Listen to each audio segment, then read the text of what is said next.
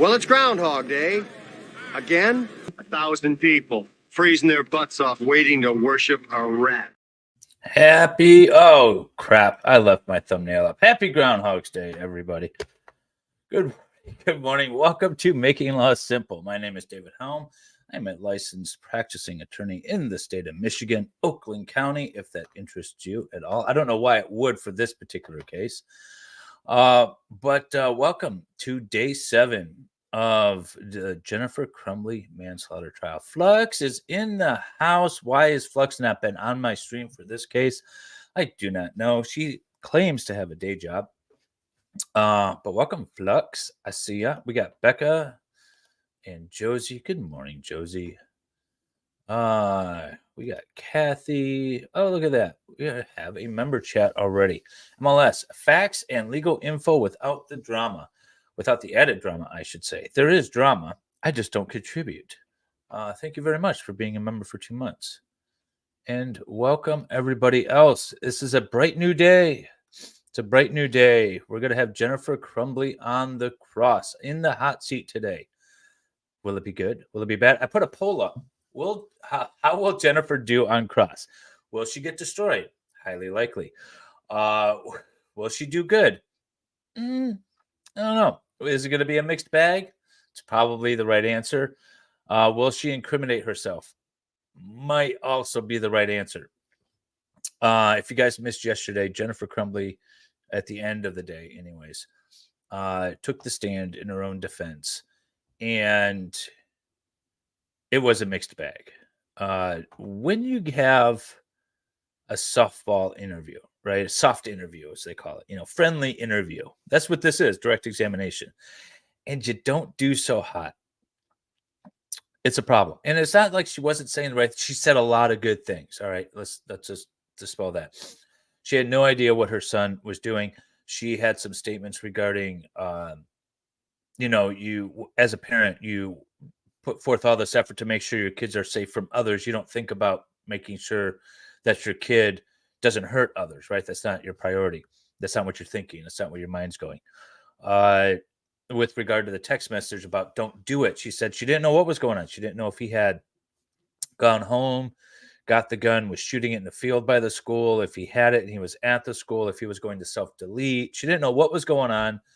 And when she said don't do it.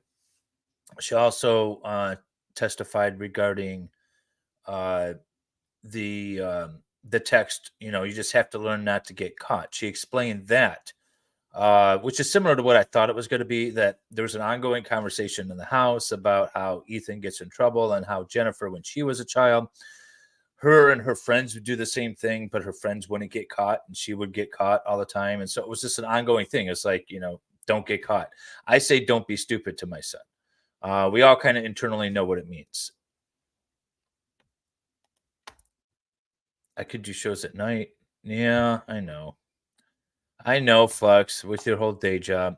Everyone needs to go subscribe to House of Flux so that we get her enough subscribers that she can quit her day job and start streaming full time, because she has good thoughts and ideas.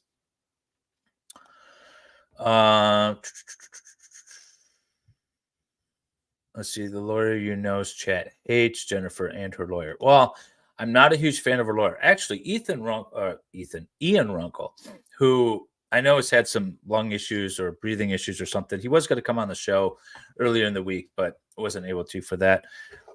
He had an interesting tweet out. Let me see if I could find it, because he... let's see. What did he say? I thought it was on point. Jennifer Crumbley's lawyer is really hard to play. Sometimes she launches into perfectly able cross-examination, and then she'll do something that just has me scratching my head. That's a perfect example of, that's a perfect description of Jennifer Crumbley's attorney. She is just kind of all over the place. And you don't know if it's going to be good or bad. You're kind of holding your breath and waiting. But so I don't envy her position from being in the spotlight sort of thing, but I am a little frustrated about her performance, say. And it's mainly a style thing, but it's also like crucially important. Jury trials are performance pieces. right? We've already dispensed with the law. We filed our motions to dismiss. We filed our motions in limiting regarding evidence. We know roughly who's going to testify. We know roughly what's going to come in. Yeah, there's some still behind the stuff, legal stuff. But when you're in front of the jury, it's performance art. And I just don't like, I'm not buying tickets for the second show. I'm not buying her performance. And that's the thing. I feel sorry in advance. I know, I kind of do too. It's going to be very cringy.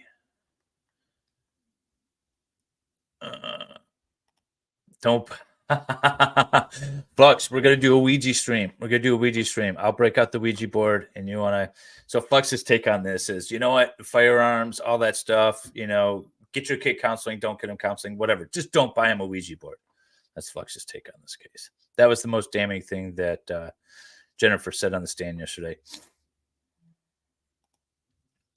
Why put Jennifer Crumbley on the stand midday and give the prosecutor the overnight to sharpen their cross?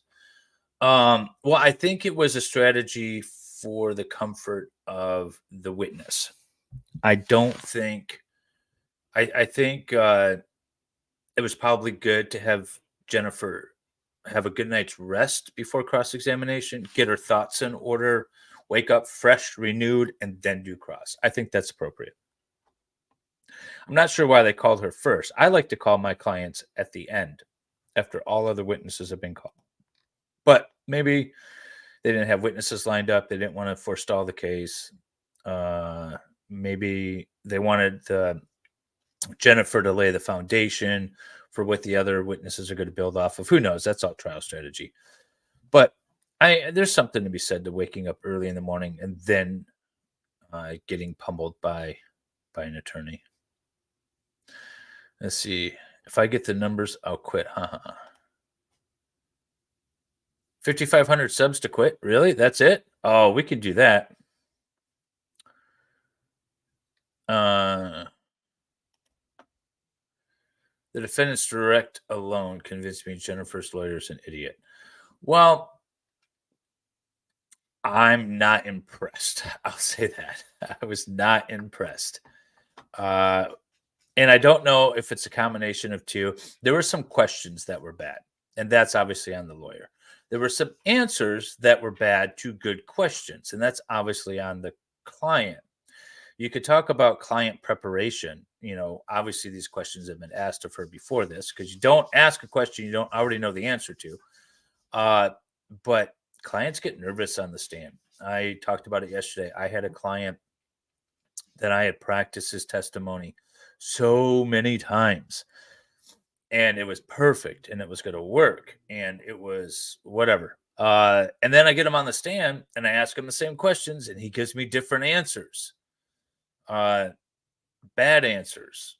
Like, I know he was trying to come across as truthful, and he probably was truthful to some extent, but he minimized the good parts and maximized the bad parts. It was just really bad. So you never know how someone's going to perform when they're on the stand.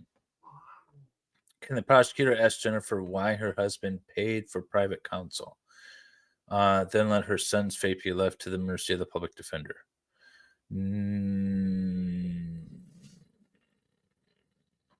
Maybe skirting that issue a little bit, you could.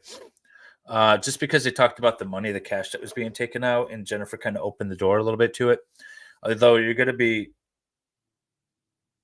hitting sort of a privileged area, but because the whole issue of the money has come into play, maybe you could skirt around that a little bit. Plus, think of this logically too.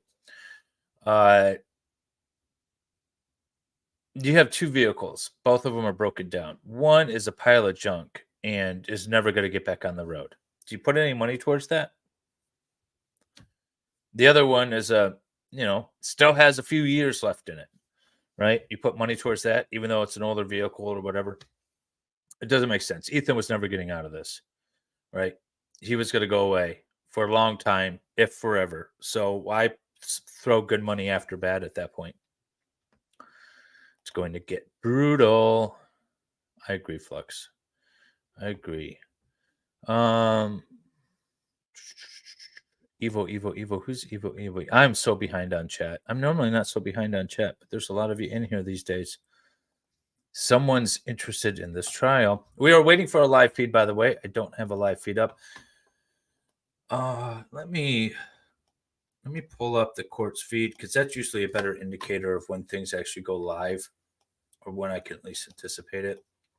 I don't like using it though, because it doesn't have the exhibits, but it's so the court is using Zoom as a live feed source for this trial, which I'm perfectly fine with using, except and the audio is actually a lot better, except that the can't see the exhibits. They don't have a camera trained on the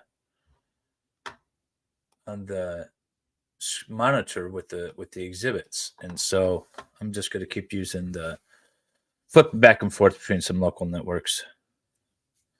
Let's see. Oh, I guarantee she did not sleep well. She's a nervous wreck. And that was the thing too. Like when she was testifying, I wasn't really watching her. I was listening and just furiously taking notes. And if you saw my notes in Discord, you could see the disaster that are my notes because of how quickly I was typing everything I could possibly type. And I didn't watch her. And I thought she came off cold. Cold, I think, is the best way to say it. But then we went back and we watched a little bit more of it, and I actually just watched her, and you could see that she was visibly shaking. So I don't. I hope the jury saw that. Oh, also, so some reports from people in the courtroom say that the jury was crying at times yesterday. So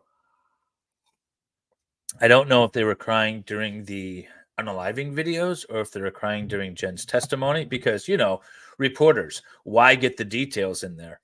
But apparently at some point, some of the jury members were crying. I would like to know why. Oh, also, someone from our chat says that they might be in court today. So if you are listening and if you're on your way to court, let me know. Reach out to me. I forget who you were because I saw it go by in a blur. And you only have 1,600 and we need 5,500. You could get there, Flux. You could get there. No problem. I didn't think I'd ever get there. I remember the days when I was streaming and talking to one person. And that one person was Jamie. Yeah, I think it does scramble your brain. And I will say this. I've only been called to testify as a witness once. And this was after I was an attorney and after I had been practicing for like 8-9 years or so. And it was a woman who wanted to hire me and didn't end up hiring me. But I had, as a gesture of kindness, sent a offer letter to the other side. And I was like, it's not worth hiring me, but I'll just send an offer letter and see if the other side will accept it. And they didn't. And so she wanted to call me for some reason, because she was improper and didn't know what the hell she was doing. But she called me to the stand, and I was nervous on the stand. I'm like, I don't know what's going to happen, what they're going to ask me. It's not a comfortable position to be in. I've been in that courtroom so many times, but sitting on that witness stand and having the judge and other attorneys staring me down, and you're on the spot, it's a little nerve-wracking. How much time do you typically have between one trial and the next to prepare? Years. All right. Court feed is up, but there's no video or audio yet. It just opened the window. So we're getting close, people. Years. But the thing is like for every hour in court, you need like 3 hours of prep. And so we've been in court for 7 days. This is a lot of prep work. And by the time you're done prepping, you kind of forgot everything that you did before. But you should have questions written out, right? The other thing is that you know this case inside and out by the time you've worked on it. I've got a trial coming up in February. I know that case inside and out. I could, hopefully be able to do it without notes, right? Without pre-written questions, because I know the story. I know the story of my client's position. I know the story from the state's position. And you should be able to do a fairly competent job without that. Without pre-written questions and stuff. I just it's not a fan. Zero Suits. David, I just wanted to let you know you're doing awesome at streaming this chat, being a lawyer in that jurisdiction, especially yesterday when your chat wasn't having it with the prosecutor. Oh, I appreciate that. I tried to do what I can. My chat is awesome. Everyone says that their chat is awesome, but mine really is because we don't take sides. We try to be fair and honest with our assessment, whatever the assessment is, and um, free speech and all that. As long as there's no personal attacks except against me because I like them. Let's see. Could it show me more of her? Question. Couldn't it show more of her, their self-centeredness? What do you mean? I'm way behind in the chat, so I might be missing your point. But if I missed your question, go ahead and post it again. And if you want to do a little red question mark or something like that to grab my attention, go for it. But if I missed your questions, just keep asking them again, and we'll go from there. Do I like James as lawyer? I haven't seen a whole lot of her, actually. To be honest, Jennifer's attorney's been the one that's been largely making the motions and the arguments in court. And then James' attorney was kind of like, yeah, what she said kind of approach. So I haven't really seen a lot of her, actually. So I don't know. Actually, you know what? I did see her at the Court of Appeals. She did good there. She did the oral arguments at the Court of Appeals. I liked her there. I thought she made sound, concise arguments. So, that's nerve-wracking in and of itself, being at the Court of Appeals or the Supreme Court, right? So I thought she did well there. That's about all I've seen her practice. I think there was times when she was trying not to cry. Maybe. Courtroom looks pretty packed today compared to other days. Oh, are you in court? Oh, you were the one that said you were going to court, right? If I'm not mistaken. Awesome. Let us know if you are in court, how it's going. I was going to say, because I don't have a feed up yet. You guys could see what I have right now. And this is what I'm looking at. That's what I got going on. Just this. So I'm looking at a blank screen. They said court or recording in session. So that's what I'm just waiting on. And then you can see my StreamYard link. But here, let me do this. Let me pull this over and make this full screen so we could see when the court goes live. In the meantime, I will just read through your chats. Let's see. Shannon Smith's co-counsel, did he quit? No, don't know. He might have been just there for jury assistance and then thought, for jury selection and said that he would, maybe stay on for a few more days or something.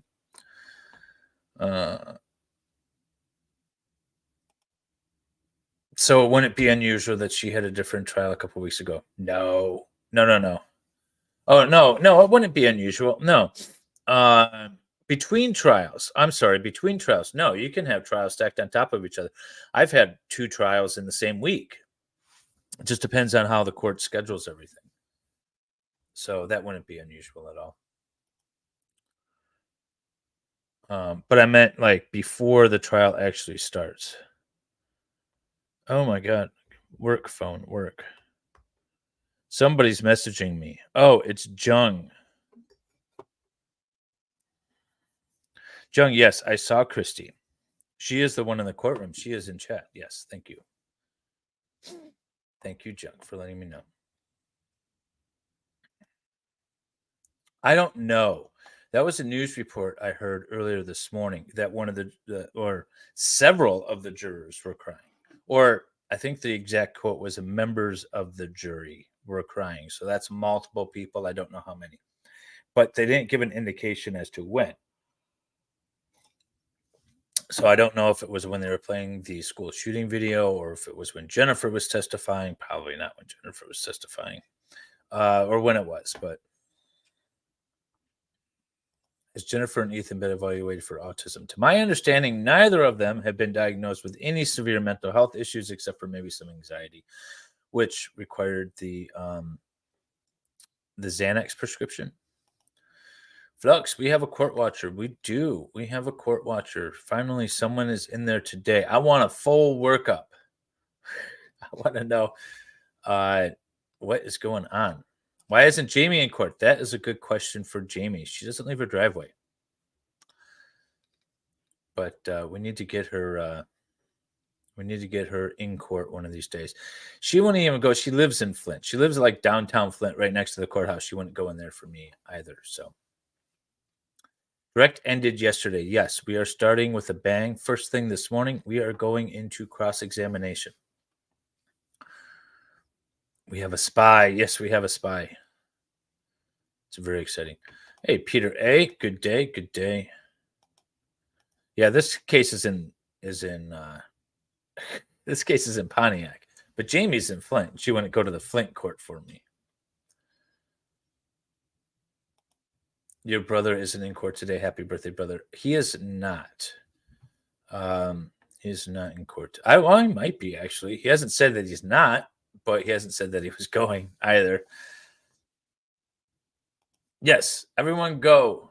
Click on Flux's self-serving link to her own channel. That's okay. I grifted this stream yesterday in your chat. You can grift your stream in mine. Everyone go subscribe to House of Flux.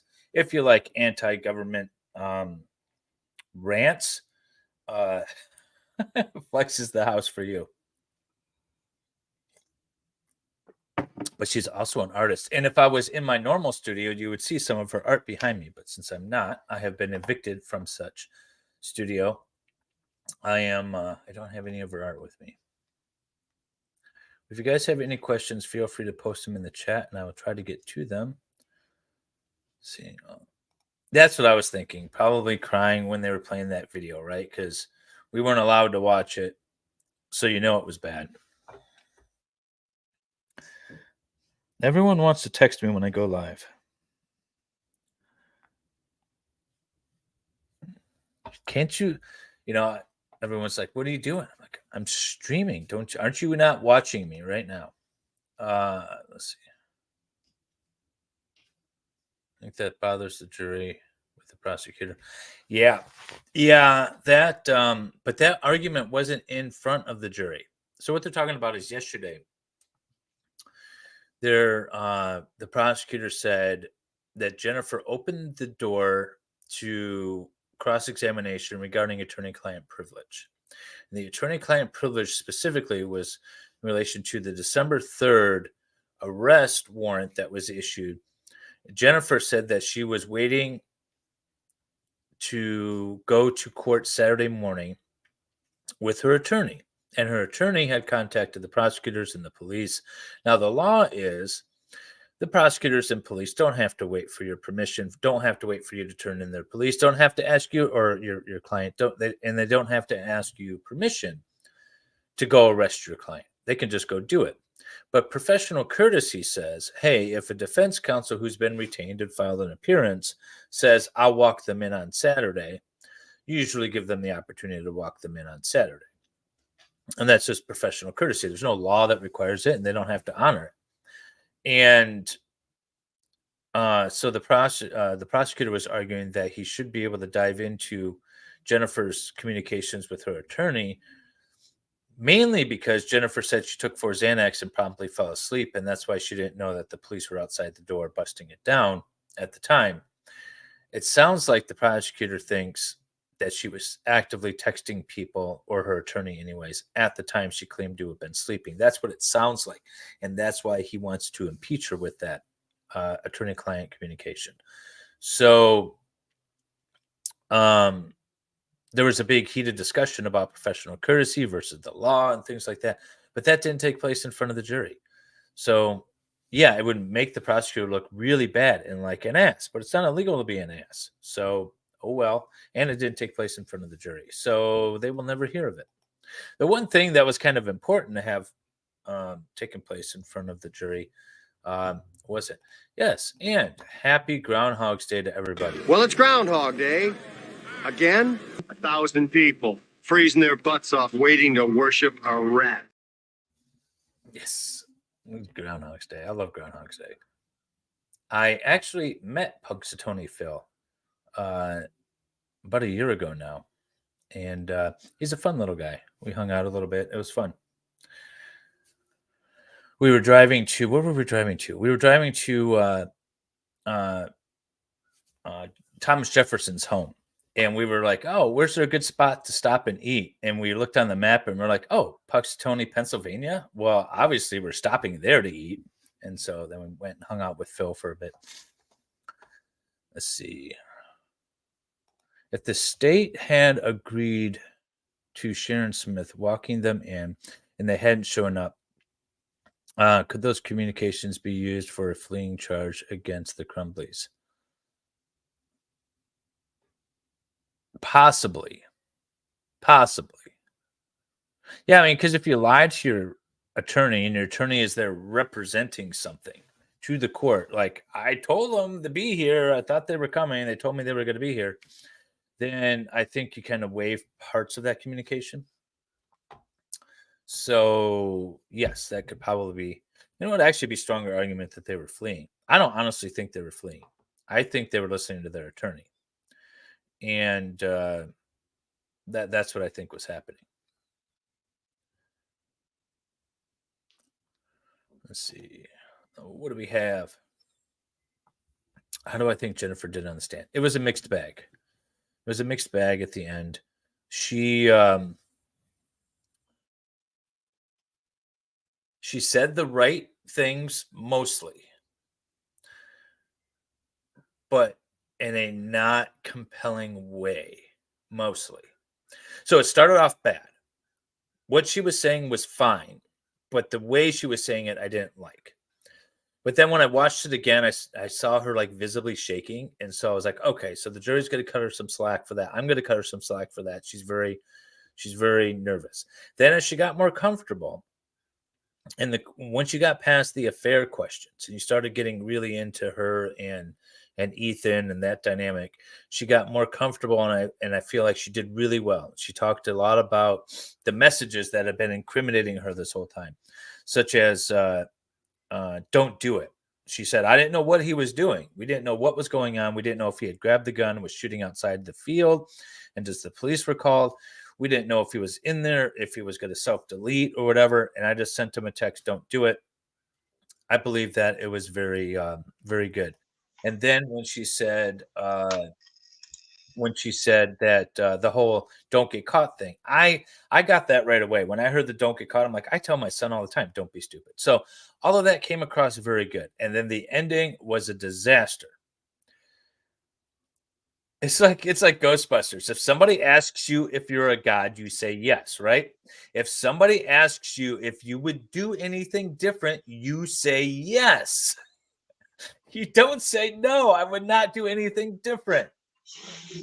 Horrible.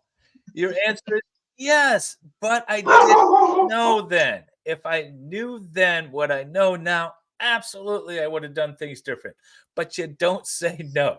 Jamie, if somebody asks you if you would you do anything different? You say if my yes. life is on the line, and yeah, I mean, in that situation, yeah. And that's one of the last things that the jury heard. That's my biggest problem with her direct examination, is that she was on the stand for like 2 hours, right?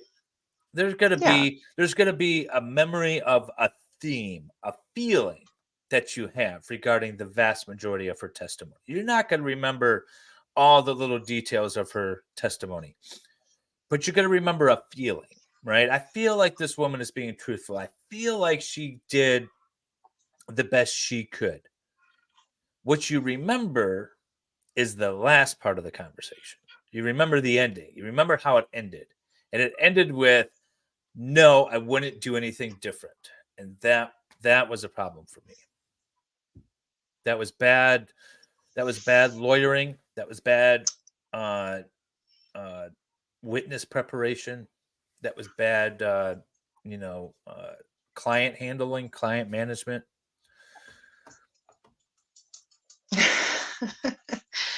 I get it both ways, though. I mean, Can you guys hear the court? Hang on. no. I can't hear anything. Hi, Flux. Miss you. All right, you may be seated. As seems to be the theme, issues came up Could you guys at hear the it? end of the day, yesterday, at the close of Yeah. the defendant's direct examination. at which point I invited both sides to submit anything that needed to be dealt with in the morning or that you wanted me to consider for purposes of going forward with the cross-examination, correct? Yes. Okay, and so Hey, crime spies. in the early morning hours, as is our habit in this case, I received a filing by the people. So I want to let the people make a record of that. Thank you, Your Honor. You can move the podium if you like. That's right, Judge. Thank you. Judge, as the court is aware, the issue of flight has been important from the start of this case. It was part of the bond motion. The allegation has always been by the prosecution that the defendant was fleeing from prosecution. That in contrast to the public statements by her attorney, that she was not returning, that she was not turning herself in. We recognize that that made her attorney possibly a witness in her defense regarding flight. We pointed that out. We pointed out repeatedly. We asked the court to include that as part of the waiver. She consistently waived her right to have her attorney act as a witness on her behalf. Yesterday, she testified that essentially her defense to flight is, I was in touch with my attorney. I was taking the advice that we were going to turn ourselves in, and I was just waiting on direction from you. Speaking about Ms. Smith. Judge, under the case law in Michigan, and particularly I think how it's helpful, she's waived the privilege. She cannot use that as a sword to present in her case as a defense to flight and then say, you can't see those messages. We're entitled to see if those messages are in fact consistent with her attorney's public statements and her testimony. So what we've done is I had the officer in charge have another member of his team pull out those messages, put them in a sealed envelope, and bring them to court today. And we'd like, they're short, Judge. I think there's a total of 23 messages. And what we'd like the court to do is review those and determine if the court believes that they are This is appropriate. Of, this is the right way to do it. Defendants were turning themselves The in. judge is going to make the Okay, call well, on whether or not they're relevant to there's, this. She did open been a the number of phones with a number of extractions.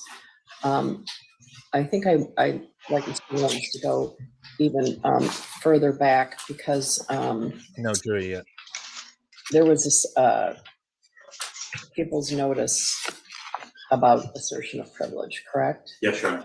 Okay, so can you describe that for the record? Judge, so what happened was we had a total of This was before the trial. Yes, Your Honor. Okay. I raised it with the court on January 12th, I believe. It might have been the evening of the 11th when, frankly, I personally was reviewing files in preparation for trial. What we have is 6 cell phones.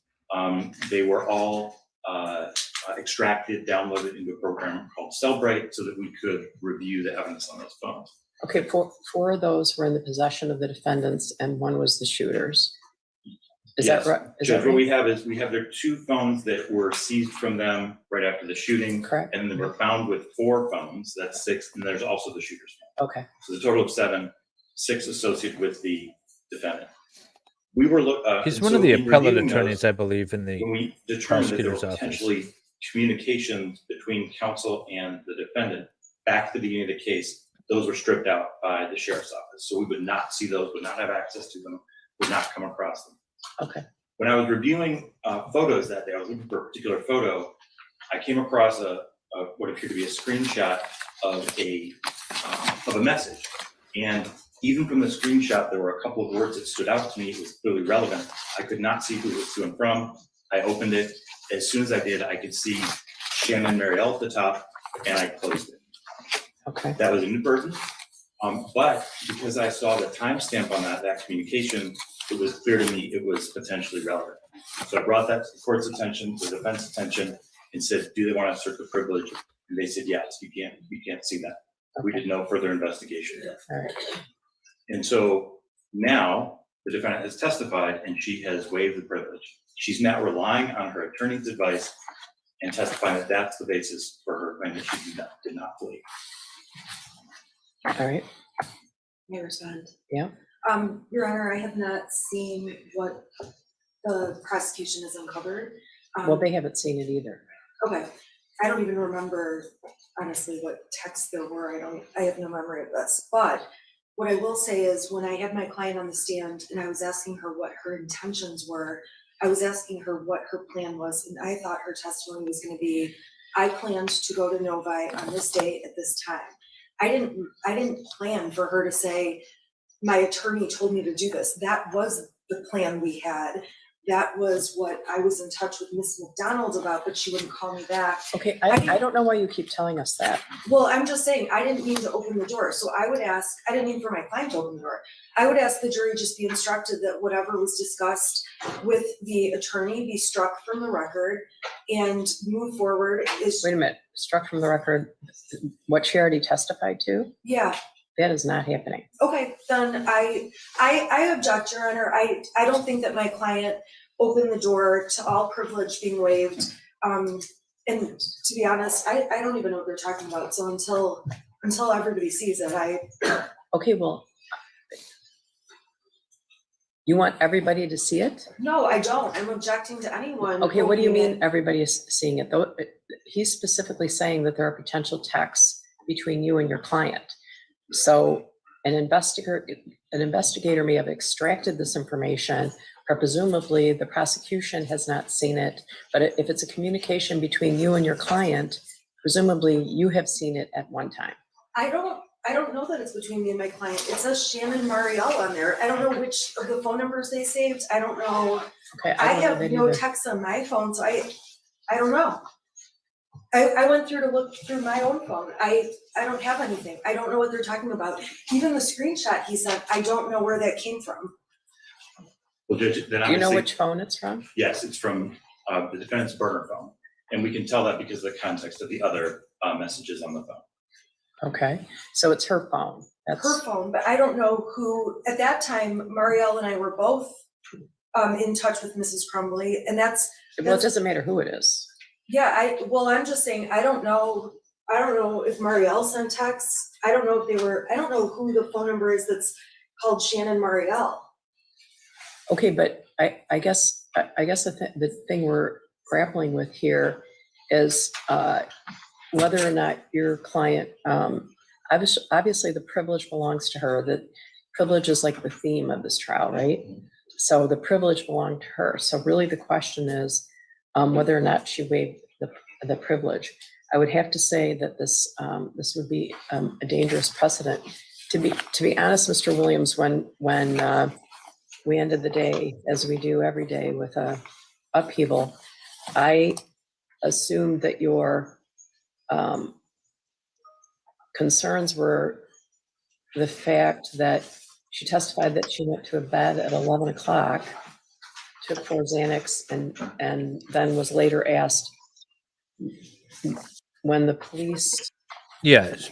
came into the room. She testified that she was sleeping, and if she was texting this with is her an exact client, quote, then "We she were obviously aware wasn't there was sleeping, anything or going her on. attorney No, that she we were wasn't sleeping. not." And and that would have been at 1:30 in the morning per the body cam. So You I can thought that's what your admit the text concerns were messages directed at at. the time that they Judge, were I think the sent. testimony was there were a swarm of officers on Without scene getting into by the context 11:16 of it. a.m. And then back if the Was there? Okay, so, PM, I'm sorry, PM. okay, we were, I'm put in a difficult position because some of these transcripts are not immediately available. But I had my staff, who's probably on the verge of resigning, based on my requests of them, pull testimony of David Shaw. Didn't David Shaw say he was there before midnight, got the call at 11:30, was on call, lives 20 to 25 minutes away, was at the building an hour and a half to 2 hours before entered where the defendant was at 1:33. So Judge, Mr. Kirtley testified that he called 911, that was at 10:43 PM, because there were officers on the scene within 5 to 10 minutes. And then as soon as they found the license plate, there were swarms of officers. That is what happened. I'm not sure about the other testimony. What time was the first officer on the scene? It before was 11. it was someone before Mr. Shaw. Yes. Oh, okay, so I pulled the wrong officer. What's his name? Kirkley? May I just, Corporal Shaw was a member of the Detroit SWAT team, so. Oh, he was a recalled. SWAT, okay. That's right, Judge. So he was recalled once officers were already on scene and set up a perimeter. Okay, The testimony that came in through Mr. Kirkley, the individual who called 911, was that he called 911 at 10:43. Then we watched the video where he walked into the building. At the end of the video, you see the two Detroit police officers pulling up on the scene shortly before 11 o'clock. His testimony was that he met with them, and there were swarms and swarms of officers. Okay. And so, Judge, it's relevant just in the fact that the defendant is texting anyone at 11:16 p.m., but it's especially relevant that she's commenting on her status and now saying, the reason I didn't give myself up was because my attorney told me not to. Well, I already agreed with Mr. Keast last night that he would, I guess the theme is you can't use your shield as a sword. So I already agreed with Mr. Keast yesterday that he could ask the defendant, you said that you were asleep by 11 o'clock.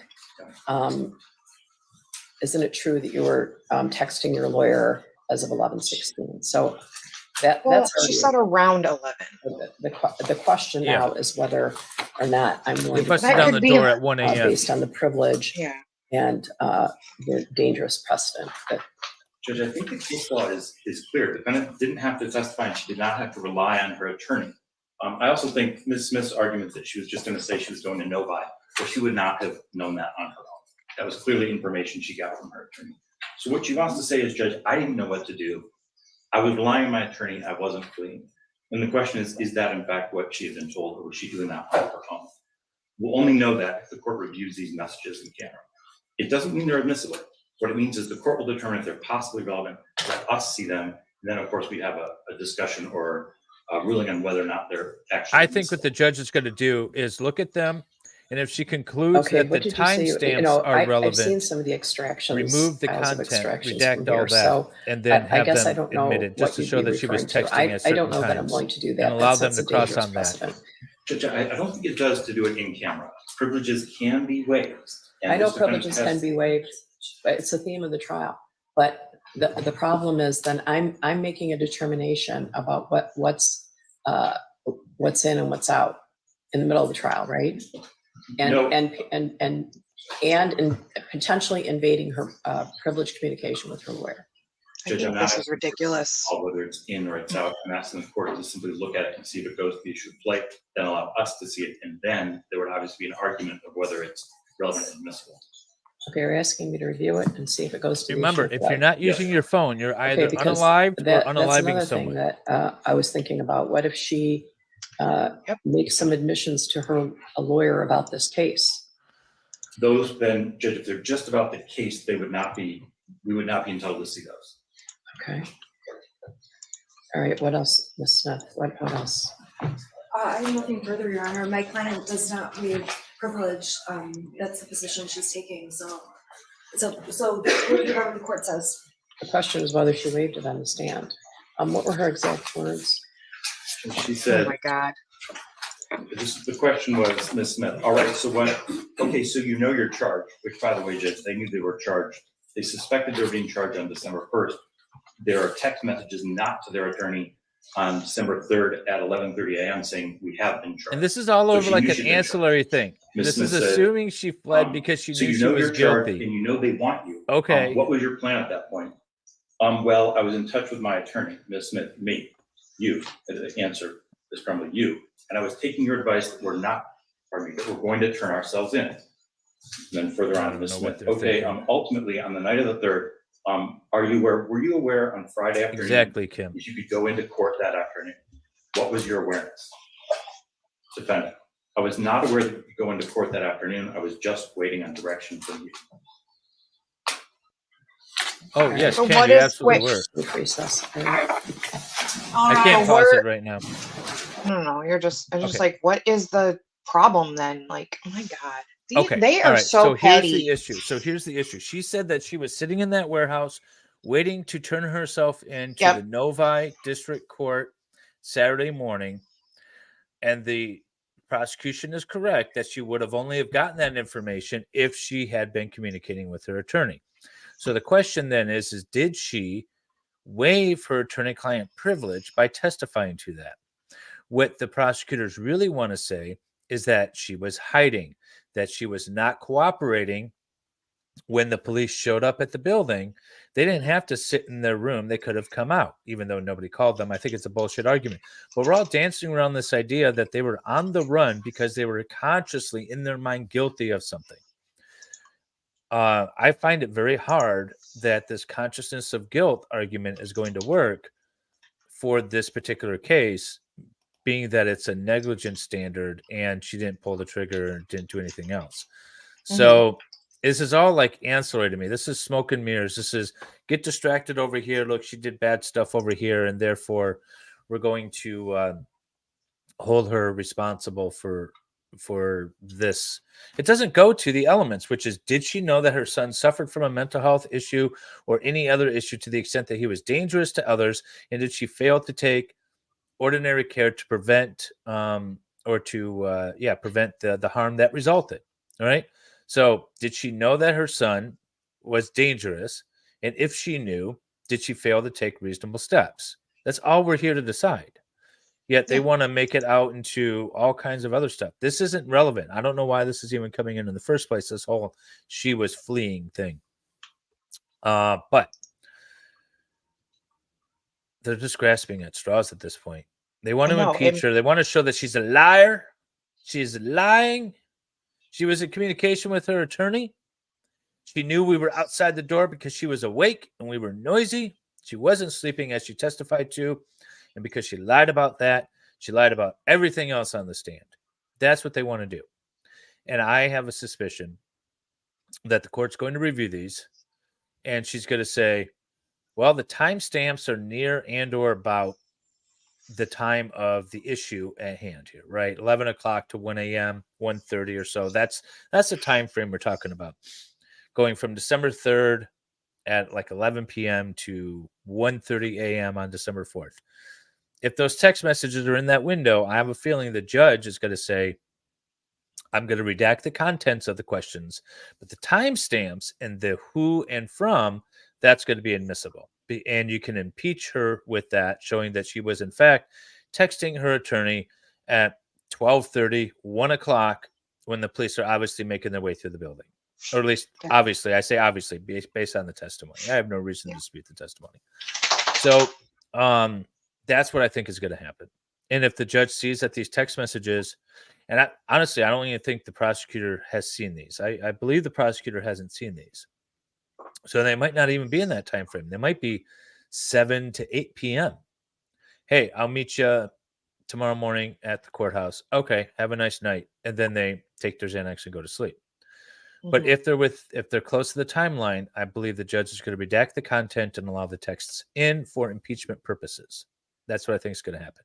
That's my prediction. And I've been pretty good at predicting this case throughout the prosecutor's position. And even, okay, I'm gonna pat myself on the back for calling when Jennifer was going to testify. I had said Thursday at 2:37 p.m. Jennifer will take the stand.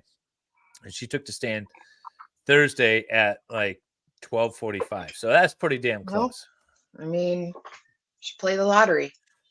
Right? I'd just be one number off, though. That's the problem. You'll still get, like, hopefully a chunk of change. So, Jamie, you weren't on the panel at all yesterday. And sorry, Chad, I'm not ignoring you. I'm just trying to summarize things for those who are just listening and not reading the chat. But you weren't on at all yesterday. So what'd you think of our great Jennifer's testimony?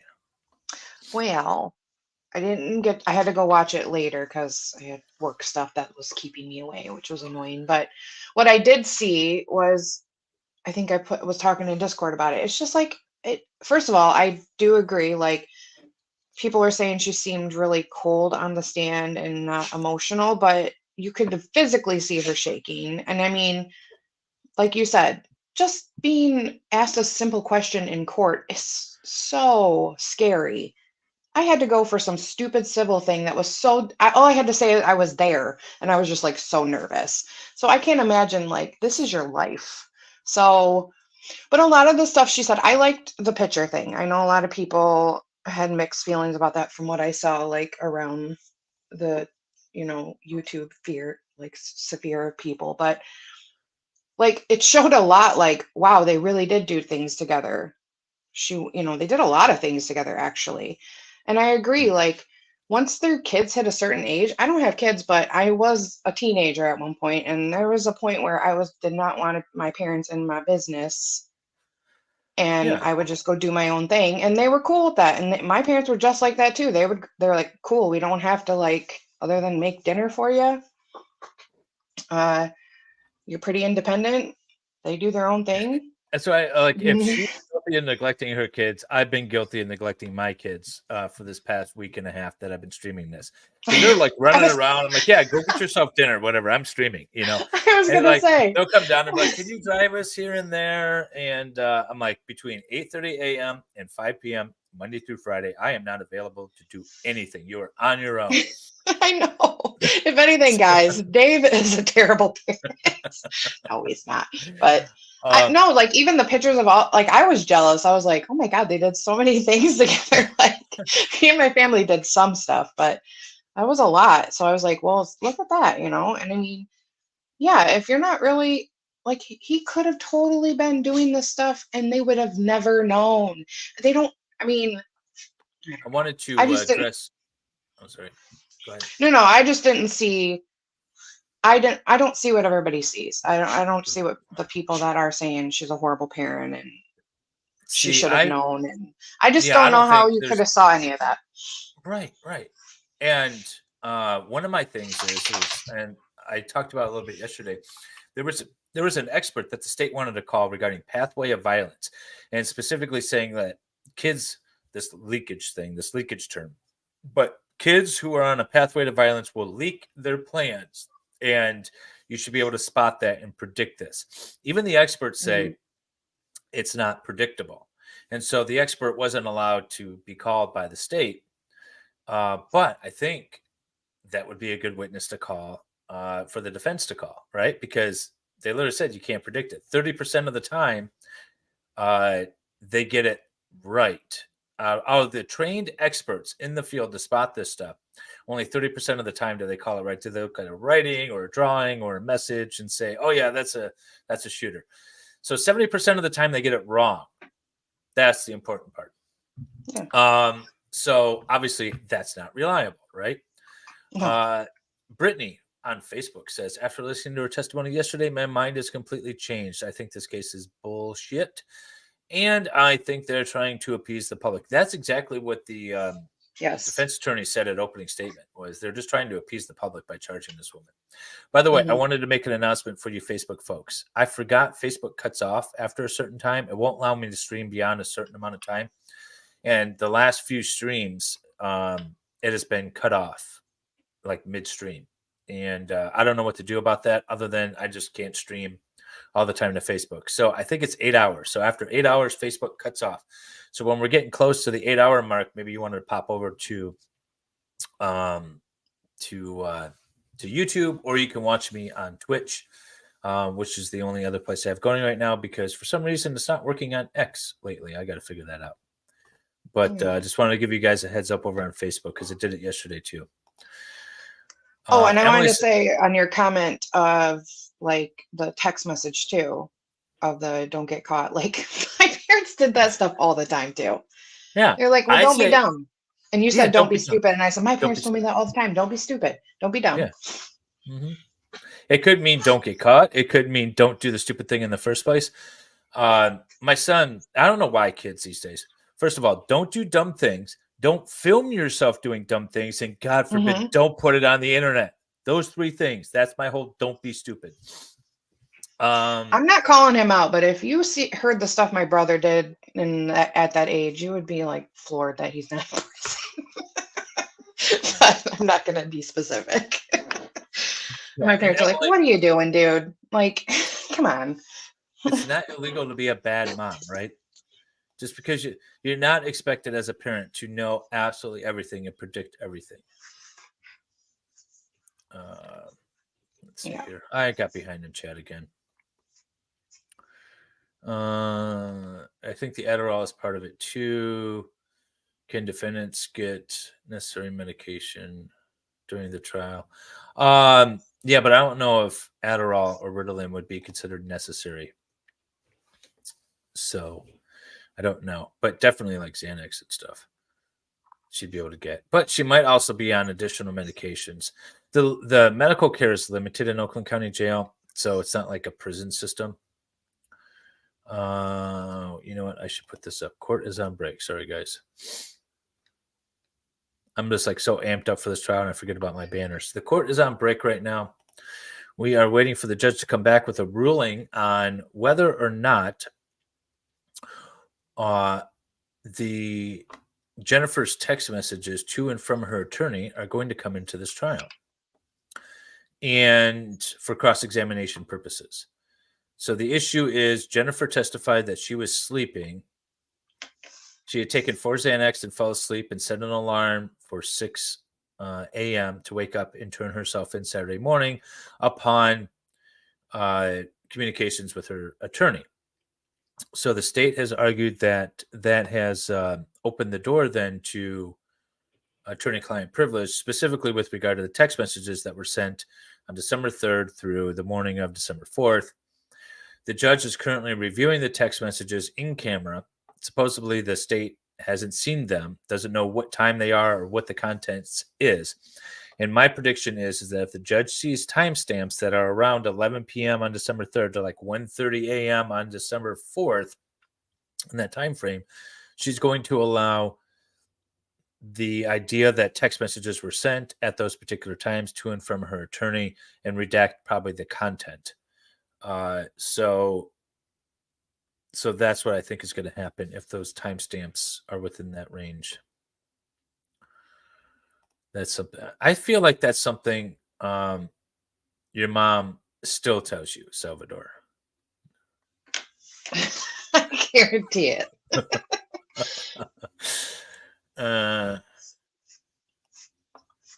It wasn't so much that I was waiting to hear from my lawyer. I think it's more so the timestamps. Were you actually waiting for your attorney, or were you telling your attorney you're not going to turn yourself in? Because if you're telling your attorney you're not going to turn yourself in, let's assume she texted her attorney, hey, the police are at the door, they're knocking it down, should we turn ourselves in?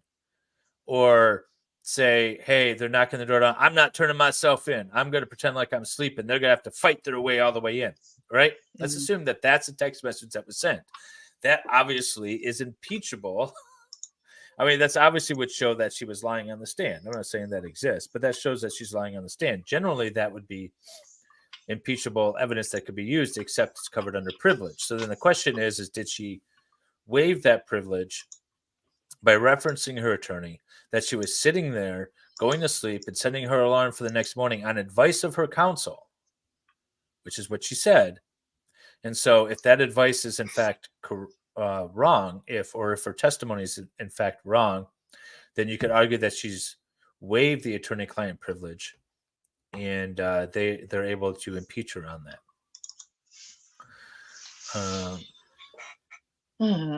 What if I accidentally filmed my killing spree from last night? Could I just get corporation and community service?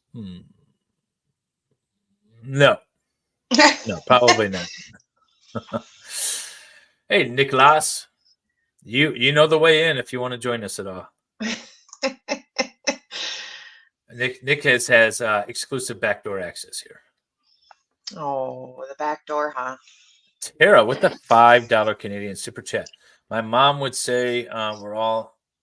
Sorry, I want to get to my mom. My mom would say you're the dummy that got caught. This open the door shit. Like the affair is wrong. She was questioned. She was questioning the bully cop, not the affair. Yeah, she was questioning the bully cop, not the affair. But the problem is this attorney tends to spray everything everywhere. I don't know of a better term. She's just, her questions are so muddled. You can make the argument that she was asking whether or not Santa was real. She's just, that's why you have to be precise with your questioning, especially on cross, especially in this area. Because these types of issues arise. You have to be very careful as a defense attorney in these cases, not to open the door to things that you fought to keep closed. And that's why asking such broad questions and eliciting broad answers that could potentially open the door are big things that you need to stay away from. Oh, Mr. Baker. Morgen. Hi, Good Baker. morning. That's Oh. German. Good morning, Jamie. Is I it? thought that was Oh, Swedish. It sounds Swedish. I'm glad you're teaching me languages. Yeah. Everybody, he's a genius. Just so you know. Well, I'm not sure about that. Shots fired. Emily with $4.99 super chat. This trial is BS. It is to give the people their pound of flesh. That's exactly what it is. And if we were back in the day when there were lynch mobs, these people, or not lynch mobs, what do we call them? No, I guess, not lynch mobs, but That's what I was thinking. posses, posses, they used to like round up the neighborhood and go after these people, that sort of time. I thought a posse was a group of like cool people that did stuff together. Oh, No, that's a more clique. accurate. That's a clique now. We call Okay. it. We don't know the amount of the position. Why is this feed is so quiet, whereas the other feed's louder, but we can see better here. Oh, look who it is. It's Molly. Your Honor, calling People versus Jennifer Crumbley, case number 2279990 Good morning. It's got Molly the dog. I want to indicate that Oh. I've done some research. Oh, on this look at that. matter. Here, I'm gonna put you up there. I think that the privilege that the defendant holds is her absolute privilege and Nice. protects her constitutional rights. So I think this is a very serious issue, and reviewing these records could set a very dangerous precedent. However, I also note that the prosecution is requesting that the review be for a limited purpose on the issue of flight and not on the issue of anything else. How indicates that, and this is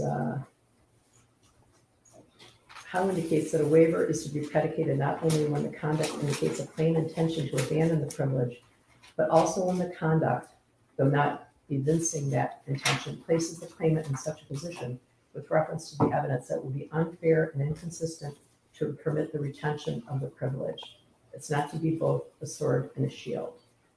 And that's really what I'm grappling with. The claimant here would be the prosecutor.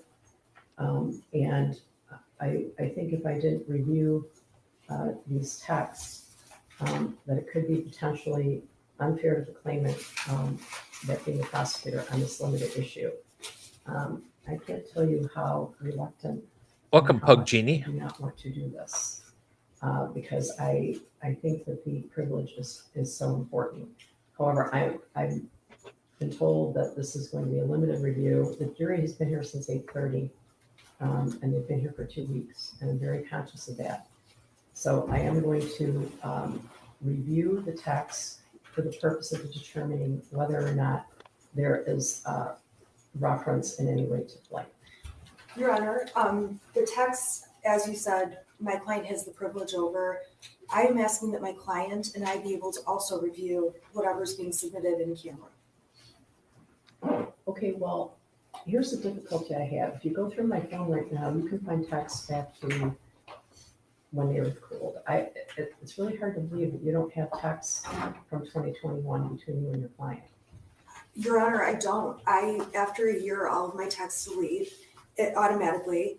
And I have it set to that because otherwise I get so many. I use my phone for personal and business. So Okay, they delete after a what's your year. position on her receiving an unredacted copy of these texts? The other thing is, I don't know if those were even sent to my phone. It says Shannon Marielle. I don't know whose phone it went to. Okay, here's the problem. Her testimony is, I was waiting for instructions from you.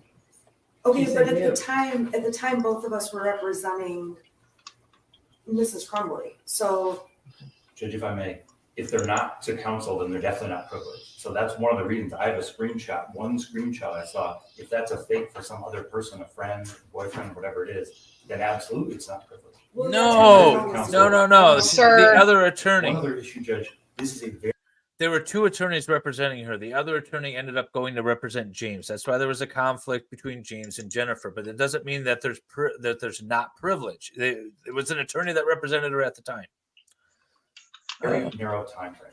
This is after noon on December 3rd, up to the point when they're taken into custody at 1:30 a.m. on December 4th. I haven't seen these, but I know it's a total of 23 messages, and I know how thick this is. So this is a very, very limited number of messages. What is your I do position not, on, John. Ms. Smith receiving an unredacted copy? I have no problem with that. I think, Judge, she I have probably got it in the Cellbrite reports before they were stripped out for Oh, us, yeah. but I don't know for sure. I have no Everyone's a problem business giving with a a copy. page. That's a good point. Even though they extracted any privileged communication between the defendants and their counsel from these texts, you and Ms. Lehman did receive an extraction that included attorney-client communication. So I believe you are in receipt of these and have been for 2 years. I don't believe that's true.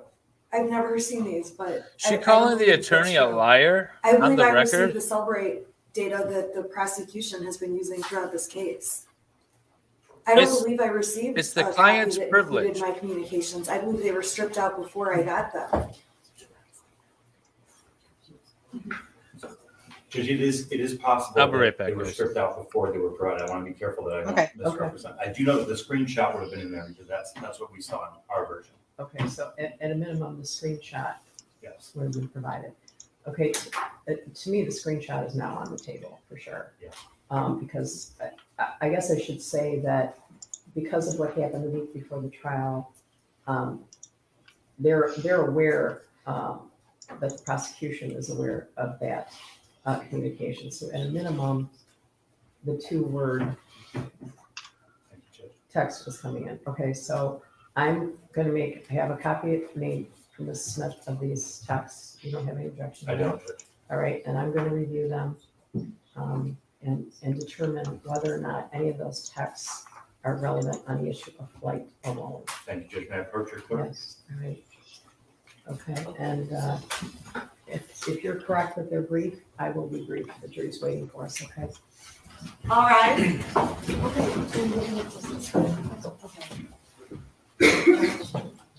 that's fine. This is absolutely ridiculous. Yeah, She can't. if it might have been redacted from the stuff we gave the defense, but it wasn't the Cellbrite, I'm sure. How?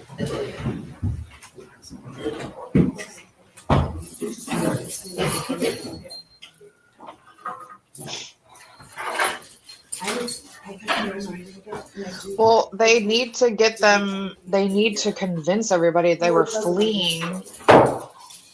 Because I think that's really the only thing they have with their case, Yeah, and it's, in my opinion. but again, absolutely nothing have pointed towards them fleeing. No, not that I see. All right, Fleeing now what did I from miss?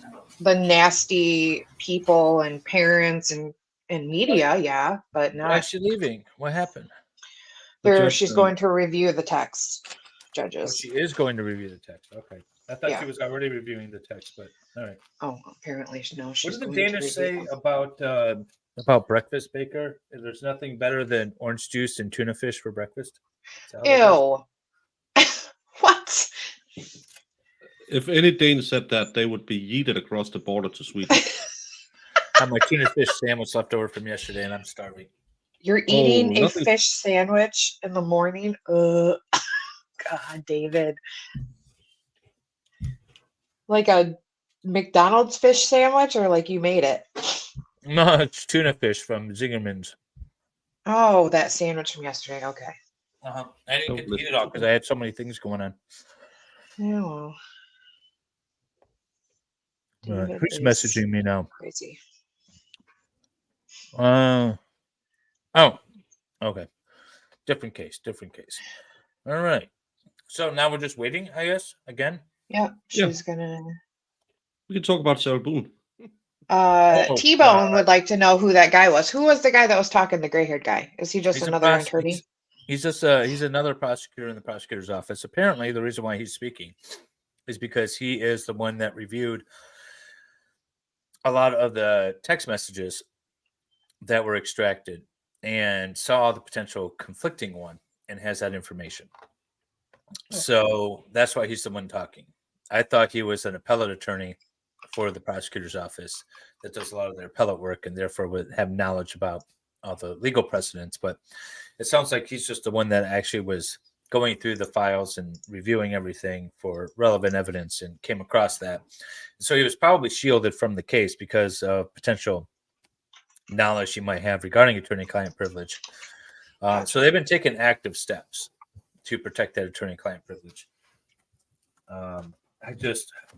You can't ask so broad of questions that you open these doors, Miss Smith. You got to stop doing that. Oh, hang on. Yeah, she's very I'll be right back. she's very all over the place. And she seems very confused. Like And- she does feel not prepared, to be honest with you. Yeah. Yeah, that's the feeling but- you get. Yeah. Well, Well, I liked her we watched a lot of the preliminary stuff with Dave, and I seemed to like her. So I don't know what happened. Yeah, it just all fell apart. It really did. She did so much better during the preliminary examination. I didn't want to neglect my kid, so I had to say bye to my daughter. So Tara with Right. the $5 Canadian super chat. They were told charges may come on the 1st. They said that they had been in South Dakota on the 3rd. This is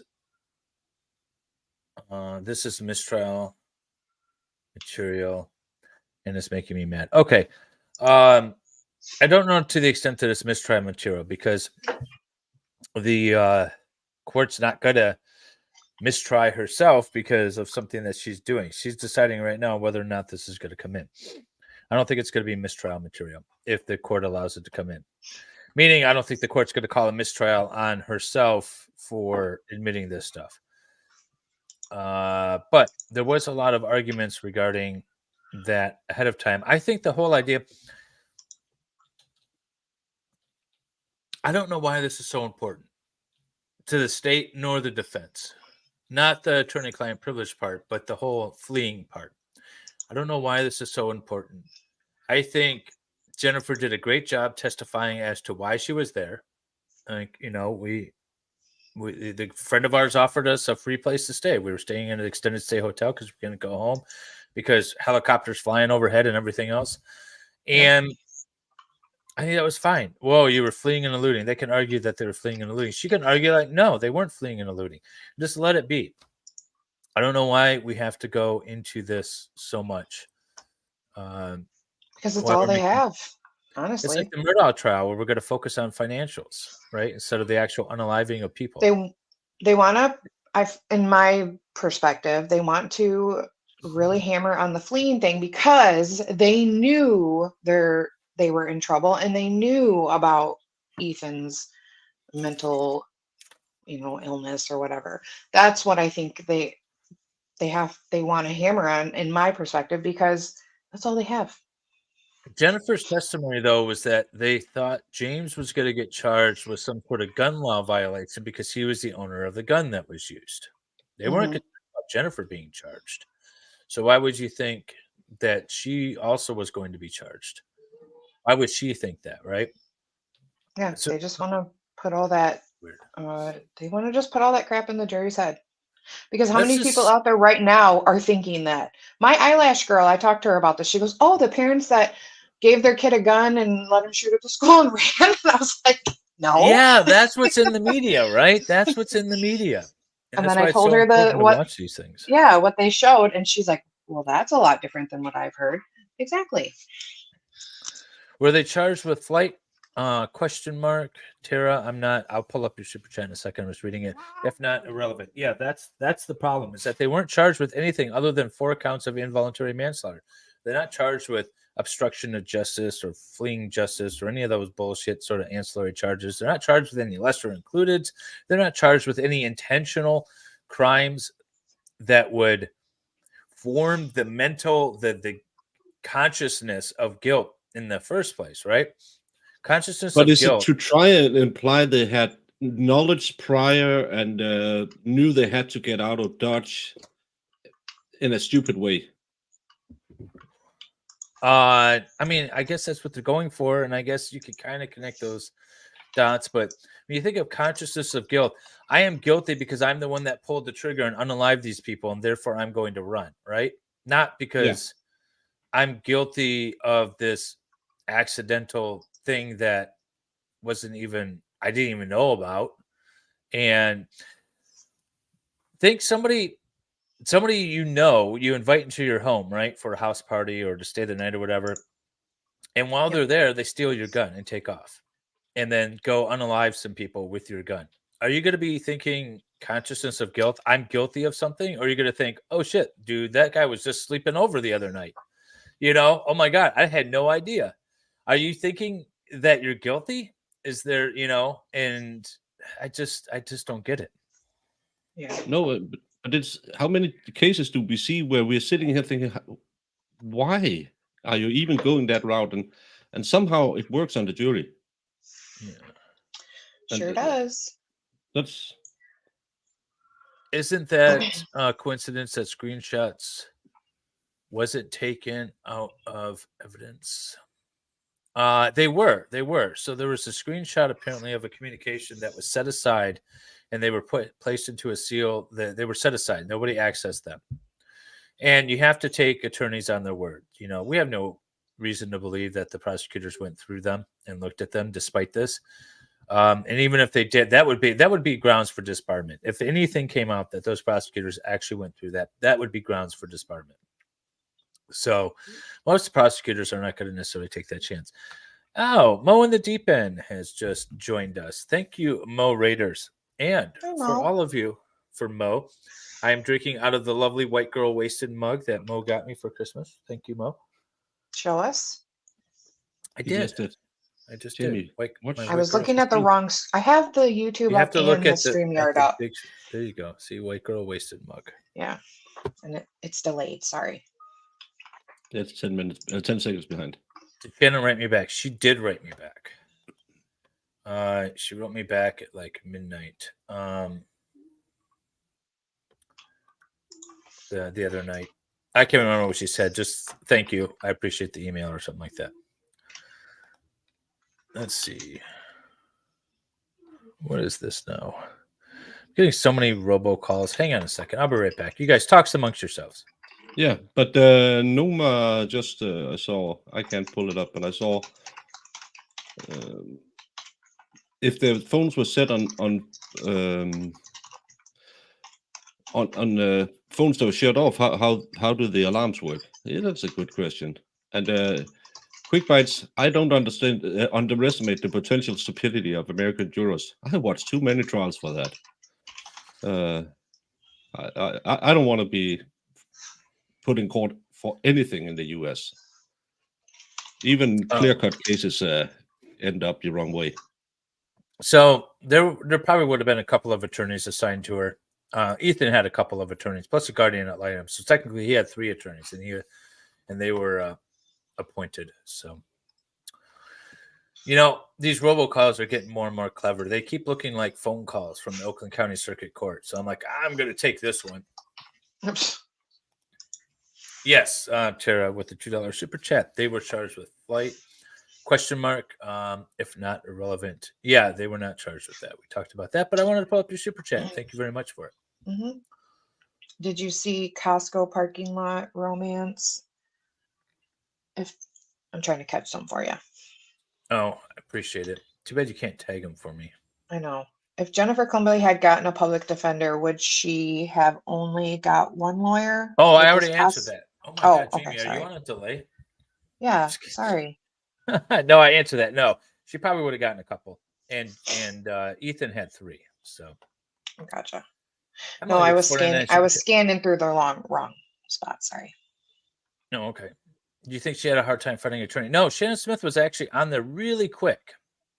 She's a seasoned lawyer, but she's kind of known for controversy, I think. I don't really know a lot about her. I was reading up on her the other day. she takes on like CSC kind of cases and those kind of things. She had Larry Nassar, which was a big CSC case, but I don't really know a lot about her trial skills or anything. But they were retained before they were even charged. You know, this law firm was retained. So, Yeah. I don't know if you jinxed me, but I just got a robocall.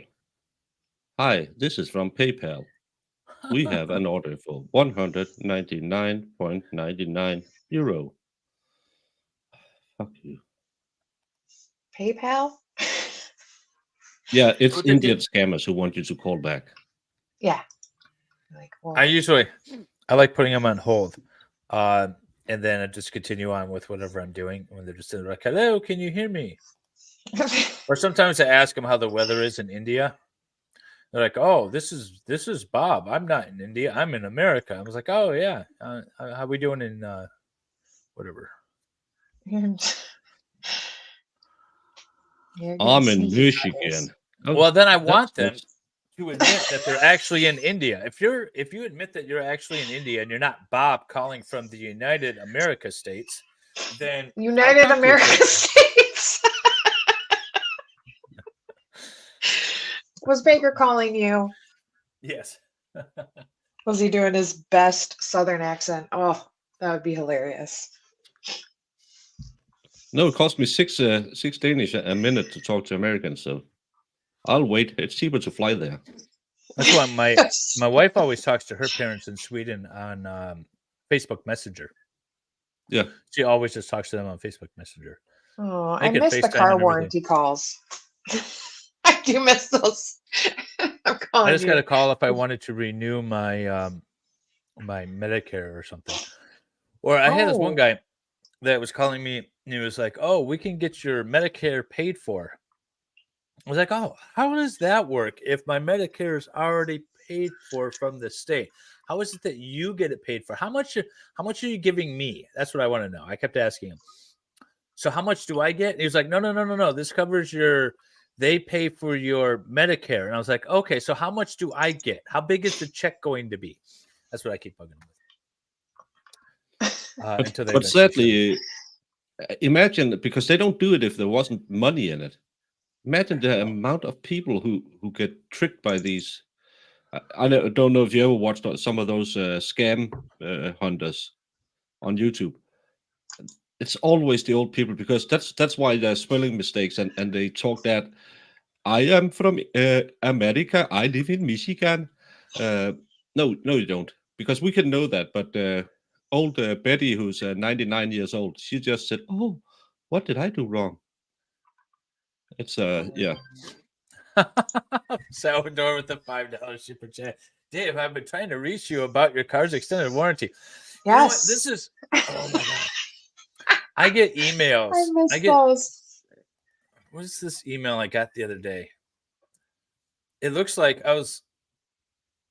it says something like, what's our next step?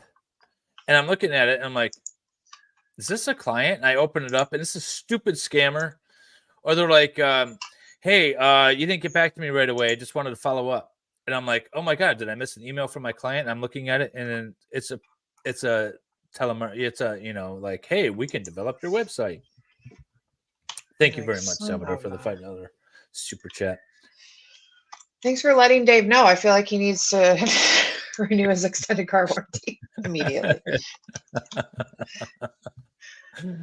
I love having Molly back in the house. I just heard her tiptoeing around I have that plastic cover for my chair. I thought, oh, how nice. She was just looking at me. And then 2 seconds later, she made a silent but deadly. Oh. So the thing is if you don't answer or if you like hang up real quick, they don't care. They'll keep you on the list because they'll just move on to the next caller. If you waste their time, if you sound interested and waste their time, then they will remove you from the list because they don't want to call you back and waste their time. It's a volume game for them. So that's why I always just keep them on the line as long as I can. We used to when they would call the office, when I had staff in my office, we would place them on hold, and we would take bets on how long they would stay on hold until they would hang up. So we'd be like, they'd call for, oh, is Mr. Helm available? And we're like, oh yeah, hang on one moment, I'll get him for you. And then we put it on hold, and then we just start placing bets. We're like, this guy's going to be 5 minutes or more, whatever. And so we had that going on for a while. That was fun. But if you keep them on longer, then they'll know, like, all right, this guy's just going to fuck with us, and we'll just remove him from the list and stop calling him. Scammers are just doing their jobs. I know. It's the same with robbers. People are so hard on robbers. It's their job. Scammers' lives matter too. I don't do it. Vielhammer with the $5 super chat. Don't banter with robocalls. Voice print plus AI can easily steal your identity. I don't. Yeah, if it's a robocall, I don't do anything. But if it's a live person, then I absolutely do mess with them a bit.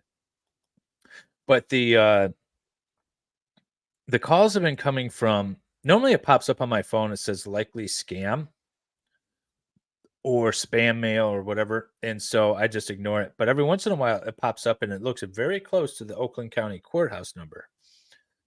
And I'm like, I kind of have to answer that because it might be the court calling me. And it's funny because the last 3 I got was from Danish numbers. Funny enough, 2 of them said they were from Sweden, but I hold a lot of against Swedes in to begin with, so it doesn't matter. Normally, it's from Italy. Years back, it was from Great Britain, so you knew, oh, it's a Great Britain number, probably a scammer. Then it became Italy, but Italy and Switzerland has numbers close to each other, so if I just pick up the phone, I think it's my sister's office number. So I had a few of those. MNHS06 with a $2 super chat. How we know James wasn't texting the lawyer? Well, we don't, but if it was James texting a lawyer, then it's not covered under privilege. We have a whole new issue because then we have foundational hearsay and a whole bunch of other things that will have to be addressed. We're presuming it's Jennifer texting with her attorney or someone, period. So that's the presumption that we're making here. Otherwise, we have a whole other different issue. And I don't think they're denying that the text happened. I just don't think they want it in.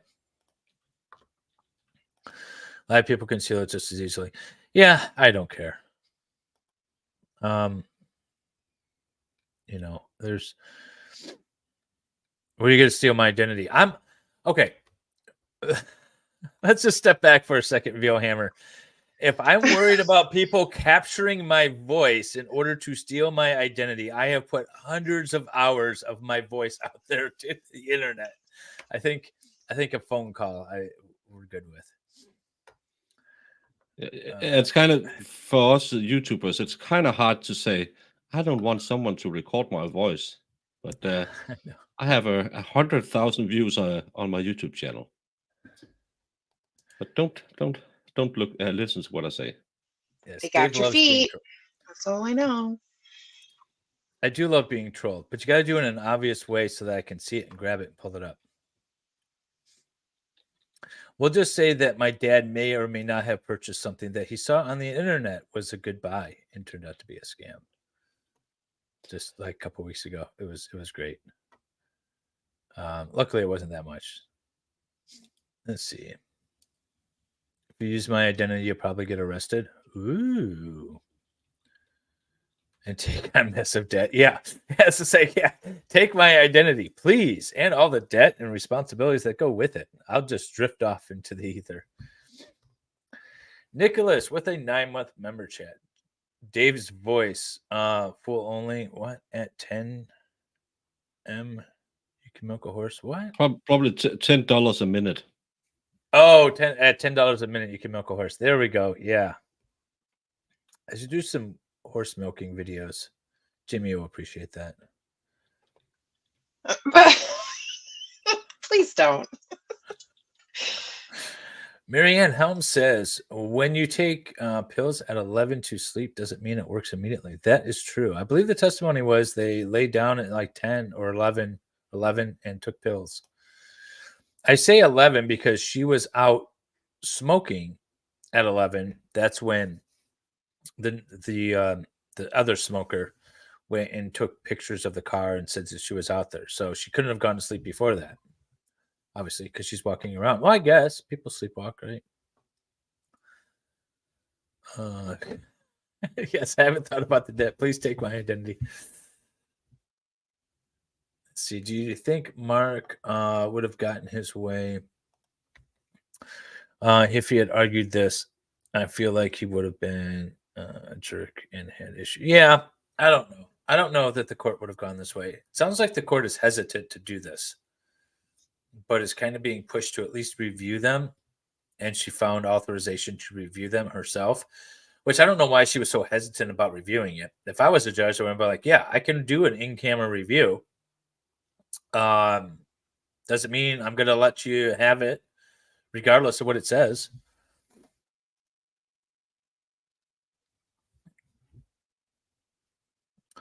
Is that your kitty meowing? Yes, the kitties are meowing and fighting and everything else. They're all over the place today.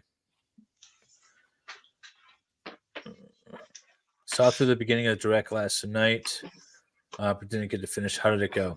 Okay, so there's mixed opinions actually on how it went. I thought the last part of it was bad.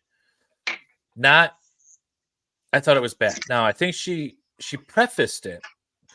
Maybe it wasn't bad. Maybe it was just more style. Maybe I'm just not happy with the style. It didn't end on the strongest of like upbeats that I thought it should have.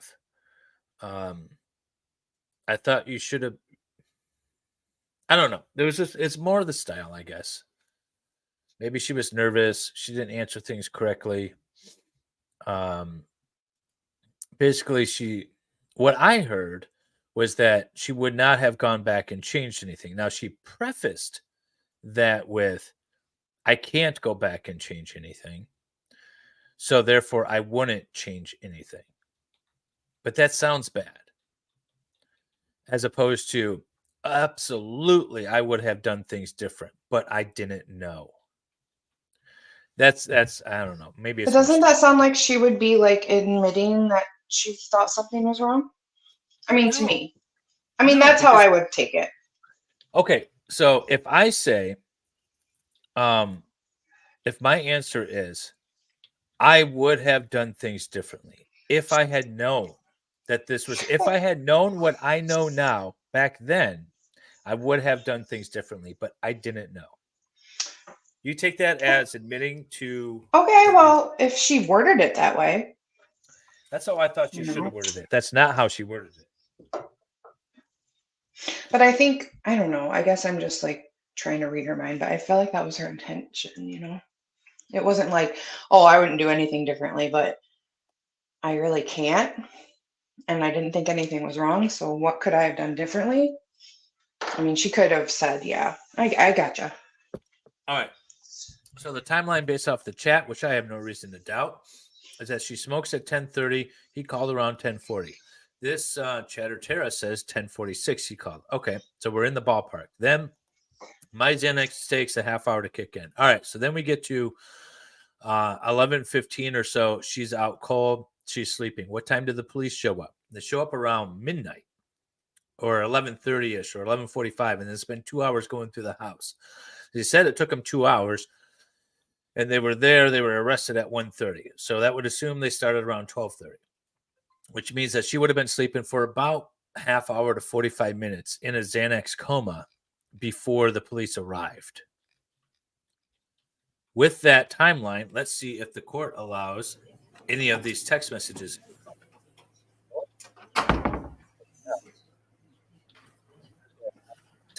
So I think the court is going to allow it in since all parties are going to have copies.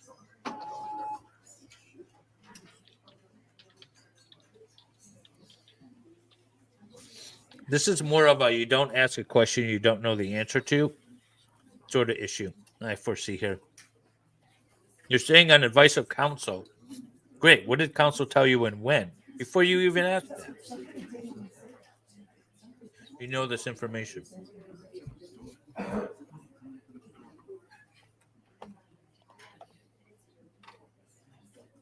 But Wendy, you're not the only person that said that. But couldn't her counsel have said, just shut up, don't talk to anyone, just talk to me? And then, does that have to be written? What do you mean? All right.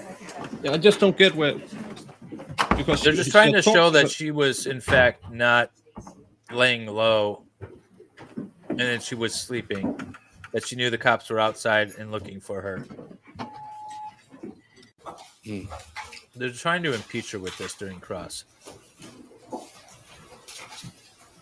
Morning, Indigo. Your Honor, calling people versus Jennifer Crumbley, case number 222799990 update. Morning again. Good morning. Judge does not look happy. I have reviewed the extraction provided by the Local County Sheriff's Department on the sealed envelope to the prosecutor. I've reviewed all the texts. I've made a copy for Ms. Smith. And Ms. Smith, do you have an objection to anything in the text chain? No, I don't. I would ask that if the text chain is used, that it just be admitted as well. Yeah, okay, so I am going to maintain a copy of the text chain in my own personal file. All right, and I'm handing a copy over to the prosecution. Okay. All right. So, Wow. can we continue the trial? Probably nothing in Absolutely. infinity. Can we have just a minute to look at it? Okay, yeah, it won't take you more than a minute, but yes.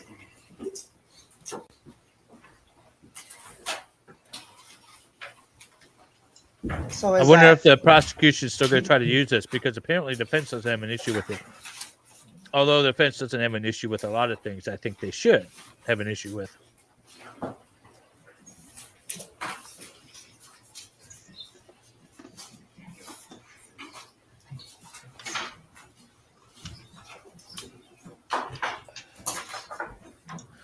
Great success. I would be preparing my client for that. That's the appropriate thing to do. I try to prepare my clients for the worst case scenario so that they're happily surprised and not angrily disappointed. Yeah, as I always say, don't trust an abracadabra. Always believe that you have to fight for every inch in court. There won't be that magic. Step out and hop in, please. There are no subtitles. Have Ms. Crumbley to take the stand. We just need a few minutes. We haven't seen this yet. They're going to go What talk the- in this little conference room outside the hallway. Just give them a second. I gave them time. Isn't this privileged conversation? But they're pretty short, so. Yeah, they shouldn't be listening to it. Yeah, they did it on the first day as well. Oh, they've been doing it like almost every day. Oh, okay. Well, What was I don't- funny is we I were don't watch you when I'm not on screen. No, I of know. course I do, but I might be doing 10 other things. if it's a hung jury, she will stay in jail. They might address bond again. I would expect to address bond, but I wouldn't expect her to get out.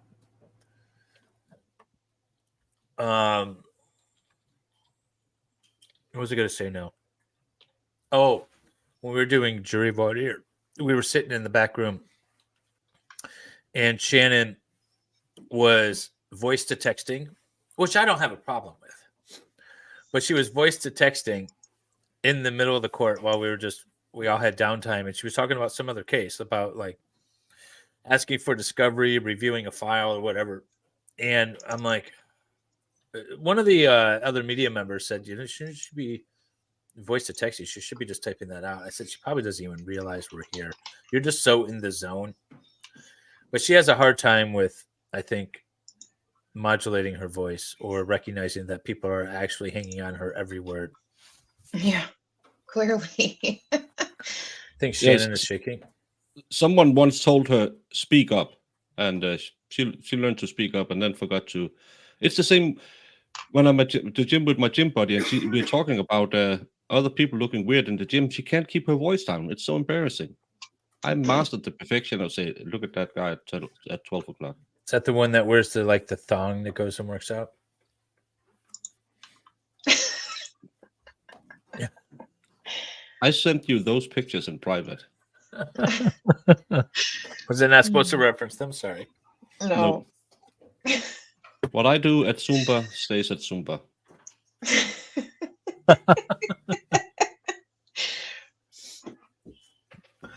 That's right. We only talk about Jamie going to the gym.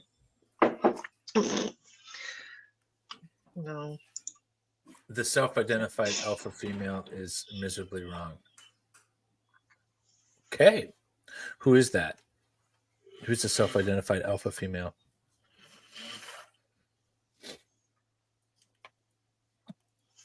Her self-awareness, her awareness sucks. She's like a quarterback that can't read the defense. Yeah. I don't know. It's a lot about it doesn't work for me. A lot about this defense doesn't work for me. I don't know what else to say. I think Ian again said it perfectly. With the she has like flashes of brilliance, and then everything else is just a disaster. Oh, Flux is texting me now. Oh. She's headed to the border. Yeah, she's on the run. Flux is on the run. If found guilty, do you think Jennifer has a good appeal case for ineffective assistance of counsel? I had said that you can sit there and ask no questions and sleep through the trial as counsel. Because if it doesn't affect the outcome of the case, then it's not ineffective assistance, right? This attorney has asked some questions that I feel like border on ineffective assistance. Not necessarily that it will be qualified as, because it's not just did you do a bad job? Did you do such a bad job that it affected the outcome of the case? And when you open the doors to things that you fought hard to close, that's where you could get the ineffective assistance of counsel. Oh, look, there's the kitty.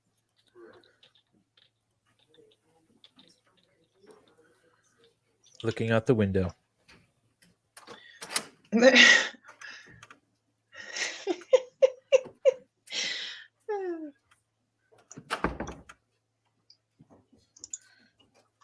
So souffle. MLS chat has doubled this week. All right, we're gonna go on cross. Oh, Nervous. God. I'm scared of this. Who's gonna do it? Jay-Z with $20 super chat says, thank you for the great coverage. Well, you are very welcome, and thank you for the $20 super chat.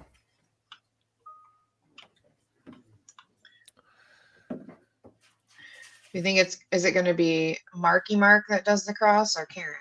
Oh, no, it's going to be Mark. He was the one that was doing all the objections and stuff during. Oh, okay.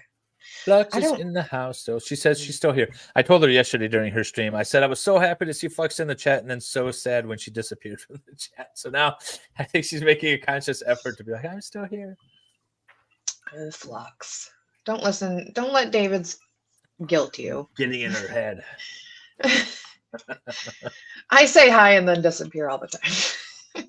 I get busy. Whiskey 77 with the $4.99 super chat. Things I've learned today. Nick has unrestricted access to Dave's back door, and Baker sends private pics to Dave. Yes. I know. They have a great relationship, don't they? Uh-huh. Yeah, and as I just said, go back and watch our fairy stream, and he'll see why. Oh, the fairy stream. Yeah. That was a fun night. Never to be repeated. No, because we were in Sweden. Next time, we don't have two women to carry you off the boat. Yeah. They needed two women to carry me off the ferry. I tried to keep up with the Dane and the Swede in a drinking competition. We won. Yeah, Dave was not successful. I think the biggest thing. So I know you think that we all went out to breakfast. Sorry, the biggest thing is for an appeal would be the journal and the text messages of Ethan's statements being admitted without him being on the stand. That's the biggest thing I've seen so far for appellate things. We did not, as I described for you in the beginning of the trial, sometimes things come up. If you need to take care of legal issues, I usually try to do that when you're not waiting for us, but that's not always possible. So I appreciate your patience. And we are going to continue on cross-examination. All right, Ms. Crumbley, could you raise your hand? you swear or affirm the testimony you're about to give is the truth, so help you God? I do. So you can put your hand down, and could you state your name again for the record, and spell your first and last name? My name is Jennifer Crumbley, JENNIFER CRUMBLEY.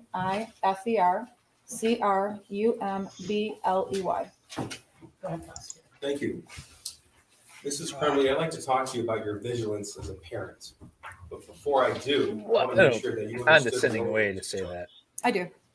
Okay, you understand that you took the stand under oath and you have to tell the truth? I do. You understand that was the rules yesterday as well? Correct. All right, we're gonna come back to that. Oh Now, my God. you have been described by your attorney as a hyper vigilant parent, Correct. okay? Do you agree with that? I do. In fact, you called yourself a helicopter parent before. Yes, I was. So you told us that you spent a lot of family time together. We did. Now, I'd like to talk to you about what your digital footprint shows, Okay. what the evidence on your phone shows. Okay. Now, it's true, you agree with me that having horses is quite a time-consuming hobby, It can be. okay? It was for you, It can be. and that's what you said yesterday, Yes. okay? And you were at the barn for between 3 and 5 times a week, That's no. More no. like 3 times a week. 3 times a week Yeah. for a couple hours of 2 to trip? 3. Correct. Okay. It's also an expensive hobby. It is. So your banking records show that in the year of 2021, you spent over $20,000 on the horses. Is that right? Probably. Okay. And And that's not including cash. That's just from Capital One and Flagstar Bank. Correct. In fact, you told a coworker that half of your salary basically goes to the horses. I might have. Yes. what? Now, except on rare occasion, you didn't bring your son with you to the barn. He was not into horses. I would ask every time I went to the barn, but he didn't want to go. So the answer was no. No. Okay. Thank you, And Indigo. at least as far as your horses being boarded with Kira Pennock from June of 2021 to November of 2021, your son never went with you. Is that correct? I think he went once when my in-laws were in town and we met them at the barn. Okay, but there was nothing stopping you from taking him. No, he just didn't want to go. Okay, it's a family atmosphere. It can be. Okay, like the Halloween party that you had, that was for families. Yeah, most of the kids there are young. Okay, in the winters, you were on ski patrol as well. Correct. Okay, and that can be a bit of a time-consuming hobby. Oh my It can God. be. All right, and you would be on ski patrol between 1 and 2 times a week, It's a total of 10 hours a week. 10 hours a week. Okay, so how many days? I did doubles on Saturdays, so 1 day a week for me. Okay, so you told this jury yesterday, you depicted your affair with Mr. Malash as a one time a week meetup at a Costco parking lot. Is that your testimony? Correct. Okay, but it wasn't just that, was it? Nope. Okay. In fact, there are numerous photographs sent to Mr. Malash. Okay. Yes or no? I'm sure there was. Okay. Numerous messages exchanged with him. Correct. And it wasn't just during the week, Monday through Friday, was it? No. No. In fact, that's what you said yesterday. But in fact, it included trips, There were actual business trips that he met me on. okay? And it included other individuals. Yes. What's Adult Friend Finder? So where you can go on and meet people who meet certain tastes that you're looking for. This is 429. And you had the app Adult Friend Finder on your phone. I do not believe I had the app. on my Okay, it phone. was found on your phone. Okay, well, I guess it was on my phone. Okay, and there were messages from you to other individuals. Correct. Your Honor, I would object that this is going outside of the scope of the Is affair. is it illegal to be Brian, unfaithful? I don't think the Is court's it- yeah. ruling on opening What the does door was any of this have to confined do? just her extramarital affair. Such was a fine. smircher. Well, I guess. Yeah. I know, and it's disgusting With regard to. that they would even go there.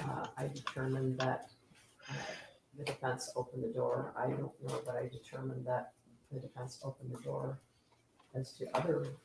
She depicted herself as having one extramarital affair for about a 6-month period of time, where she met with him 1 time a week. That was her testimony yesterday. We have evidence You to don't- the contrary, and I think it's important.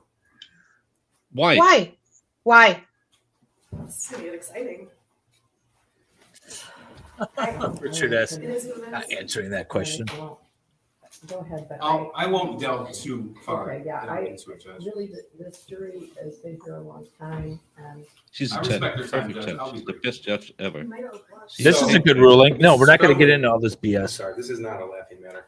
Mrs. Crumbley, on Adult Friend Finder, we see You're a messages from you. D-bag. That in guy's a August of- D-bag, August man. of 2021, August the 4th, 2021. Okay. Okay, Hang on. This is not a laughing matter. I want to know what that was in context of. Well, because she was laughing, like, Ooh. they're go ahead, but I won't delve. Shannon, too I far think. Yeah, into it, Judge. really, this jury has been here a long time, and I respect your time, Judge. I'll be brief. You might have blushed. So, Mrs. Crumbly, Oh, sorry, this is not a laughing matter. Oh, Mrs. it's a Crumbly, joke. We might all blush. on Adult Friend Finder, we see messages from you in at least Oh, of Shannon, August come of on. 2021, August the 4th, 2021. Okay. Okay, and you don't dispute August the 10th of 2021, No. August the 11th of 2021, No. and more importantly, November 21st, 2021. No. Okay, and more important than that, November the 28th, 2021. That's No. that's You don't Jamie's dispute rule, that evidence especially from- doesn't have kids. I don't dispute it. Okay, and you don't dispute that it wasn't just you and Mr. Walash meeting after work hours. It was with you and Mr. Walash arranged with other individuals to meet after work as well. No, I only met with Brian during work hours. The times that we were at the hotel, I was on business. We did arrange for other people to meet us there. So Sunday, November the 28th, you remember that day? Mm, It was the day after you took your son to the shooting range. I don't remember it. You don't remember that day? No. 2 days before the high school attack? No, I don't remember what I did that day. Okay. Well, you were pretty specific in what you did on November the 27th with the firearm. You remember that, Correct? all right? it was a big Now, on November day. the 28th, 2021, you spent your time arranging a meetup with somebody in Adult Friend Finder. I never met anybody on adult friend finder that day. Arranging a meetup. Oh, okay. I'm not just talking about the time that you spent physically with somebody. I'm talking about the time that you spent and devoted your energy to setting that up. Okay. And you'll agree with me, it's not just the time period at the Costco parking lot or the time period at the hotel or the time period on the trip, correct? That's the only time I met with people. Right. But that's not the only time that you devoted your own personal time and energy and focus to that, is it? I guess I don't understand what you're asking. Okay. Well, these meetups didn't just happen by themselves. You had to set them up. Correct. You weren't driven there. You weren't dropped off there. You set them up with somebody else. Correct. And that took your time and your energy and your focus to do so. I don't believe it took too much time and energy. No. oh, Now, you told this jury that when your son texted you that he was seeing demons and Hitting an bowls aneurysm. flying off the shelves In that was- March. in the spring of 2021. You recall that evidence, right? Correct. You don't dispute that was on your phone. No. You don't dispute that at some point you read those messages. No. And you don't dispute that your son said at least one time, "Can you please text me back?" Correct. You don't dispute that when you're at the barn, your other messages show that you can take pictures, send pictures, and receive pictures. Usually I'm at the barn. If I take pictures and I try to send them, they don't go through right away, or I won't send them until I hit a spot where I actually have service. So in Exhibit 423, the Facebook message chat between you and James, the chat that you deleted, there are a number of pictures that James sent to you from the barn of a horse in a conversation about that particular horse. Do you Okay. dispute that? No, Okay. And in fact, dozens and dozens of pictures of the like. I'm You- sure. Yes. You're sure? Okay. And those pictures were sent to you with a timestamp on that Facebook message chat. Okay. Do you dispute that? No. No. Okay. And then you responded in that same time frame. Do you dispute that? No. No. So that conversation with that picture that was taken at the barn was occurring while one of you were at the barn. I was wondering if anyone was going to pick up that underhanded comment. That chat that you sent James that you later deleted. I But- would have objected. how many times, chat, put a 1 in chat if you have checked your phone while you watch the stream. You haven't all hit like as you should do, but you can multitask. People have these. Why is it important that she received photos on her phone? It doesn't prove. She said to her son, Take this pew stick. Go to school. Right? Unalive 4 people.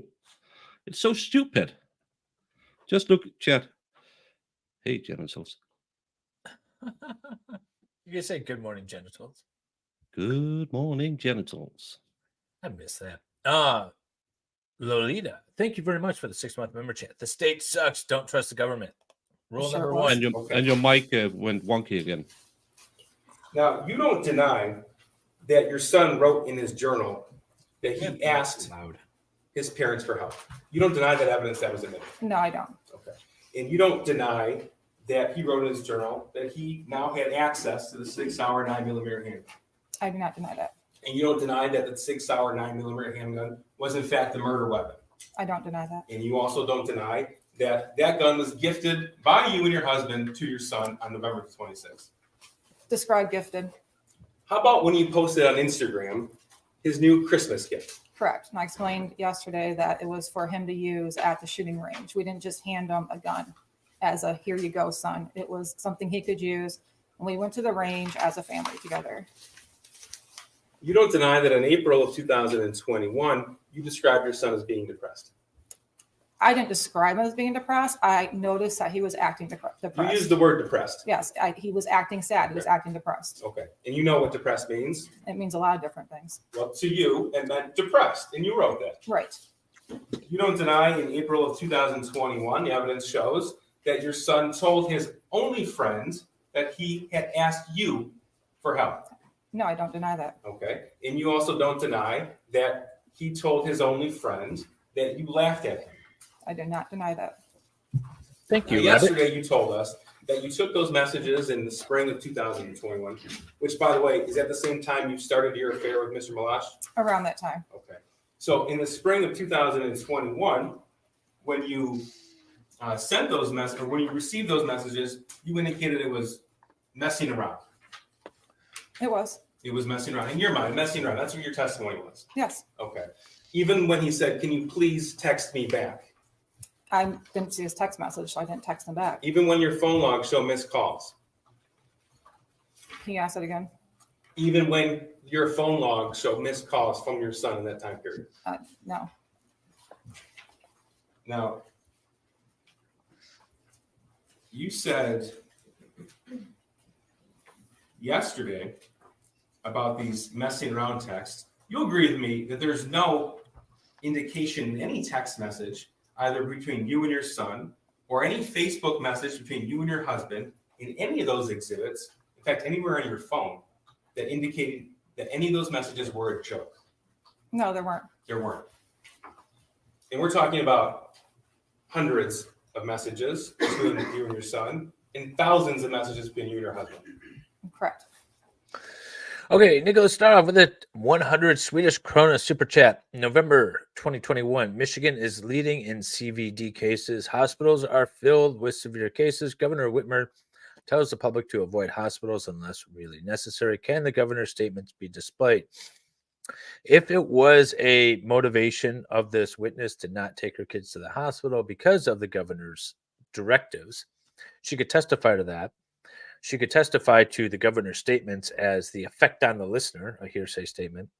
But I don't know if it's going to come in on this case. But thank you very much for the super chat. But again, And you what the F does this has to do with Ethan? A 15-year-old kid. When I was 15, I had started my apprenticeship. My parents were lucky if they saw me once a week. Right? Like I said, I saw my daughter. I wanted to say bye to her as she was running out. I saw her for 10 seconds yesterday, and I saw her for about 4 seconds today. And hopefully I'll get to see her for about 10 seconds this evening. Yeah. So Now, granted, she's 18, but it was the same thing last year. Don't deny that you never once took him to see a therapist or counselor. No, I did not. You did not.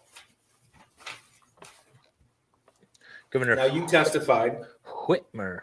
that, actually, Mr. Moss testified that you would meet during work hours, and we've established that it wasn't just confined to work hours, but we're permitted to leave as you please. Correct. Okay.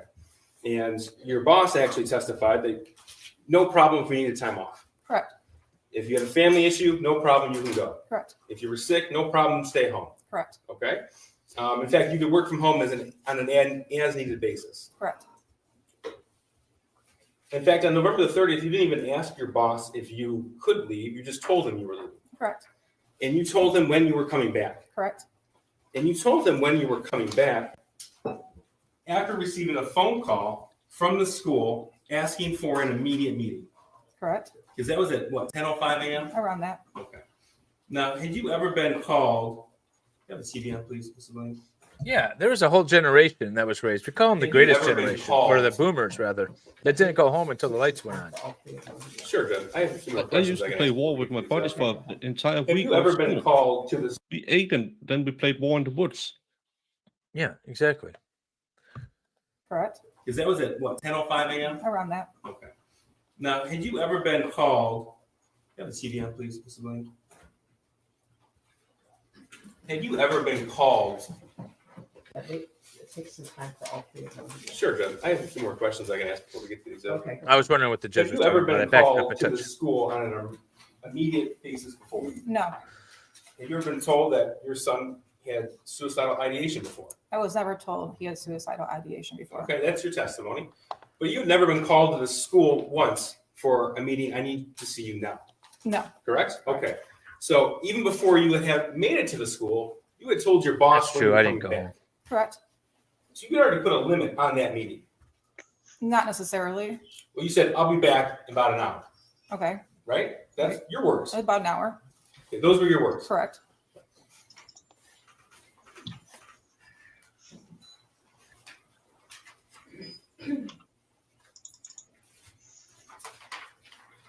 This is Exhibit 74. Do you see it? No, she doesn't. Oh. It's not on here. That's. Yeah, it takes a minute.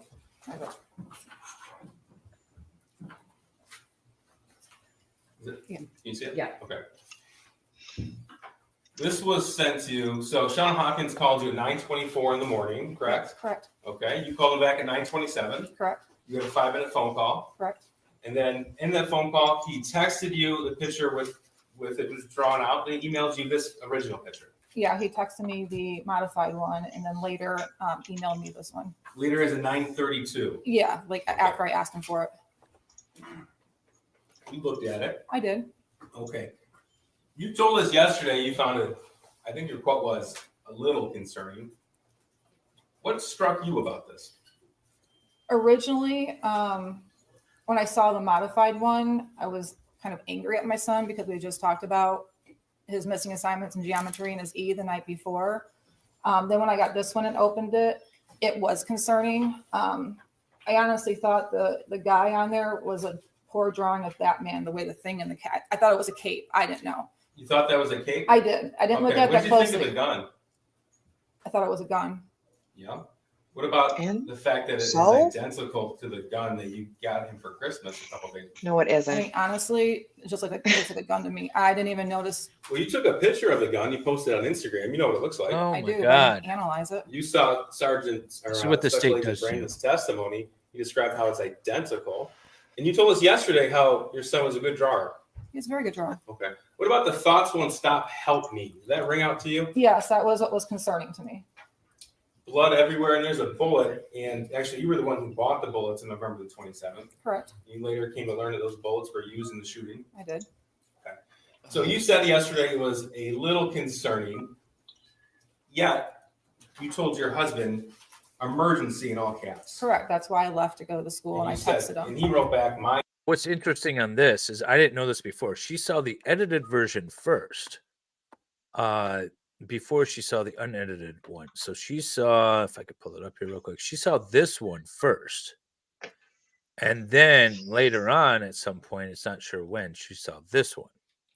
So I didn't know that. That's the first time that's come up. So that helps me. God, WTF. Correct. And then Jesus Christ. What are you saying, Jamie? No, I'm just so. The state is disgusting, but it's fine. Keep that. Okay, we'll go with that. you told him he was distraught about last night. Correct. Distraught's an intentional word you chose. Correct. It's not sad. It's not a little anxious about school or his future. It's not talking about a video game. Distraught has a meaning.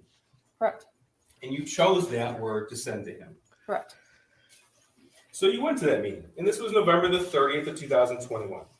And at that point, you'll agree with me that you knew prior to that day, the November 26th purchase date, that your son was wanting to get a 9mm. We did that too. That's what you said yesterday. Yes, I knew that they were talking about getting one because they had Okay. rented it in the past. And you knew that he had shot one in the past. Yeah. Okay, and you knew that a 9mm is significantly more powerful than a 22. I did not know that until I actually shot it. Okay, well, your dad took your son with James to the shooting range when they visited in July of 2021, Correct. and they talked about how powerful the 9mm was because they rented one. Okay. I don't know. Yes if I, was, or no? I don't know if I was part of that conversation, but if it was, it didn't register to me. It registered. Okay, you knew at the November 30, 2021 date that your son's friend had been taken without notice to your son. Correct. You said, I'm sorry, incorrect or I said correct. Correct. And you knew that when your son's friend was taken, your son was extremely upset. He was upset, yes. He didn't go to school for a few days. I don't remember that. Okay. Well, if the school records show that he was absent for a few days after that, would you deny that? I wouldn't.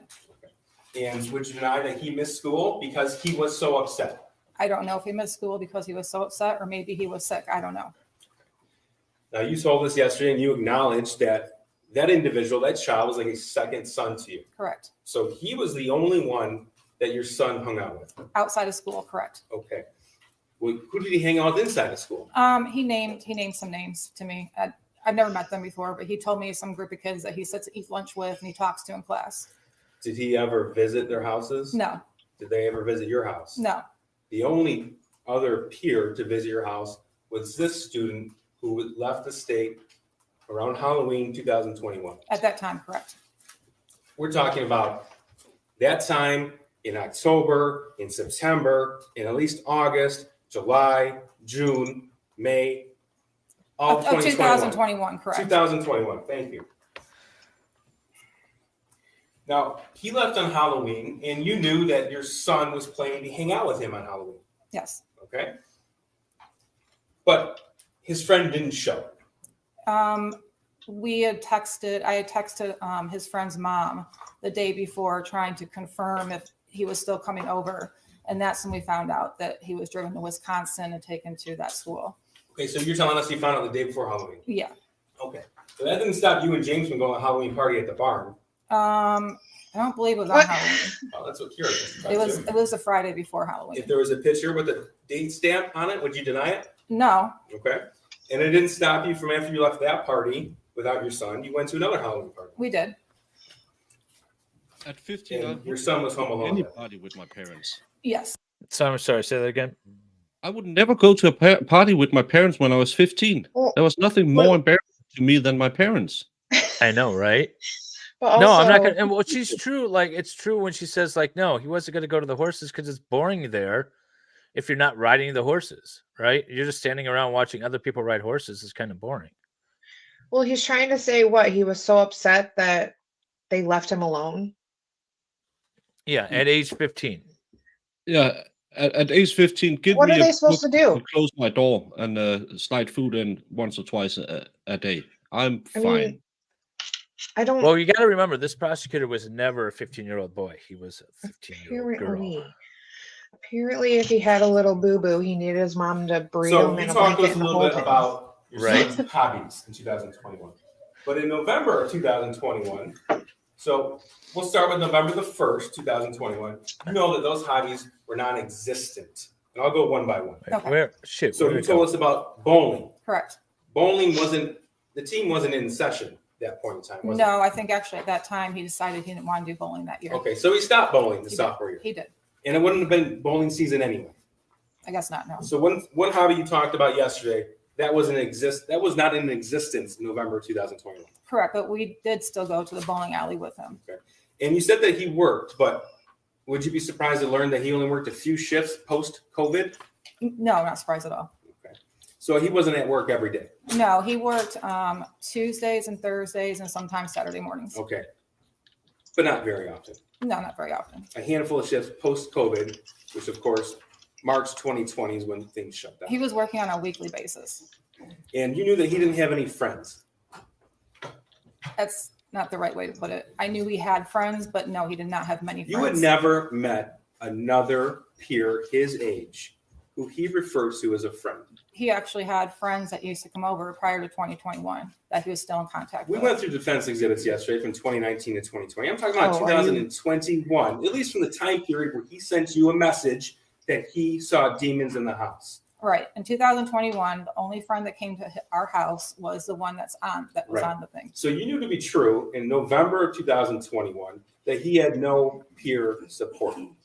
I don't know what he had in school. He had told me he had friends in school that he talks to. You never met him. No. So And he didn't have any clubs at school. I want to know what the other Um, chats no, are not saying that So about you told us yesterday that your son this guy. wanted to design video games. Correct. Okay. He wasn't in a robotics club or a coding club at the high school. He did take a coding class prior to 2021, and he was in a robotics after school activity in middle school. Talking about in I'm just telling you, 2021. he's been in that before.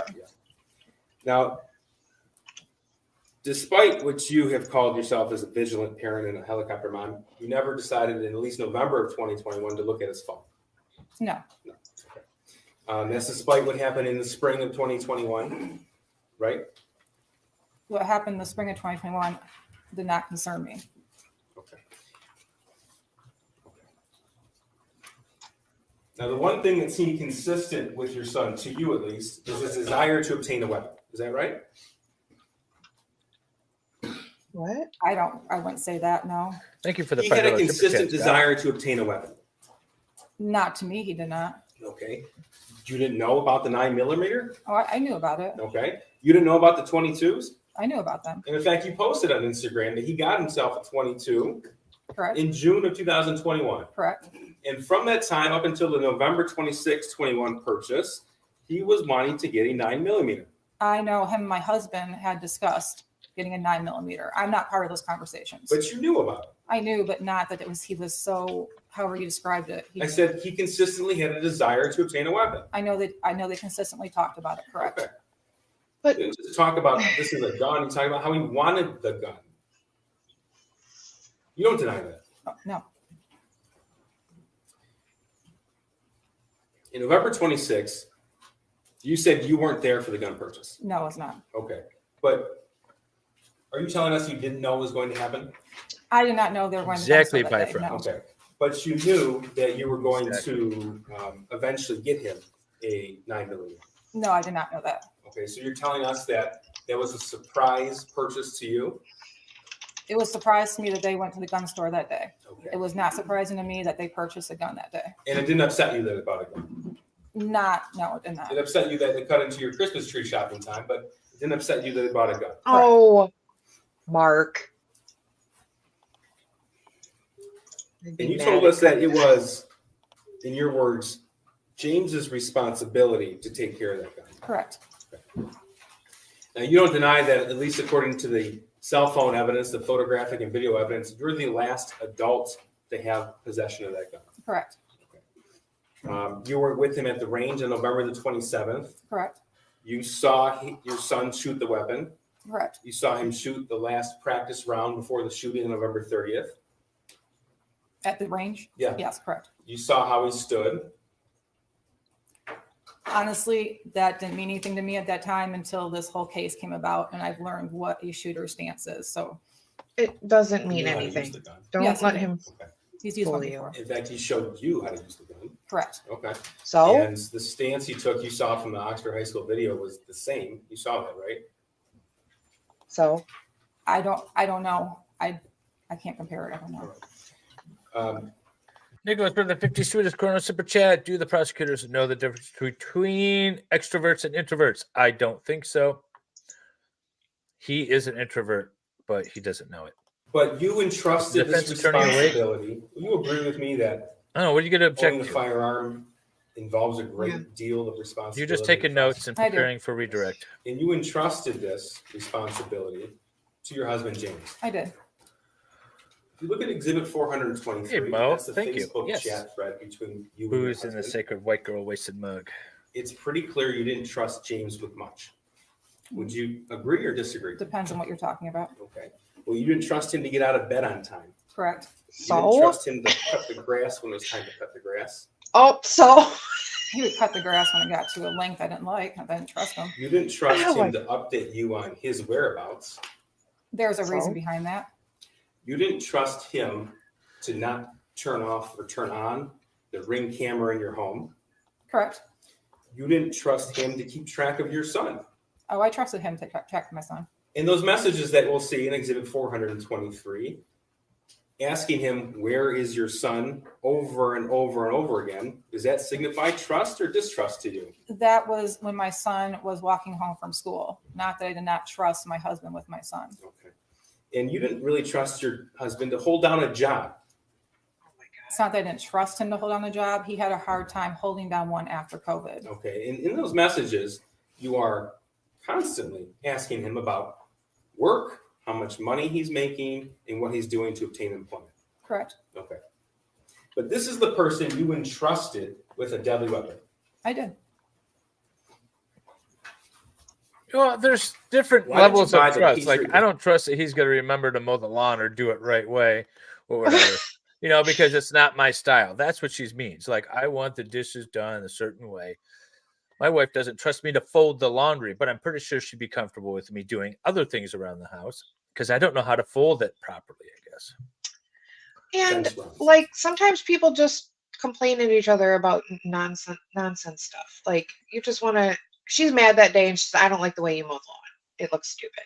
Like it could be. It was the idea of trust. He phrased it in a way you don't trust Yeah. him to mow the lawn. Like my wife doesn't trust me to do the laundry. Not that the laundry is not going to get clean or I'm going to burn the house down while I'm operating the machines. She doesn't like the way I fold the laundry. So she doesn't trust me doing the laundry. It's the way he's phrasing it, which makes it a little slimy. What are that's the ammo. That was the ones my son told me to purchase. I didn't know anything about it. I'd asked him and he told me to purchase them. So you told the jury yesterday, I think you repeated it again today, that the gift was for target shooting only. Correct. Okay. Yet you bought 100 rounds of ammunition Correct. and you only shot 50 while you were there. Correct.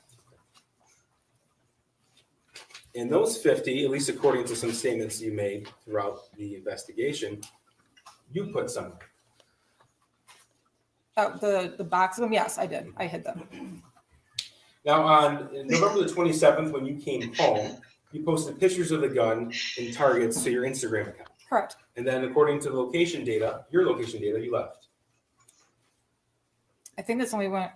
Well, I don't know. I must have. Yeah. Okay, well, you don't deny that. I don't deny it. Okay. And your husband, James, was gone all day, according to his location data. I think so. Yeah. Okay. And you saw in the evidence that in the picture you posted, there's an ATF pamphlet on handgun safety for children. Correct. Did you read that? I looked it over. Correct.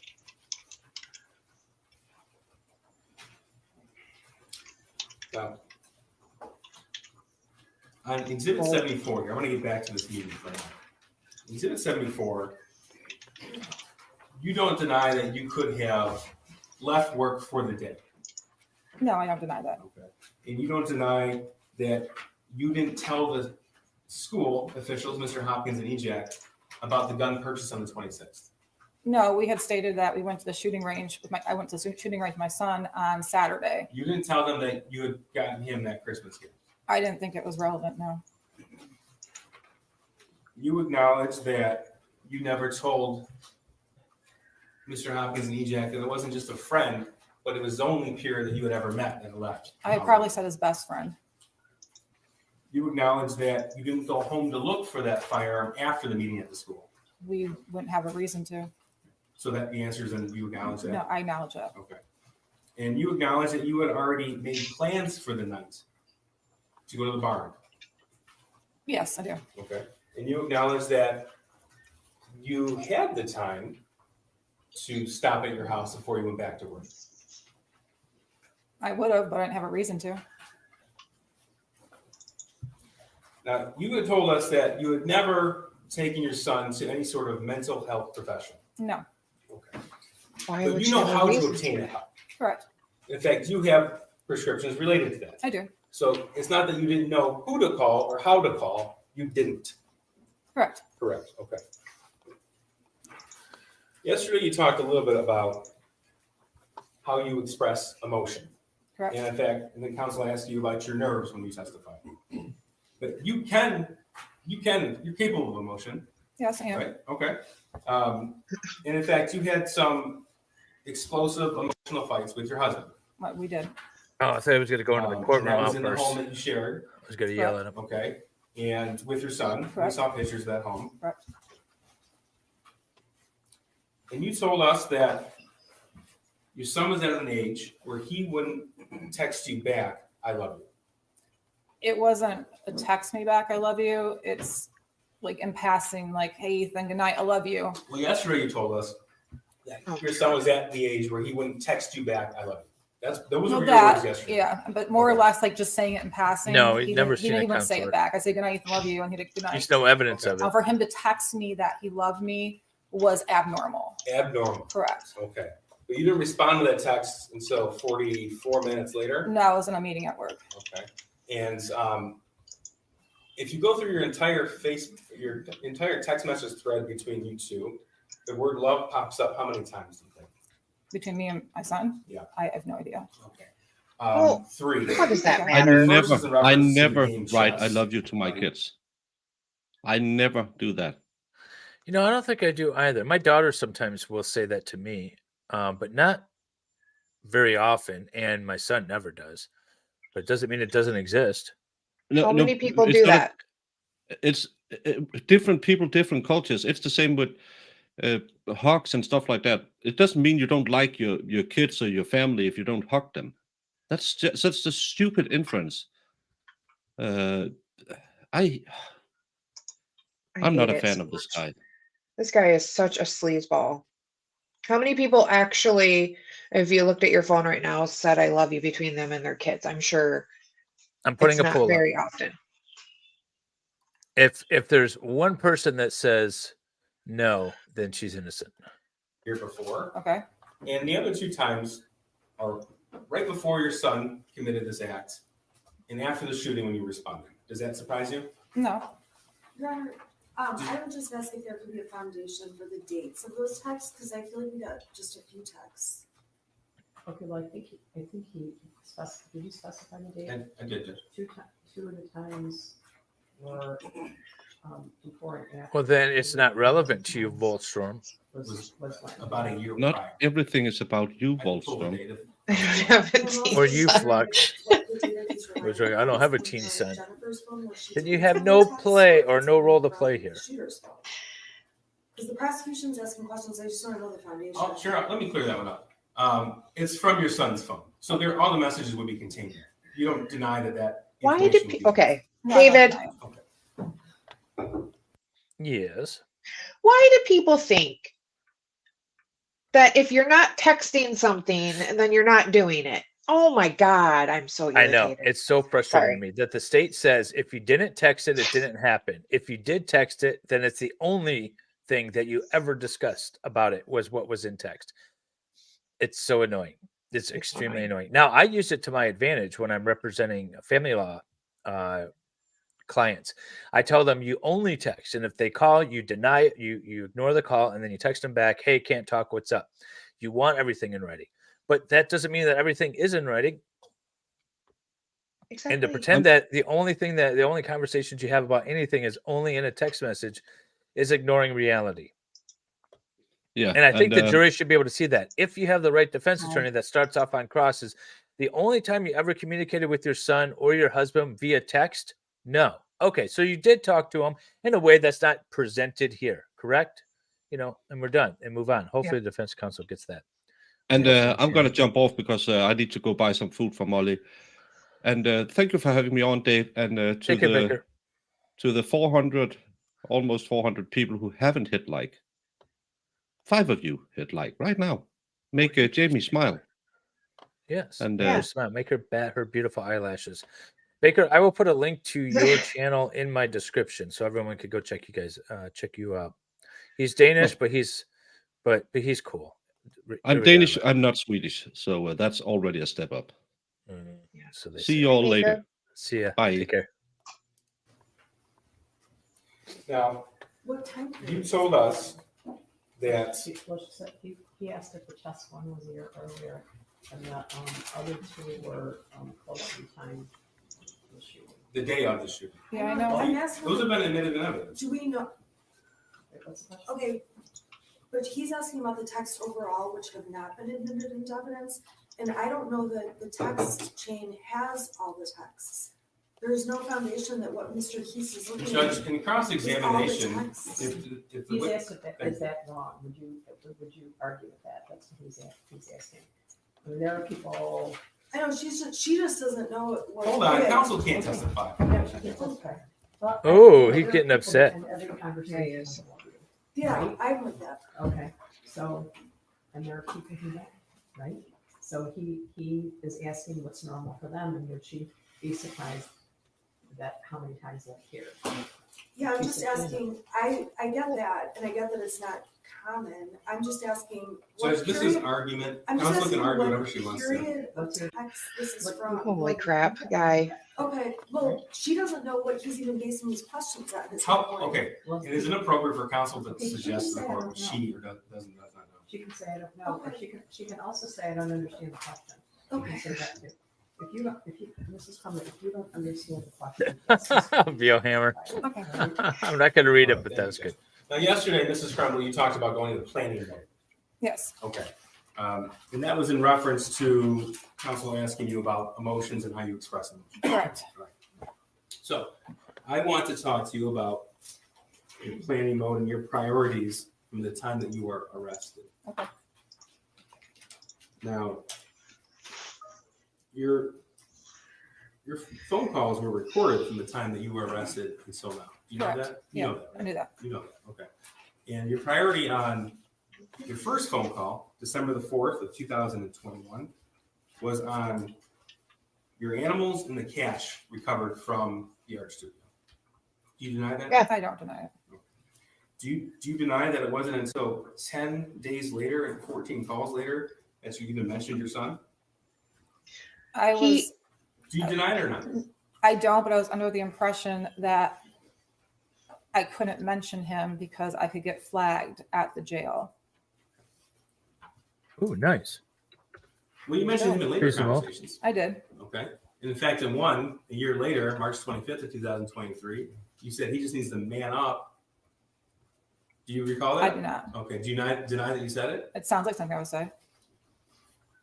Well, what does that matter? In December of 2021, your concern was about a GoFundMe. Do you remember that? No, I do not.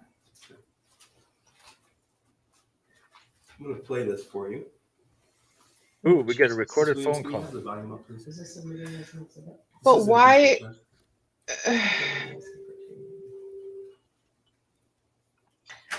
Why is her not mentioning her son matter? He killed people. I'd be pissed off too. I don't remember the date. Could you guys in the chat? December. I thought he said December 4th, but I could be wrong. No. That was the first phone call. Well, there's no, for this. I just know, like, you know, for speaker base, but I know there's a lot of people that call the lawyer asking the welfare of my horses. So, I mean, I'm just not, listen, I'm throwing shit against the wall, see what's good. What's that? I'm just throwing shit against the wall to see what's good. I know. Okay, that was between you and your dad. Correct. Okay. And you asked him to set up a GoFundMe to pay for the board of your horses. I did, yes. Okay. You were concerned about other things related to yourself around that time, weren't you? Is yes. this still planning mode? I believe so. Okay. Was she? You were Wait, arrested she was in December jail 4th. that This is- time, right? Yeah, that's a good question, KKB. Why is this happening after the fact? Why is this relevant? Yeah, I I'm mean, very. My question too. I'm assuming they're going to argue, and they would probably be fairly successful on it, that it shows her level of disinterest in her son, not only prior to, but as just a pattern of her disinterest in her son. So even though it's post arrest statements, it shows that she didn't care about her son. I'm assuming that's Why- what they would argue. I mean, at this point, Gonna he be did what he December did. 22nd.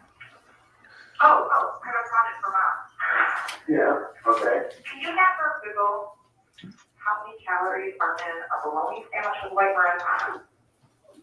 How many calories in a bologna sandwich with white bread? Yeah, American cheese. And what with American cheese? Yeah. You get any mayonnaise on it? No, it's mustard. No, there's not any mustard. And then peanut butter and jelly on white bread. And peanut butter and jelly white bread, okay, so he's looking at bologna right now. Is that what your lunch and dinner is? For the most part, yeah. there's other Slivers, stuff like my cereal, slivers stuff of like that. evidence to the forest of trees. They're pulling out And an apple and a banana. little bits of information that she's talking about anything other than her son. And I want to make sure I stay at like 1,000 to 100 calories. No, I know bananas are 100 calories. Is it okay? What about apple? Yeah. So the sandwich is 140 calories. Oh, 240. Okay, I got 300, so it's Yeah. 60 calories a day. And then peanut butter jelly and white bread. Still planning mode? Well, I wasn't planning there, no. Okay, now we're talking about how you describe planning mode. You described that in context to statements you made to the police on November the 30th, 2021. Right? That's the context you use the words planning mode in relation to. Correct. Okay. So you told us that the last phone call on December 31st, that was still you in planning mode. I want to make sure we can accurate depiction of what that is. Now here's one from January 15th, 2022. No, it's not an issue of that, it's an issue of, that bank's gonna be always, they have issues with their online stuff, and they have issues with, just all kinds of stuff, how can they like bank on these people, it's like, so, but. Is it that child deposit thing? So what? Am I still getting a deposit of $300? That child thing the government does? I just got, cause I lost access. For some reason, I don't know if I had access basically to view only, and it's hard to see everything on there, but then also I lost access, and then it took me, I lost access like a couple days before Christmas. Yeah. Okay.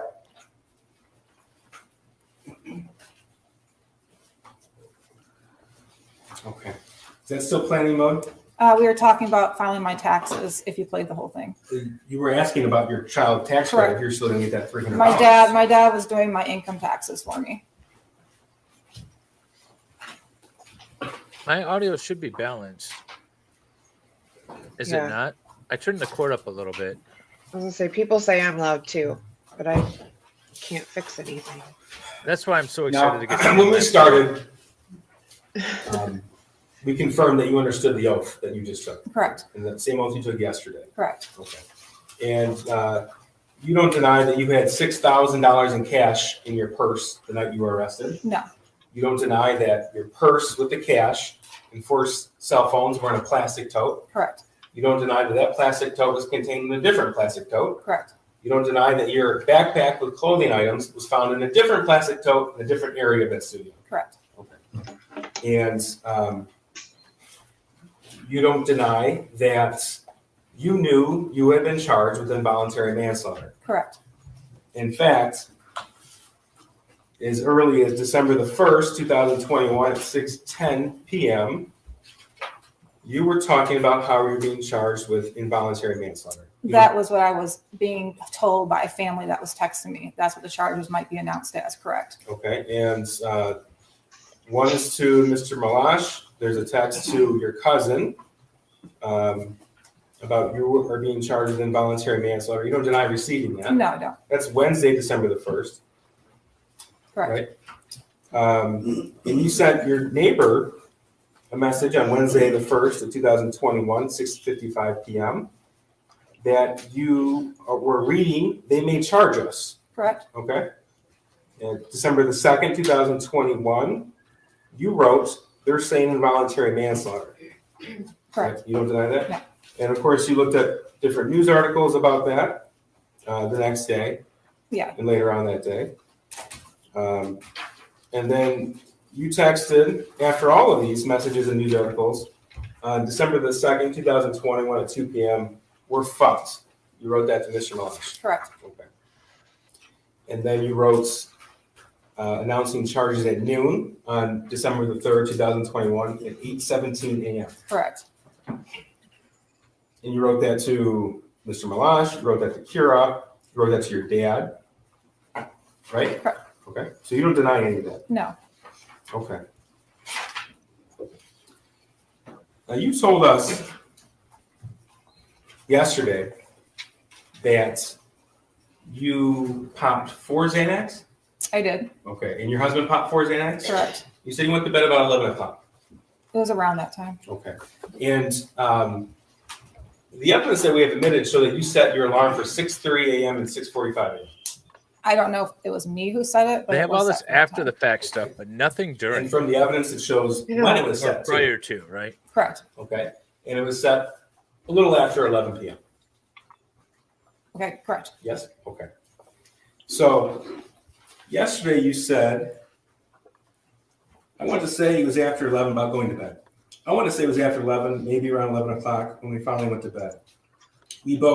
I prescribed Xanax for anxiety, and we each took 4 because we knew we were going to turn ourselves in the next day, and we hadn't slept in 4 days, and we just wanted to sleep. The question was, okay, so you each took 4? Your answer, we did. And the next question was, okay, so the next thing, the next piece of evidence we saw that was coming in that art studio, do you recall that? Your answer, I recall my husband screaming, "There's people with guns against interface officers." Question, what were you doing prior to hearing your husband screaming? Answer, we were sleeping. New poll is up. Question, okay, were you aware that there was anything going on? Answer, I was not. Correct. That's your testimony. Correct. Okay. And you know when you say something that isn't true, that's called a lie. Correct. Okay.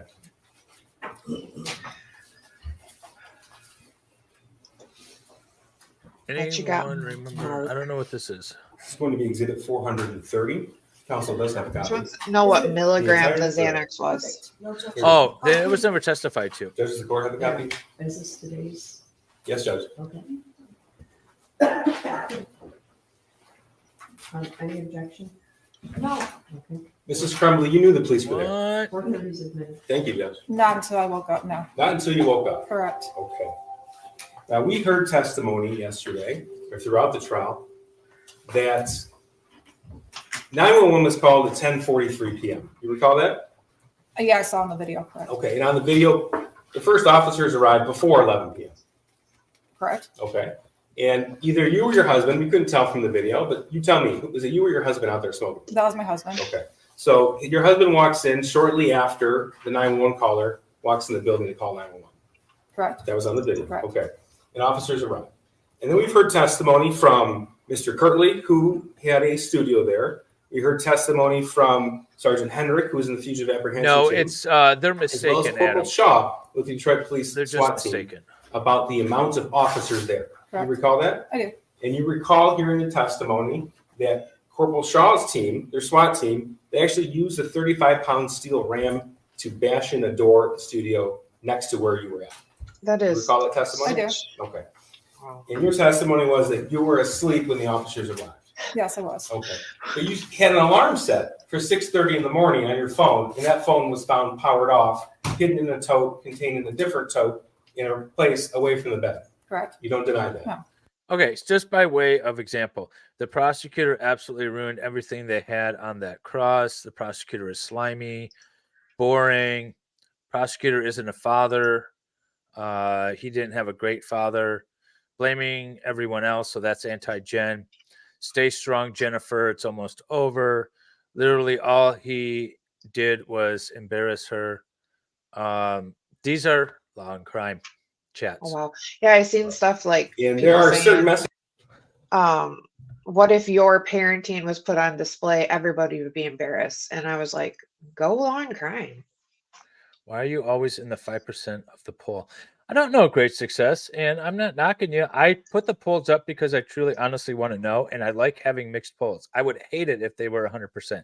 We had some great polls yesterday that were 50-50 and everything, but that's why I want to know where everybody's thinking here. Messages in 4:30. I'm going to go through them with you. This is actually to your attorneys. At the time, you had 2 attorneys. Marielle, this is Jennifer's phone. James and Jennifer are using Jennifer's phone now. That's it. December the 3rd, 2021, 6:04 p.m. Do you recall that? I don't, but I don't deny. Okay, you don't deny it. Okay. Your next message, the other phone broke. That's December the 3rd, 2021 at 6:04 p.m. The response was, when you can, we would like for you to call us. That was from either Ms. Smith or, at the time, co-counsel Mary Elaine. Correct. Your response,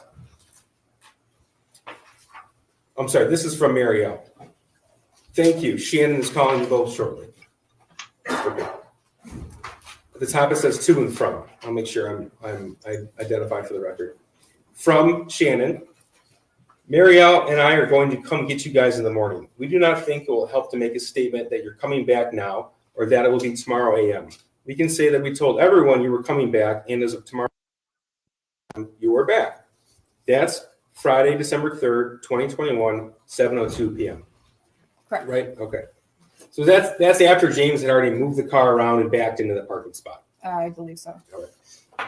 From Shannon, we can show them that everything we said was going to happen did happen.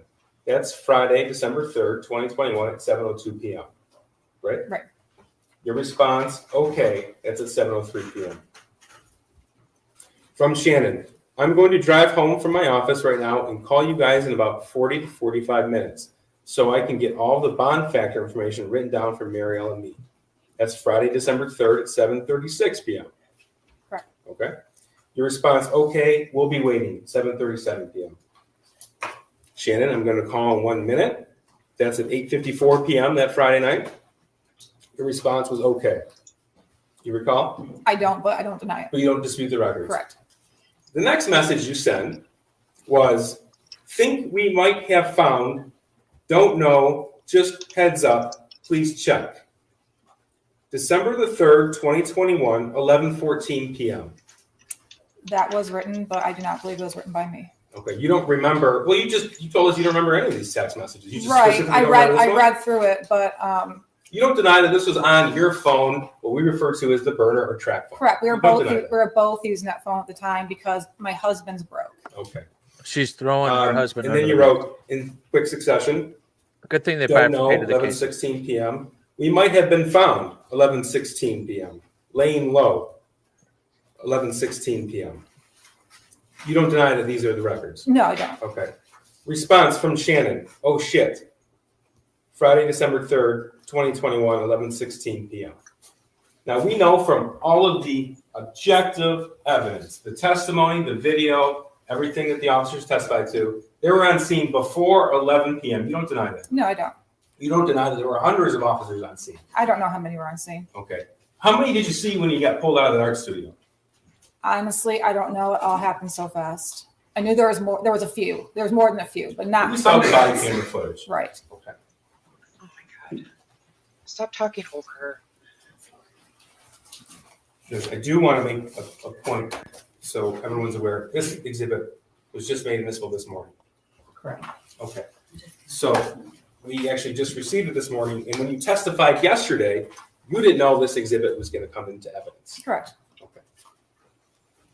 What does that matter? Yeah. I want to talk to you now about the night before the shooting. Okay. November the 29th, 2021. You had testified that you got into a fight about grades with your son. Correct. Okay. Is that because you checked Power School? Multitasking. Yes. Okay. During that fight, did you lock your son out of the house? We did not. You don't deny that he was outside of the house? He did walk out of the house. He was upset. Okay. You told us that you took his phone. We did. That's not true, is it? That is true. On We took November the 29th, 2021, Your son filmed a 19-minute video while he was outside describing what he was going to do the next day. What time was that taken? 10 o'clock. I don't know if he got it back. I know we took the shooting range away and we took his gun away. So I don't know if he got it back. Now, all of the times that you were at the barn, there was nothing stopping you other than you told us he didn't want to go, right? Correct. There's nothing stopping you on November the 30th, 2021 from taking him home. Correct. Nothing stopping you. You know, actually, I want to go back to what you just said. You took his gun away. We took the shooting range away. You said you took his gun away. No, I said we took the shooting range away.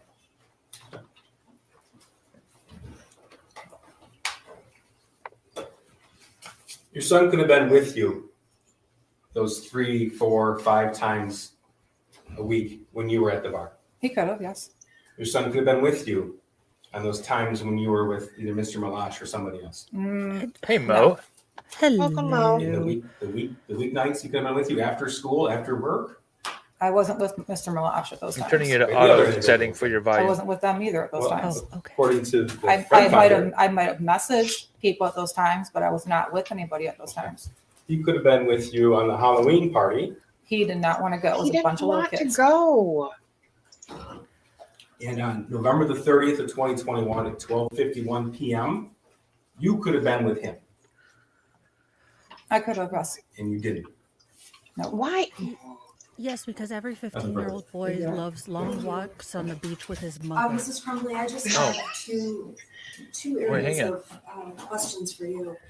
Mr. Keys played some recordings.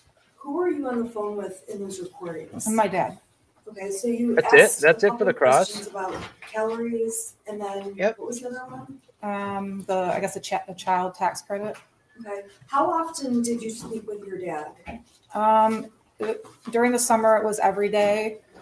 They went back to work. It was just on the weekends. They're both teachers. And how many hours a day do you spend with other people? Sometimes it's none. Sometimes it's when they walk by my cell, I'll talk to them, but I'm locked down 23 hours a day. I get 1 hour out by myself. I talk to my clergy lady legally, so I see her.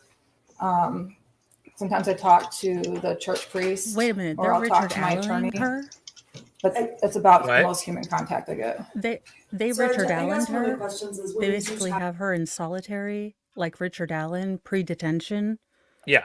No, Or yeah. No, pre-trial? they've been treating these parents like horrible. Yeah. Assholes. to I mean, people, look, you talk about she's presumed more innocent.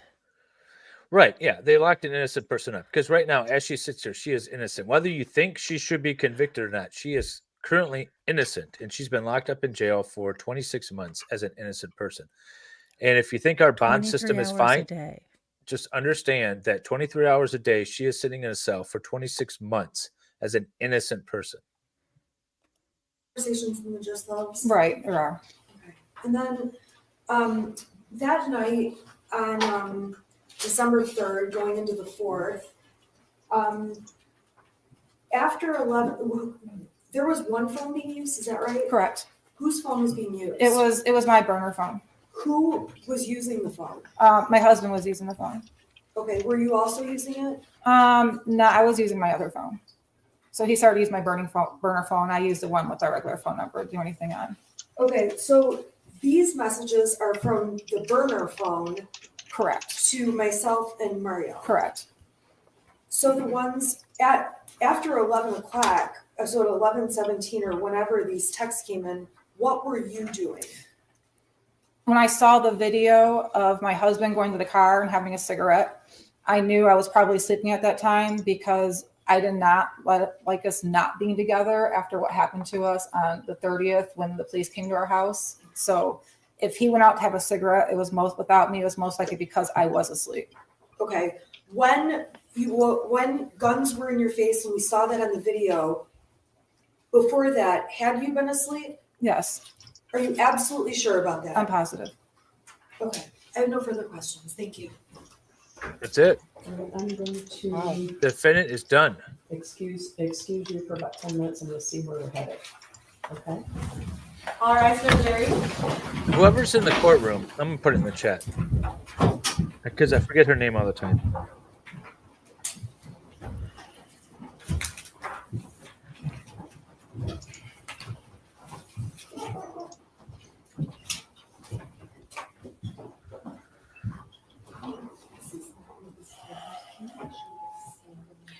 Well, that was boring. I agree. I agree, Joan.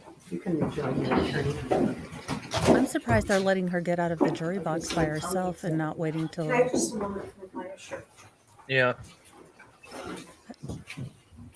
Oh, I thought she was going to give her a hug. I did too thought- for a second. All they Defense rests, did- and we're ready for closings. The defense Wow. rests. We are not Any at this point. We need at least a 30-minute. Counsel said she had 2 other witnesses today, but we can be ready in 30 minutes. It was Mrs. Crumbley's parents, and those were very short witnesses, so. Well, that's fine, but we, I wouldn't know how long they are. I just, Okay. she said there were 2 more other I don't have The an objection to defense 30 minutes, I'm just rests. saying we're ready The to go. defense rests. How in the hell is I'm not this surprised she like, was planning on resting, but she look, our didn't tell dog us ate our that, which is fine. homework. But her client and, just testified to some things that we really do want to incorporate into our closing. So. Okay, well, that raises a couple of questions. One, okay, so you rest. Are you calling anyone in your role? that's what I want to speak with the prosecutor One about, Judge. moment. In light of- Hold on. Sorry. Okay. I'm so sorry. This is a lot. Okay, No. if you guys want to break to this. If Yes, we could, Judge. Okay, so It'd be we're great. Are we right going to have now, another so I'm going whisper to- fest? Okay, things are changing a lot. Wonderful. Okay, so I'm going to allow them to have that discussion. Did she say the defense rests? Yes, the defense rests, and we're caught up live. We were about 20 minutes behind because I like to stop every once in a while and comment. Yeah. But yes, the I like defense to know rests. how Mo is feeling about this because I know she's been in chat, but I haven't heard any. Yeah, Mo is thinking this could be my future. Mo, if you don't know, is a mom of 6, so she is very. So I'm just privy waiting to go on trial. No, I'm just kidding. Yeah. No, so the absolute douchebaggery here, and the fact that he held those papers like he was Joe Pesci with Marissa Tomei coming in there, and she was like, "It's the Ford Tempest." Okay. Right. He thought he And was I going was to get her in waiting, something, and he absolutely and did it not. wasn't even Mike Myers with like, "I was verklempt." Okay, it wasn't even verklempt. It was, are you sure you were asleep? Were you even snoring? It was so weak of a cross. It was Yeah. the most ridiculously weak cross. This is your opportunity. This is your witness, or this is your defendant, right? You could go into Yeah. so much. Rebuttal bombshell. They might have a rebuttal. We'll see. We might have an actual rebuttal here. I don't know what the rebuttal would be, though. What's the rebuttal going to be? Maybe Megan Emirowitz? That's the only rebuttal I can think of. Well, Maybe they call her in. did they even say anything about a rebuttal? I thought they were just getting ready for closing. No, they said they wanted to confer to see if they wanted to do a rebuttal case. Call any rebuttal witnesses.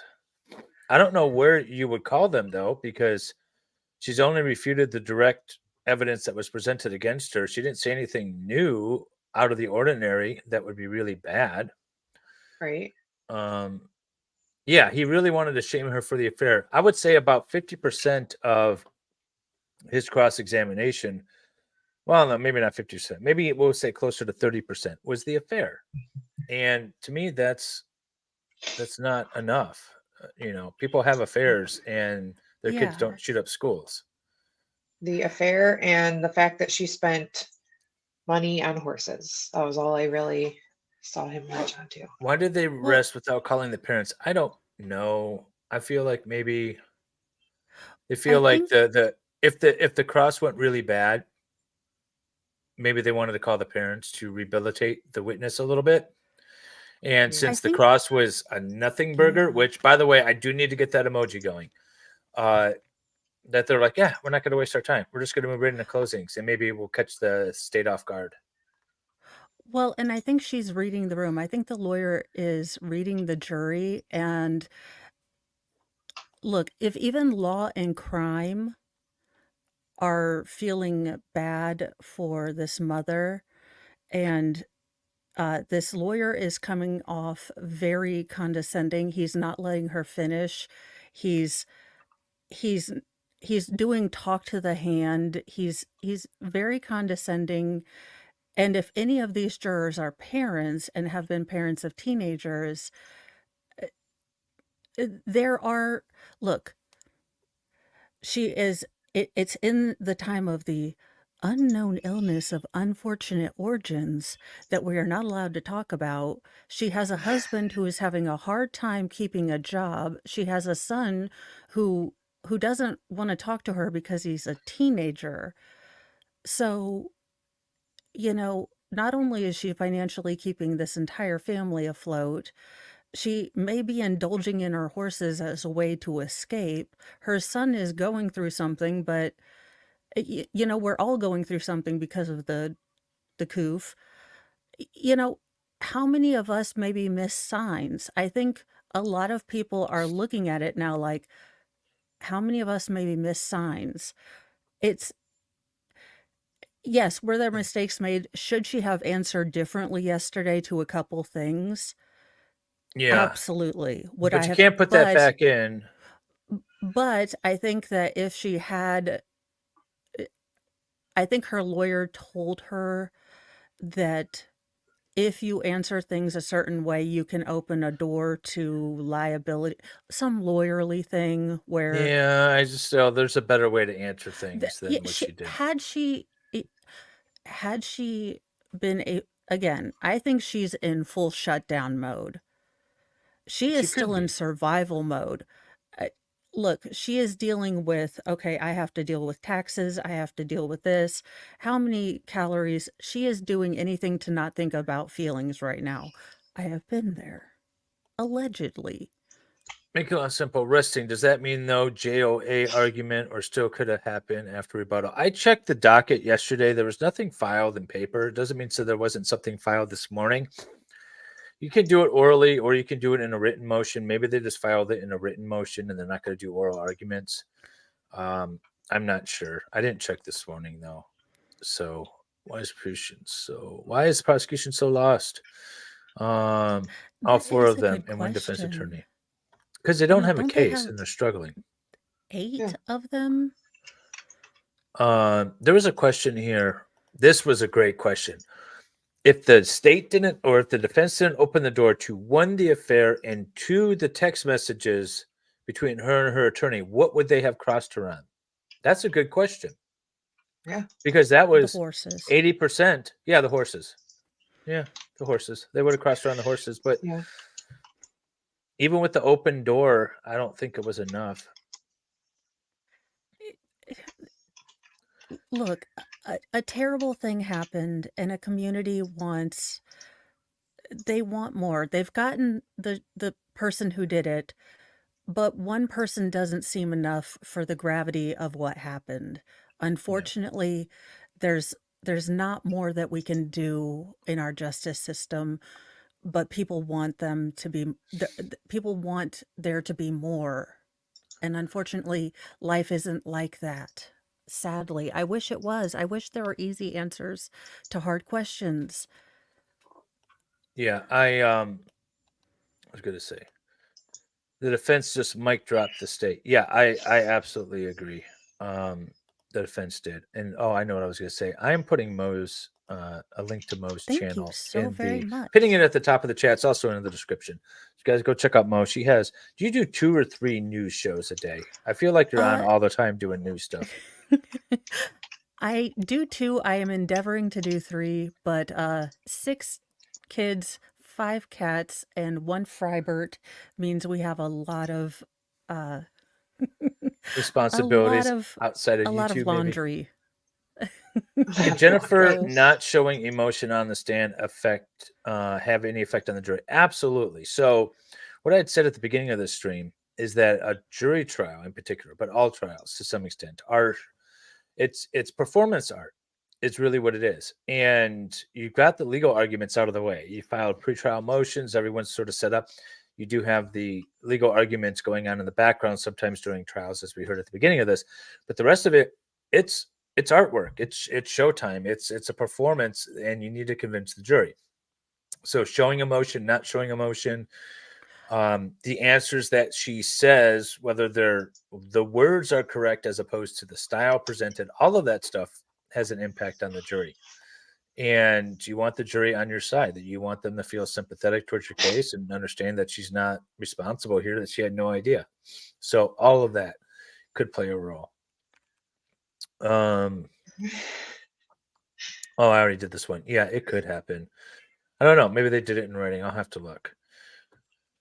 The defense must think that the jury is on her side, JS's side. I'm assuming that's Jennifer Crumbley's side.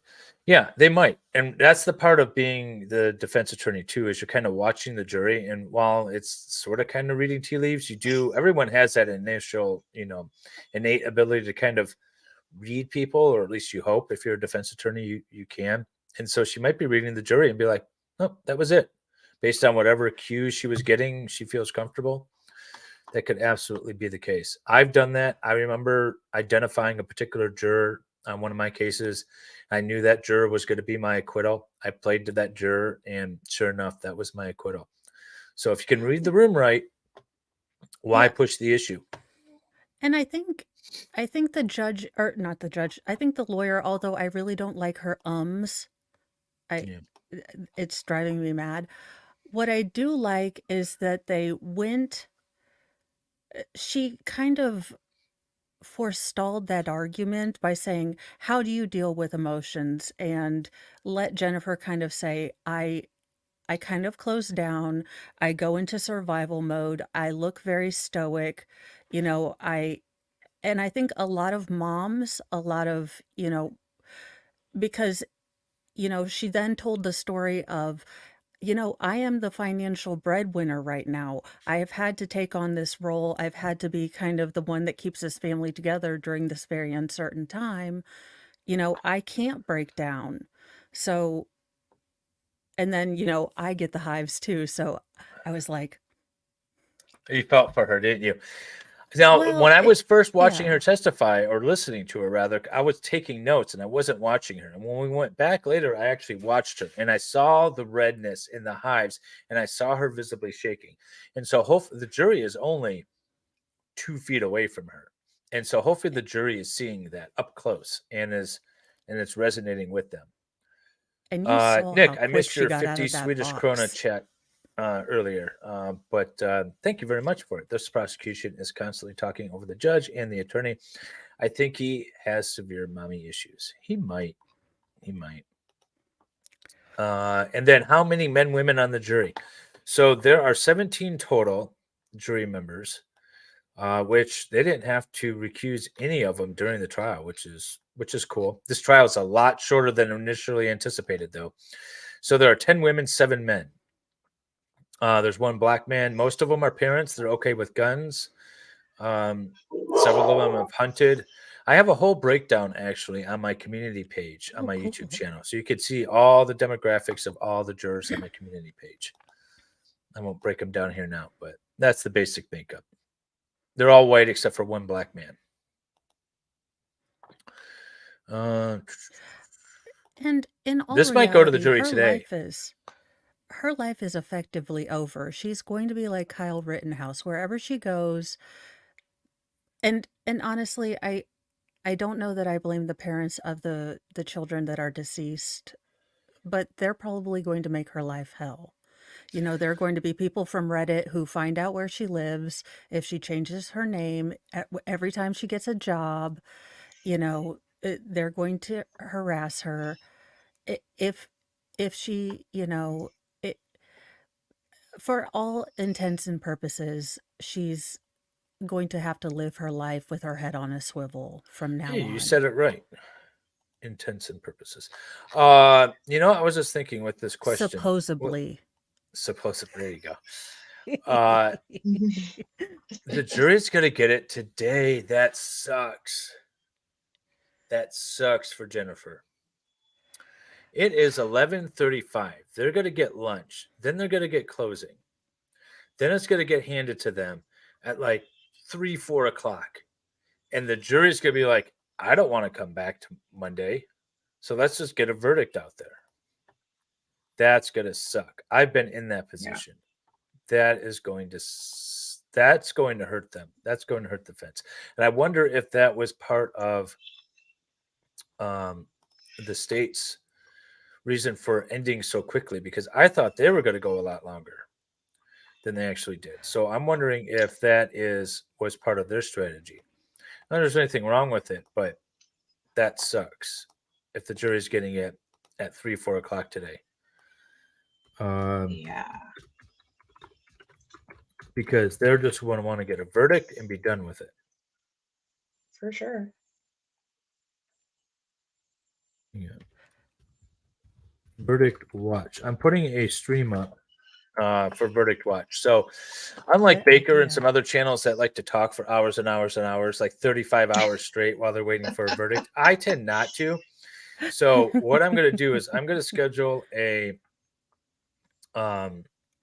Verdict Watch stream. I'm going to set it for 4:30 today. And then I'm just going to keep pushing it off and pushing it off and pushing it off. And when we get a verdict, we'll go live with that. So make sure you guys hit the notification button and subscribe so you get those notices the second they go out when we go live with the verdict. And then also, if you are a member, make sure you check in on my Discord, because we have a lot better live alerts in my Discord. If there's a verdict, everyone in my Discord knows about it immediately. So check that out. Oh, I know there was somebody who said that they were a new subscriber and had a question. I saw you pop in the chat and I lost you. Repost your question again and I'll try to grab it. I wanted to hit your question. That's what I was looking for. Okay, so someone said they bet that the state would wait until Monday to close because they can't find. They can't find what? They can't find notes or something. No, the state doesn't want to go to Monday. The state wants to put it on the jury late because a quick turnaround jury deliberation usually means a conviction. The longer they deliberate, the less likely it's going to be a conviction. And so if you're pushing the jury up, I had on Good Friday before Easter, we had sent a case to the jury, and the jury was like, well, we can deliberate all we want and go through all these forms and stuff like this, or we can tick one box and be done. And they ticked one box and was done. Literally, I didn't even have time to make it downstairs to the cafeteria before I got a call from the clerk saying they've got a verdict. I'm like, this is not going to be good. Let's see, David, can they do lunch in the jury chambers? Yes, they probably will. Actually, they've been doing it the whole time because the judge didn't want to force them down to the cafeteria to mingle with everyone else. So the judge brought in lunch specifically so that they wouldn't go down to the cafeteria. They were free to do so, but sort of encouraging not to. Do we know if they are being sued civilly or anything like that? They are. Yeah, there's several lawsuits going against them right now. Somebody did ask if she was found not guilty, will she likely be liable civilly? And I said, aren't there stuff going on? Yeah, I mean, because the standard's a lot less, it's possible. Think of O.J. Simpson, right? But a conviction in this case is going to equal a civil judgment in the civil case. So if she's acquitted here, it just makes the civil case harder, but it's not impossible. Most are the murders, manslaughter sort of people are more likely to be held. So, which I don't like because they're not convicted, but they're more likely to be held. Will the judge let them stay late? The judge will let them stay late. The judge has gotten agreement from the Oakland County Sheriff that his officers will stay as late as the judge wants them to be. So the judge will let them stay late. And it could be one of those situations. I don't think this judge will let them stay till like midnight. She won't make them do it. But if they want to take the weekend and come back, if the jury's on board with that, which I hope they are, then the judge will keep them until like 5 or so and then send them home. This court can, but I don't think it will. She's very mindful of the Oakland County Sheriff deputies who run bailiff services for the court, and she's not going to want to make them stay late. They're also going to have to keep the defendant in the building. So there's a lot of people involved. There's a lot of things involved with keeping the jury late. And so I think she's not going to keep them terribly late. She might keep them for, the court normally closes at 4:30. So she might keep them for like an extra hour, but I don't think it's going to be terribly late. Just knowing this judge, knowing the Oakland County Sheriff system. Please remember to hit that like and subscribe. Yeah. Let's see. But Shannon didn't put Jen's parents on the stand to push it longer, and she didn't. Yeah, but how much longer would it have pushed it? You know, she said they were going to be short and push it a half hour. I mean, I don't know. I think with the innate unlikability of this prosecutor and how he's handled himself, I think she's reading the room. And I think with what they've shown, like, we have these texts, and your son was a normal, okay, air quotes. Your son didn't pick up his room. Your son was kind of a dick when you asked him to do chores. Your son didn't do his homework and you had to go see his teachers. Your son, has one friend. Your son didn't want to sit on the couch, cuddle up and watch Hallmark movies with you. Uh-huh. You didn't go shopping at the Walmarts together and go to, go try on, new outfits together, skip down the street. I thought that was the most ridiculous line of questioning when he started doing that. I mean, So he we could have been saw with you at the Halloween pictures. party. He could have been with you at the Barnes. He didn't want to go. And then, yeah, like we saw the pictures. They went on quite a few family Yeah. vacations, like Yeah. more than I have, and my family's pretty close. Does Michigan randomly draw their jurors? Yeah. So Michigan, we have 17. 5 of them will be selected as alternates that are not allowed to discuss the case with anybody, can go home, and they will not be deliberating. But in the event that a juror member goes missing or can't fulfill the rest of the deliberation, they'll be called back. And it's randomly selected after the trial. So after closing arguments, then the random selection will begin. No, I already read that one. Sorry, I'm going back and forth. Let's see. I didn't see anything. Yes, it has to be unanimous. If it's not unanimous, either one way or the other, then it's called a hung jury, and the state will get another trial if they wish. Lefty, what's up, Lefty? Lefty's been around a little bit. He's interested in this case. Because he knows how ridiculous it is. Yeah. Okay, so Dave, I do have a question. Uh-huh. Say she's found guilty. Does this now set a precedent for, let's say, any kid that, DUI runs someone over? Let's say the gang of Utes who, stray freedom seeds go into someone because they were just, Jetson the sharks in the street, as you do, tap dancing, force multiplier fights, as you do. So a precedent is established by a court of appeals. This Oh, dang sets we'll say, more or less a pattern, right? But that's going to be the case whether she's found guilty or acquitted.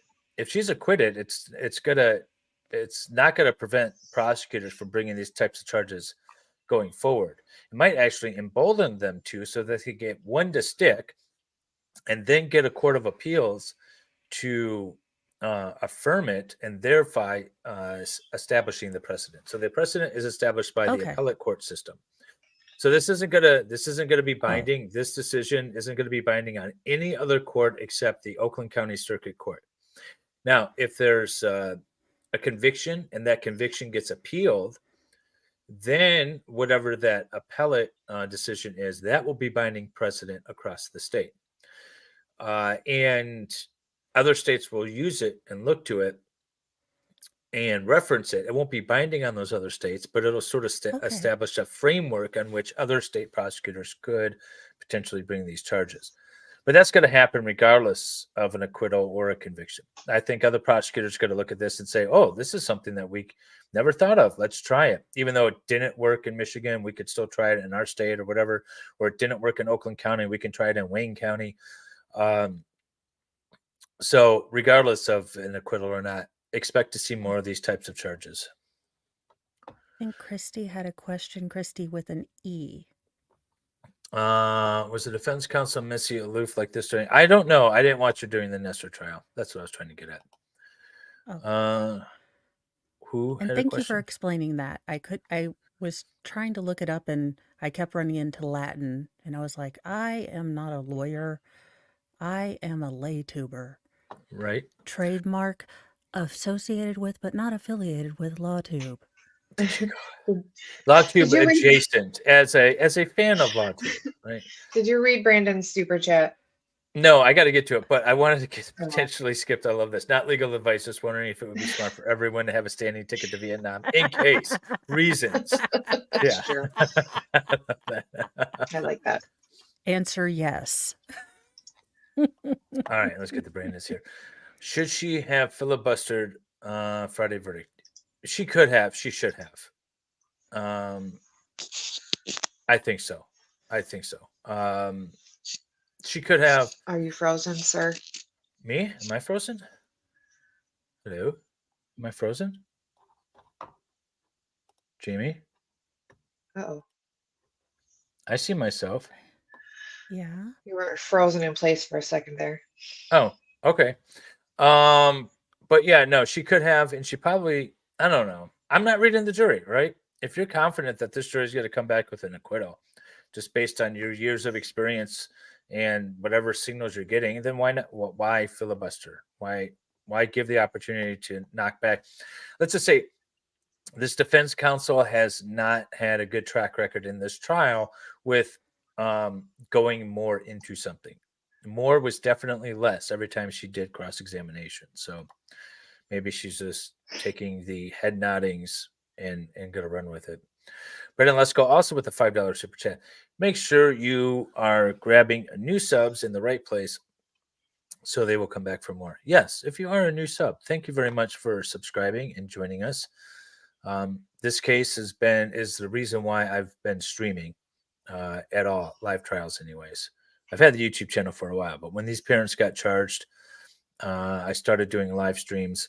First and foremost was breaking down involuntary manslaughter and what that actually means under Michigan law, and why I feel like from a legal standpoint, these charges are not legally sound.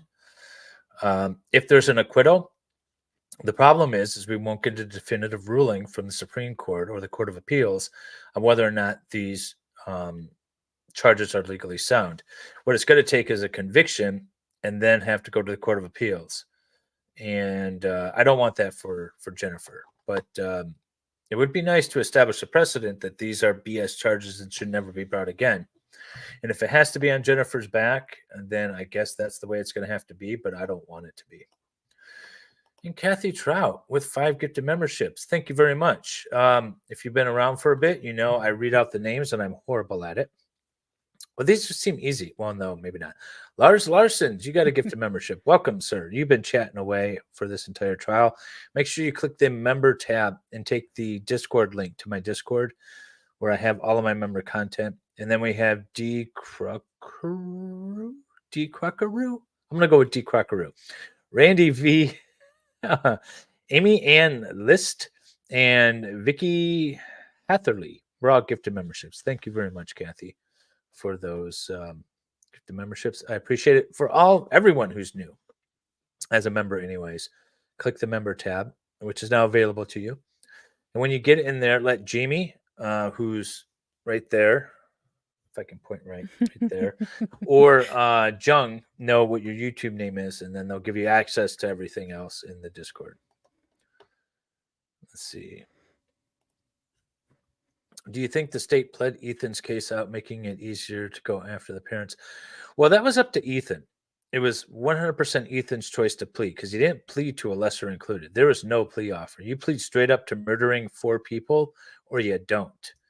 And he pled it straight up. So it wasn't up to the state.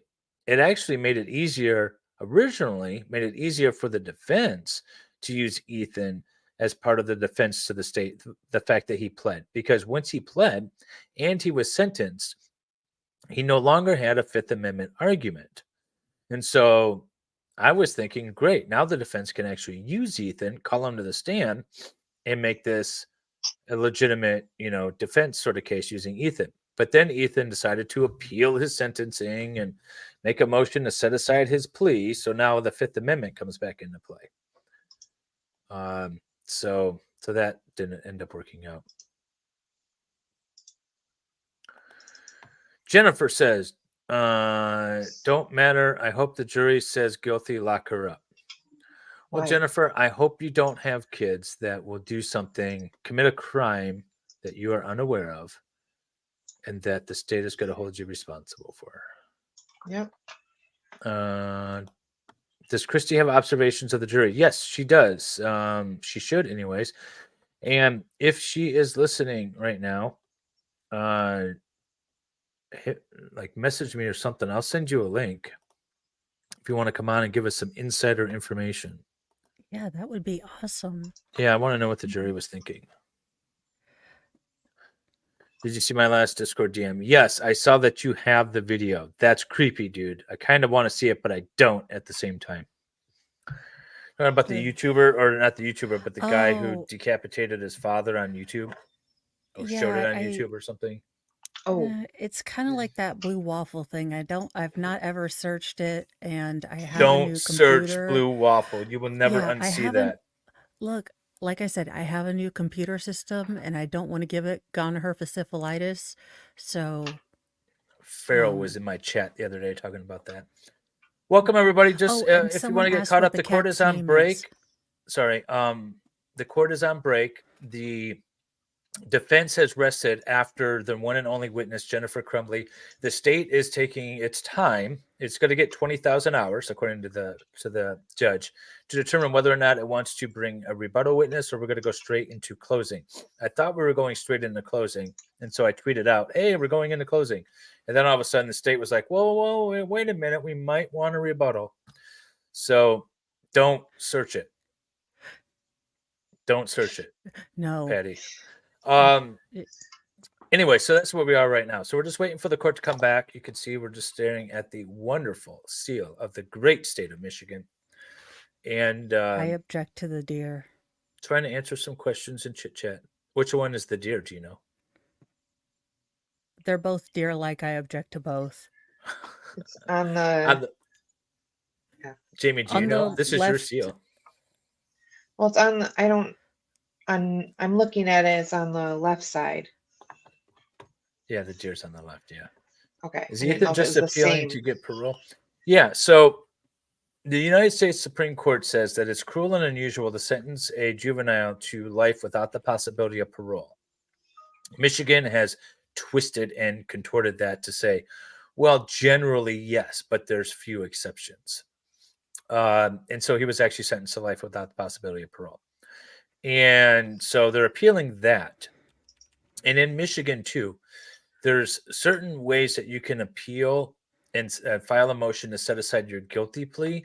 And basically, it's if you didn't get the sentence you were expecting, you can move to set aside your guilty plea. You could say, I pled guilty expecting I was going to get parole, right? And since I didn't get parole, I'm going to move to set aside my guilty plea. And I believe he is doing both of those at this time. So not only could he be resentenced and his testimony in his parents' trial affect that, we could actually see an Ethan Crumbley trial if his guilty plea is set aside and he's like, you know what, if you're not going to agree to parole, then we're going to trial. We could actually see an Ethan Crumbley trial. So that's why the Fifth Amendment thing came up. Oh boy. How would he? Well, he has court-appointed attorneys, JoJo. He has court-appointed appellate attorneys now. He had two court-appointed attorneys plus a court-appointed guardian ad litem for the trial stuff, and now he's got court-appointed appellate attorneys. How long do you think the cross-examination? I don't know. By the time we started, okay, well, let's take a look here. All right, so we had argument. She took the stand. Then we had a break because the judge was reviewing stuff. Then we went back.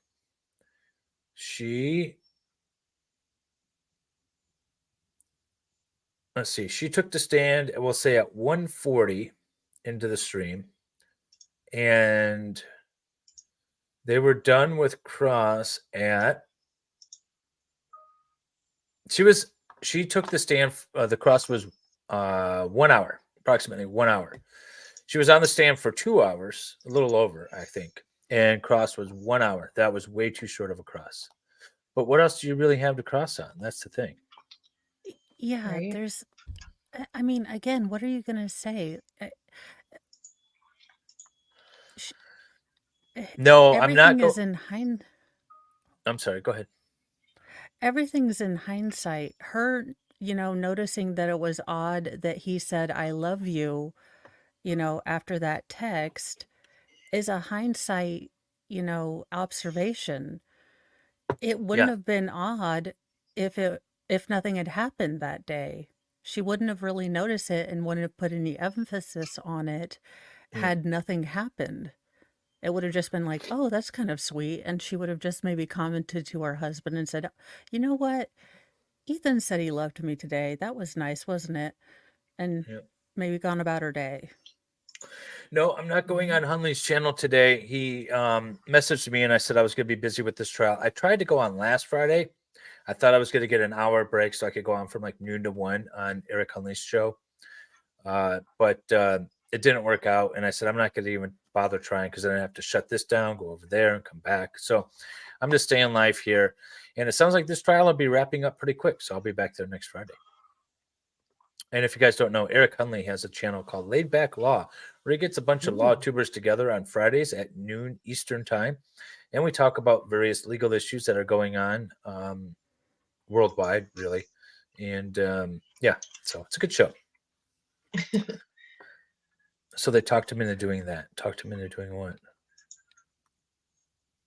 I'm not understanding the context, JoJo. Maybe What was she's that? talking about the plea deal for Ethan Huntley, or not Ethan. Oh, his attorneys. Possibly. Ethan Crumbley's attorneys talked him into doing it. Well, yeah, it's not really his choice. Well, at the end of the day, it's his choice to plead the fifth. But yeah, they would have counseled him like, listen, if you ever want to get the possibility of parole, you're not going to testify for your parents. And get them acquitted, because then you're never going to get parole. And our interest is to look out for you and you alone, not your parents, not your parents' case. You might be concerned about them. That's fine. It is what it is. But our job is to look out for you, and it is not good for you to testify in any way, shape, or form. Yeah, they changed it from laid back news to laid back law. Ah. You say Lexi has a question. Yes. Signing if someone is appointed more than usually just the complex nature of the case, they'll be appointed with Ethan's particular case. I think they appointed one attorney. Then that attorney said, "Hey, judge, I need someone to help." So they appointed another. And then the guardian ad litem, because he's a minor, the guardian ad litem acts as his guardian, lack of a better term, because his parents are incarcerated. So the guardian ad litem was appointed and to act as his parents also. So there was automatically going to be two attorneys, the guardian ad litem and his trial attorney. And then she must have said, because at one point she was by herself, and then later on she showed up with a co-counsel. So she must have asked at some point that someone be appointed to help her out. You notice that in what's her name? The weird people, the culty people out west that unalive their kids, and the wife, Lori Daybell, yeah, Vallow or whatever. Dong. The husband, he's going on trial, and his attorney filed a motion a couple of weeks ago, maybe a month ago now, and asked that he be withdrawn because he can't do it himself. And the court promised that they would appoint somebody else, and they didn't appoint anybody else. And it's like, I can't do this all myself. I need somebody. So therefore, I can't be effective if it's just me. I need to withdraw. To say same thing. No, I'm not on laid back law. I'm right here. Oh, are they stream sniping us? Is that what you're trying to say? They might be doing that. I don't know. But hey, guys, if you are. Oh, but yeah, so we are just currently waiting for the court to come back and for the prosecutor to decide if they're going to bring a rebuttal case, because the state has, or the defense has rested with only Jennifer testifying. Trying to find laid back. Are The they going state is live like, yet? what Scrabble tiles are we going to use to put together a case on this one? Laid back law's not running yet. They're just they're not live yet. I don't think. No, not yet. They're not stream sniping us. It's gonna be, that was kind of weird if they were. Let's see here. Everybody is stream. I know Joe was stream sniping me on Civil, was stream sniping me. Everyone wants in on what we got going on here, people. So be blessed that you were in my chat, because everyone else wishes they were in my chat right now. Oh, We boy. do. No, this case is just so interesting. It's Yeah. disgusting and interesting at the same time. Oakland County is so scummy. I don't even want to drive through it anymore. I live in it. I actually like Oakland County. I grew up in Oakland County. Oakland County was always been, it's been a good county to me. You know, it takes care of me when I needed things. But as of late, you know, the system is good. Everyone says that the system is broken, right? The system is screwed up. The legal system is screwed up. The political system is screwed up. The system is perfect. It's the people in this system that's the problem. And so if you elect scummy people, you will have a scummy system. So be wary of the people that you elect locally.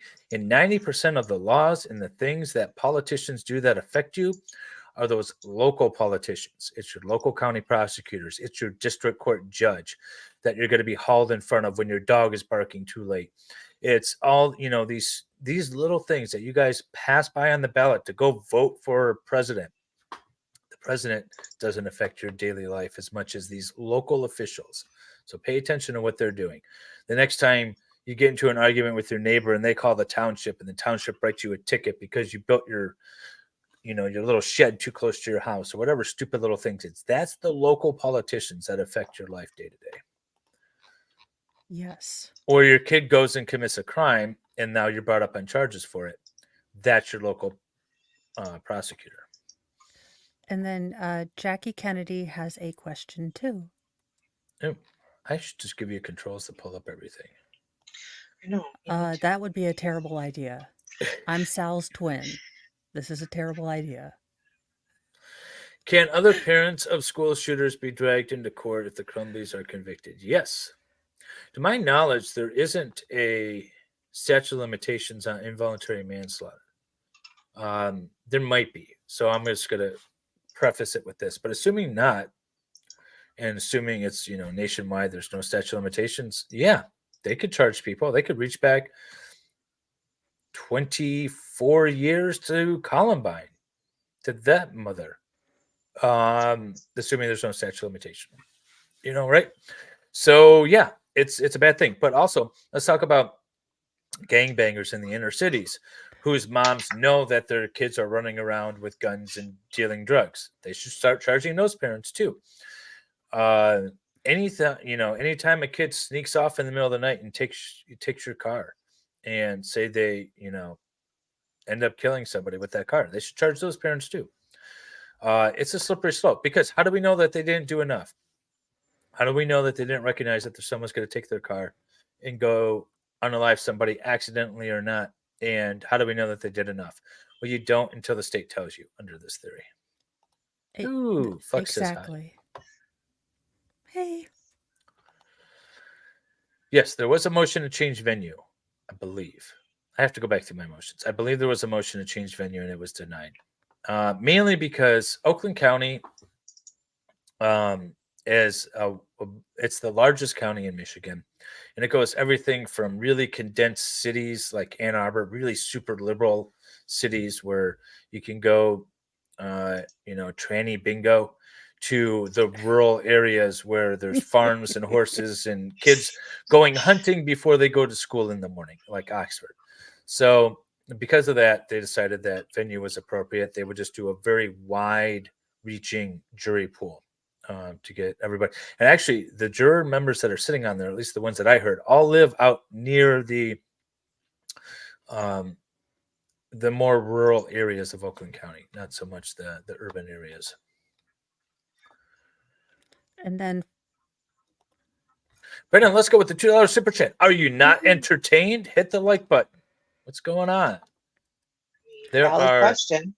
703 Okay. people and 457 likes. What is up?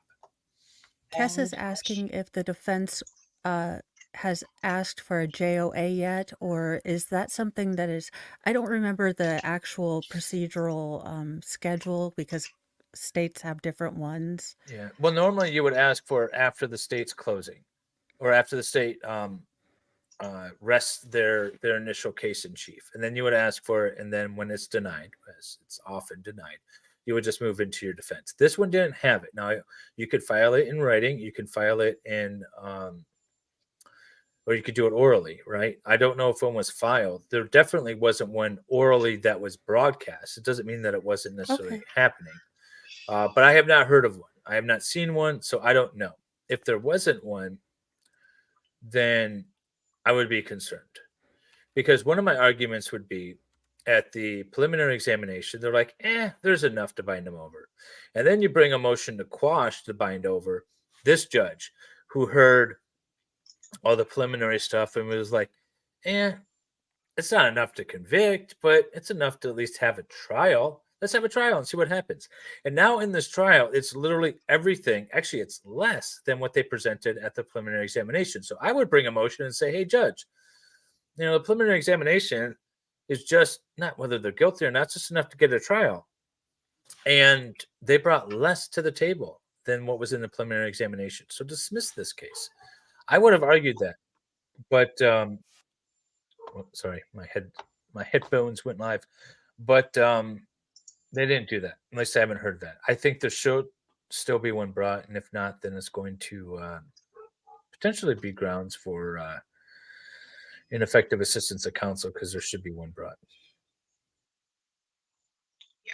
And Christy is ready for a link. She's back in the parking lot. Oh, have you DM'd me? Did you DM me on X or something else? Because I'm not putting a link out in the chat. You know what I just realized? I have gone into full mom mode for you. I'm like, I appreciate it. I'm checking your Yeah. chat, watching your questions. Why no other parents ever been charged? Because this isn't a normal thing. Like, we're creating a brand new law here. You guys are seeing brand new law being created. Everyone always asks, how do courts create law? This is how. They take a statute and they say, I think it applies in this case too. And if you twist it in your mind, you can be like, okay, if I really twist this, we could get there, but and then the court makes a ruling. The court said here, I could go to trial. And now if we have a conviction, it's going to go to the Court of Appeals. The Court of Appeals is going to decide, at the end of the day, we're going to say that parents can be held responsible for the intentional wrongful acts of their kids if they prove X, Y, and Z. And now we got a new criminal law, common law, criminal law. This is how law's been made for hundreds of years before statutes. But this is how law gets made. Let's see. But what about subject matter jurisdiction, sir? Yeah. We still haven't talked about that. Is it lawful law? That's the real question. Yeah, At the end of the but day, what is it about lawful law? honor? I am acting in honor. Yeah, right. How can you? Did you send me an email? I need to get a link to you so we can get on, and I want to hear what the jury has been looking like. All right, you can email me. You can DM me on Twitter. I don't know what else would be easier. Grounds. Dave, this is a good time to ask you a question. Can I sue Daryl Brooks for the mental anguish of the fact that I always say substain first now instead of sustain because Substain. of that absolute dingleberry? No, because you haven't been damaged. You've actually been rewarded by that. So, because that's an added bonus to your life now. It's just like Swayzer, Swayzer's not a I got my Swayzer's Swayzer, good. you got your Substain Swayzer. makes me sound like a moron. Grounds, all that good stuff. Adds context to your life. Don't sue him. Life sued him and he lost. Don't sue him. Well, Mr. Mo wouldn't go as the couple's Halloween outfit that I was going to have him do that year because I was going to dress as a sub and he's a male and has a male member. So we were going to be a subpoena. Well, because he says subpenis all the time. So that's what he thought that was not appropriate and no one would get it. I thought it was hilarious. So then I was going to have him. I was still going to be a sub and he was just going to have a stain on his shirt. So it was going to be substain. And he again thought like no that. one would get it. I want a shirt that says reasonable, prudent person. And for the longest time, nobody would know what that means. Unless you went to law school, you don't know what a reasonable, prudent person is. But now I want a shirt that says reasonable, prudent person. So I can wear it here. Hey, Stray. Have you been here long? Okay. Waiting on... Christy needs to send me a DM so I can get her a link. Christy, are you listening? I want to know what the jury is feeling. What the jury likes. I feel like Shannon must have been reading something from the jury. Yeah. Yeah. Let's see. I think there should be a minimum court time left for the jury to be. Yeah. I mean, that's the thing. I don't want to give it to the jury it's 12 o'clock now. It's 12:12. By the time we decide if they're going to do it, the rebuttal apparent, I don't know. Assuming the rebuttal is short and they go into closing, I don't want to give it to the jury at like 3 o'clock because then they have an hour and a half to fill out all the paperwork and have discussions. And that's going to be a quick turnaround. Every time you see these trials with a 2-hour turnaround or less, it's a guilty. How many pages or have they gone through and done the jury instructions, or is that going to be another 5 hours that No, it's not going to be douchey 5 hours. McSandwich is arguing with everyone about what he wants them to say? The jury instruction should be about 80 pages, but the thing is that it's divided in half. And so the first half of the jury instructions is given before the trial starts. And then the second half of the jury instructions is given. So it's 40 pages, but the pages are essentially like this, right? So we have an entire page and on it is going to be something like this. Or rather, this is the actual jury instruction. So the defendant is charged with the crime of involuntary manslaughter. You may consider the lesser charge of, well, that's not part of it. To prove this charge, involuntary manslaughter, the prosecutor must prove beyond the following elements beyond a reasonable doubt. First, that the defendant caused the death of, name the 4 students. That is that the 4 students died as a result of Jennifer Crumbley failing to exercise ordinary care when she knew her son was dangerous. Whatever. Though the parties come up with that language and everyone agrees on it. Okay. So I was just trying to think how much longer after closing, are they going to have to sit there? Because, like in the Brooks case or other cases, you had to factor half hour. There were another 8 hours, that they're going to have to go through paperwork. 20 minutes, half hour. Okay. Well, that makes 20 minutes, half hour. So if closing is, and remember, opening was short.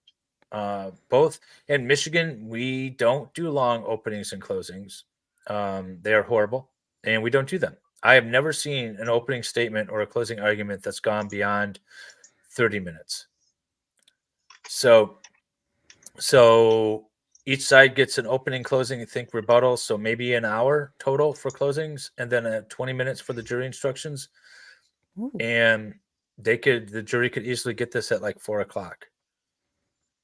If assuming there's no rebuttal, or assuming there's a small rebuttal, and they come back at like 12:30 in like the next 15 minutes or so. Yeah, so the jury could easily get this at 4 o'clock, which I don't like. Prosecutor doesn't have parents. He's not human. You got to check for the belly button. That's the clear sign. You always ask to see the belly button. Then you know if they're human or not. Is that it? That's it. You don't know that rule, Jamie? No. If you encounter a new person and they're a little off, you just ask to see their belly button. Then you know if they're human or not. Okay. Flex How many knows about that. papers You gotta are talk they to Flex. shuffling? I think I'll be done with my application to be the third-party intervener for Sarah Boone by the time they're done with this. Oh God, Right? Sarah Boone. Can we talk about Sarah Boone? If you guys don't know Sarah Boone, she's the one that played hide and seek with her boyfriend in a suitcase and then left him to die as she got drunk and filmed it. And As you do. as as one As is you wont do. to do. She has her 7th attorney file her a motion to. I thought they were getting on well. The last hearing, I was like, he's going to talk her into a plea. She's getting on with this guy. They're working together. This is going to be good. And then all of a sudden we get a letter. I've only met with my attorney once. And then he's like, all right, motion to withdraw. I'm done. I'm done with this woman. I so want to see a Sarah Boone trial where she represents herself. It's going to be Daryl Brooks with Shannon Smith. That's going to be the quality of it. Oh, yes. Well, it's either that or she's going to have to actually listen to someone. Or She's she's never gonna going be there to. forever. She's never going to. It's like the Treehouse murder case, right? So that guy represented himself. Although he did a fairly competent job, the reason why is because he wanted to go to trial and present an argument that his attorneys weren't comfortable with. And so they withdrew and he presented it himself.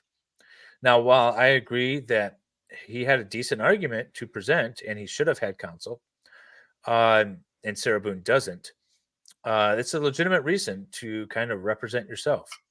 And it's not justifying it. It's a stupid idea. But I can't wait for a self-represented Sarah Boone to show up in court. Oh my God, the disaster that is going to be. And we got Steve Gosney with the media pass to get into the court for that case. That's going to be Oh. amazing. Can you imagine it? Allegedly, you don't know who I am. My name is Sarah Boone, and I won the spelling bee when I was in 4th grade. And I would just like to tell you that I am the best mother I have ever been. I am a model citizen, and I love America. I didn't do anything, allegedly. Not intentionally. It's not intentional. It wasn't intentional. Not intentionally. She should have Perfect. gone with it was a kink. Again, this is not how you play hide and seek. If you zip him up, you know where he is.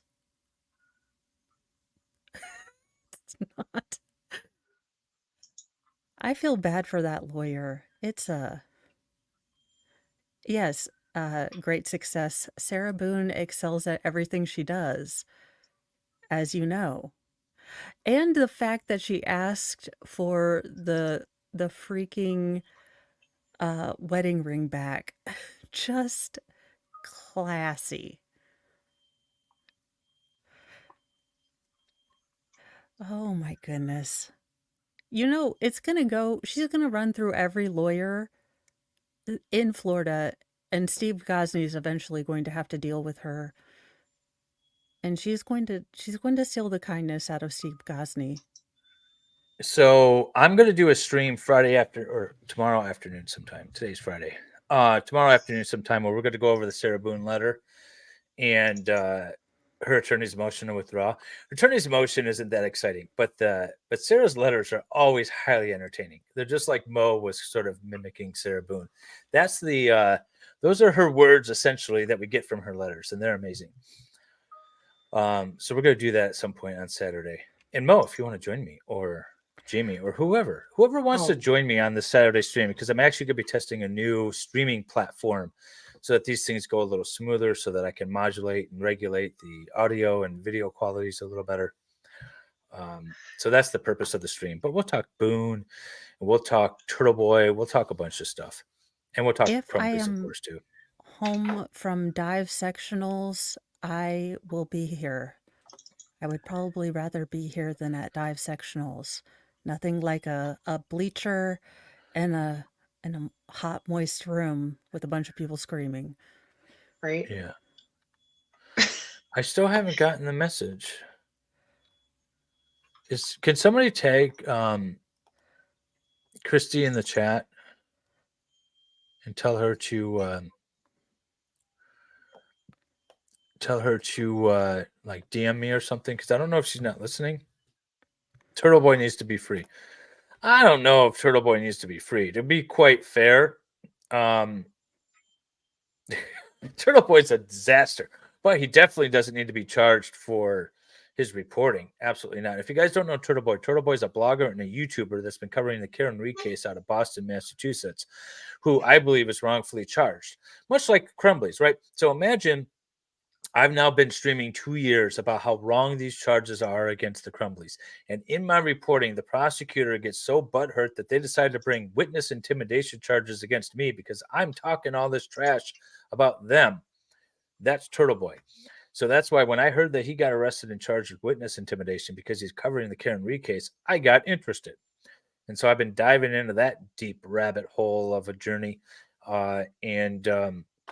Yeah, he's not my cup of tea. I'm not a fan of his style. I will say that. But, there's a lot of people, I'm sure, that aren't a fan of my style either. It doesn't mean what he's saying is criminal. What he's doing is not criminal.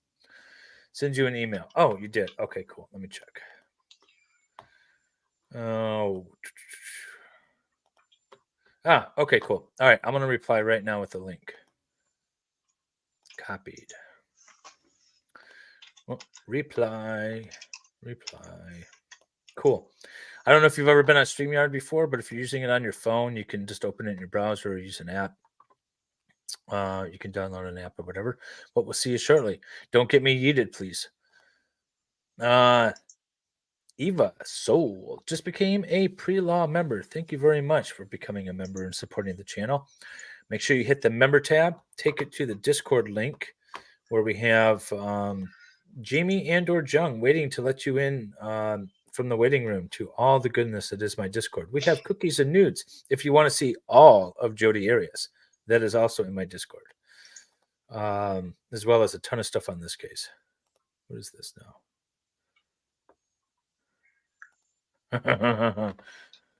Jen E, what did you chat? Okay.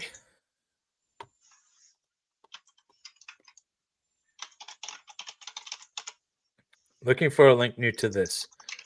She says, all right. No, she'll figure it out and then she'll be up in a second. I'm really curious to see what her take is on the jury. So if you guys missed it at all, Christy in the chat was sitting in the courtroom today, had eyes on the jury during the cross-examination of Jennifer Crumbley, and I am really excited. And here she is. Let me do this. Welcome, Christy. How are you? Good. How are you? Good. All right. So, did you have a good view of the jury while we were on cross-examination? Yes, I was right next to the media, so I could see the jury box. Oh, okay. But they're not really paying attention. They're not. I can tell you, all the men are not paying attention at all. What are they doing? What do you mean by not paying attention? Give us a visual. Paint us a picture. One has his head down between his legs almost. Is that the younger guy? There's one that's like 20. Okay. Well, I don't think he's 20. Well, he's juror number 10 or 11, maybe. You had said juror number 5 was taking notes. It's juror number 6. I'm mistaken. It's juror number 6 was really, really taking notes. Juror number 6, white female? Yes. Could you try married and retired compliance specialist. Her husband is a retired meat market owner and her daughter a special education teacher. She was on a jury years ago, but she remembers little about it. That's what I have on juror number 6. Juror number 10, that's the one that was very, very bored, head down the whole time. White Juror male, number- works in vehicle logistics. He owns several guns and remembers tagging along with his dad to the gun range when he was about 10. His best friend is a police officer in the jail, and his girlfriend is a personal trainer. Yeah, he's one that absolutely is not paying attention at all. He's already has his mind made up. Yeah. What were the other? So were they responding at all to Jennifer being on the stand? Or how were they responding to when the prosecutor was like drilling her? Were they like shaking their heads or nothing? No, not at all. The people that are sitting at where I'm sitting are doing the most being, and they have their minds made up. I think I'm the only one out there that has a different opinion sitting. If I'm going to give Shannon some benefit of the doubt here, if they are, if they essentially have their mind made up, I'm wondering if they gave off any indication during yesterday's testimony as to which way they're thinking, like just visual cues or whatever. Why is she so confident to cut her case in chief short and just end it now? Very short. Very short. And the prosecutors were both shocked. I think they were more mad than shocked. And when they asked her, if you guys could hear, her only witnesses were her mother and father. Yeah. Jennifer's mother and father. We're going to be short, Shannon said. So yeah. And so they seemed pissed. They seemed a little pissed on the video too. Yeah. Really pissed. Yes, they were absolutely pissed. Did you hear them like out in the hallway, like pissed. just? Yes, as I was leaving, he did say that he will do his closing today. Okay. Because someone said to him, "Are you gonna?" So he absolutely, yes, I will have my closing today. So. Yeah, they want to get this in front of the. Back at 12:35. Okay, so that's about 10 minutes from now. So they did say that they're going to do their closing today, which means that they're going to force this on the jury. So 12:35, they'll get going around 1. Assuming each side, if they're not doing a rebuttal, is going to take about in total, it should be about an hour for closing for both sides. So that means jury instructions should start around 2:30, which means that the jury's going to get handed this around 3 o'clock, which is what I anticipated. And at 3 o'clock, handing it off to the jury on a Friday sucks for the defense. I don't know. I think from what I'm looking at, I'm thinking the jury has their mind made up. I think only that one lady who's taking the notes might hold them up. Well, and that might be the one that, convinces the rest. Yeah.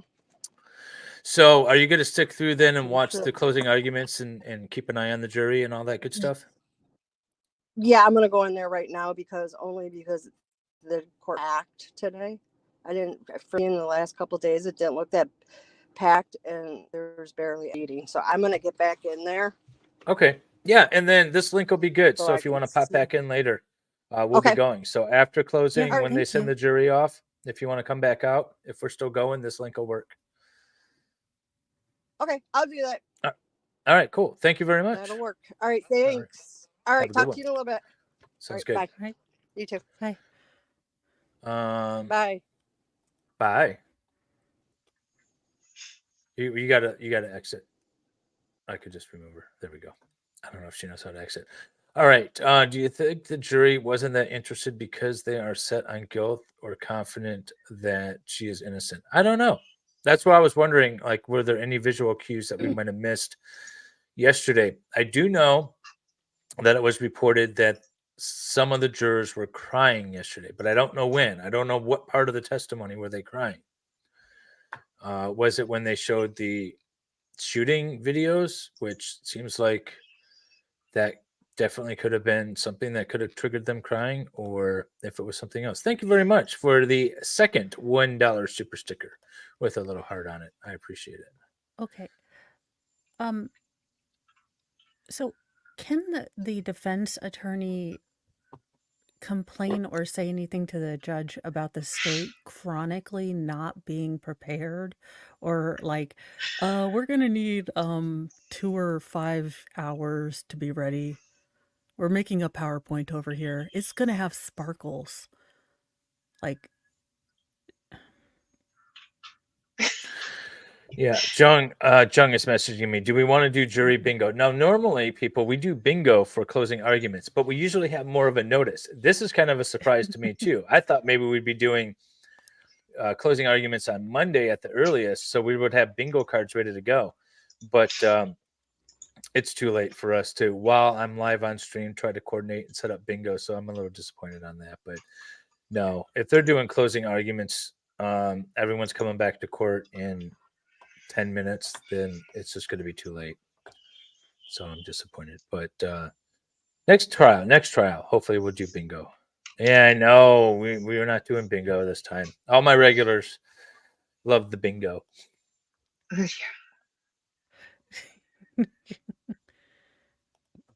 I think many of the people in the chat changed from guilty to not guilty after hearing Jennifer yesterday. A lot of people changed from guilty to not guilty throughout this trial.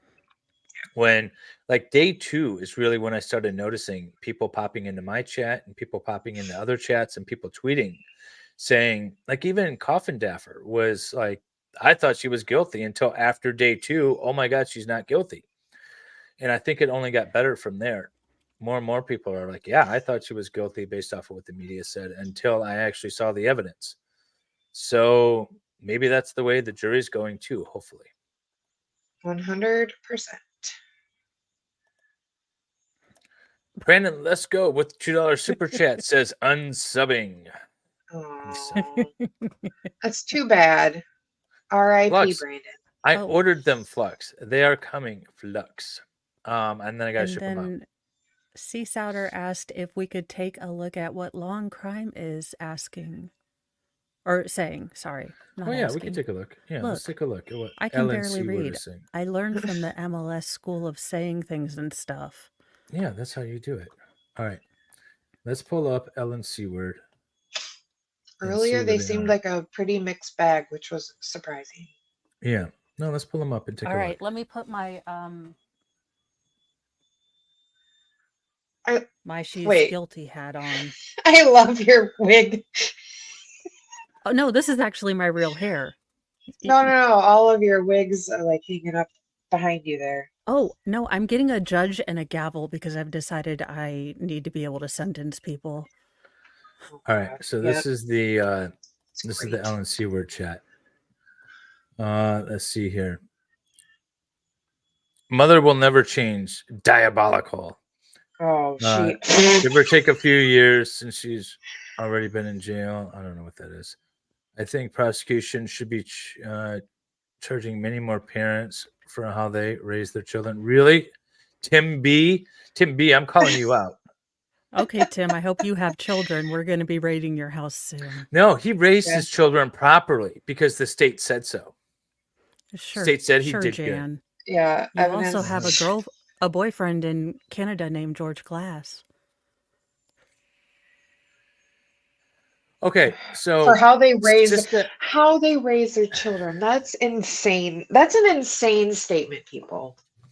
Tim B, you should go to jail for saying that. Jamie is a lonely troll. Who's Jamie? I'm gonna give Jamie a hug.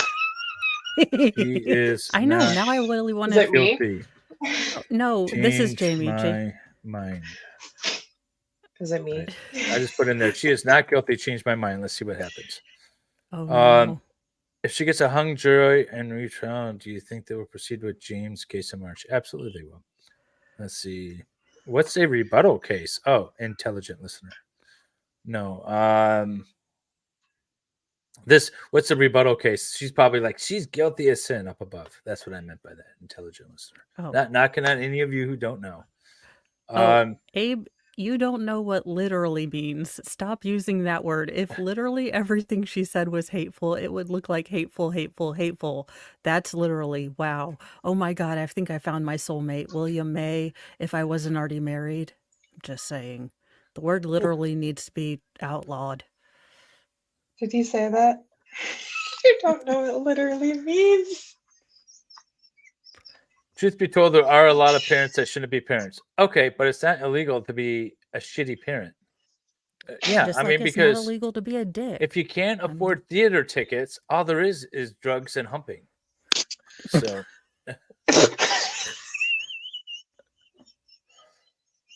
That's why I have 6 kids. yeah, Decent.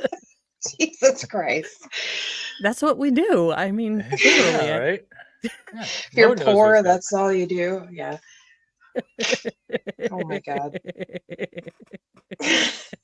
Let's see. This chat's going by fast. Let's see. Let her go home. Enough lives have been ruined. All right. I like amazing Deed. Yeah, good job. Ahmed. Not guilty. I don't think she thought he would ever do what he did. Oh, so that's Tim B. That was Tim B. That was just like saying what a shitty parent before, but not guilty. Okay. So all Well, these people are saying like she's a you're shitty parent, confusing. Yeah. but not guilty. Well, Guilty all I the don't- way. Negligence resulting in homicide keeps your guns away from your kids without adult supervision. Where is the evidence that they did not do that? Yeah, who's going to Guilty keep the all guns the away from way. Alec Baldwin? For flip's sake. What are you talking about? Who is that person? Denise? That's a great name. Wait, Denise. Who's Denise? The one that said what Probably you some just woman read. named Denise who watched a lot of Game of Thrones. Lock her up. Why though? Wrongfully accused Jen. I like that. Wrongfully accused Jen. I like trolling these other chats. Oh, Bingo. yeah, No, this is Wendy, so we're not funny. doing bingo.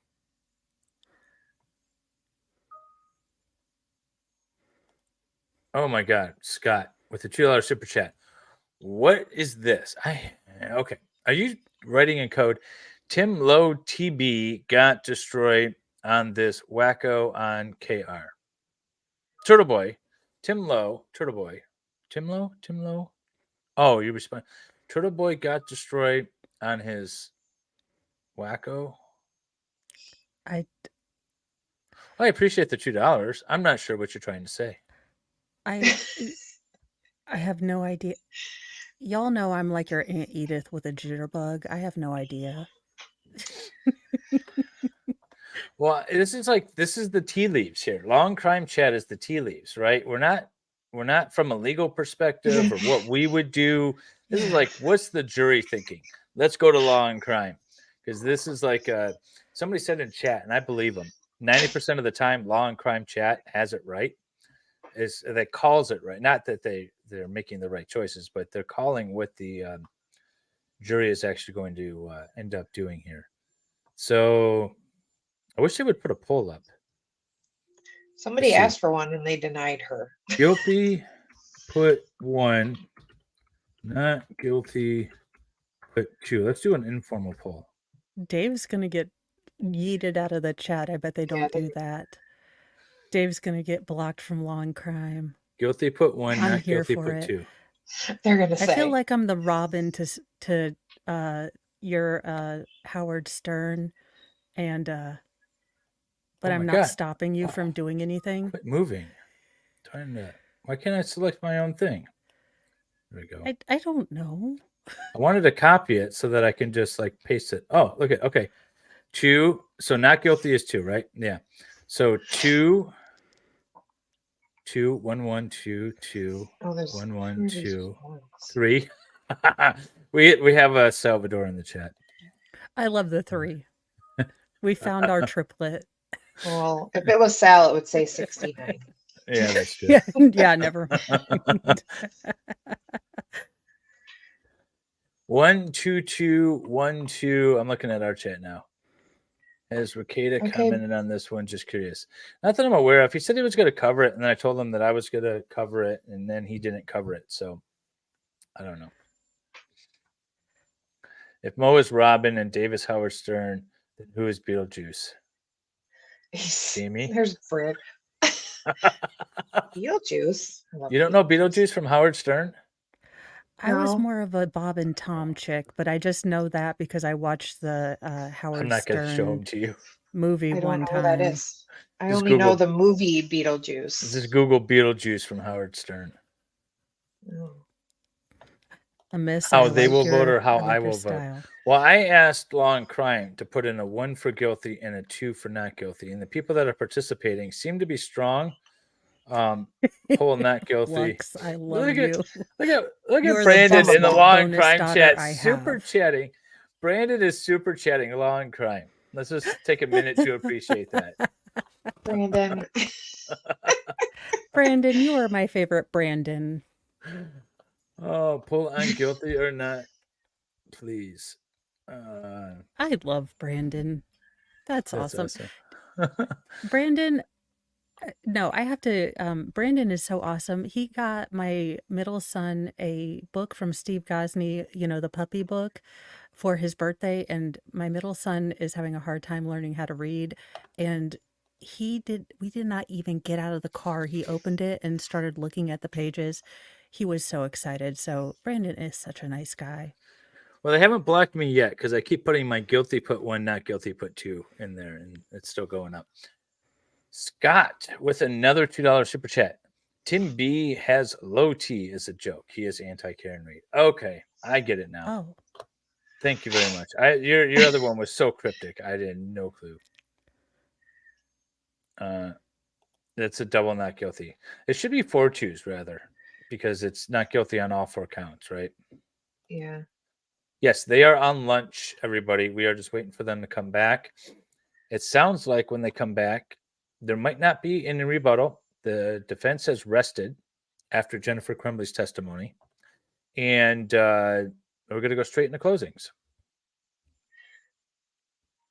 You should start Right now, asking we're these just- people what evidence was shown that they are guilty. I Well, love they these won't be able to stupid say comments. anything. Well, she didn't lock the gun up. Yeah. She gave him the gun. That's what's going to be the not guilty. Or Oh, the that's- guilty people are going to say. She handed it to him that day. He Have a knew good day at school, honey. They're not going to be Yeah. able to point to any evidence. They're just going to say, I know she knew. He's going to spend an hour and a half talking about how she had an affair. She spent a bunch of money on horses. Look at all the affairs. Look at all the affair. Look at the Look at this one. horses. I think the prosecution did a horrible job. I was expecting so much more from them. Yeah, because you were expecting actual evidence, right? And there is none in this case. According to I Am Dave said, Jamie, are feelings evidence? According to our society, yes, they are. Not to me, though. Yeah, feelings are always evidence. With a $2 super chat. Sorry, I'm late. Who is the wonderful redhead? Well, let's bring her center stage. Oh, Hi, I'm Mo in the Deep End. I'm a mom of 6. I am a lay person. I comment on trials, but mostly I do newsy news. So I do on the weekdays, 9 a.m. and 7 p.m. I do about an hour stream with news, mostly absurd news, current events, nothing too political, nothing about the Mesopotamia. I do a lot of wigs because I'm a former theater kid and my husband's stuck with me. And I just do that. And I also do Sarah Boone impressions and Donna Adelson. I've got, though, a Rush Bomb wig, and I'm pretty sure I can style it to do this douchebag currently, questioning. So I might do a douchey, parental skewering of this person. And usually has a lower cut skirt on as well. Well, yes. shirt. Sure. Oh, shirt. Oh, shirt. Oh, I wanted to see skirt. Can they sue? Well, I do can she- always wear skirts, so.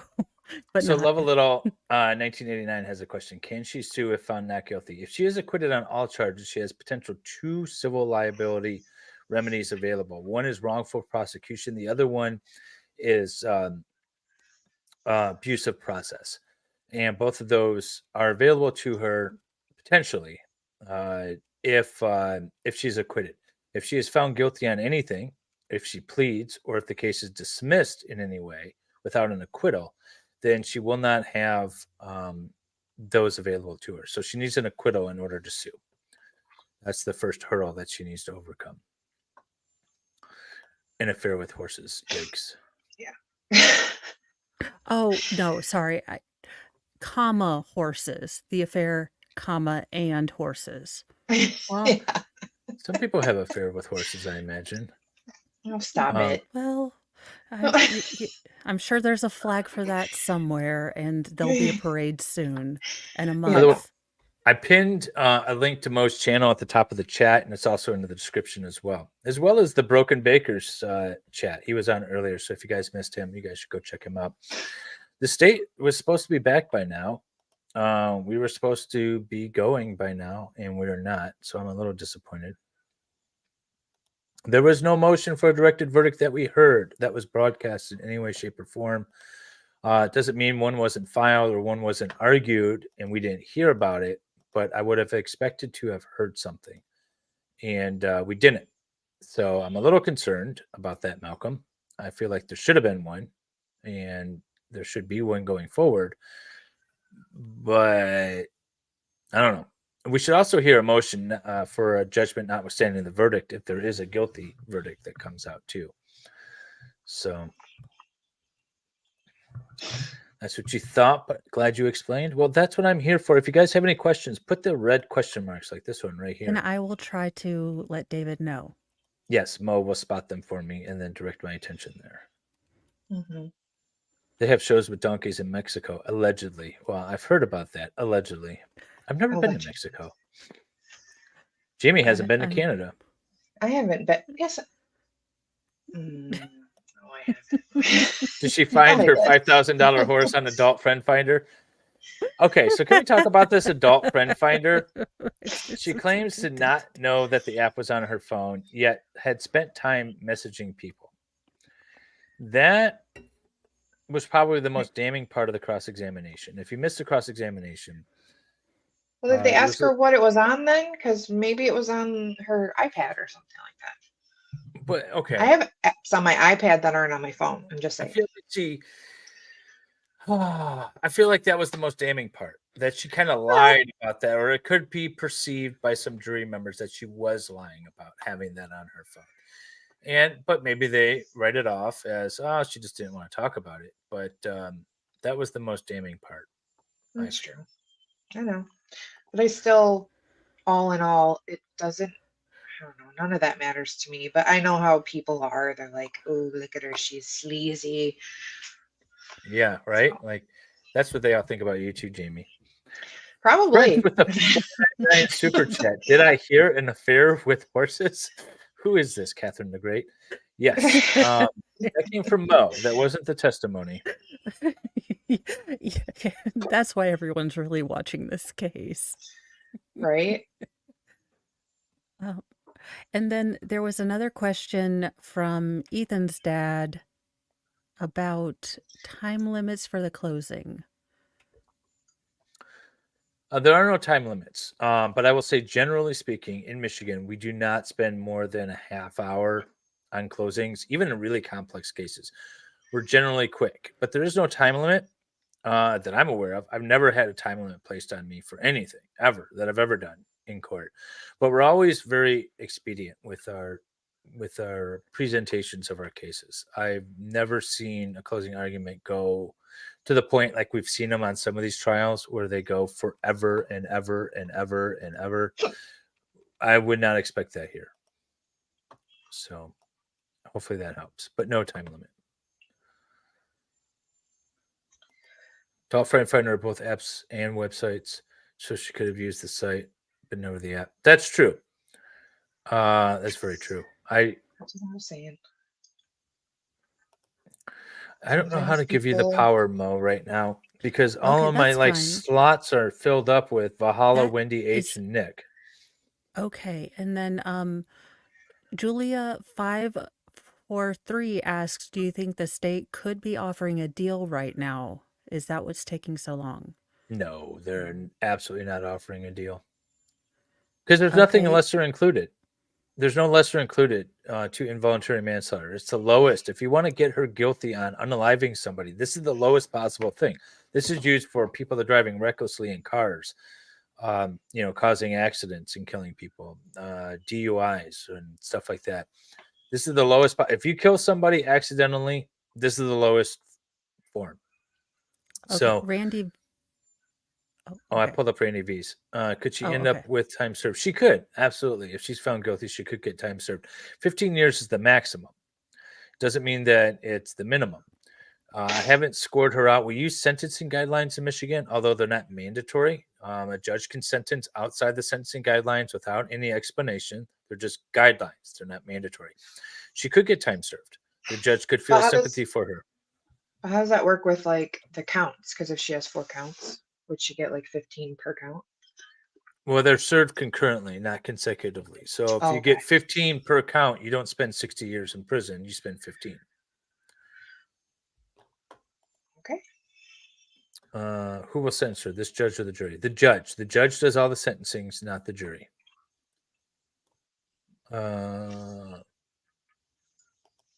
Yeah, absolutely. This is 100% political.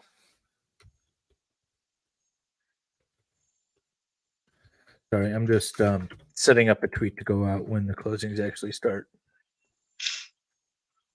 Like the trial in Texas trial. The hell you kicked me out. Oh, yes, the Border Patrol case where we had like 3 weeks of boring ass trial, and then when we thought we were finally done, then they had like another 4 weeks of sentencing in front of the jury. It was horrible. I'm glad you said worst. Thank you for that. Well, the fact he had no choice. You did it. You just see you later. It's like, I'm done streaming this. If you want to carry on, it's like, I guess I'll carry on. He ended it before they even came back, though. He walked away from that case too. Well, kind of. Yeah, he did. That was when we started Bradley Young. Oh yeah, let's talk about this. Thank you for the $5 super chat, by the way, Steve. Did you catch the part where Jennifer Crumbley said she took the gun away, meant phone and gun range? Prosecutor caught it, asked her, and let it go. He's going to use it. He's absolutely going to use it in closing. He's going to say, and she gave him the gun. How do we know she gave him the gun? Because she said for punishment, she took the gun away. She clarified and said, I took the use of the gun away at the gun range sort of thing. But no, he absolutely is going to. How do we know that he had free access to this? Because it was a punishment for him was to take the gun away. So we know he had the gun. I do know this judge. She's fair in sentencing. She's not afraid to sentence people to the max when it's appropriate, but she's also fair to give people probation, when it's appropriate. So I'd just say fair judge. Okay, Jamie, you got to take off? Yeah, I'm going to jump off real quick. But alrighty. Well, you have a fun I'll rest be of your back. day. The link will be here if you come back. Yep. All right. Jamie doesn't have a channel. Otherwise, I'd have her grift it. Yeah, you're fine. She just hops around. It's now Baker's custody time, so he's got to take her over. Will there be an appeal? Which issues? If she's convicted, there absolutely will be an appeal. I think the number one issues would be the legality of the charge from a legal standpoint. We're talking about a negligent case with an intentional wrongful act of a third-party intervener. That's historical, and I see a legal argument on that. I don't know where the courts will come down on it, though. The other two issues are the introduction of the text messages between Ethan and his friend without anyone to establish the foundation, nor anyone to be on the stand or cross, or impeach those text messages. You can't impeach a text message. He says to his friend, I'm having hallucinations. I asked my dad for help, and he just said no, and my mom laughed at me. How do you impeach that? Because you don't know if he's telling the truth. You don't know if he's exaggerating. You can't impeach that. So that's going to be the first issue. The second issue is going to be the journal. Now, with the journal and Ethan not testifying, they admitted portions of the journal under present sense impression, which I do not agree with at all from a legal standpoint. But in addition to that, they like the text messages. I don't agree that it's present sense impression. But in addition to that, when the defense then said, well, if you're going to allow these 5 or 6 snippets, then we should be allowed these 2 that we want. And the judge said, well, you don't get those 2 unless you admit the entire thing. And so she withdrew her request and said, fine, then I'm not going to admit them. I think that was a evidentiary issue as well. So those are my 3 off-the-cuff appellate issues that I see in this case. I don't see ineffective assistance of counsel. But then again, I don't know the outcome yet. But those are at least the first 3 things that I would argue. The dates don't line up at the time frame of the gun. Yes, but the dates don't line up at the time frame of the gun. I need more context because I believe you chatted this a while ago. And I'm failing to find the context. It's not your fault. I'm just late to get to your chat. So if you want to post it again and give me a little more context, I'll try to respond. Yes, parents own all minor child's properties in Michigan. Their children are not allowed to own property. It's just like when I gave my son when I gave my son his car at 16, like, look at my new car, look at my car. He's taking pictures of it. It's owned by me. It's registered by me. All those video games and TVs and all that stuff are owned by me. Now, if you get into a divorce situation where the court of equitable jurisdiction is dividing up property, then the court might declare in the judgment that these particular things are the children's, but it's not from a legal standpoint, such as I own them. It means that the kids can take them freely between parents' homes and stuff, but it doesn't establish a legal ownership.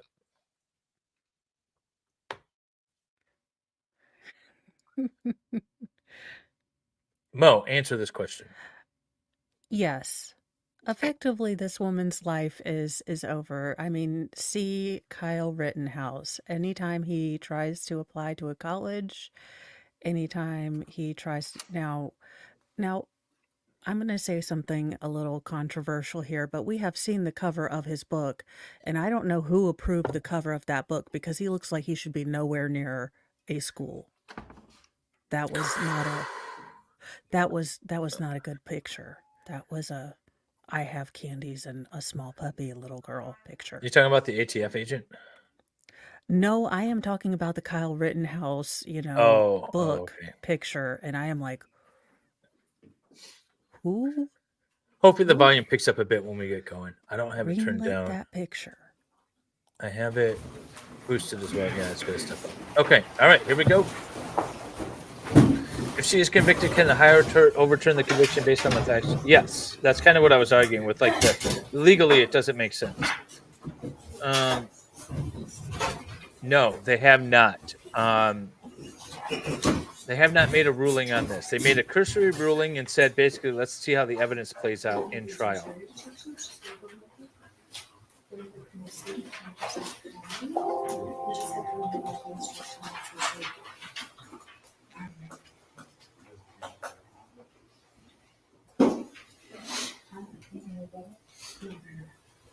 No rebuttal. Did you guys catch that? No rebuttal.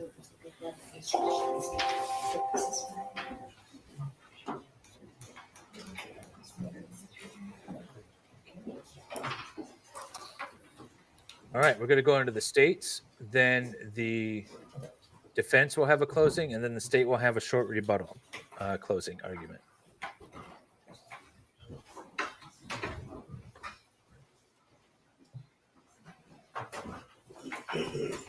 Your Honor, calling People v. Jennifer Crumbley, case number 22-279-990-FH. Karen McDonald on behalf of People. Thank you, Marquise. We got people. Thank you. I'm Shannon Smith on behalf of Jennifer Crumbley. All right. We previously drafted jury instructions. Not us. I'm not hearing it at all. Comment on the jury instructions, and I think it was about 2 weeks ago that I emailed a set of final jury instructions that I believe both sides agreed to. Yes. But I just want to briefly go over the instructions that were given find out if there's any fill-ins. And then we'll have a final set of jury instructions. I'll provide this to the jury, okay? So we're gonna give 3.1, 3.2. We're taking out 3.3. Yes, sir. 3.5. 3.6. 3.7. Closing arguments are starting now. Just getting all my notices out. 4.1. And I will retweet 4.3. those or 4.4. redo them. 4.5. I'm gonna bump your volume up a We don't touch. need any fill-ins there, that's general. Yes, sir. Right, okay. 4.5, How's my volume compared to the court, 4.7. everybody? We have not read the stipulations to the jury. You I don't guys- know if we plan to, on the keeper record stuff, do we need to? The things that were the subject of stipulations have been admitted. They've already been admitted, so I don't believe it's necessary, Judge. I Happy just- I Friday, didn't know if we Helene. put one of them on the record or, It doesn't matter to me. Normally, it's advantageous for stipulations to be read into the record, for example, in civil cases. I think with the defense arguments. counsel must have thought that they had enough, given the Exhibits that were the subject of the stipulation are admitted. jury anyway, response so or whatever. I don't know. yeah, these are just keeper of records, chain of custody. I don't think we need to. If there's anything that was not admitted as an exhibit, there's no stipulation that doesn't involve an unadmitted exhibit, right? Correct. Let me Actually, I'm not confirm. sure about Okay, that. okay, so Hey, anyway, Kinley, check your 4.7, DMs. 5.2, 5.3. What about 5.8A? I don't think that was No. used at all. Out, right? Oh, thank you, Judge. Okay, 5.8A is out. 5.10 needs to be amended. Oh, okay. Detective Legrowski was an opinion, or was an expert, but I don't believe there were any other experts admitted, were there? they're going No, over two medical the examiners standard jury did not instructions and they're figuring testify. out which ones they're gonna read to the jury and which ones Yes, they're sir. not. We stipulated to their autopsy Right. reports. So it's just Legrowski. right? Yes, Judge. All right. Brandon's just hanging out over in LNC word. He's like, oh, I forgot you guys are streaming this too. 16.10. There's several of those as to count one. 16.10 as to count two.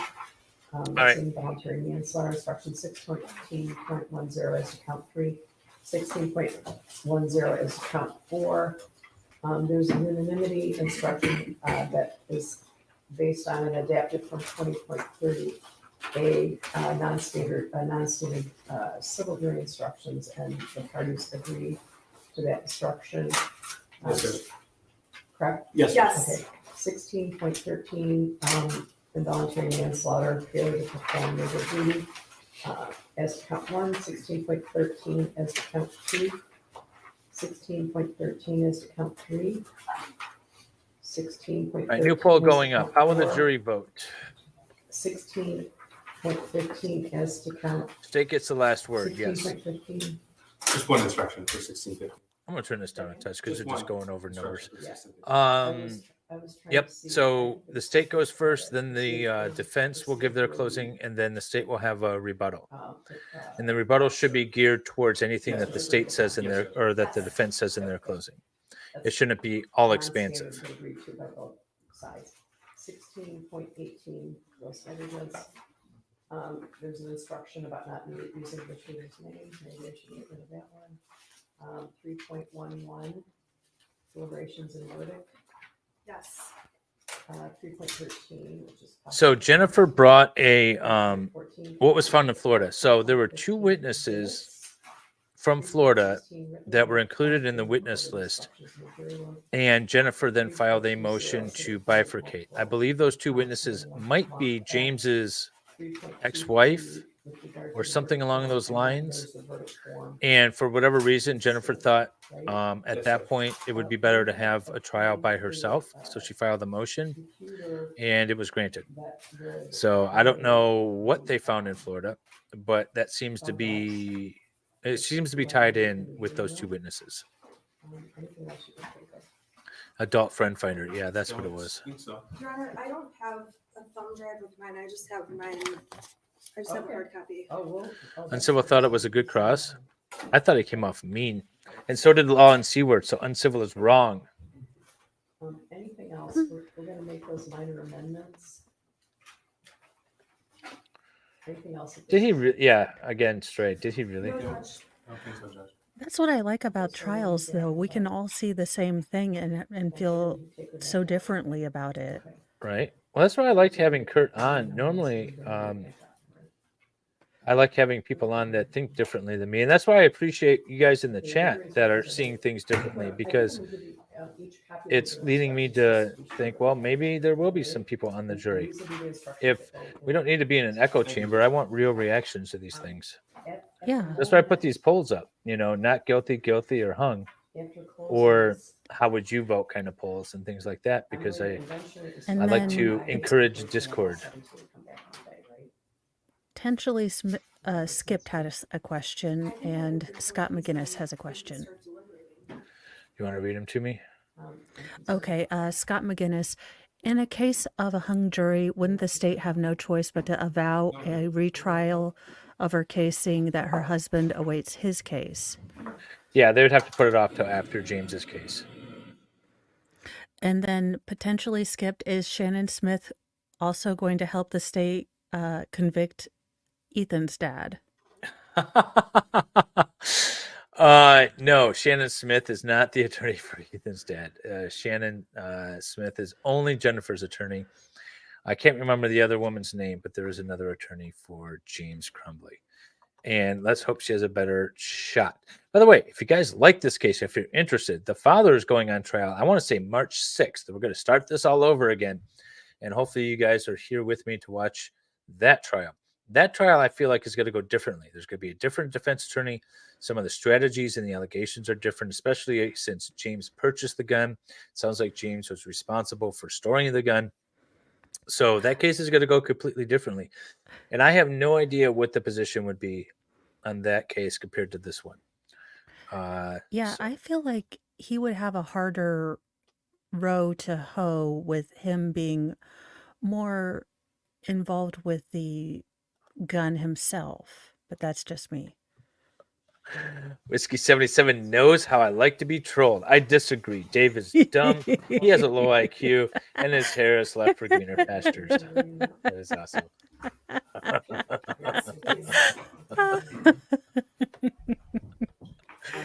There you that's go. great. Just take 1 second to set things up, Judge. Oh, he just got yelled at his wife by his wife for folding the towels wrong. Me? No, the prosecutor. And I'm gonna review those just to be sure that they're accurate before I send them in. Nope, they didn't allow it in. You would think the defense wanted it in, say that he has not been diagnosed with anything, but because he's not testifying, he's not waiving privilege, he's pled the fifth, none of it's coming in. So, but in the same turn, I'd be standing up there if I was Shannon Smith and say, the state has presented no evidence whatsoever that Ethan Crumbley suffered from any mental health issues, period. Let's start with that. They have presented no evidence that the defendant knew of any potential mental health issues, which don't exist. And we know they don't exist because they didn't introduce them. And, I would kind of like go through that whole thing. And they presented no evidence that she knew he was a threat to anybody.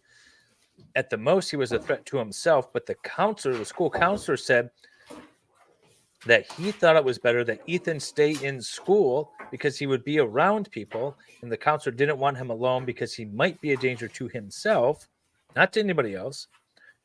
That they didn't allow him unfettered access to the firearm. That, they presented no evidence whatsoever to say that she knew, could have predicted this, could have taken reasonable steps to prevent it, and didn't already take reasonable steps as you would expect, such as hiding the firearm. That's how I would summarize my closing. We'll see what the defense has to say. What do you guys think of my closing? You think it would be effective? And then, Oh. I got 5 gifted memberships. Thank you very much. Roxanne wins. Helene T. Laknav Livik. Okay. Paulina. Paulani, Casey, and I am Dave. We're all gifted memberships. Welcome, everybody. Click the member tab. Take the Discord link to my Discord. Tell Jung you said hi, and she will give you access to the rest of it. It's where all my member content is. Ms. Smith, am I correct that you address? Yes, thank you. Prosecutor, any rebuttal? No rebuttal. Where does the line Ladies and gentlemen, stop? That's a good question, evidence in right? This matter has been concluded, and now that we hear closings, I want to remind you that closing arguments are just that. They are. It starts here first, and then it goes to the Court of Appeals for either its blessings or its Because the prosecutor has a castings. burden of proof, the prosecutor also has a right to rebuttal after the defendant's closing, all right? I think you're going to hear certain elements, again, of the crime charged, the crimes charged, and I'm going to be giving you written jury instructions that list those, just so you know, all right? I don't know. I'm not sure exactly what you're referring to, but it's not, it's his privilege in his case. It's not, I don't know. You're talking about the text messages to the attorneys? Maybe. I vote Mo always presents chat questions. I'm good So with that. we need to get Dave up to like 50K so he can pay me to be his. Well, okay, I'll have to share custody because I think we have to get everyone up to a bajillion people. So I can just be. No rebuttal. I am He said no. show. Yeah, it always seems like a good idea, but Oh, was Karen given the closing? She got a razor cut for this. Yeah, she's giving the and she got her balayage done. She is. Oh, and shoulder pads. I see shoulder pads. She is shoulder feeling pads strong back and in, powerful. God, I hope not. But she's apparently going full on Murphy Brown. just like right here. This is forward pretty far. Oh my God, say that again. She's going what? Full on what? Murphy Brown. That was awesome. She does look They like don't Murphy even Brown. look right. Look how they're winging out. Oh my God, this is terrible. I want it like almost in front of the witness box. Sorry. Okay, thank you. Good afternoon. We told you in jury selection it was going to be 3 weeks, and it's now been 2 weeks, so we're a little bit ahead of schedule. This is our time for our closing argument, and I'm going to spend some time going through the evidence, and I'm going to spend some time going through the elements of the crime. I want you to know that I have been watching you diligently, taking notes and listening. So what I'm not going to do is spend a lot of time repeating everything that was said from the witness stand, because I know that you all listened, and I also want you to know that I really appreciate that, and I know the court does too. I told you during jury selection that it wasn't going to be easy, and it was not easy. Listening and watching and thinking about 4 young kids being gunned down in their school is not easy. You listen to every witness, you examine the evidence, and I suspect that many of you feel the way that we do, that it's difficult. But we owe it to the victims and their families to say what really happened. And you've listened and you've done that. In our system of justice, we have different roles to play, and each role is different. There are people who think it's the prosecutor's job to convict people. I don't think that's the prosecutor's job. I think my job and our job is to present the evidence and the facts and tell you the truth.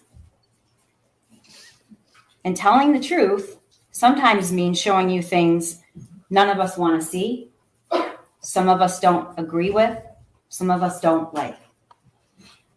But I believe that that's my job. We don't pick or choose the very best things, because I believe that you should have the truth. And I believe that it's not my job, nor is it right, to sanitize what happened in that school that day. Because if we don't tell you exactly what happened, then you don't know all the facts and you don't know what the truth is. That's bullshit. The defendant wasn't in that school. Yeah, she wants you to My see job the here, horrendous thing our that job, happened.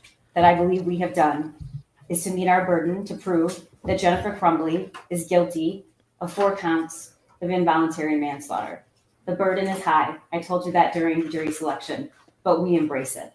And I believe that we have met that burden. It means that you had to sit and listen to a lot of very emotional things, a lot of emotional people who sometimes aren't emotional, but we're emotional for this, because what happened on that day, every single person in that building had never experienced anything like that in their entire lives. And I hope to God they never do again.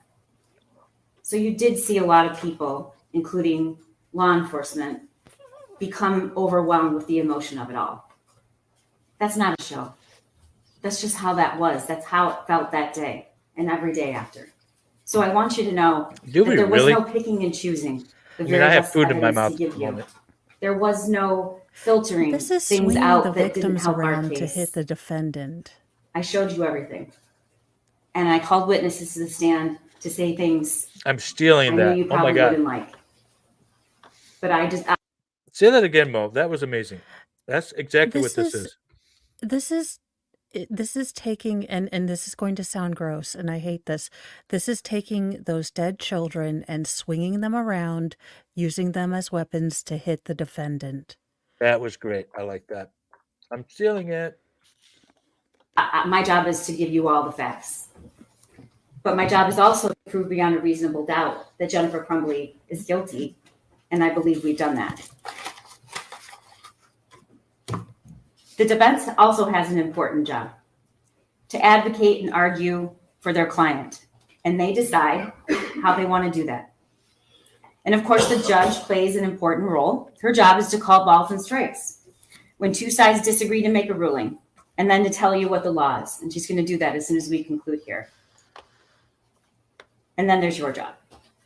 Your job is to decide what the truth is, what really happened, what are the facts, and then take those facts and find the truth and apply the law. The judge is going to give you instructions about the law, but I want you to go over what you now know, and I want you to think about it. And we're going to go over some of the evidence. But I also want to remind you that you're allowed to use your own observations and your own insight. And if there's something that you notice from the witness stand that I didn't say, you should rely on that. We can't possibly tell you every single little thing. And sometimes, ladies and gentlemen, the most important things are the things that don't get said. The most important things are the way the victim or the witness spoke, the way they answered a question. Yes, and I they're going encourage you to after rely Jennifer on your with that own one. perceptions of that. I want to start out by talking to you about the elements of the crime. Involuntary manslaughter. She is charged with. This case is based on 2 theories. You're going to have all this in their jury room, but hopefully I'm going to explain it so well you will have no questions. These are dependent on 2 specific theories. One is the gross negligence in the performance of a lawful act, and that gross negligence caused death, and in doing so, the act that caused death, defendant acted in a grossly negligent manner. The second is the gross negligence in failing to perform a legal duty. One, I have to prove that she had a legal duty to the victims. 2, she knew of the facts that gave rise to the duty. 3, she willfully neglected or refused to perform that duty, and her failure to perform it was grossly negligent to human life. And then 4, the death of the victims was directly caused by defendant's failure to perform this duty. Causation. The judge is going to instruct you, maybe more than once, and I'm going to say it, that there may be more than one cause of death. And it's not enough that the defendant's acts made it possible for the death to occur. In order to find the deaths of Madison Baldwin, Tate Muir, Hannah There St. it is. Juliana, and Justin Schilling were caused by the defendant, you must find beyond a reasonable doubt that the deaths were the natural or necessary result of the defendant's actions. I like how they're adding the You heard names the in evidence every that the time. defendant's son shot Madison Baldwin, Tate Muir, Hannah, and Justin. And as previously noted, there may be more than one cause of death. And defendant's acts or inactions need not be the sole cause of the harm.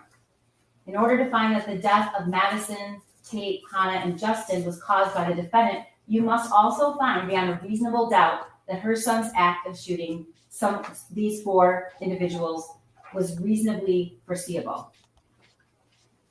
Now you look at that, all of that I have to prove. And it seems Just real quick, we are in Michigan, or the state is allowed to present alternative theories in criminal cases. So, yeah, that's allowed.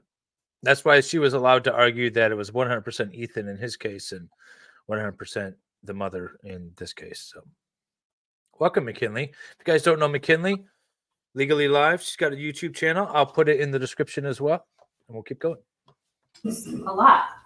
It seems like it's going to take a pretty strong case to prove that. It's going to take some pretty egregious facts, some unique, egregious, incomprehensible facts. And that's what we have here.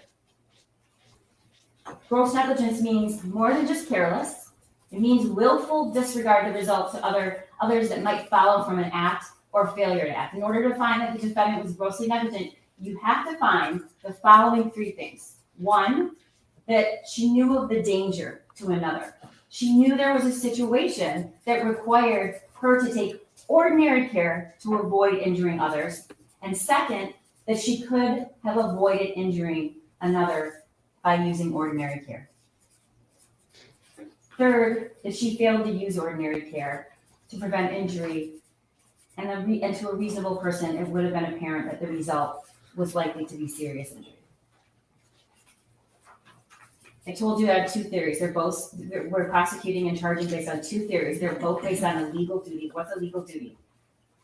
In Michigan, a parent has a legal duty to exercise reasonable care to control their minor child, to prevent that child from intentionally harming others, or prevent that child from conducting themselves in a way that creates an unreasonable risk of bodily harm to others.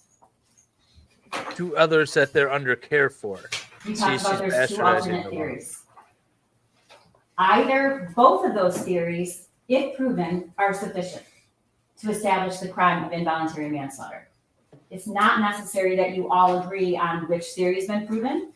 And as long as you all agree that we've proved at least one of those theories beyond a reasonable doubt, you can find her guilty. She's bastardizing the law. She's saying that they have a legal duty to protect your children from others. You don't. You do have a legal duty to protect your child, and you have a legal duty to protect your child if your child is harming someone else that you have a legal duty to protect. But if there's no legal duty to protect those 4 kids at the school, then this goes away. They're doing it based off of one really old case where a guy locked 2 kids in a bedroom for an extended period of time. They were like 6 and 7. There was a loaded gun. One shot and killed the other. But he was in charge of both of them at the time. I want to take you through the testimony.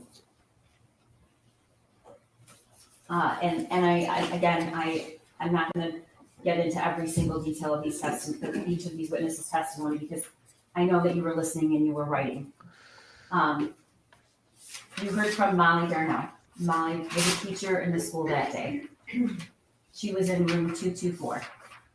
And she saw the firearm when it was raised, shoulder height, pointed directly at Why are her. they showing her picture? And That's what so she noticed weird. was there was no She orange testified. Why are we showing her picture? tip. You also heard her say that Again, she locked eyes with Jennifer Crumbley's son. they're as he was taking using that stance. Ethan's stuff. It's the same thing they did with Scott You heard her Peterson down in testify Florida. that she jumped to They the went right, thank all the way God, through just the in Nicholas time, Cruz case because again. the shot in her Basically. shoulder that she sustained was only inches from her heart.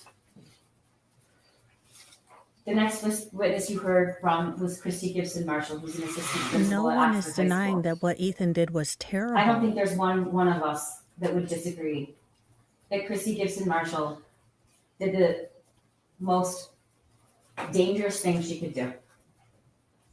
And she did not follow the protocol. She didn't know Ethan was the shooter. It's probably one of the most courageous Tried to things I've save a ever seen. kid. She walked to the shooter. She saw a student on the floor. And then, when she finally came face to face with the person who had shot this student, she didn't move. She just stared at him. And he didn't shoot her. She testified that she knew him. She was his principal in middle school. And she just couldn't believe that he would do something like that because she knew him when he was in middle school. You saw the video of that day and what happened. And he just kept going. And even after he left and she had no idea where he was going, she didn't go hide anywhere. She didn't keep herself safe. She bent down to render aid and assistance to that student. And when she rolled him over, she realized it was Tate-Muir. We all know that she didn't and wasn't able to save Tate-Muir. We heard from Tammy Batt, who sold the Caltech and the Derringer to James in June of 2021. She also sold the 9mm Sig Sauer to James with the shooter present on November 26th, the day after Thanksgiving. She testified that When's James her came in trial? and pointed right at the Sig and said he's had his I want eye to know on it. who the guy was tasked to like grab all their images She from the walked news us through the feed and process let's of put a purchasing a PowerPoint together. firearm. She talked about the trigger lock I'll be right statement back. Not provided me. to James upon purchase and the cable lock provided with November 2021 on that gun purchase. Next, we heard from Special Agent Brett Brandon, who's sitting right here. You heard that when he was informed about the Oxford shooting, he left so quickly that when his partner came back, his chair was still spinning. And he raced and drove up there as fast as he possibly could because it was very much his own community. You heard he went right in and he found Lieutenant Willis and he said, "Do you know where the gun is and do you know where it came from and do you need help?" And so he was responsible for finding out where that gun came from, which he did. He was also responsible, because he chose to be, and watched the surveillance of the video and helped to prepare search warrants. And you heard him testify that as soon as he saw that surveillance video, the one thing that stuck with him is this is not an inexperienced shooter. This is a shooter that that is proficient with a firearm, knows what he's doing. Taking shots, a lot of people wouldn't. And what he did was start going to gun ranges and ask people to say, because what he was thinking was, who taught that kid to shoot? He must have been to a range, and he was right. And that's how the investigation led to where Jennifer Crumbley's son learned how to handle a firearm that eventually resulted in killing 4 students in Oxford High School. Can you go back to that? Special Agent Brandon also testified that and showed the purchase and we showed you each one of those guns. He testified that there is a distinction between a Derringer, a Caltech, and then the 9mm. And what we really heard from him was that 9mm is a much more dangerous gun. It causes more damage to whatever it hits. The bullets are a larger caliber, and it's a very dangerous weapon. He showed you what comes with every gun purchase, which is the ATF pamphlet. He read to you about the warnings. There's a reason they put it in every single gun purchase. And its sole purpose is to protect kids from gun violence deaths. He talked to you about what a trigger lock is and the trigger lock statement. He showed you the Instagram post that's unforgettable. We don't have to really argue about whose gun that was. Jennifer Crumbley told us whose gun that was. She told us when she posted on social media, it was his Christmas present, and she told you in this trial. That weapon is not just that weapon. It is the defendant's son's gun. It was gifted to him. And not only was it gifted to him, she bragged about it on social media before the shooting. Special Agent Brandon also introduced all of the surveillance and the videos of the shooting range. And you got to see with your very own eyes the training and the preparation. Thank you very much. That the shooter ultimately used to kill 4 of his classmates. Thank you very much for the $50 super chat. I can only hope someone on the jury is feeling this as wrong as I do. I hope so as well. I hope at least one person is a holdout on this at a minimum, and it convinces the others. But I really appreciate the super chat. We all saw that. We actually Sorry, Mo, were you gonna say saw the something? last day he was practicing Oh, okay. to kill 4 of his classmates. And there was only one person with him, ladies and gentlemen, and her name is Jennifer Crumbley. And I want you to remember that video. And I want you to remember. Yeah, because he the told look his on mom, like, face Mom, I'm when that here, target like comes Frambo back. practicing. Yeah, I know, right? She taught him how to shoot. Well, first of all, he taught her how to shoot, but it's besides the point. She took him, therefore she's guilty. Again, I And- get you don't and he- like the Second Amendment, ma'am. We get it. You know. Yeah, 10, you could join the 4-H club. This Looks is so at it. dumb. I agree, C. Schroeder. And he's smiling. Special Agent Brandon also introduced the worksheet. You've seen the worksheet a lot. I bet you that worksheet's burned in your memory, and I wouldn't even have to show it to you. But what Special Agent Brandon testified to and showed you is that wasn't just a picture of any gun. It was a picture of his gun, which was the murder weapon. And he showed you the details, and we're going to talk about that later. Later. It should be quick. Oh, And next we heard from Ed Robrowski. Dave, you keep saying that, but I don't think she understands the meaning of that word. Because we're supposed to take this. And he testified for an entire day, and he had a lot of information. But he also He looks really scared in couldn't that help photo. himself from becoming emotional. And I know that you're going to remember this, but what an extraordinary thing. That's just not seen very often. He sat right there and he took you through every single action of the shooter and every single death from his memory. And he told you that he could do that because it's burned in his brain. These are seasoned law enforcement. This isn't an act. Come on, show the creepy one. They hate showing emotion. He probably will never forgive me. This guy likes showing Lieutenant emotion. Willis tells Just me the all wrong time how kind. much he really hates me for Your Honor, that. I would object. It's my opening. It's my closing. Your Honor. What a Just let me get witness through. tells her all the time, that's not evidence. I'll move on. Nobody likes doing that. Nobody likes doing that. Shut her down. That was a good objection. But it tells you something about what it was like that day. And despite what anybody will tell you, it is about the shooting. There are 4 counts of involuntary manslaughter. It's very much about the shooting.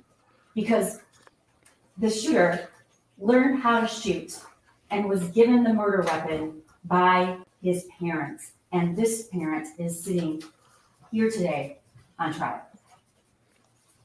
Okay. You'll be able to review the evidence. It was a lot. It's about the shooting But he because the talks about shooter's what parent cell is on phones, trial. Extractions are. Got it. And because of the cell phone extractions, we have a mountain of evidence. So the prosecutor was saying, look how emotional these guys were. When I talk to witnesses, they're often not emotional, like state officers, but these ones were so emotional. And the objection was, it's irrelevant what other witnesses have done in the past. And that was a proper objection. And it was good because it broke her up. And she's like, it's my closing. Oh, it was beautiful. That you saw. And yes, it's a lot of data. But you know what else it is? It's telling you exactly where the defendant was, who she was talking to, what she did, what she didn't do. And you can't hide from that. She tried. Yes. There's a lot of deleted messages. Yes. Which are not Fox Adam. coincidental. I don't think any of you believe that, but I'm going to tell you why they're not coincidental. He also talked to us about and showed you the messages between Jennifer Crumbley and her son. The messages between her son and his only friend. He introduced the voicemail that Jennifer Crumbley received the night before the shooting about looking up bullets. True. Pam That was Fine an didn't tell her to appropriate call back. objection. That's true. And she didn't call back because she didn't ask for a call back. We all know what she did do with that information. What she did do with that information is she texted her son, searching bullets. And we all know the phrases that we'll never forget. Did you show him your gun? No, I need to email the This is clerk the day though. before the shooting. Did you show him your gun? And the shooter responds, no, my God. LOL, I'm not mad. You just have to learn not to get caught.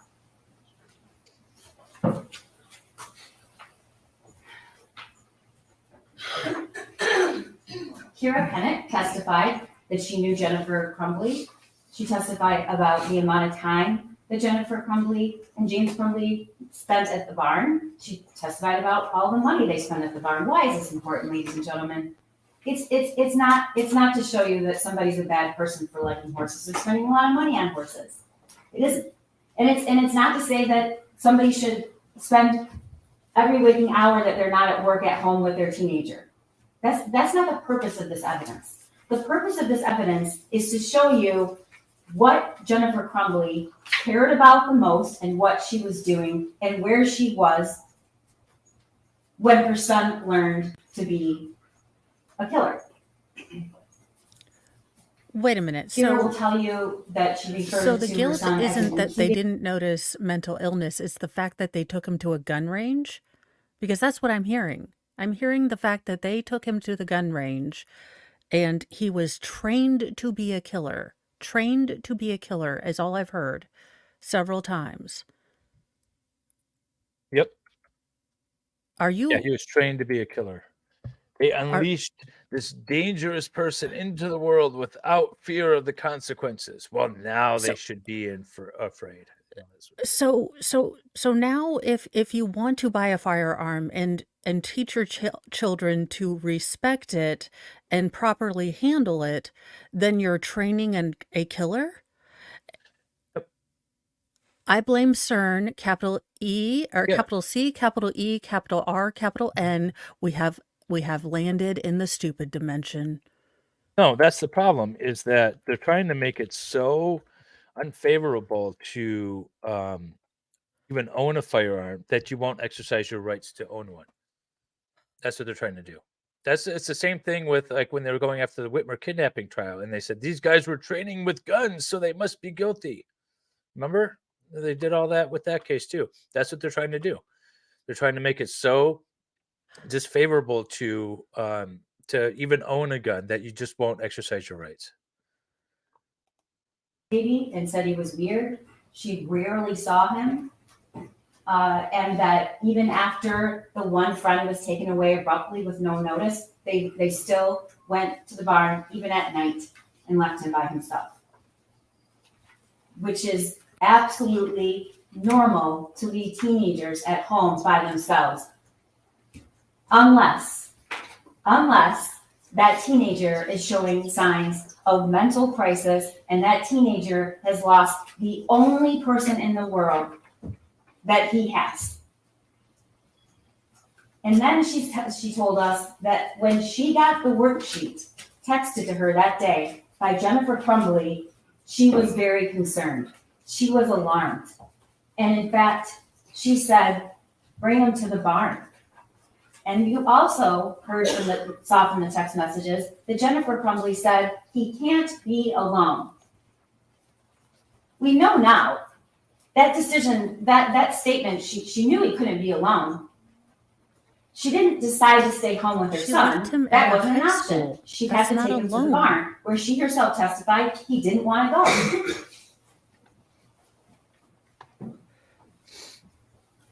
You heard from two people who were at that meeting that day, Sean Hawkins and Nick Ejab.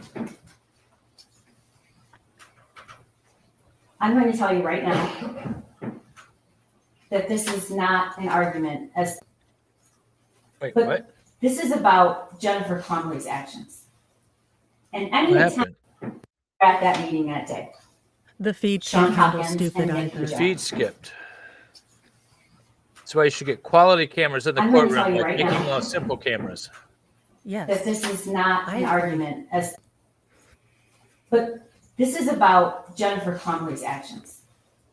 And any attempt to make it about what these two individuals did or didn't do, like it or not, who did not have any of the information that was so jarring. It's about what she knew and what she didn't say. Sean Hawkins testified that he was concerned enough that he called Jennifer Crumbley. And Did he her call the first police? response is, can you call his dad?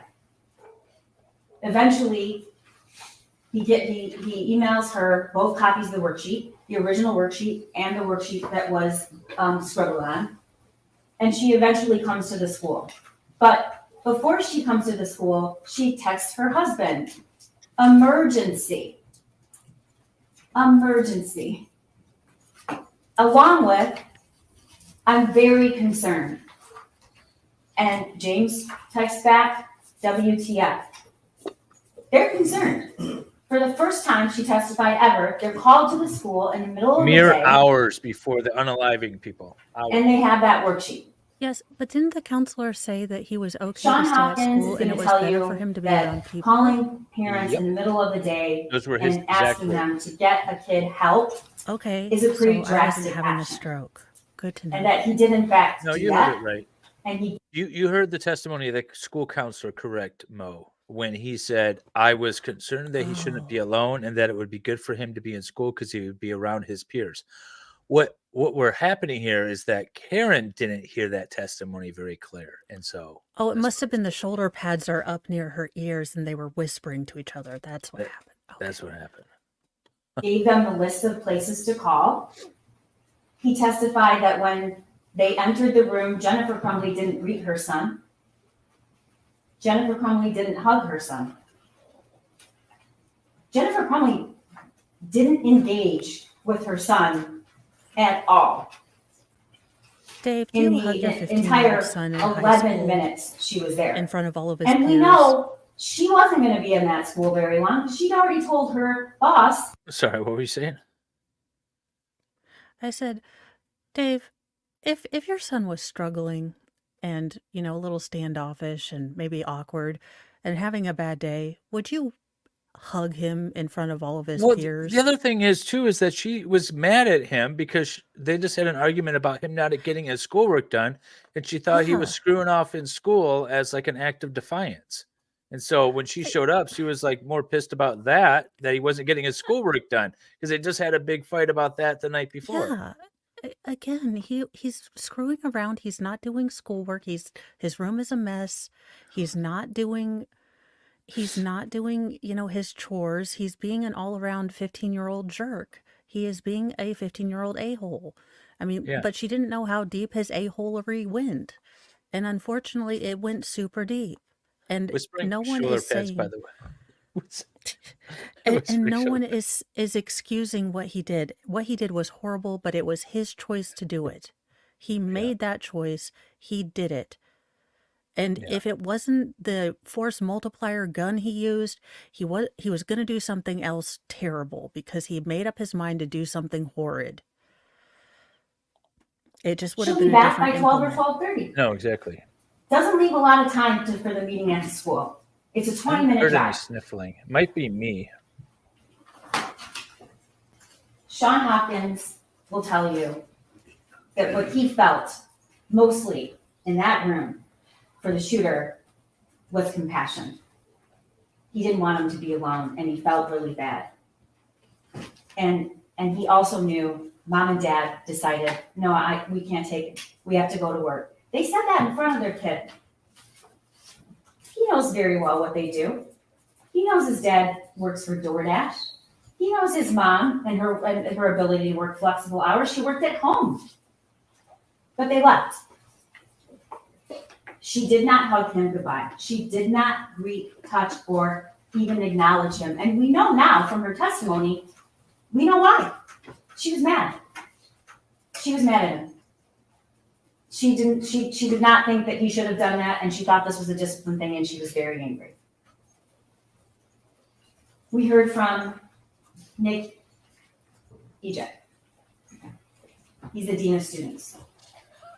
He also testified and laugh corroborated at what his Sean name? Hopkins told you, which is that the meeting was called. They were concerned about a mental health issue. They told mom and dad he needs services. Here's a list of the services, and they defended Jennifer Crumbley seemed irritated by it. In fact, when she walks into the room, she doesn't sit next to her son. She goes back here and stands. And that meeting ended with her saying, "Are we done here?" They're consistent about that. Nick Ejek testified he didn't think there was any risk. I don't like what he said, and I knew he was going to say it. But it's not my job to put witnesses up here and only say things that I want them to say that helps my case. It's my job to present evidence that's the truth, because you have to know the truth.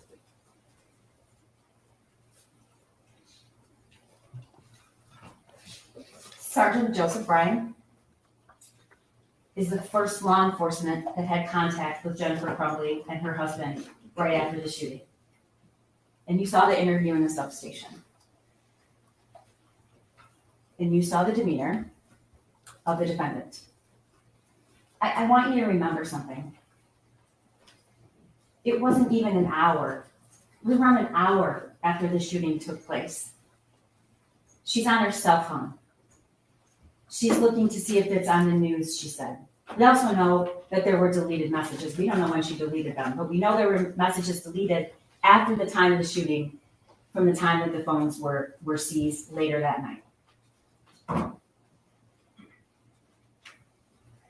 He asked about the gun, and you heard what she said, what they both said. It was hidden. It was hidden. She read the text message. Oh, he said he loved me. And she reads the text message. And then she said, I texted him, I love you back. It was 49 minutes later that she texted, I love you back. And it was after she already knew that he was the shooter. She doesn't say what the text after that is. She leaves that out. The text after that is, Ethan, don't do it. She doesn't say, well, we were at the school, but he was also caught searching bullets that night, the night before. She doesn't say that, and I told him, don't worry about it, just don't get caught. She doesn't say that they had just purchased the weapon and it's not secure. What do they say? The very first time they are asked about what Jennifer Crumbley's asked, where was this gun? The very first time, what did she say? It was hidden. She does not say there was any locking mechanism at all, and neither does James. It was hidden. You're at the police station. Your son's in the next room. You know the murder weapon was the weapon you just purchased for him. And when you're asked where it was, you say it was hidden.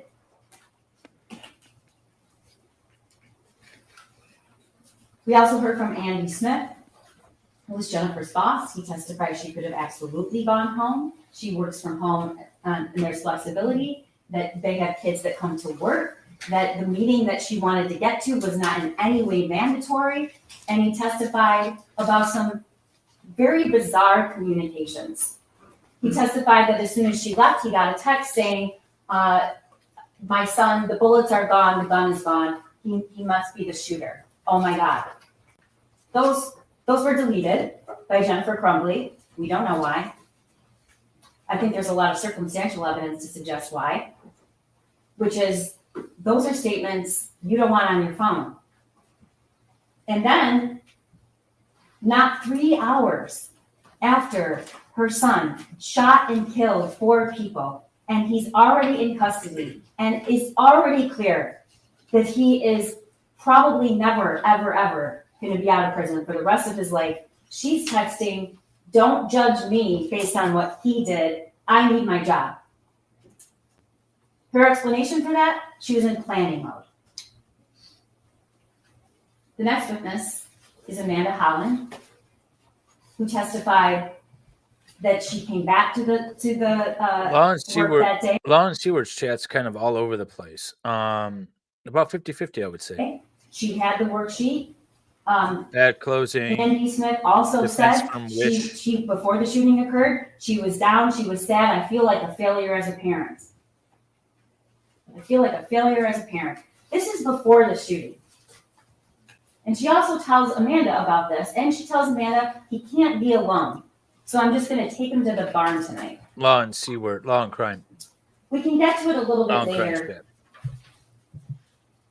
I guess what's really hard to comprehend is how before the shooting, just based on the meeting and what she knows and the drawing, she thinks she's a failure of a parent.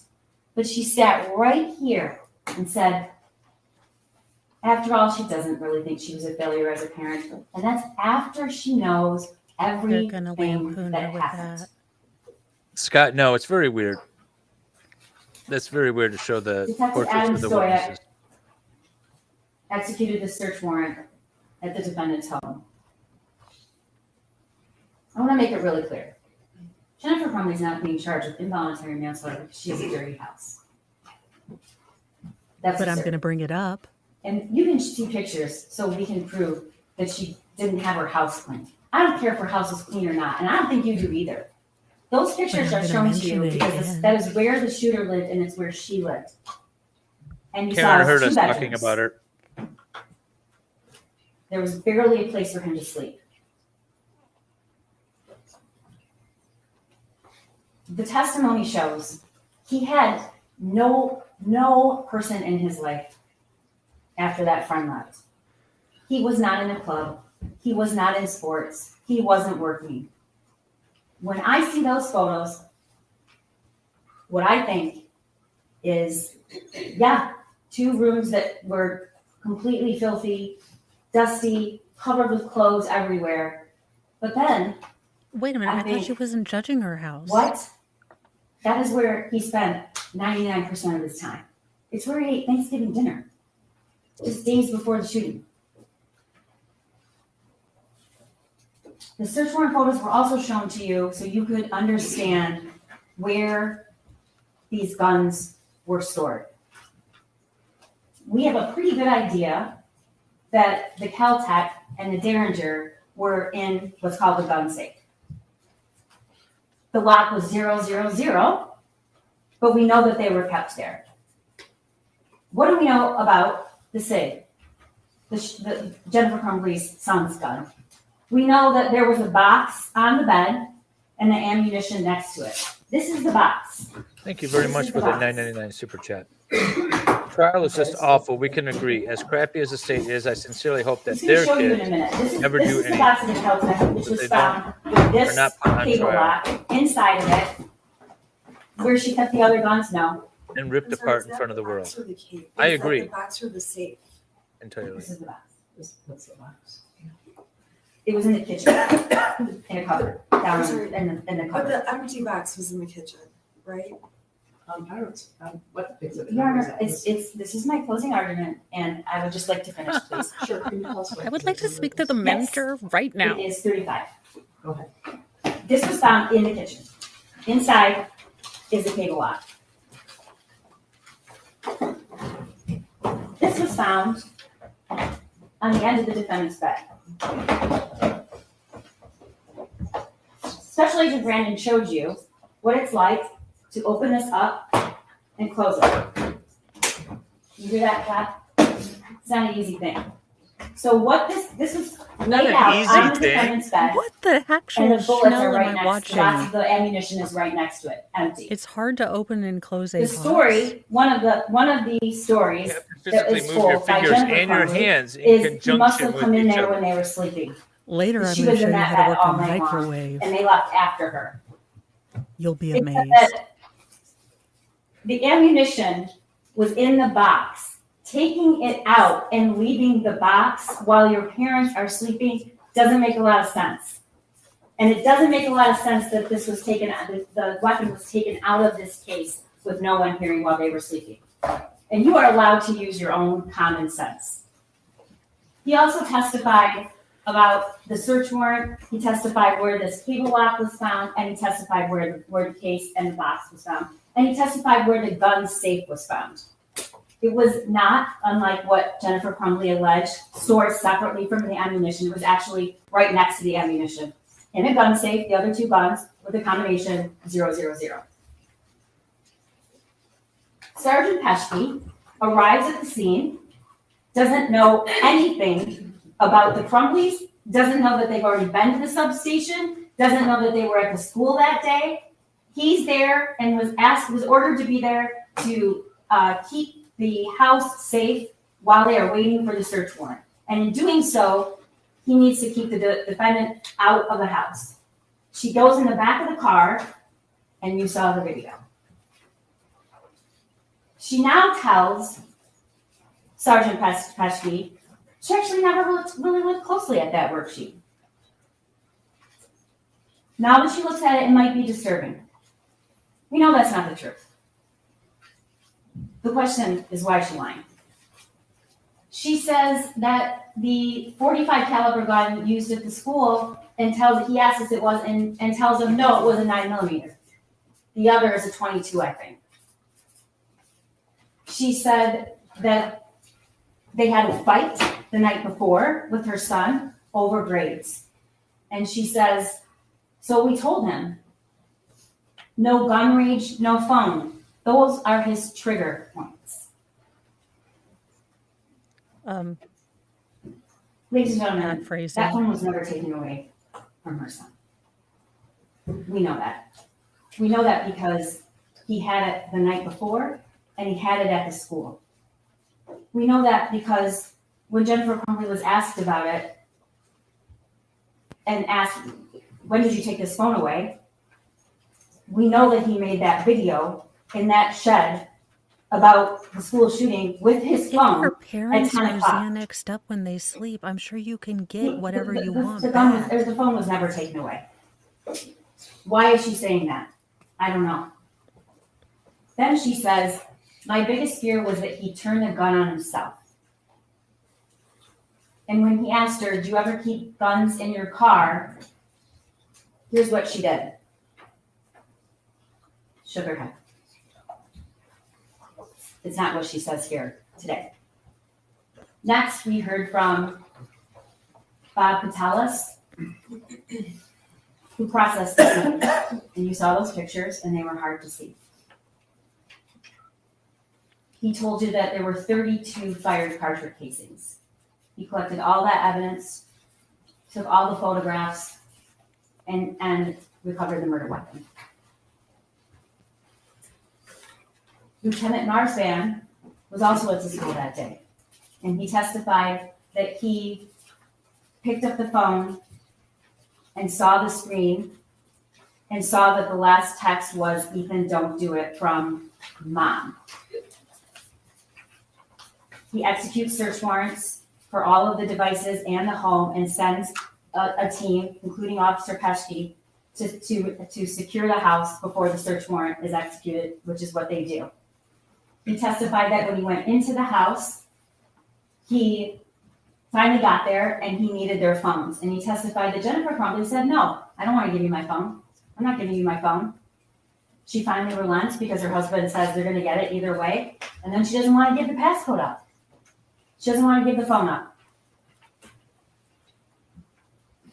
But the most important thing that Lieutenant Marsman said is when he described how he had to identify the body of Hannah in Madison that day.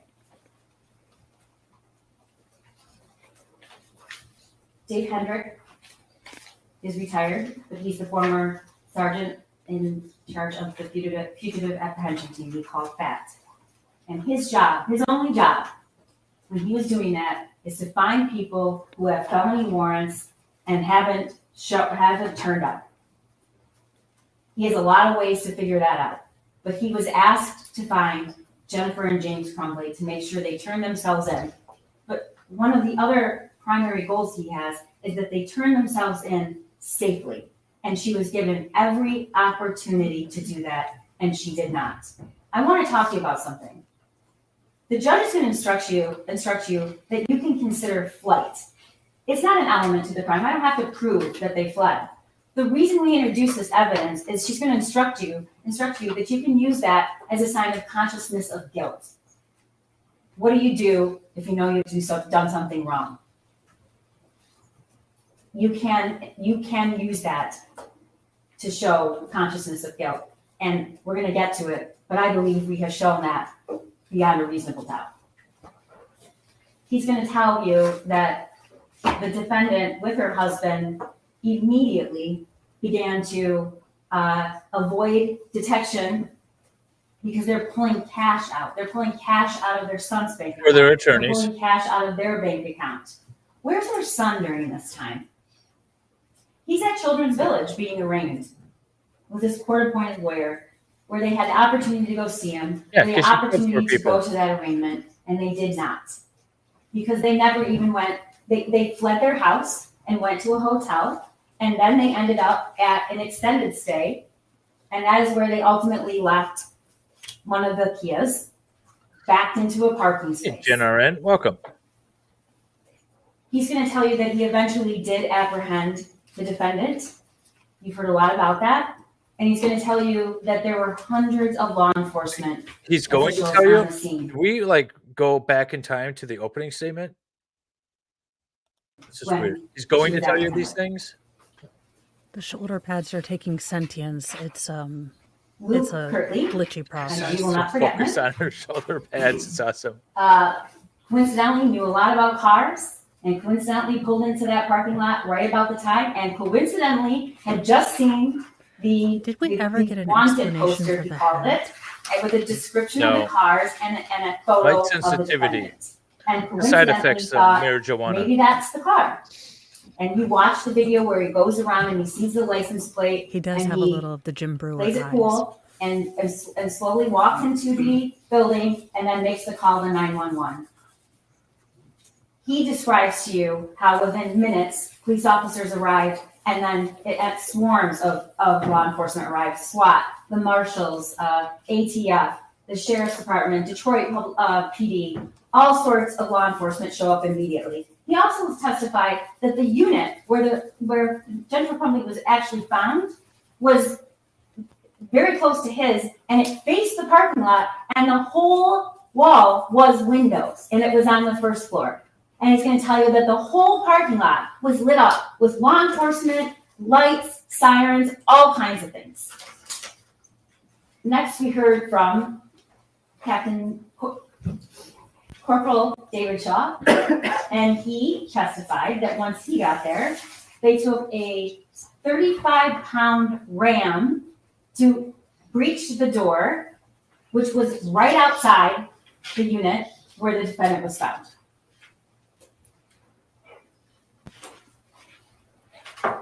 We heard from Brian Deloche. Also, didn't love a lot of things he has to say, but you deserve to know the truth. And the truth is, like it or not, this is who Jennifer Crumbley spent her time Come on, with. Karen, I'm losing And viewers. Let's go. She told him that morning, the gun's in my car, and I'm afraid my son's gonna do something stupid. Before the shooting, the same day. You've also learned that although their Facebook thread in general was always deleted, after the shooting, it remained, except she deleted, not unsent. Rely on your own memory about what that testimony was. Those were not unsent messages, they were deleted, and you heard Ed Wogrowski tell you that. But these were the two that were deleted. Well, it On has the run been fairly again, short. and we're fucked. William Freer testified what was found. It's been going for an hour. All right. The Might be double what I said. the building and the art studio where Jennifer Crumbley was found. You saw the photographs. You learned that there was a little over $6,000 in cash.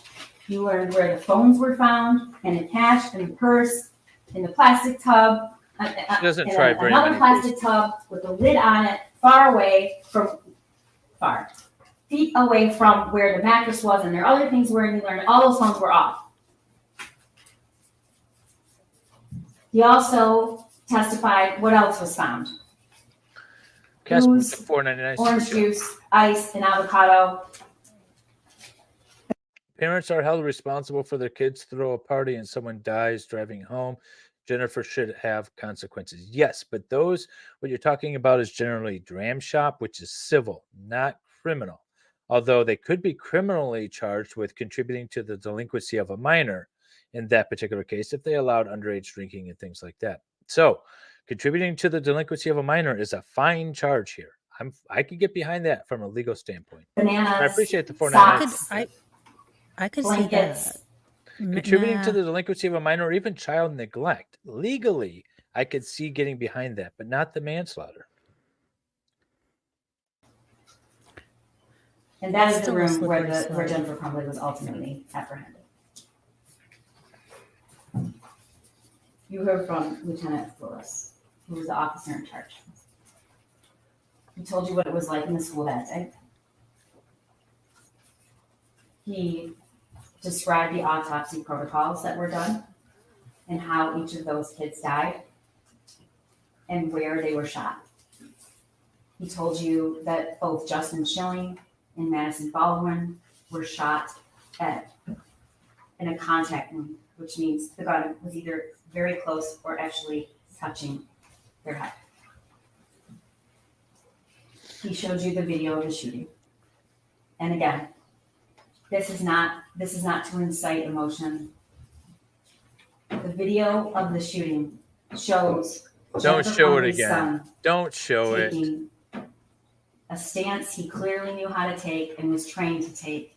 And you watched his demeanor and the calculated, cold way he proceeded through those hallways looking for people to shoot. You saw the surveillance of how he ultimately surrendered. Walked out after executing Justin Schilling, laid the gun on a wastepaper basket, made it safe, took the magazine out, and surrendered.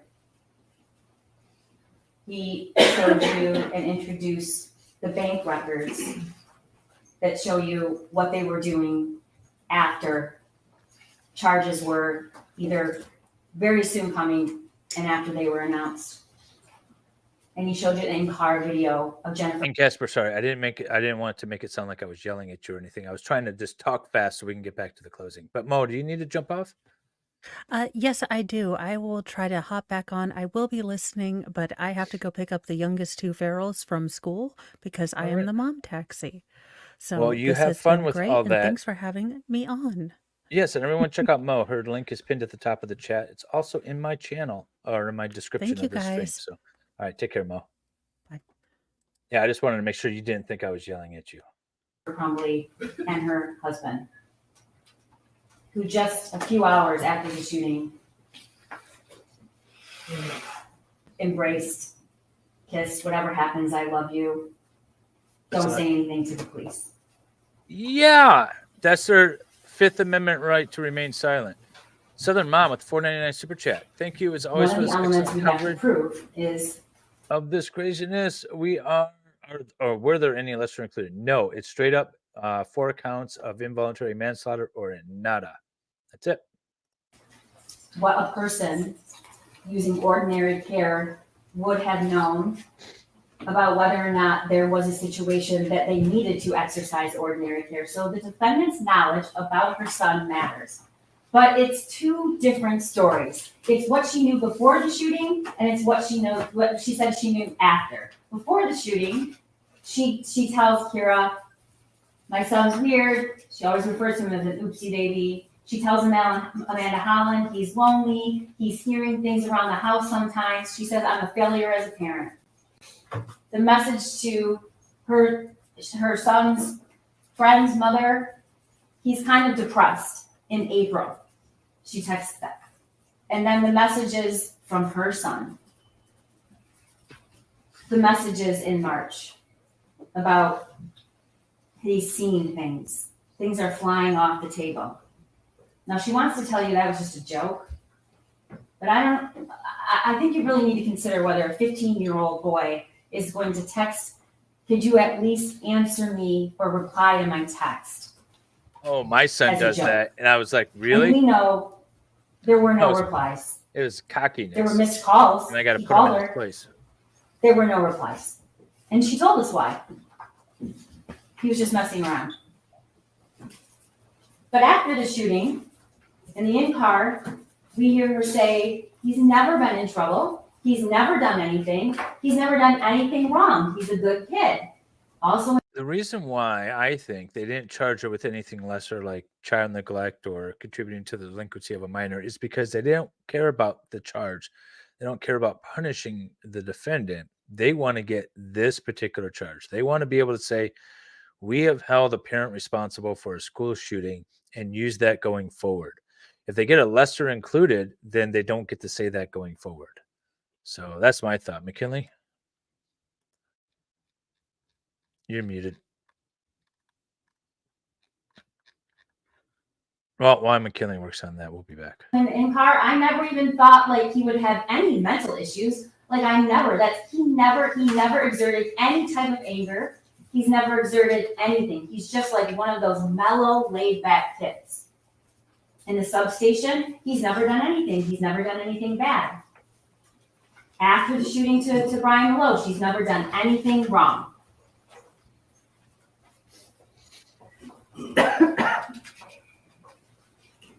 Jennifer Crumbley has said a lot of things about that drawing and that meeting at the school. She sent the drawing to James and Kira and Andrew, as I said before, with the call now emergency. She told Kira he couldn't be left alone. She tells Andy she needs to get him counseling, and she tells Amanda that the drawing was really scary. She agrees. After, this is what she says in the substation. Nobody didn't seem worried about it, and he said that my son's more than welcome to stay at the school, or he could go home. And I really wish we had taken him home. In the in-car, she said, I didn't even look at that closely. Now that I do, when I was at the substation, I looked at it closely, which we know is not true. I looked at them closely, and they're a little disturbing. Well, they're very disturbing because look what he just fucking did. And then to Malo, she says, the school was very nonchalant, but the paper they showed me had all of the things scratched out. Nope, you're still muted. Do you want to back out and come back? It's just not true. It's just not true. And you don't have to believe me because we have evidence it's not true. And you heard it.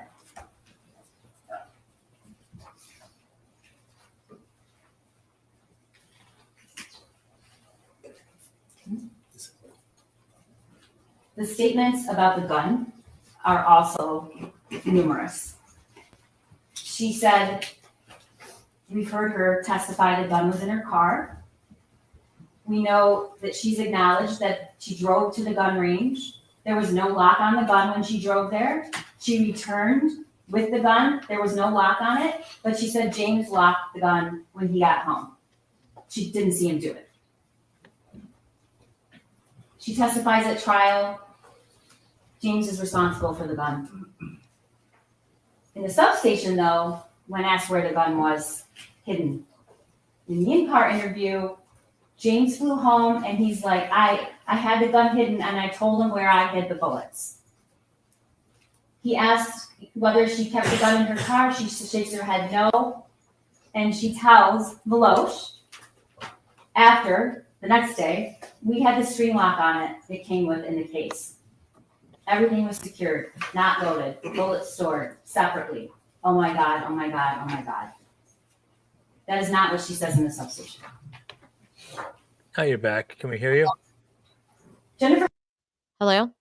Hello. All right, now we got you. All right. That was weird. Crumbley begins distancing herself from her own responsibility about the gun. You heard her testify that they wanted to get the gun. It was my son and my husband. My son did a lot of research on the gun. I guess when I was shopping.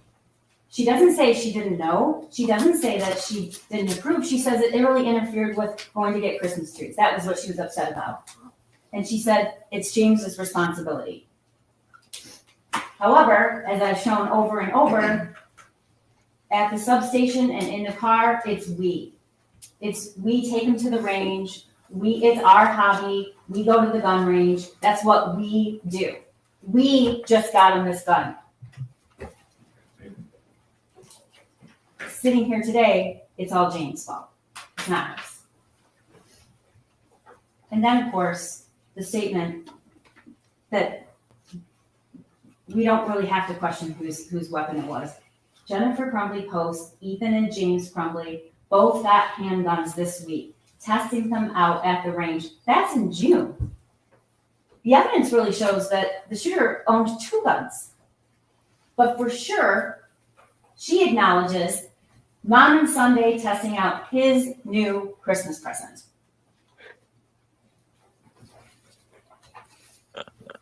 You heard evidence that was presented to you about the journal that was found in the bathroom by the shooter's backpack, right before the bathroom that he exited and started shooting. I have 0 help for my mental problems, and it's causing me to shoot up the fucking school. Next slide. First off, I got my gun. It's an SP 2022 Sig Sauer 9mm.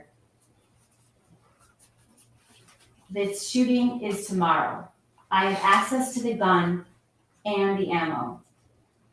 I am fully committed to this. So yeah, I'm going to prison for the rest of my life, and many people have about 1 day to live.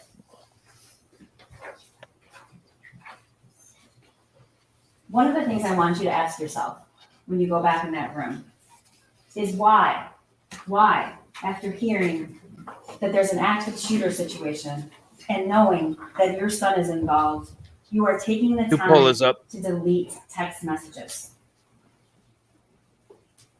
And look at the messages that were deleted. We're on the run again. Helicopters, not sure where to. I'll message you, and we're fucked. Deletes, the gun is gone and so are the bullets. Oh my God, Andy, he's going to kill himself. He must be the shooter. Ethan did it. Those were deleted from her phone. She deletes all the things she says about the drawing to Kira, including making sure that she still was going to get her lesson that night. This is the timeline from when in March, which you've heard a lot of testimony starting in about March, was where we first have evidence that he was struggling, he was hallucinating, he was seeing things, and he wanted her to text back and she didn't. We know that he had some incident, and he said that the mental breakdown in April. You saw text messages between James and Jennifer saying, did he say anything about last night? He woke up in our bed, he didn't know where he was.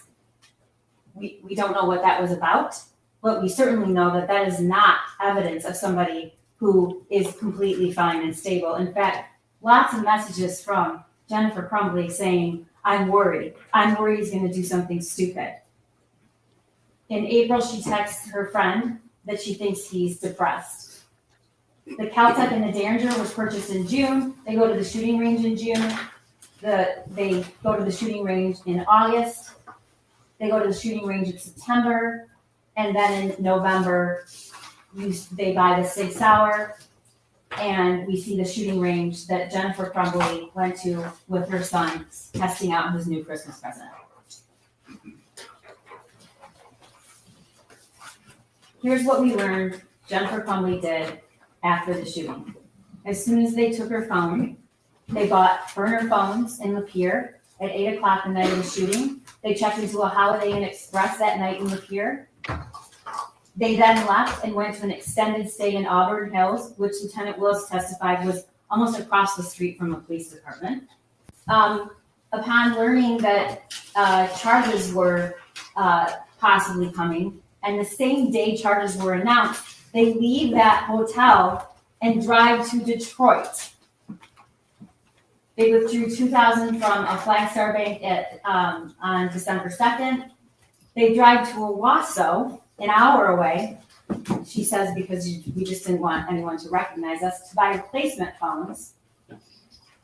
She texts that she's on the run again. Helicopters are not sure where I'll message you to, at 7:31 a.m. on December 2nd.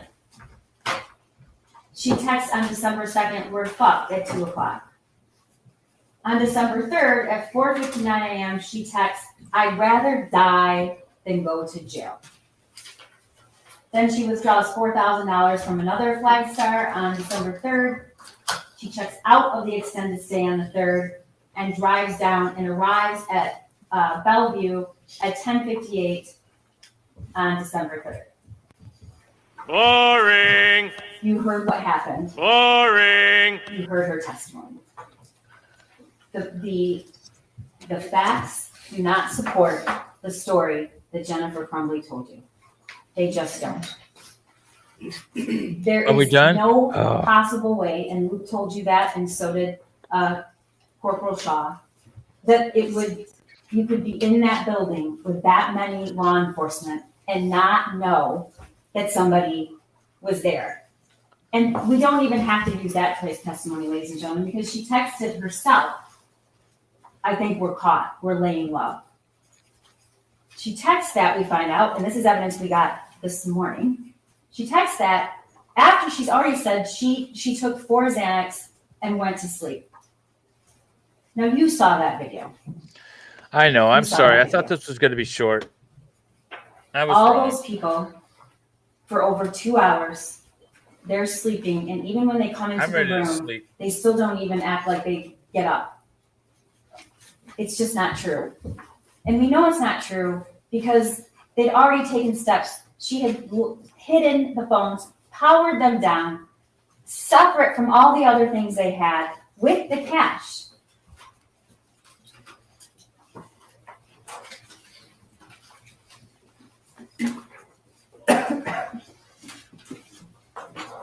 Jennifer Crumbley wants you to believe that if only the school had done something different, we wouldn't be here.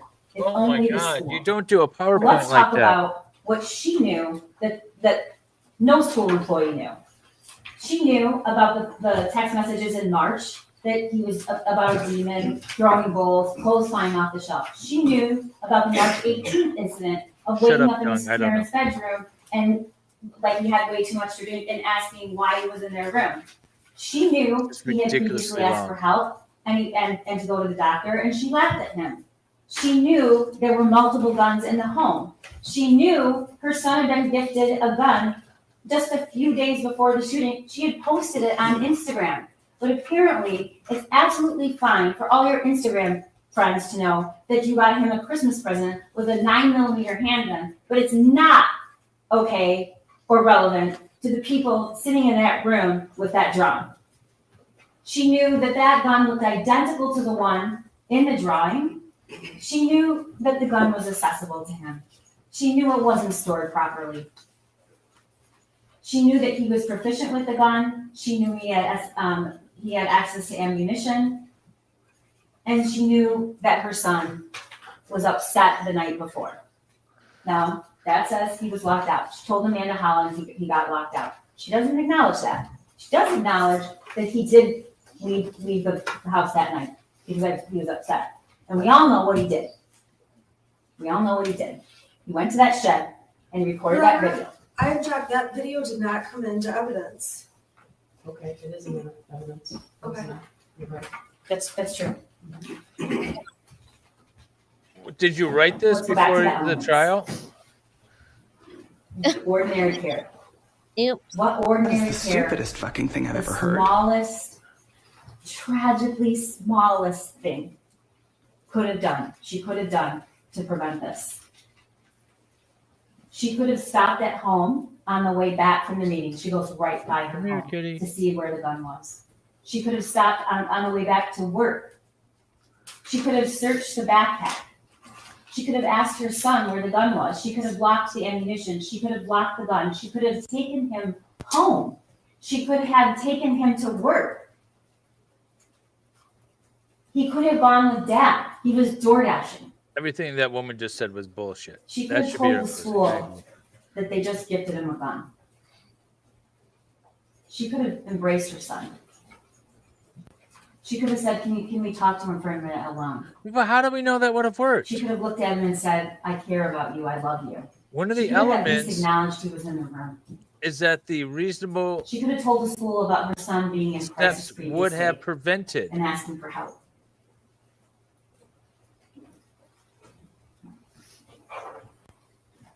Ordinary That's the care element. would have included all of those things. But ordinary care also And has the to tragic work. part about it is none of it was hard. None of it. The smallest That the thing, defendant could just have the avoided smallest injury thing could by have saved using ordinary Hannah care. You still and have to Tate establish that. and Justin and Madison. The smallest of things. Don't know. You don't know. I have to You prove don't know. that there's reasonable foreseeability. And that worksheet right there that Jennifer Crumbley saw just hours before the shooting is reasonable foreseeability. And we're going to show you in the next slide. That's the picture of the gun. It's not just any gun, ladies and gentlemen. It's the gun that they just gave him. Blood everywhere. That's what he wrote with ammunition. I didn't show you the picture with the blood because I don't think you need to see it again. But we know what happened in that school and in that hallway. Here's a picture with 2 bullet holes and blood coming out of the figure's head. And look at that. That is where those shots went. Those are from the shooter's gun. This is the most ridiculous comparison ever. The thoughts won't stop. Help me. These are all of the things that were texted to Jennifer Crumbley. This was in March. But he's writing it on a piece of paper and he's showing it to her. That is foreseeability. He's telling in that drawing, this is the gun that was purchased for me. Help me. Blood everywhere.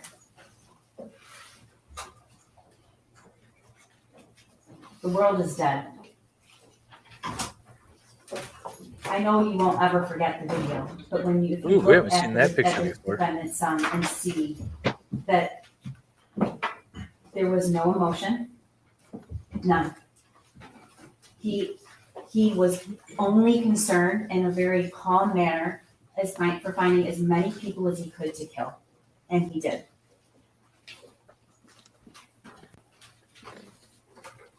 My life is useless. These statements from the defendant's son are just heartbreaking. I actually asked my dad to take me to the doctor yesterday, but he said, just give me some pills and told me to suck it up. Like, it's at the point that I'm asking to go to the doctor. My mom laughed when I told her, but I am having bad insomnia right now. I need help. I was thinking I could call 911 so I could go to the hospital, but then my parents would be really pissed. Like, I am mentally and physically dying.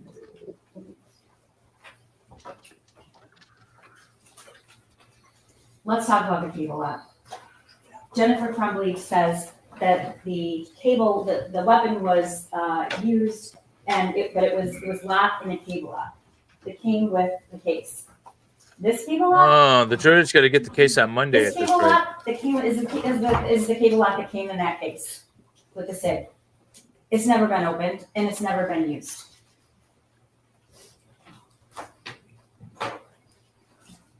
This is the last picture that we have of that gun until we see it murder 4 kids on November 30th. And the I don't see person a gun, holding I see a it is case. Jennifer Crumbley. Oh my God, that's so dumb. She's the last person that we see with that gun. She's the person that said it was in her car, Nope, that didn't she see said this it was in before her either. house, it was her husband's responsibility, it wasn't hers. That's what she told you.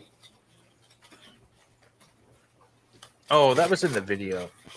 She knew he was That was distraught just the night before. He texted her, I love you. She told you that's never happened before.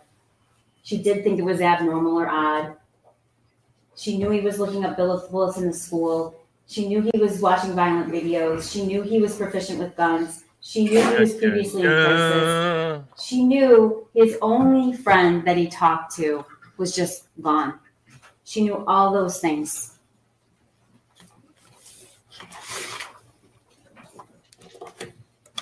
And then her own statements, ladies and gentlemen, when she took the stand.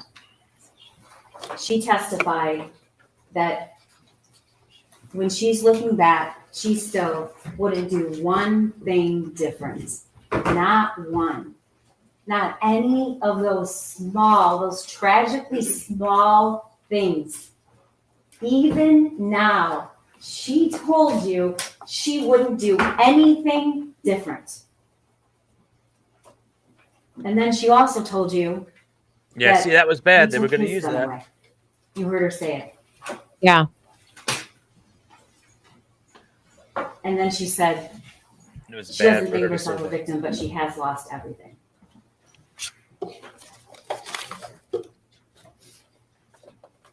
You're going to hear the instructions from the judge, and you're going to take the facts and the witnesses and the evidence and use what you promised to use, which is impartial, honest assessment, and find what you believe the facts are in this case. The flight, evidence of the flight and what they did after is not an element I have to prove. But what does it show? It shows the minute this shooting became public I officially and hate ended up this in the prosecutor.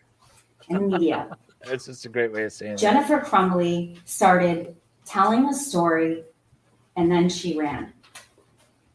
And she didn't run just because she was selfish, ladies and gentlemen. She ran and she started deleting text messages and she started telling a different story because she knew she had done something wrong. That's the only reason you start deleting text messages. It's the only reason that you start saying something that isn't true. It just isn't true. Jennifer Crumbley drove to Detroit Detroit. with Oh my a God. bunch of cash and 6 cell phones I powered was in off. Detroit the other day. You can consider that as consciousness of guilt. Everything she did from the time she found out that there was an active shooter and had a 10-minute call with her husband. They both say they went right. He called 911 right away. He did not. He talked to his wife for 10 minutes, over 10 minutes on the phone before he called 911. But the facts changed because it was an immediate attempt to misrepresent what actually happened. Why is a mother whose son just killed 4 people thinking about deleting her text messages? Why is she saying things that are not true about her son? Why Yeah, does she she care needs a about a Gwyneth job? Paltrow Why does she sitting care at about her her table police saying, person? land Why the does she care plane, about any land of the these plane. things? Because she knew she did something wrong. And she's deleting all of those things. Because Yeah, she wants Detroit's you a to different believe that county. she's somebody she's not. Same state, though. And you know what she's not? Like 30 minutes down the She road. is not somebody that used ordinary care to prevent what was foreseeable, reasonably foreseeable, that could have happened. Injury or death. And it did. It did. Those words on that paper helped me. She walked out of that school within 11 minutes, didn't so much even address her son. This closing sucked all the energy out of me. Not She because of did the not give him the topic, help that but he just wanted. And you can argue about the months going before on and the weeks on before, and on. but if you just even look at what happened that day, she walked out of that school and she knew something bad might happen. What does she do when she gets back to work? She all of a sudden texts her son. Interject, "Are you defense okay? counsel, You just know, you save can us from talk to this. us." These are the actions of somebody who was worried. She was worried and she was concerned and she was panicked until after. And then it's a different story. Why? Because she knew she had done something wrong. She walked out of that school when just the smallest of things could have saved, could have helped Hannah and Tate and Madison and Justin. Just the smallest of things. And not only did she not How do we know the smallest of things would have worked? doesn't even regret it.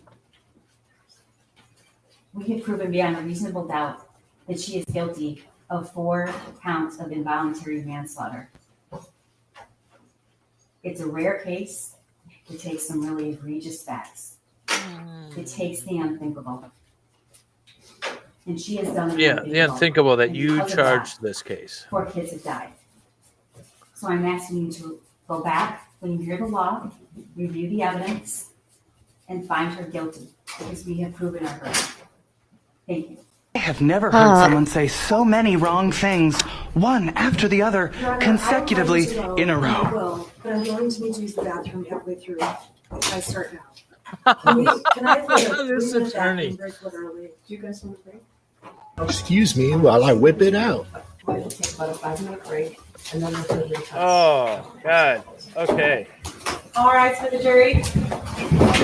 McKinley, thoughts, feelings? I wish the defense attorney wouldn't be bent over the table like that, but Was she yeah. bent over the table? Yeah. Oh, yeah. There it is. I really hate Karen's outfit, and it was super distracting. Everyone was talking about the shoulder pads and how they were whispering to each other. Dude, it was so bad. And then the belt situation was really unflattering. I was wondering if Karen was pregnant. Yeah, I wondered how long it would take for that to Look start. at all those emails. Her argument is going to be a slivers of evidence from the forest of trees. And she's going to point to all those texts and be like, they handed you like 5 text messages. I like that theme. She needs to close with that theme. Like they're trying to paint this picture by cherry picking selected text messages and bits of information.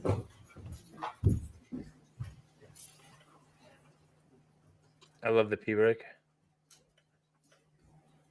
Cameras on right. Now I need to shit. Yeah, that was bad. All right. So can you get me those documents? I am not. You want those documents? You pay for them. I don't have a cat today. Everyone's been asking for a cat cam. Come here, kitty. Come here.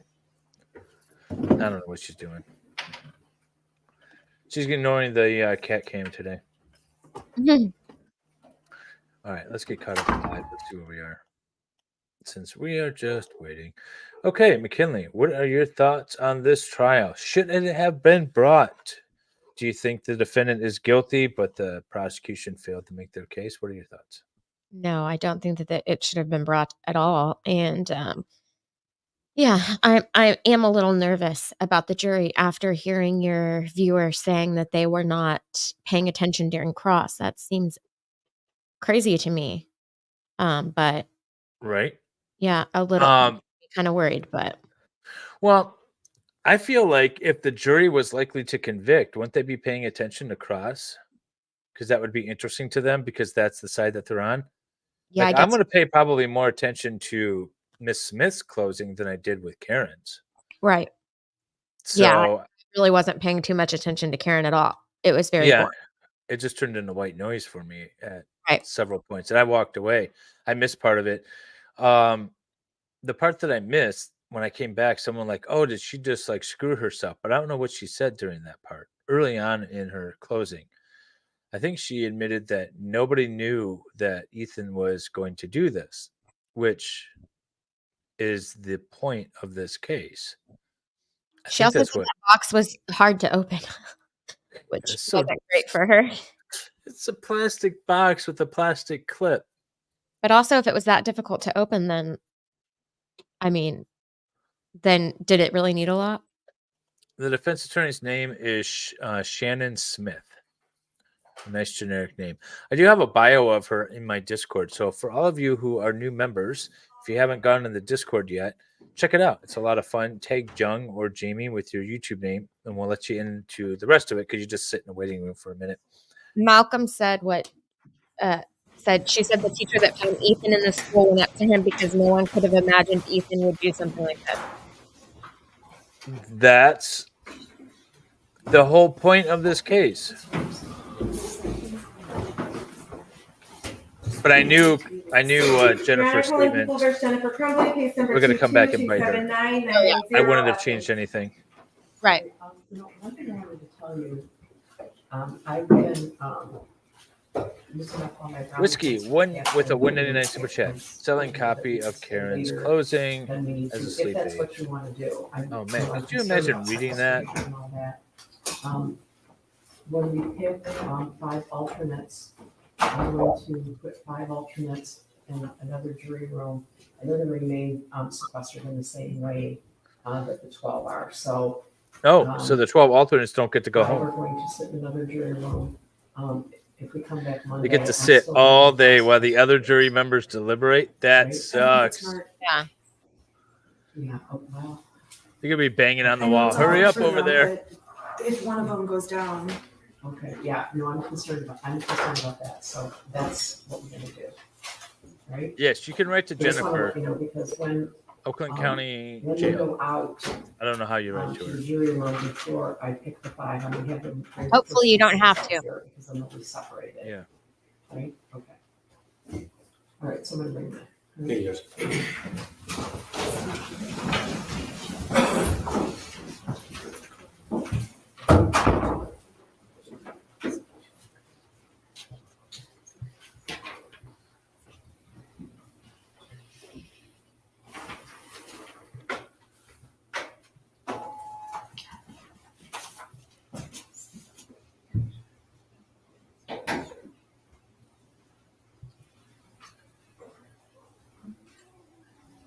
Hey, Solomon. I saw people talking about you, but I haven't seen you in the chat. Welcome. Oh my God, cat, go. All rise for the jury.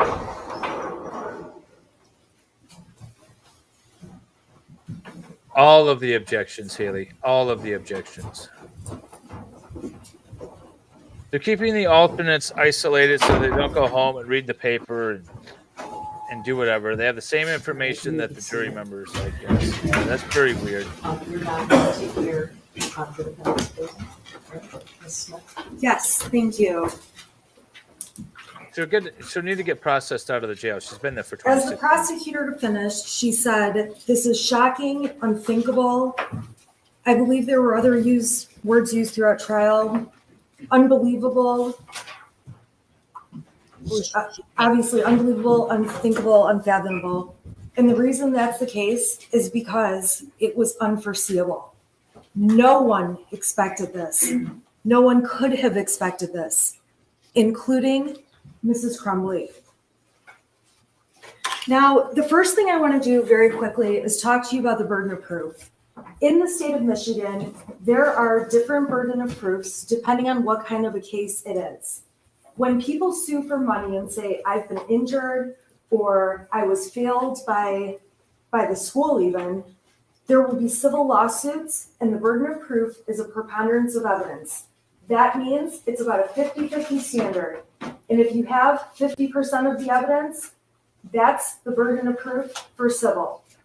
When the state thinks it's important to take away a person's children, the burden goes up, and the burden has to prove more evidence, and that specifically is Show clear them a and chart. convincing evidence that it's correct for the state to be taking away a person's children.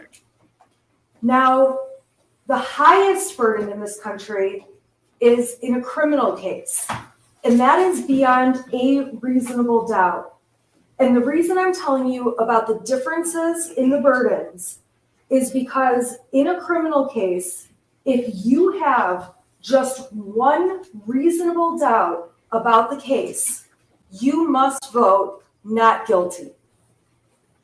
And so this is my poster just showing beyond a reasonable doubt is guilty, but there's many, many other options. If you think it's likely, probable, possible, not likely, those are all not guilties. You have to be sure beyond a reasonable doubt. And later, as I go through my closing, I am going to tell you the reasonable doubts that the defense believes exist in this case for you to look at.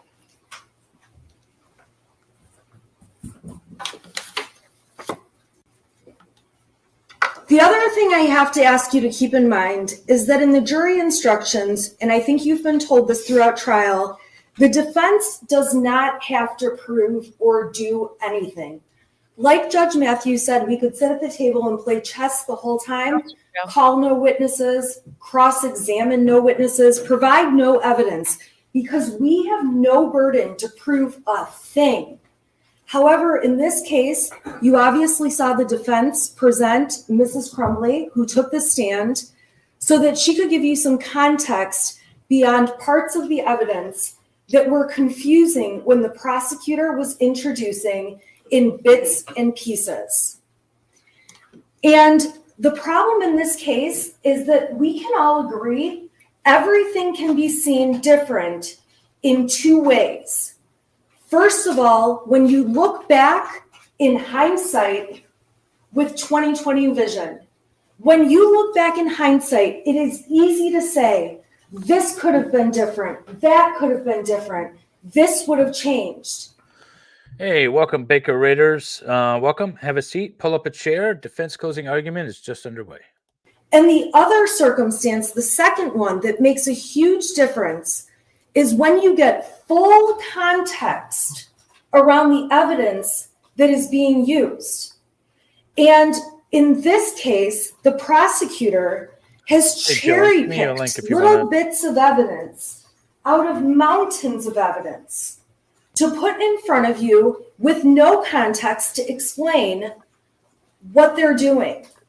And when you get cherry-picked bits of evidence, it's easy to reach wrong conclusions. Now, during jury selection, it felt like the prosecutor was asking you questions and giving more of a campaign speech than a jury selection proceeding. And I would suggest to you that at the end of the day, the only judge, That's a good way to Ms. put it. McDonald mentioned she's been a judge and was a judge several times during her jury selection. So The many only times. judge in this courtroom that matters is Judge Matthews. And the only other people whose judgment matters are the 12 of you who will collectively decide this case. The rest of us don't matter.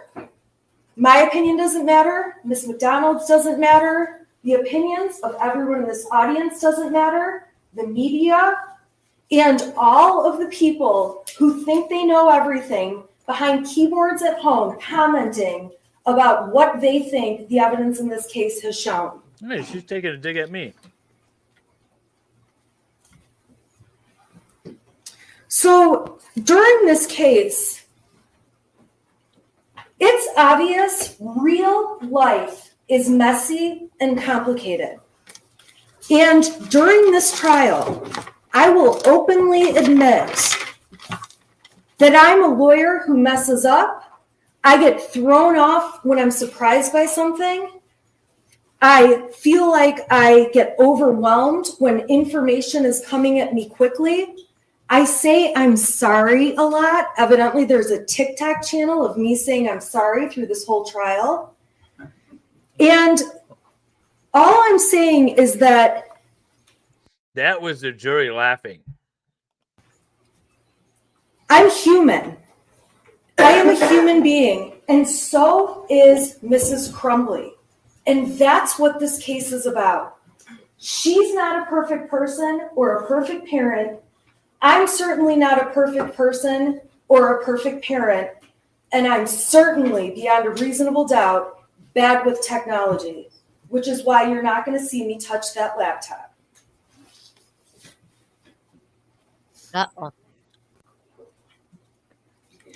So during this trial, I have stood before you and shown you all my flaws, and I embrace them, and they are a part of what makes me human.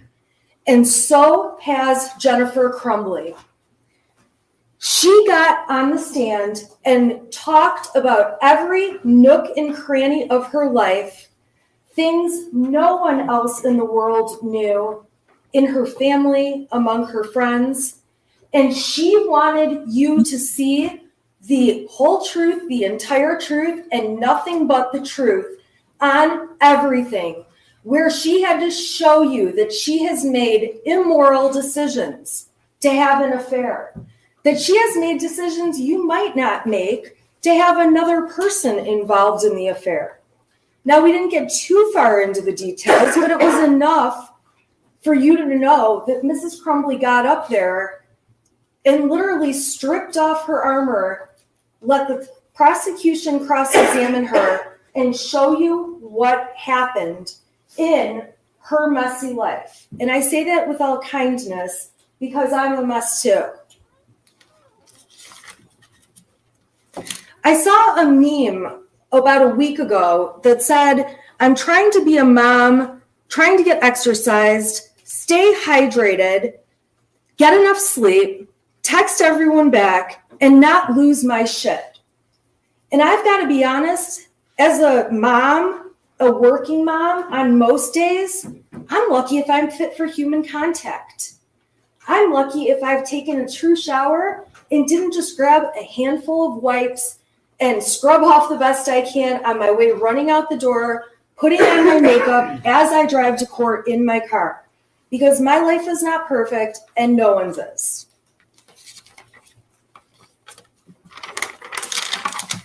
And during this trial, you may have concluded that you don't like me, that you hate me. That's fine. I am just asking that your opinions about me as a person, and if you're one of the people who plans to make a TikTok about me, that you won't hold those opinions against Jennifer Crumbley and will judge Jennifer Crumbley's case based on the evidence about her and her family. And if you hate her or don't like her or agree with things she's done, that's okay too. You don't have to like her. You are not expected to go hang out with her when this is all over. After trial, you don't have to decide if you want to go to her house. You don't have to have Thanksgiving with her. But when you're looking at the evidence in this case, it's important to set aside your opinions of her or take your opinions of me and supplant them on Mrs. Crumbley. Now, when I took on this case pretty early on, I realized I am Jennifer Crumbley and I could be here accused and sitting in her spot very easily. In my house, we don't have guns. I don't have guns, but I do have children. And actually, I have an oopsie baby my fourth one. I did not want 4 in 4 years, but that's what I was blessed with. I say I'm abundantly blessed. She's not pregnant. I have kids that seem to have no issues.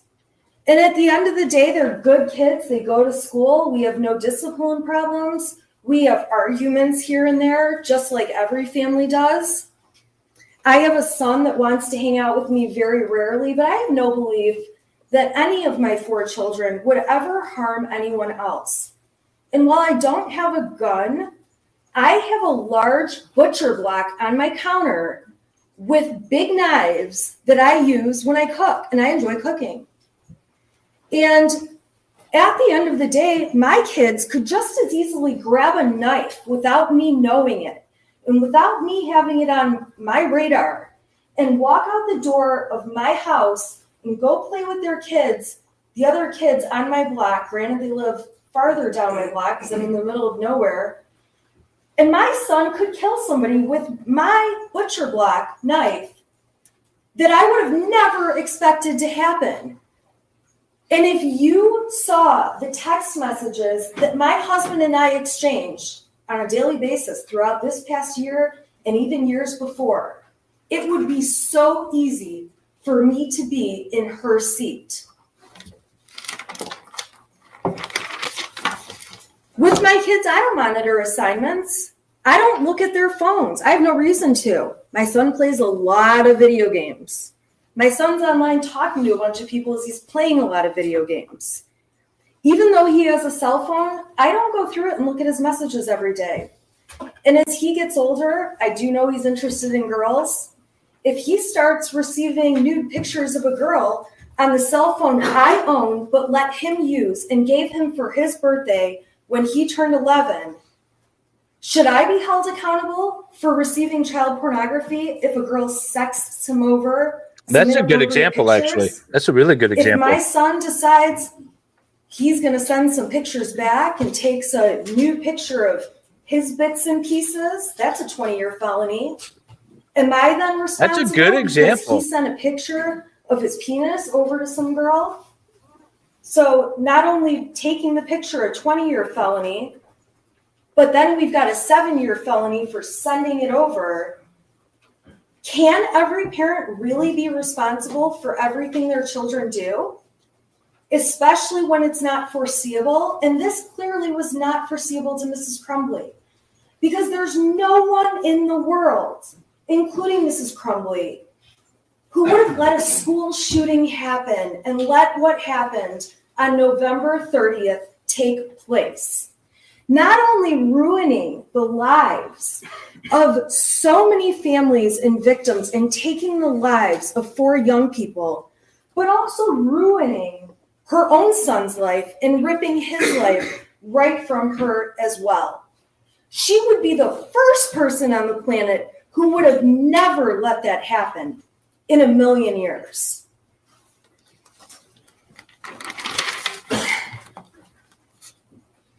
So this case is a very dangerous one for parents out there. It just is. And it is one of the first of its kind. Luckily, however, this is a case where the prosecution cannot meet its burden of proof. And thankfully, it's a case where truly Mrs. Crumbley does have a defense. And this isn't just one of those stretched cases where a parent is liable for what their child has done. Now, the judge is going to tell you that you have to, if you find reasonable doubt in this case, you must find the defendant not guilty. And the law says you must have a reasonable doubt, not 3 reasonable doubts, not 5 reasonable doubts, not 10. If you have a single reasonable doubt, you must vote not guilty for Mrs. Crumbley. And when it comes to reasonable doubt, each of you can have a separate reason to have doubt in this case. You don't have to agree on what the doubt is. And for that reason, what I am going to do is show you all of the doubts that the defense believes exist. In this matter, some of them may speak to one juror, some of them may speak to another, but at the end of the day, if you have just one, your vote in this case must be not guilty. So the first place the defense finds reasonable doubt is in the fact that the prosecution is so desperate to prosecute this case that they admitted a mountain of evidence that, quite frankly, was unnecessary. Now, they say to you they needed to show you, they needed to prove the manner of death. We stipulated that 4 people died. We stipulated that it was the most horrific set of facts you could ever imagine. We stipulated that what happened to Molly Darnell and Christy Gibson Marshall was horrible. But this prosecution, putting that evidence on, was designed to inflame you and make you emotional, strike your sympathy, and get you to hate Mrs. Crumbley, which, by the way, has been very effective for most of the media, most of the public, and for anyone who has seen information put out by this prosecutor in this case. A second reasonable doubt comes from the fact that we know, and the evidence in this case showed, context is key. And that was clear when Detective Wagrowski took the stand and said, you get better decisions when you have more evidence, and testified that in a former hearing, he messed up because he didn't have the video from before the one he saw. So he believed the parents arrived at the school together, and subsequently, when given more context, showing more video from further beforehand, he could see they actually arrived in different cars, met, and walked in the building together. And at the end of the day, the more context you have, the more accurate you can be. When Brian Maloche testified, another example came about where the prosecution had him testify that Mrs. Crumbley said to delete his messages, clear your cache. And I'm so thankful that the rest of the world sent me emails that I don't know how to pronounce cache, because now I do. And when Brian ended up seeing the messages before clear your cache and after clear your cache, he realized, oh, she wasn't asking me to delete messages. She wanted me to refresh my web browser to see if the Facebook had actually deactivated. And so that was proof again that when you have more context, you're more accurate. And the problem the prosecutor has in this case is they have very little context for the very little evidence they've submitted. There's also no context around some of this little bits and pieces of useless evidence, like Jennifer Crumbley saying that committed suicide. No! Calling your child an oopsie baby was designed to try to make her look bad with no context. Having Amanda Holland come in, a coworker who's not a friend to Jennifer Crumbley and has been interviewed by law enforcement to tell you her advice on she should go have a mother-son day with her teenager, so irrelevant when she's faced with raising toddlers every day. When I heard her advice, I thought, yeah, right. I have 3 teenagers. I almost have a 4th. And personally, not only would they rather do anything else than spend a day with me, I'd rather do anything else. And we do spend time together, but that's not their first priority when they get to pick what they're going to be doing.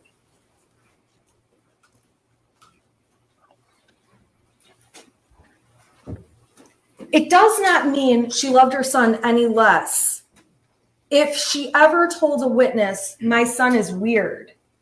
And part of what made me realize I could be in Mrs. Crumbley's shoes is I have sent texts to my husband saying, our daughter is a psycho today. On the way to school last week, she's crying. She doesn't have people to sit with at lunch. I texted him, she's a nutcase. I don't know what to do. I don't know how to handle this. I don't have time for this. My other daughter is complaining about her lights flickering in her room. I texted my husband, this sounds like a case. The start of a case. My husband works for my office. He's actually my office manager, so he knows about the case. He went in her room and figured out in 5 minutes it's because when she flips her blow dryer on, one of our plugs makes the lights flicker. So this ghost that you would read about in my text messages, which by the way, I did not respond to, despite the fact that it's on our 6-person group chat, would be taken out of context and make me look like I don't really care that my daughter is crazy. I also got text one day, we have no food in our house. I am absolutely starving. You are the worst mother ever. And you know what I did? Costco? I ignored it. She was mad we didn't have the right kind of chicken ramen. When we have 85, I like the number 85. When we have 4 other flavors of ramen, and there's about 100 other things she can eat. And I knew she's not going to starve to death, but taken out of context, it makes me look like a neglectful mother. But if you know all the circumstances and you know the relationship I have with my daughter, I knew it was an overdramatic, stupid point. So when you see messages from Mrs. Crumbley's son saying, will you at least call back? Those are so out of context. And when I'm driving home from court every day, I'm getting messages, will you at least call back? And I don't, because I know what they want is for me to run through the McDonald's drive-thru and bring everyone a Coke. I do stop and get myself a Coke, but I am not getting a round of drinks every day for everyone. And I've realized it's easier to not answer the phone. So you can find reasonable doubt from the context that the defense did actually provide. And when Mrs. Crumbley got on the stand and explained to you her understanding of ghosts and dishes flying and laundry flying, that is evidence. And that is something that can create reasonable doubt to hear what was really going on. Even if you believe the prosecution's dates about what was going on, it's not strong evidence. It's very misleading. And I'm going to go through what it does show. There are 3 sets of dates involving Mrs. Crumbley, all from March of 2021. The first time is March 8th and 9th. They introduced exhibits, including text messages on the 8th, where Mrs. Crumbley starts off asking, is he home yet? Is he home yet? I don't want him to do anything stupid. I'm sure you all remember those. Then they introduced evidence on March 9th that she went to the barn that day with her husband on the 9th. Then they introduced evidence, and I will give them credit. They put together quite a case, although it's really not important, that there was a picture of the horse taken at the barn that day, that the data supports there was a picture of the horse taken at the barn that day, and that there was GPS tracking information supporting that she was at the barn that day. Thank you, Okay, Eric, for the fine. $5 super chat. I'll try to get back to it. On March 8th and Absolutely. 9th, there's concern that the shooter, Mrs. Crumbley's son, is making weird comments. And on the 9th, she goes to the barn and she takes some horse pictures.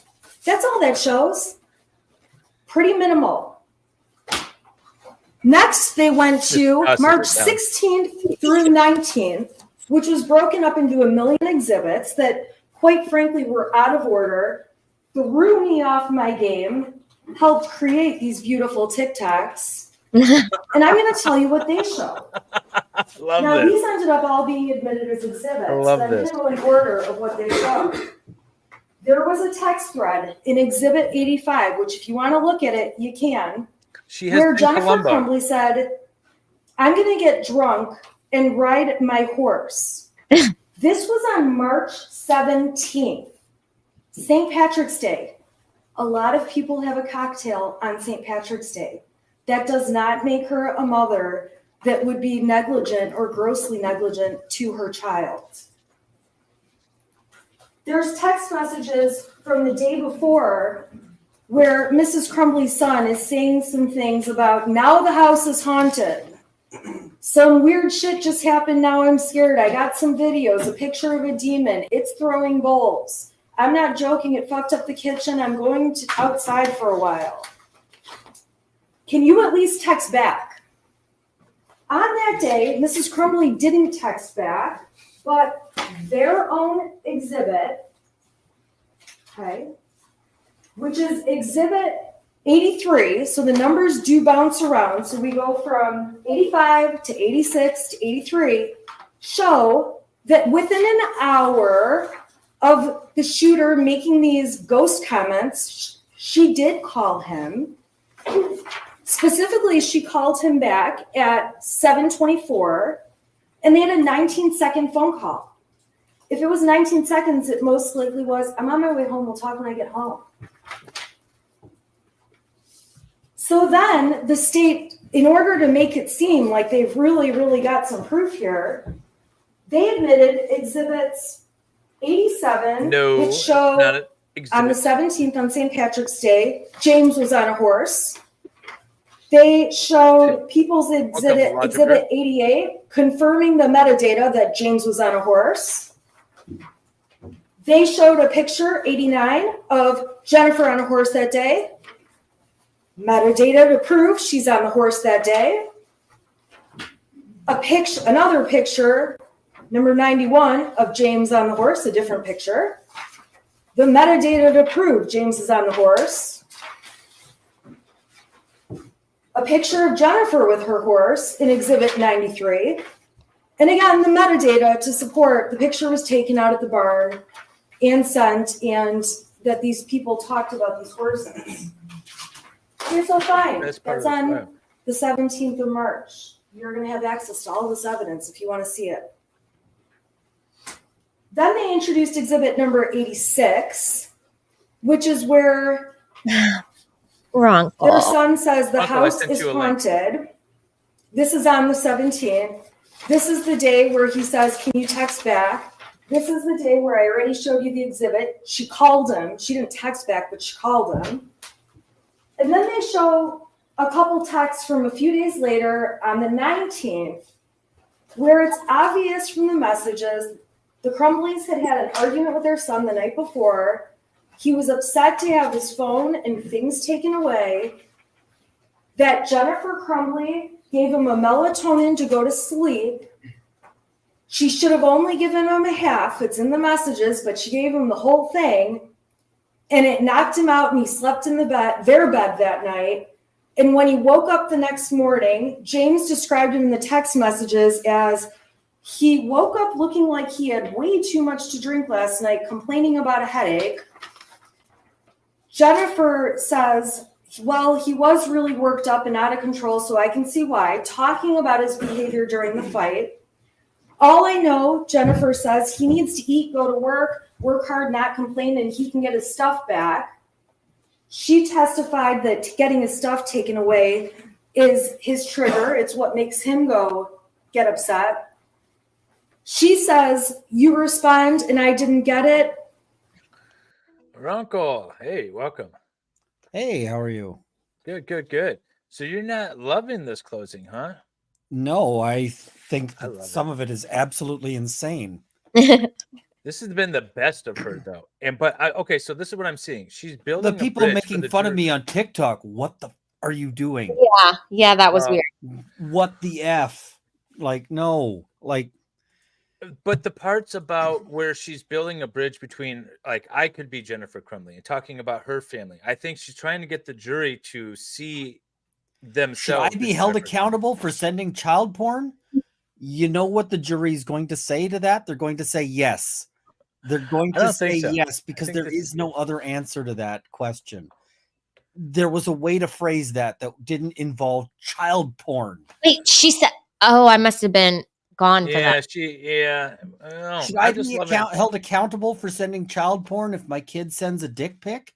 Don't use child porn in your closing. For sakes. I always say the jury will convict you because they will convict your client because they hate you now. Look at everyone's my God. I'm God. gonna throw you guys up top. All right, let's keep it going. Let's see how we go here. James says, Jesus, yes. He said, let me ask you a question. Why am I in your room? That's when they talk about the melatonin. She says, oh my God. James says, I really thought you were giving him a Xanax last night. Jennifer says, does he seem better? No, melatonin. James says, I know. So obviously he's joking. Jennifer writes, but he hasn't had one before, so I should have only given him half. James writes, well, he's doing his school, says his head's hurt, so he took Tylenol. Jennifer asks, is he okay to work? James says, yeah. Does he remember what he did? James finally says, dude, I'm working. I'm on a demo right now. I haven't talked to him. He's doing school. Yeah, and that's really the extent of the conversation. So fine. So one day they get in an argument. And I'll tell you what, those kind of arguments in a heartbeat could have me sitting in her chair. The final date that the state claims Mrs. Crumbley had knowledge about back from March of 2021 are exhibits 96 through 100.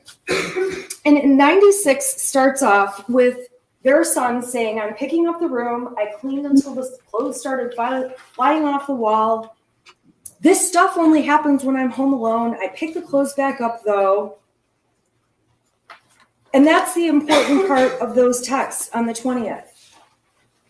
We know on that date, because the people proved it, no pun intended, but they beat a dead horse, that at 97, it's a picture of Jennifer at the barn. We've got the metadata showing Jennifer was at the barn. We've got another picture on 99 showing Jennifer was at the barn. And exhibit 100, Jennifer was at the barn. Big deal. Jennifer's at the barn. Their son is saying goofy stuff. Jennifer gave you the context. They had no Ouija this is where she does for well. a couple months. Yeah, this is after good. I like Christmas of Hey, I'm not 2020. bored He and to his death. friend are playing with the Ouija board. They ultimately you up a lost little, interest. They stopped doing it. Jennifer admitted to you one day to mess with them. She turned the power off in the house, turned the circuit off to mess with them. She mentioned a time where James pretended he was getting electrocuted. She didn't know what to do. She's screaming, trying to kick him, see if he's electrocuted. Ethan is laughing, taking a video of the whole thing. This family played together. They had fun. They did what families do.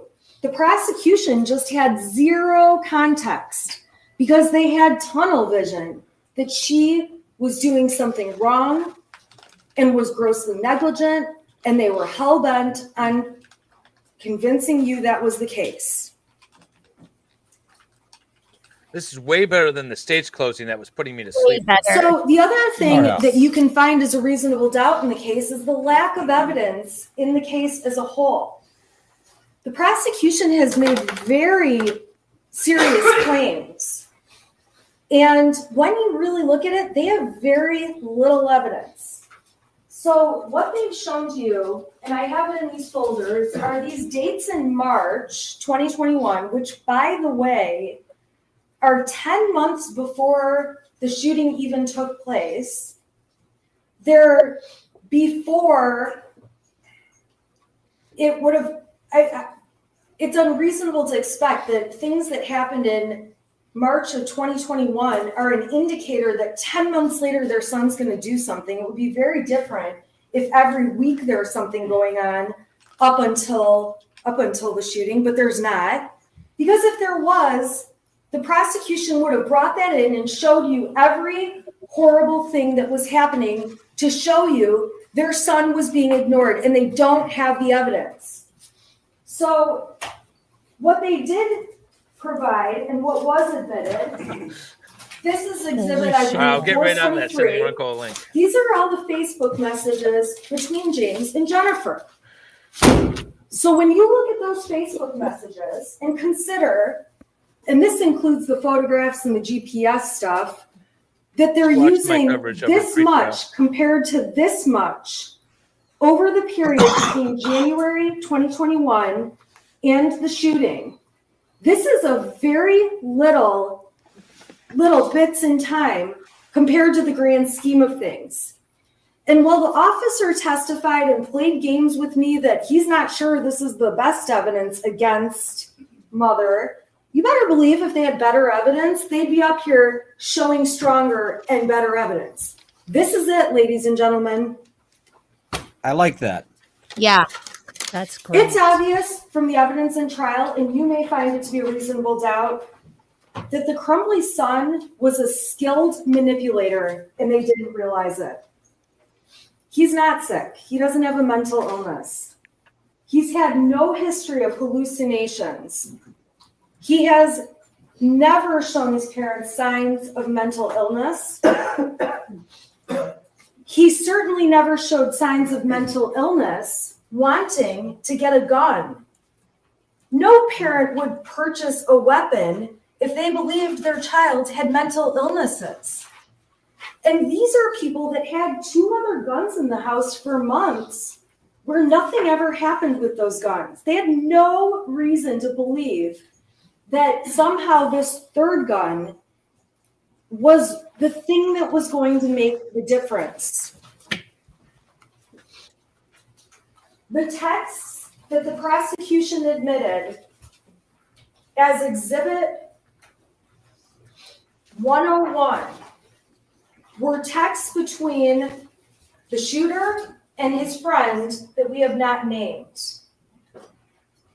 The extent of these text messages saying goofy things like, I told my dad to take me to the doctor, he gave me pills to suck it up, it's at the point I'm asking to go to the doctor, I'm having insomnia and paranoia, I'm calling 911, I thought about calling 911, but my parents would be pissed. I don't disagree with the prosecution that these are alarming messages, but clearly the shooter's friend isn't that alarmed because he's not texting back. The shooter's friend knows there must be more going on because he doesn't tell. Disagree on the TikTok. I'll rant on that Crumbley, later. Who is like, sure. And he's like a second child to her. And we have no other context about these messages. And if anything, the evidence does not show that Mrs. Crumbley ever saw these messages. Now, when she sees them now, she thinks, that's crazy. She'd like to know more context. But you also have to know, and another reasonable doubt you may find in this case, is created when you compare these text messages that were sent that have alarming things between Ethan and his friend to all of the messages between them, which are over 20,000. Now that's great. And what you would have to believe, and what I would believe, is that if the state had stronger evidence, they would have paraded it up and we would have been seeing a lot more of these. But instead, they were admitted, and you haven't heard the friend testify. This I like. You haven't heard any This is dramatic. context This is about great. these. And all you can see, and really all the evidence shows, is that there's no reason to believe Mrs. Crumbley ever saw that.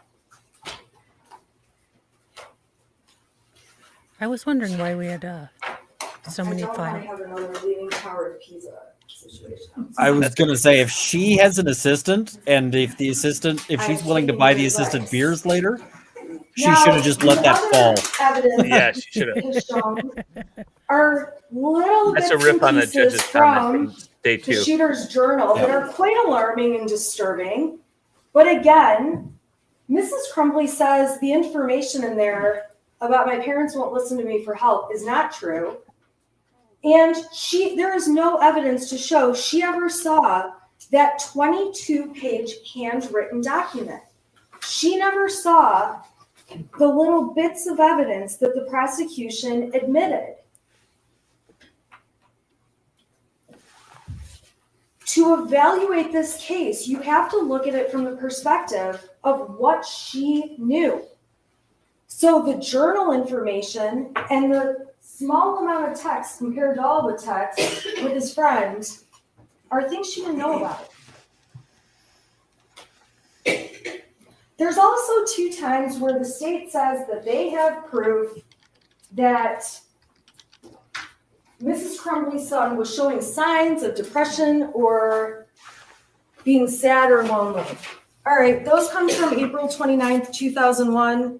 This is when Jennifer Crumbley emails the friend, his mother, and all she says is that her son has been acting kind of depressed. She doesn't know what's going on. She's trying to find out what's going on, but he won't really tell her much.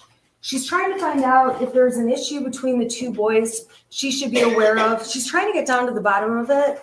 If anything, she's doing what a good mom does to try to figure it out. But the worst of what she says is that he's stressed by school. I don't want to get this wrong. He's been acting kind of depressed. And she's happy to hear it's not an issue between them. Then they go on to make plans for their son. This was admitted as Exhibit 104. If you put my texts up there and showed every time I told my mom that one of my kids was acting depressed or weird, I guess my favorite word is moody these days, it would look like my kids were complete lunatics. I'm actually shocked Jennifer Crumbley doesn't have more texts about her son acting like a typical teenager. And Jennifer Crumbley testified that although she said that, she didn't think it was anything she needed to run to a doctor about or anything she needed to do anything more with. And this moment passed, because if it didn't, the prosecution would have brought in all the texts that went beyond this, and there'd be more evidence. They also run in text with the same parent of the friend from Exhibit 105, the friend's mother, when Jennifer Crumbley reaches out to her saying she had no clue what they were going through with their son, and she felt really bad about it, and asked how they're all doing and that they're thinking about them, that family, a lot. And ultimately, the worst that Jennifer Crumbley says about her son is, I know my son misses him. And if you need anything at all, don't hesitate to ask. That's it. It doesn't go on with wild depressions or hallucinations or mental health issues. That's it. That's it. I'm actually shocked there's not more instances of depression or moodiness where my kid is acting weird. The fact that there's this little evidence is shocking to me. However, it's a lack of evidence on the state's part. Shots fired.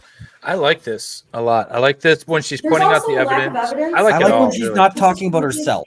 Depressed. Yes, to stop really talking anyone about your else. TikToks, ma'am. Even I after don't the care. shooting, when she's Oh, testified, the or TikToks when she she's needs talking to. her friend Kira, to other people, to Brian, all she keeps saying over and over is, I wish there had been signs. I wish there had been something. He's a normal kid.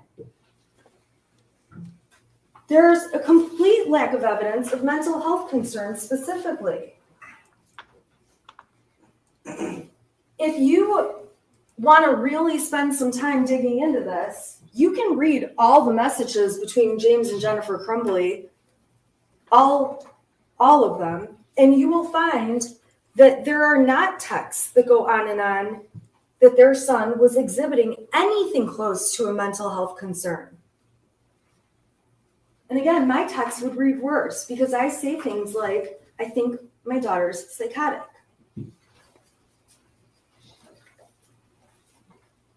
When Mrs. Crumbley did have to evaluate what's going on with her son, and there was something alarming happening, she relied on people who spend day in and day out with kids, people she considers to have more expertise in kids than she does, including Pam Fine, who left her a very nonchalant voicemail that you've heard, that was Exhibit 115 if you want to hear it again, saying Ethan was looking up bullets in school today.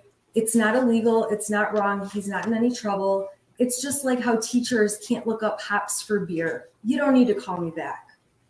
She was relying on the representations by the school counselor, Sean Hopkins, who took the stand and has had a lot of training, hundreds of hours of training, and made it very clear this was just an issue where he needed some kind of therapy and didn't think it was necessary to suggest to the Crumbleys, go to Common Ground today, or serious enough that he called 911. All the experts missed this. How's mom And she supposed to be relied on the smarter than they assistant are? dean, who also has an abundance of experience. Experience She Mrs. needs to Crumbly mention the doesn't school have. counselor specifically said. And quite frankly, that he my needed to kids stay in didn't come with a school. handbook, and my guess is her son didn't either. And the assistant dean said the same thing in the meeting with Mr. Hopkins, that Ethan Crumbley could that the son could remain in school that day, that he would probably be better off, according to Mr. Hopkins, around peers versus being alone, and that as long as they got him an appointment within 48 hours for some kind of counseling or therapist, that was sufficient. So it's absolutely not credible when a witness from the school, like Mr. Hopkins or Mr. Ejak, gets up on the stand and says, even if a kid is very sick, we cannot force them to go home. That is not true. And as parents with common sense, you should know that's not true. Because when my kids are puking, my kid's school will not let them be there. And when they have a temperature, not only can they not be there, but my children's school is always nice enough to remind me they can't be there for the next 24 hours, which means they can't be there the next day either. See, it's the regular person's comment that I like. So I think this is reasonable doubt can resonating be with the found in regular the fact that She's doing a lot better trained now professionals because she's told got out. Mrs. She's Crumbley worked out her personal her son was issues. not a Yeah, risk. I just didn't give a crap about her TikToks. And Mrs. Crumbley relied upon Don't it. tell the jury that people are making This fun of you school online. also failed to even really look at the situation and tell her about things from the year before. They made it very clear that he was not in any kind of discipline issue, which is shocking to me and was shocking to Mrs. Crumbley, considering he's off topic looking at bullets in school. He's looking at a video in school of some kind of violent pictures, and then he draws a gun on his math paper instead of doing the math paper. So when school officials say, okay, this is really not a big deal, all we want is a counselor within 48 hours, Mrs. Crumbley took that as a very strong sign that things were fine. And reasonable doubt can come from the fact that those 3 people at the school, Fine, Ejak, and Hopkins, are mandatory reporters by CPS who would have reported if they thought Mrs. Crumbley or Mr. Crumbley were neglecting their son. Mrs. Crumbley even commented to others about the nonchalance that was at that meeting, that it was only 12 minutes long, which surprised her, that she was disappointed they didn't take it more seriously, that she was surprised there was no disciplinary action, and she left the school actually feeling better that maybe she had overreacted when she flew over to the school. Now, the people who are trained in these areas, they didn't just say, we're not trained in these areas. They gave specific examples. They said that kids who are really a threat, they would show nervous behavior. They would show anxiety about somebody else handling their belongings. In this case, the shooter was cool as a cucumber as Mr. Ejak went down, got his backpack with the gun in it, and brought it to him. And Mr. Hopkins and Ejak said they hoped they could get him into counseling today, but ultimately said he can stay at school and we'll give you 48 hours to get it situated. All right, so the prosecution keeps harping on the fact that Mrs. Crumbley knew they had bought a gun and that the people at the school didn't. This is Oxford Community Schools. These professionals testified about how common guns are at the school, so common, and this kind of blew me away, although I live out there, that students are known to go to the gun ranges often, that girls on homecoming wearing their short little party dresses they wear to the dance take photos before the dance holding their guns, that kids go hunting on late start Wednesday before they go to school, and the school has to give reminders to parents for people to leave their guns at home. So this school that obviously has a strong gun culture going on, that sees a student looking at bullets, looking at a video game type thing with violence, and seeing a gun drawn on a paper, that these school officials, knowing that community, that they didn't ask if he had a gun when they carried the backpack down and did make a comment about how heavy it was, although the comment evidently was made to a different teacher, and I misunderstood and thought it had been made to the shooter. So yeah, Mr. and Mrs. Crumbley, they didn't mention the gun, but they did mention that they had been at the shooting range with their son. And this is a community that is so into guns. I can't even believe that these girls, I always look at those pictures on Facebook and think, oh my God, how short are those dresses? And these are girls showing their dresses with their guns in their hand. They know this is a gun community. Reasonable doubt can be found from the fact that the biggest concern at the time was suicide and not homicide. The worst case scenario that was presented would lead a reasonable person to believe there was a possibility of suicide, not homicide.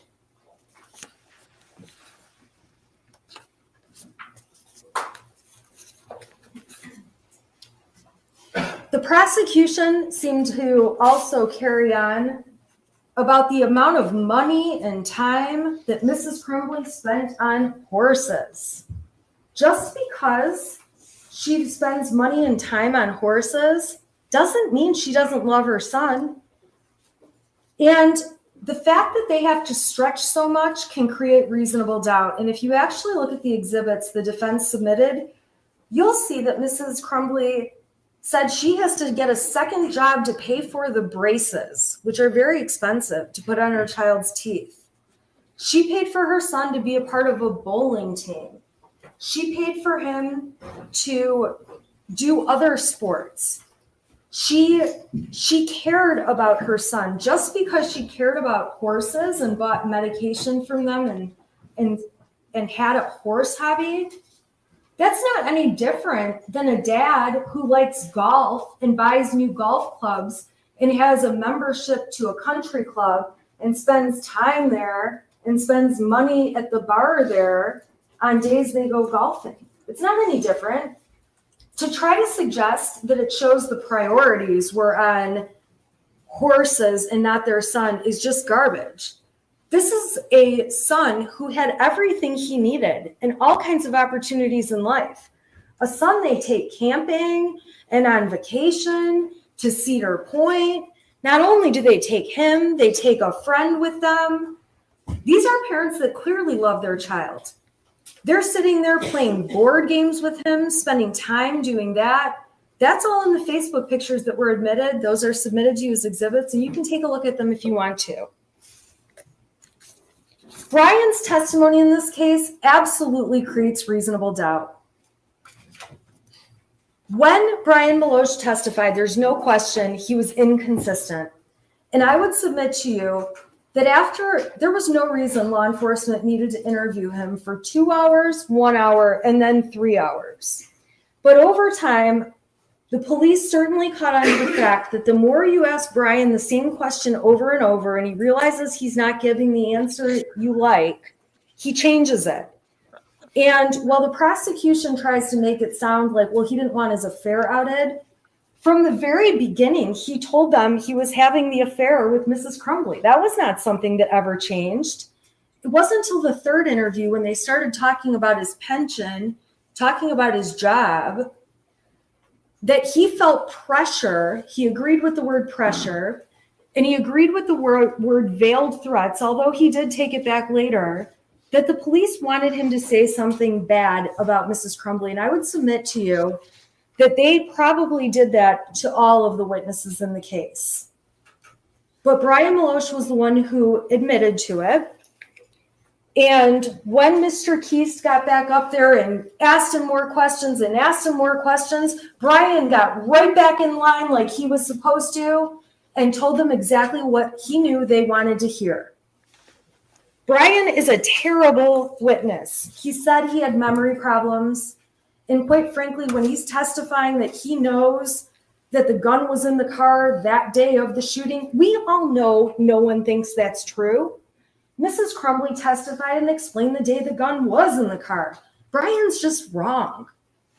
And when Brian testified that Brady was gone and he believed Brady died or committed suicide, I would submit to the jury that Brian is just an idiot and has no clue. And that the truth is, all right, he didn't know the details about where the shooter's friend went. Oh, he she's just got knew her he went full-on away. pity patch. Wherever he got that suicide she's idea doing from, well. who knows? The Yeah. prosecution didn't show any texts or anything to support that.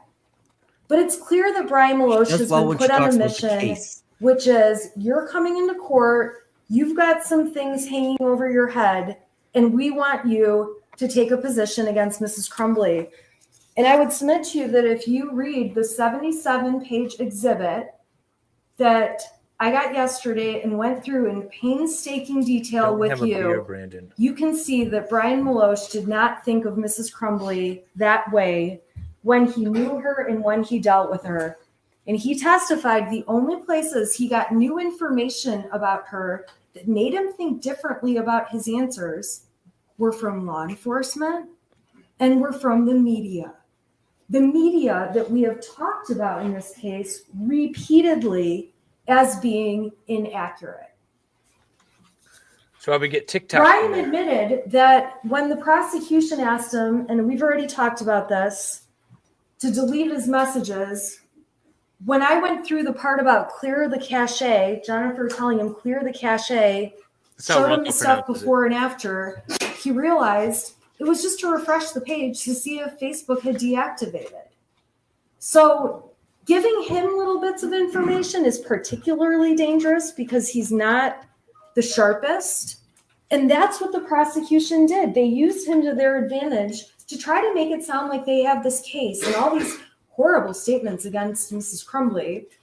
And by the way, when they presented evidence that Mrs. Crumbley is deleting texts and keep making it sound like she selects different texts here and there, it actually sounds like Mrs. Crumbley deletes all her texts, as she testified, that when people start flooding her with text, she deletes entire threads at a time.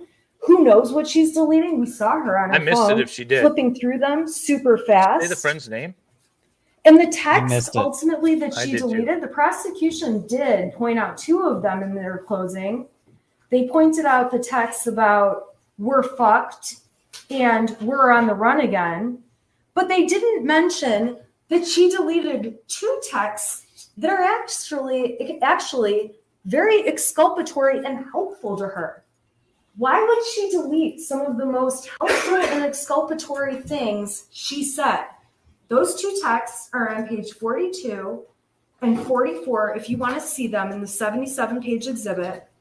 And those two texts confirm, she calls it the string lock was on the gun. She means the cable lock, but she doesn't know enough about guns to say cable lock. The string lock was on the gun.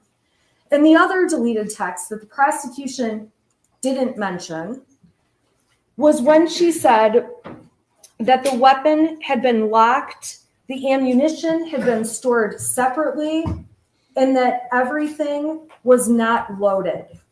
There's no reason she would delete two messages that are that helpful to her. She's just a person who deletes all of her messages as she testified. That's what I was to. thinking. Why were like the helpful messages? You can when find deleted? reasonable doubt that No, she's making some good Mrs. arguments Crumbley's now. state It's- of mind is very I'll tell you obvious my rant later. in statements she made after the shooting.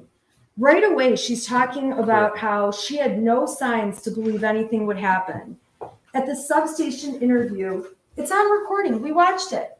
She tells the interviewer, I had no signs. There were no signs. Then when they have her in the car, the squad car, and she's in the back, she says to them again, I had no signs. In her text message with Kira, which was admitted, she says there were no signs. Kira says there probably were, you just missed them. With Brian Maloche, Mrs. Crumbley says again, there were no signs. I would submit to you, this is not some master plan where Mrs. Crumbley decides she's going to suddenly say there's no signs. First of all, there's no evidence of signs Mrs. Crumbley knew about. And second, all of her immediate fast statements in a time of stress, went right after she's had guns held to her face, walking out the front door of her house, she's saying there were no signs. You might find, and I know the prosecution takes issue with this one, but Mrs. Crumbley was actually, in fact, a hypervigilant mother. She's the kind of mother who is going to the friend's mom to chase down why he's having a moody and kind of depressed day. She's on Power Schools on the app multiple times a day checking for missing assignments. She's emailing teachers about grades. Christy Gibson Marshall, the assistant principal, who did do one of the bravest things I've ever seen. She testified she saw the shooter's face and couldn't believe it was him. And the reason she couldn't believe it was him is because it was so unforeseeable. Mrs. Crumbley's hypervigilance also comes when you look at how she takes him for medical appointments. They're at the urgent care because some little mole on his back changed colors when she's applying sunscreen. I think of myself as a hypervigilant mother, and I've never noticed any moles on my kid's back, and I must need to go home and look. Because when I look at the actions of Mrs. Crumbley, she actually pays far more attention to that kind of thing and other things than I do. I could easily be sitting in her chair. When her son's experiencing headaches and medical issues, she's at the doctor or doing virtual visits. There's no reason to believe that's not true. With the headaches, they go through a whole process. She gets a whole x-ray done of his head. She takes him to the eye doctor to see if that's causing the issue. Ultimately, she pays and puts braces on his teeth. Then he's a bad brusher, so she's going to the extent of getting the braces off his teeth so he can get the cavities fixed, 13 cavities. I would go crazy on my kid. And she's just doing each thing she needs to do as a hypervigilant mother. And yes, a hypervigilant mother can have a drink once in a while. I'm a hypervigilant mother, and I not only have a drink once in a while, but sometimes I've been known to have 2 or 3 or maybe a bottle. Of scotch. Reasonable doubt can be found from the fact that Jennifer Crumbley did her best as a mother. While going to the shooting range is not her thing, she's trying to find a way to bond with her son, who has just had his best friend move away.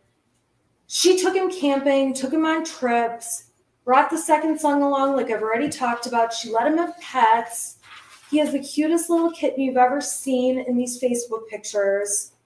Board game nights with him. She's not neglecting him in any way. And if anything, she's going to the gun range for him, not because she enjoys it. You can tell how much she loves it when she gets up there, shoots a couple shots, and then just stands there letting him enjoy the activity he likes. And I do the same thing for my kid. He likes to go to skate parks. I would rather do anything but go to the skate park. But I sit there and watch and say, oh, that was amazing. And all I hear is, Mom, watch this. Mom, watch this. Mom, watch this. And I would rather do anything else. But Mrs. Crumbley She on better that hope day her is oopsie trying baby at home isn't her watching best this. I know. to bond with I know. her child and have a relationship. If you relate to any of this, you Showing could be the charged for pictures incest of the brutality. messy I house agree. was just not necessary. And the prosecution explained to you they weren't trying to prove she had a messy house, but much of it was just so unnecessary. that I would suggest they are trying to make her look bad. They do kind of make her look a little bit like a hoarder. But if you saw pictures of my house right now, like a snapshot in time, you'd be just as horrified. I've been so busy getting ready for this trial, ready for all the fun we've had in the court and through these last few weeks. I still have my Christmas trees up. I was complaining to my husband the other day, oh my God, we still have our Christmas trees up. This is embarrassing. And he said, hey, Shannon, we still have ceramic pumpkins up.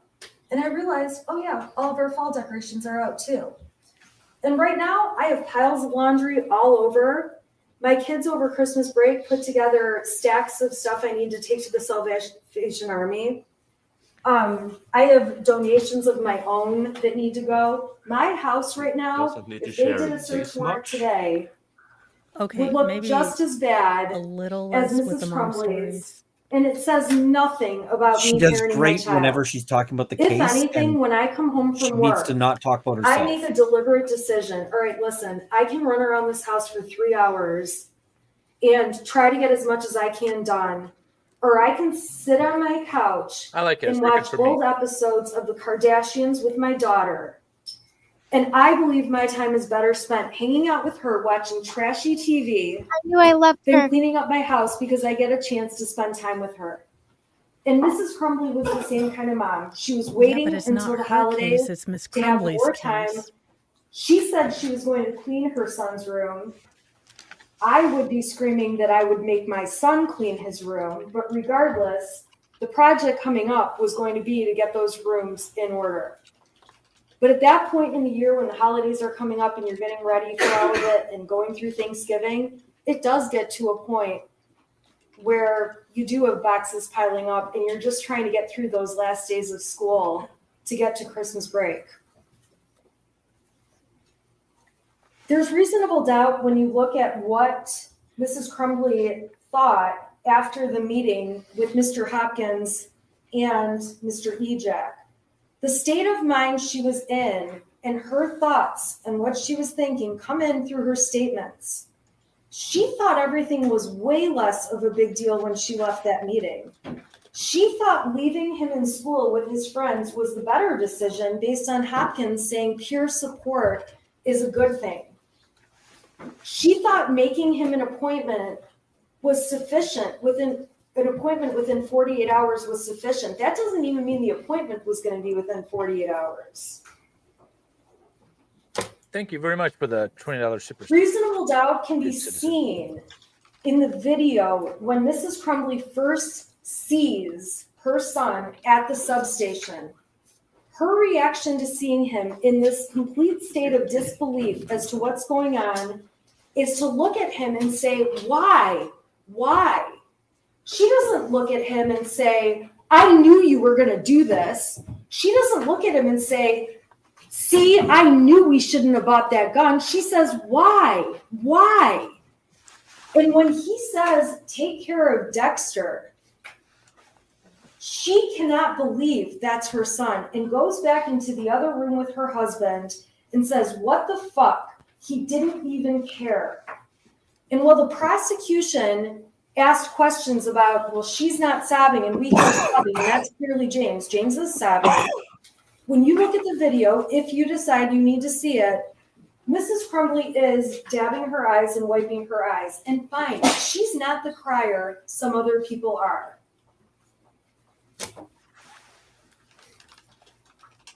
Reasonable doubts can come from the statements in the heat of the moment at the substation when Jennifer Crumbley is in a state of shock trying to answer their questions.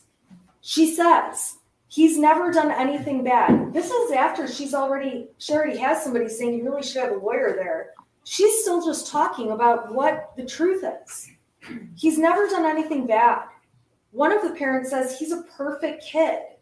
Jennifer Crumbley tells them the most of an issue he ever has is anxiety over tests.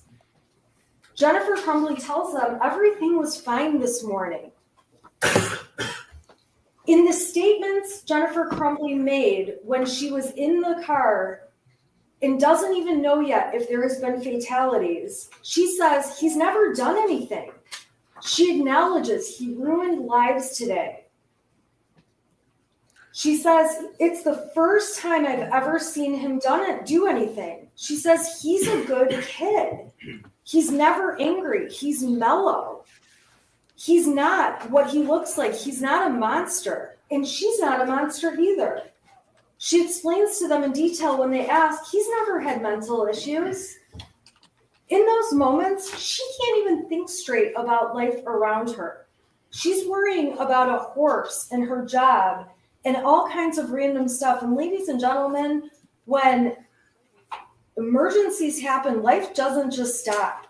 So the fact that she's able to function and think, I still need a job, I need some money, I need a phone that works, that doesn't mean she thought her son would terrorize and kill people and shoot people at a school.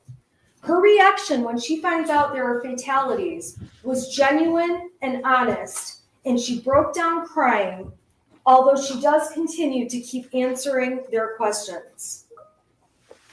She explains why she feels like fatalities are different. She explained that on the stand. If he had shot people and injured them, it was something they could at least deal with. But a fatality is a fatality and can never be changed.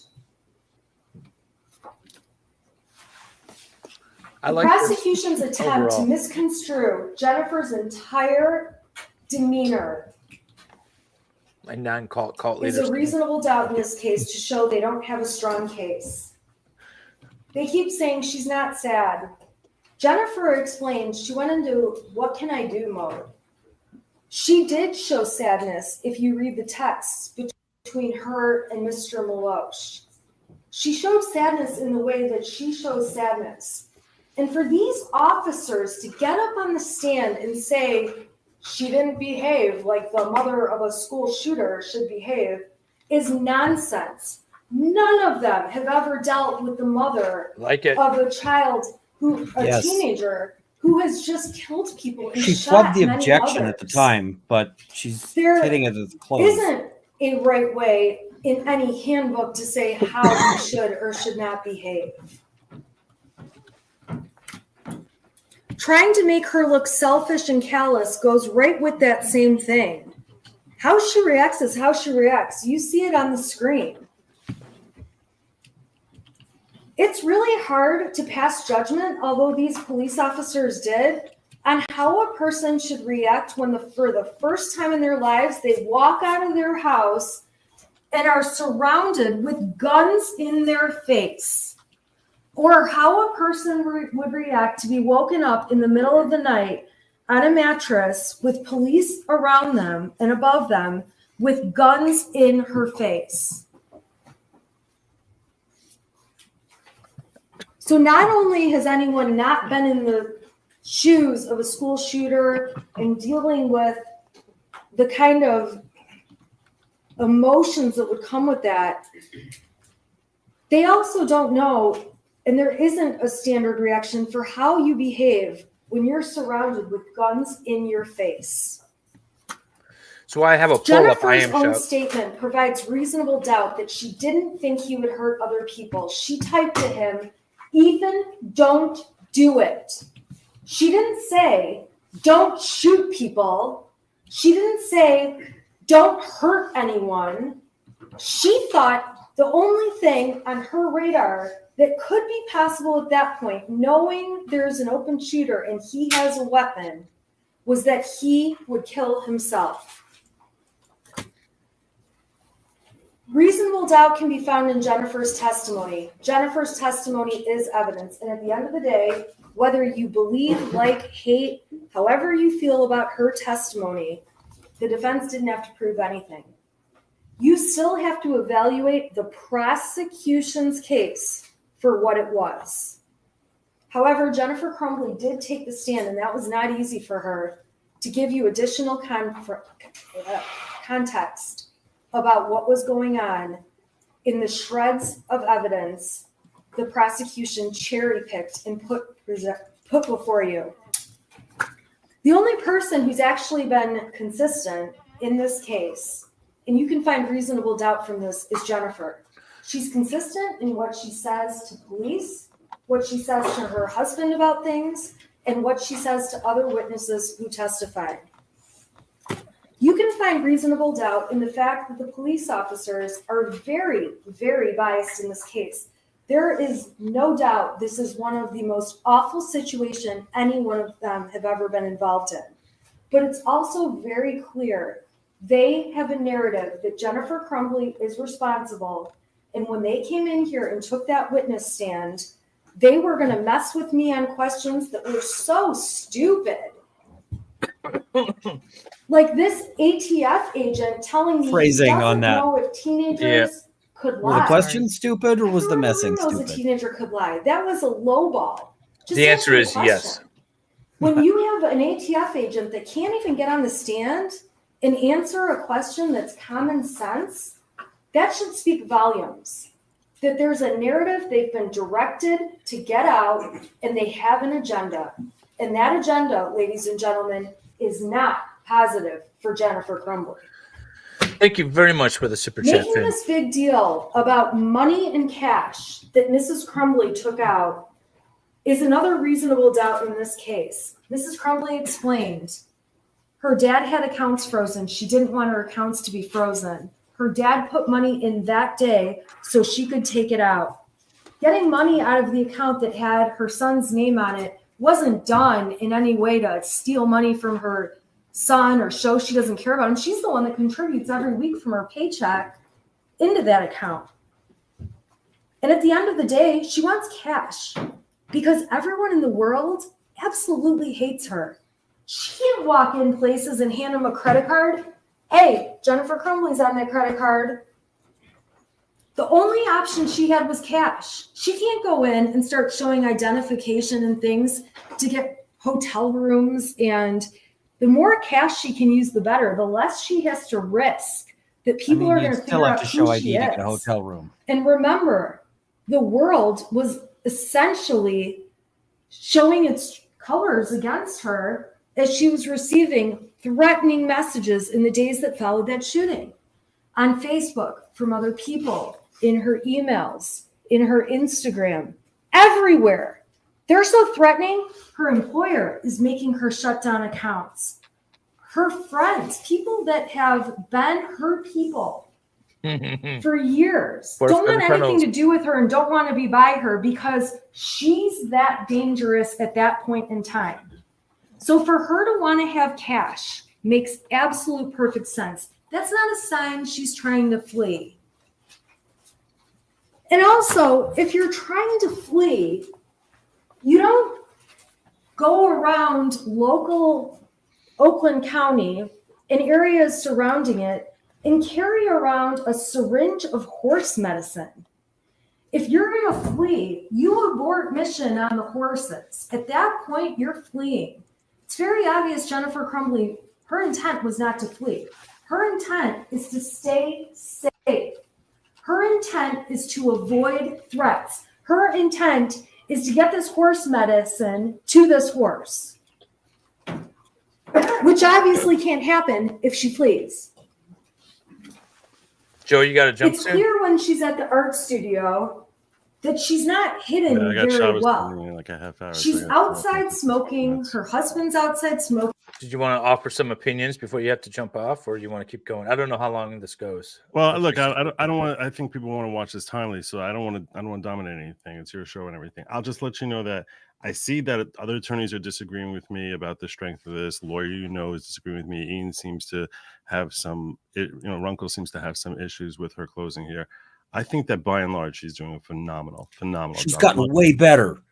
I She love just it. started I out like- with I- all I these like- I like grudges the- that she's going through. I'll tell you this much. I think that it's very possible. She just needs one juror to be able to identify with the same type of mothering hassles of like, yeah, you know what? That could be my kid. That could be me sitting in that witness box. She just needs one.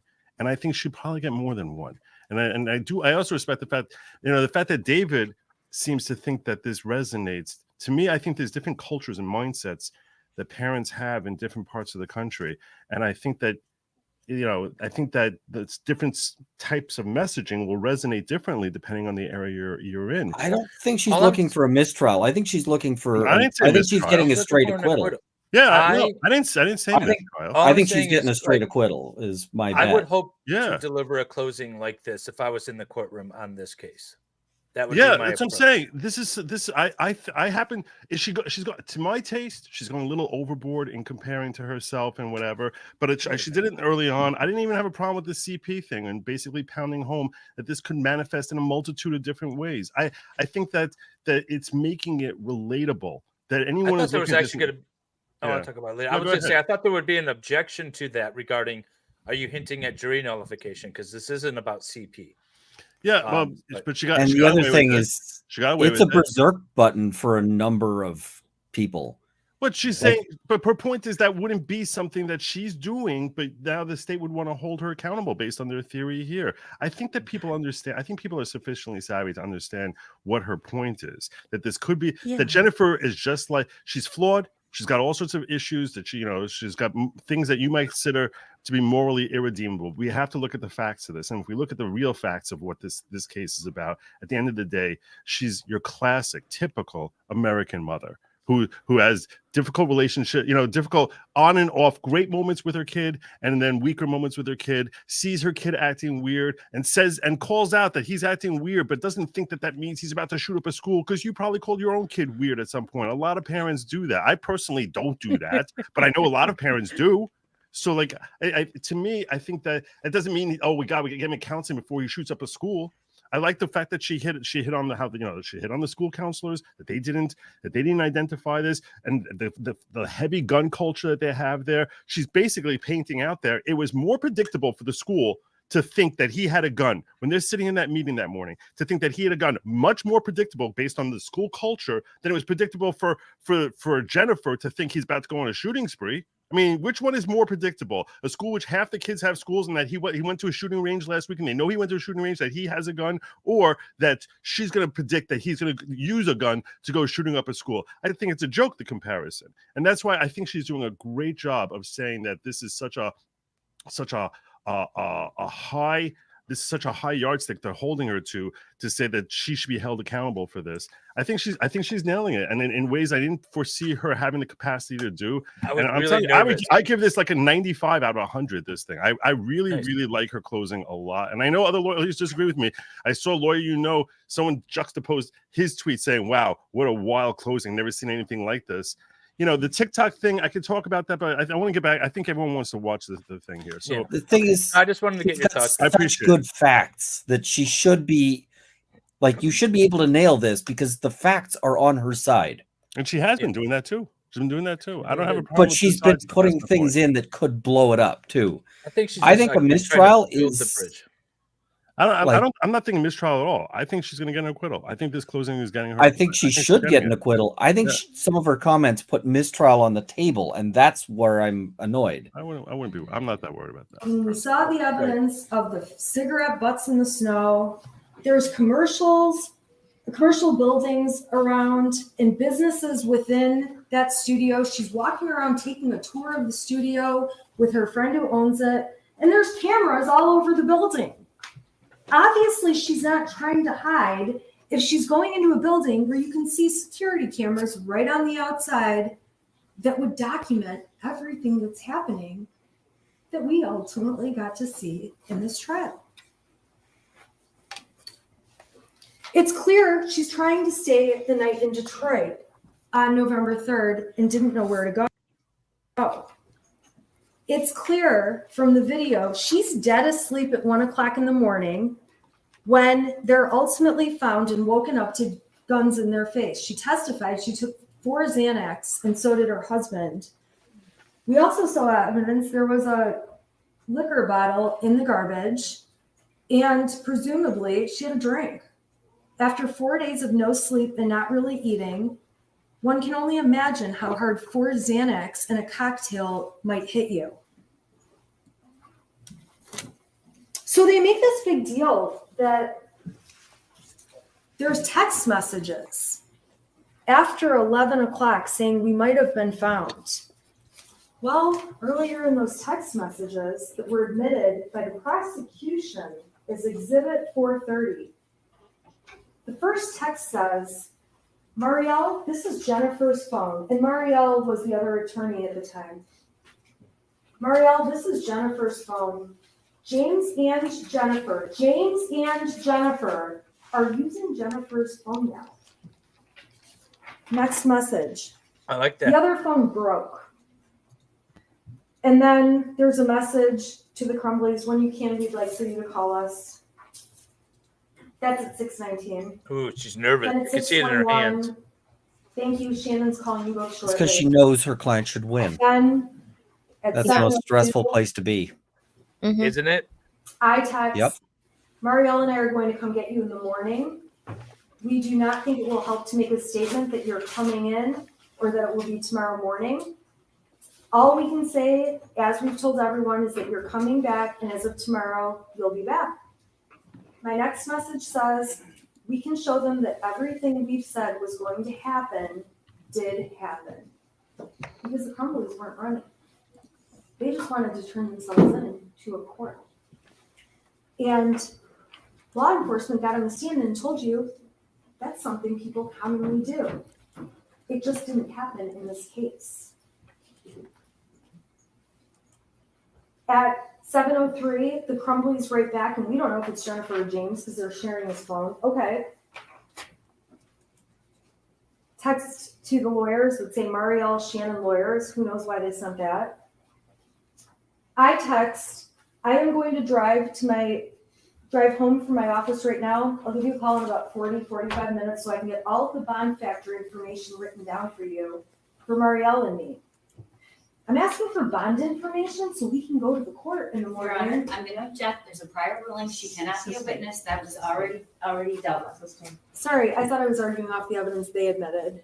Well, you can argue off the evidence. Okay. So they say at 7:37, okay, we'll be waiting. I'm gonna call in 1 minute, okay. Then at 11:14 on the phone that both of them have been using, a text is sent to the lawyers. Think we might have been found, don't know, just a heads up, please check. It's not for a couple hours that they're actually found, but Mrs. Crumbley testified she didn't send that text and she was already asleep. Now, after those text messages, there's 2 more pages that are included in that exhibit. So if you do end up taking a closer look at 4:30, which is totally fine, just be aware that there's another thread that starts that's a repeat, and I don't know why that is. I just want to let you know that, and I'm not sure why that exhibit is like that. That was a new one we got, obviously, all today.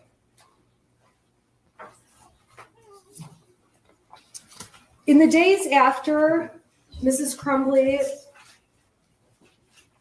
and Mr. Crumbley are planning to turn themselves in, we know they're planning to turn themselves in because Exhibit A was admitted, which showed they were trying to find a hotel in Auburn Hills on Priceline for December 4th and 5th, in case they needed it for the weekend.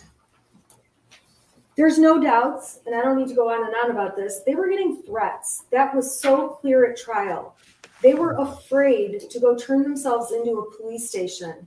A police station where if they went, there would likely be other inmates or bad people there, and their faces would be up on a TV because it was all over the state at that point. They were terrified. They wanted to go in through a lawyer. Reasonable doubt can be inferred from the fact that they set an alarm clock, which was admitted by the prosecution, showing that on Saturday they were getting up at 6:30 or 6:45, completely consistent with their plan to go to Novi for an 8:30 hearing. This is also not James's trial. I am not standing here suggesting that James is guilty of involuntary manslaughter in any way, but it is important to point out that James was the parent responsible for all of the storage of the guns. Jennifer And he Crumbley goes barely all even the way under the She bus. didn't object to Yep. being in the house. Well, she could She do the didn't same to him. object to buying the gun that James and Ethan were interested in. She I didn't thought she's object to representing calling him, it isn't she? Ethan's Christmas gift. She No? was not No, her former responsible partner is. at all for the storage of the weapon. It is misleading to suggest by the prosecution that that 6-hour case was open on the bed and that it sat open like that all day with the ammunition box next to it.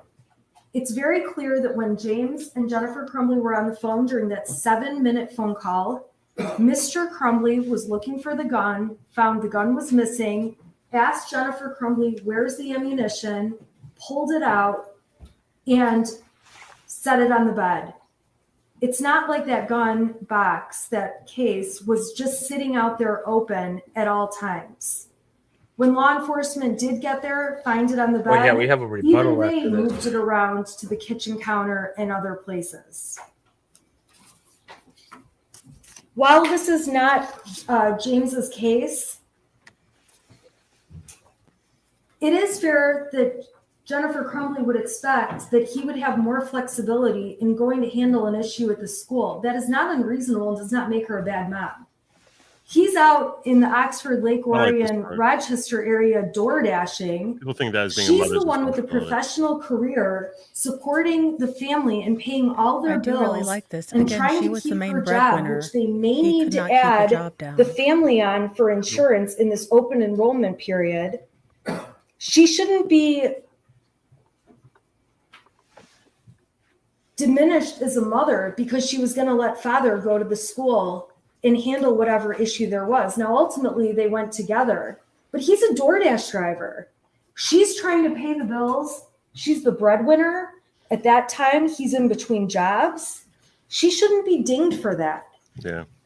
How does she afford a horse on, It's on that? misleading for the prosecution to suggest Well, there's he been was evidence recently of this. She unemployed. keeps guns in the car. I'm gonna get a cow. She didn't say she keeps guns in the car. When she was interviewed, and if you really want to watch the interview, you can. Jennifer told law enforcement there was one time that gun was in the back of her car. That one time was when James put it in the back of the car, and she drove the car to the range. Her son and her had a experience at the I think it's better that they range, bifurcated and these she cases. drove the car back Oh, home, absolutely. left the car locked with the gun in it, so that when her husband got home, he could put it away. It is not true that she was driving around keeping guns in the car. That is not what she said to police. As far as Mrs. Crumbley knew, there was a cable lock on the gun at all times. She called it a string lock.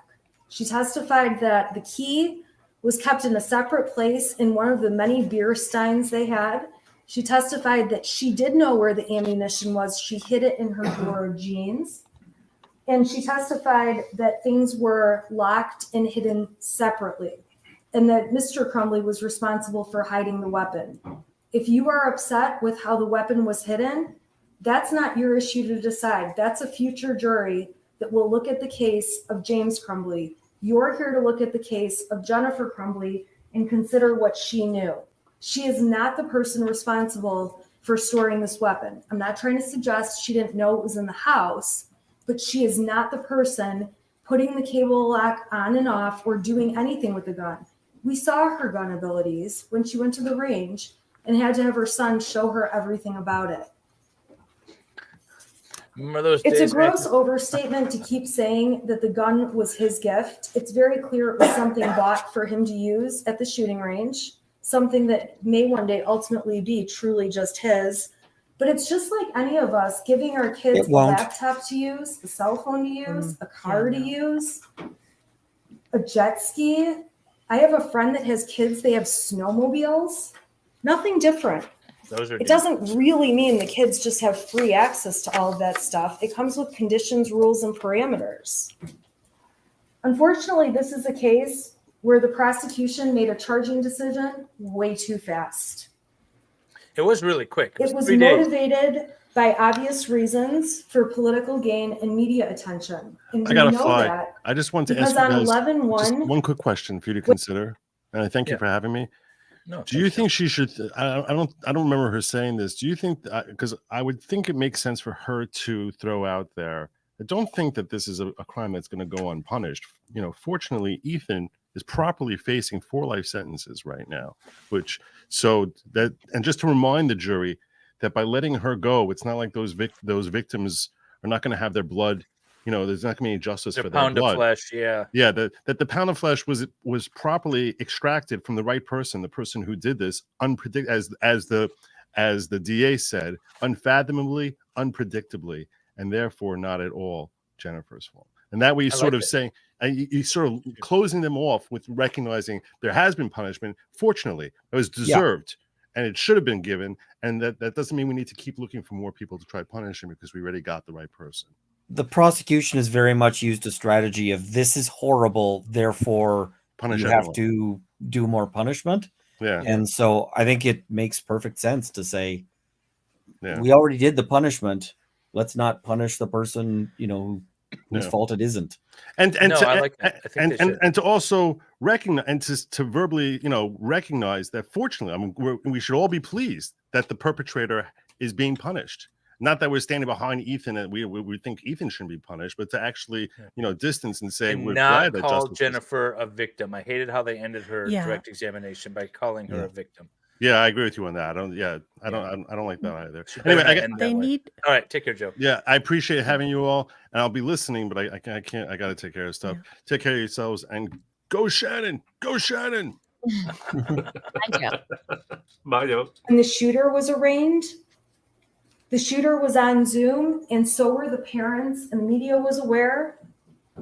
And when Mr. and Mrs. Crumbley were charged, and there was a swear to at the court, the media was all there, but guess who wasn't? Mr. or Mrs. Crumbley. Mrs. Crumbley testified she didn't even know there was going to be an arraignment, but the media knew. And then the prosecution came out with a big press conference announcing it. I would submit that the plan was never to let the Crumbleys turn themselves in, but to turn them into a big charade of looking like they're trying to flee when they absolutely weren't.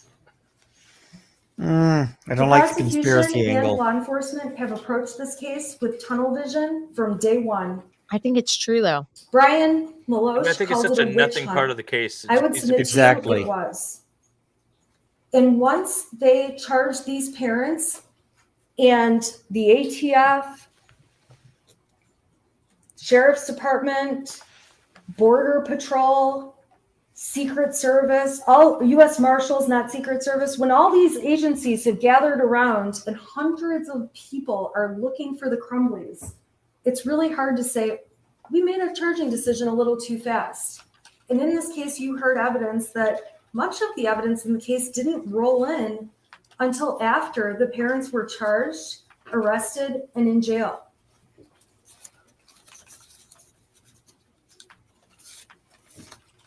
To try to suggest having multiple phones as a sign of fleeing is just garbage. I think everyone here clearly understands why they bought burner phones and why they went and bought replacement phones with their phone numbers so they could use two-factor authentication to get into their accounts.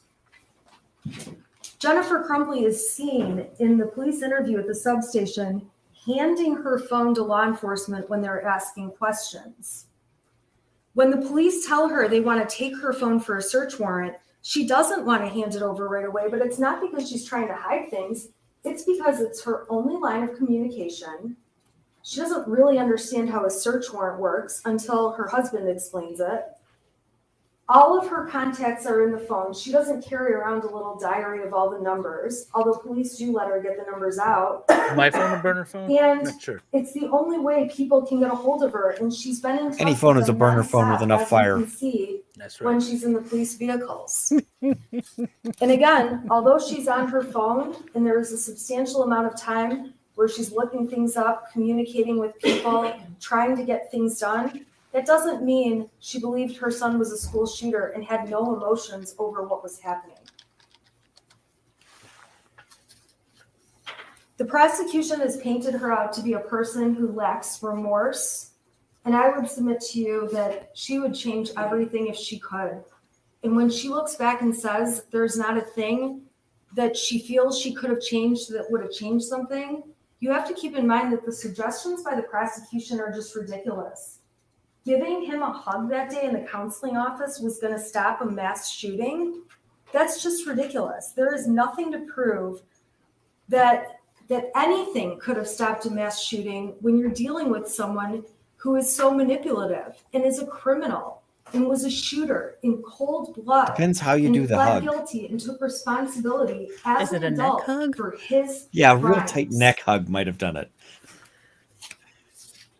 Yeah, Homer Simpson style hug. Finally, my last reasonable doubt card is blank, because I've tried my hardest to come up with all the reasonable doubts the defense sees in this case. And like I said, each of you need only one to vote Mrs. Crumbley not guilty. But a lot of times jurors think of a reasonable doubt I miss because there's so much evidence. I like and that. we've already established, and I've admitted I'm not a perfect Yeah, I like person, that. I'm not a perfect lawyer. So I put a blank card before I'm warming you to it. so that if you have a doubt I've missed, you know you're not limited to what I've suggested or the defense has that's the point of suggested. it. You're welcome to come up with your own doubts on your own. No, I kind of like it. And if you decide you That's want a to good- dive in and read the I might truth steal that between technique. Mr. and Mrs. Crumbley and everything they talk about, you're totally more than welcome to. Those exhibits are all Especially going because back. and everyone forth. was noticing the What cards. I'll tell you Yeah. is that you're going to find a lot of instances. Yeah, no, I where Mrs. like that. Crumbley is anxious, asking where her son is, where her husband is. You're going to see a lot of horse talk. You're going to see arguments between a married couple. When I read them, they read just like my husband and myself, yelling and swearing at each other at times. We And get then it. Your home life sucks. what do you want for dinner? And then we just move on, and that's just how life is. You'll see messages in here that will certainly make you blush when you read what Mr. and Mrs. Crumbley intend to do in bed that night. You will read a variety Sexy of messages that show real life and real life between two married people Sal. that have a child. I have a feeling the But jury it might want should to make dig no through that difference that they may use their horse's name more often than their son's. There's going to be some curious And people. I'd also submit that every time Not you gonna see be a them quick talk verdict. about when is I see he gonna Sal be making a home FOIA and what are request. we gonna They'll eat be for curious dinner, for like 30 minutes and then they'll be even bored. if they don't use Yeah. the words spelled I've dug through those text EPHAN, message files. that's who they're talking Not on about, a Friday. because there are only 3 of them That's in true. that It is house. Friday. Yeah, they don't want to wait. At over the this weekend. point in the trial, I am asking that you find Jennifer Crumbley not guilty, not just for Jennifer Crumbley, but for every mother who's out there doing the best they can, who could easily be in her shoes, for every parent doing the best they can, who could easily be in their shoes, for every parent that has snippets of text messages that could be read and make them look like horrible monsters. For every parent that has fights with their kid on text message that also could make them look like terrible parents. For every parent that's ever had a hobby and has not spent 24/7 with their child.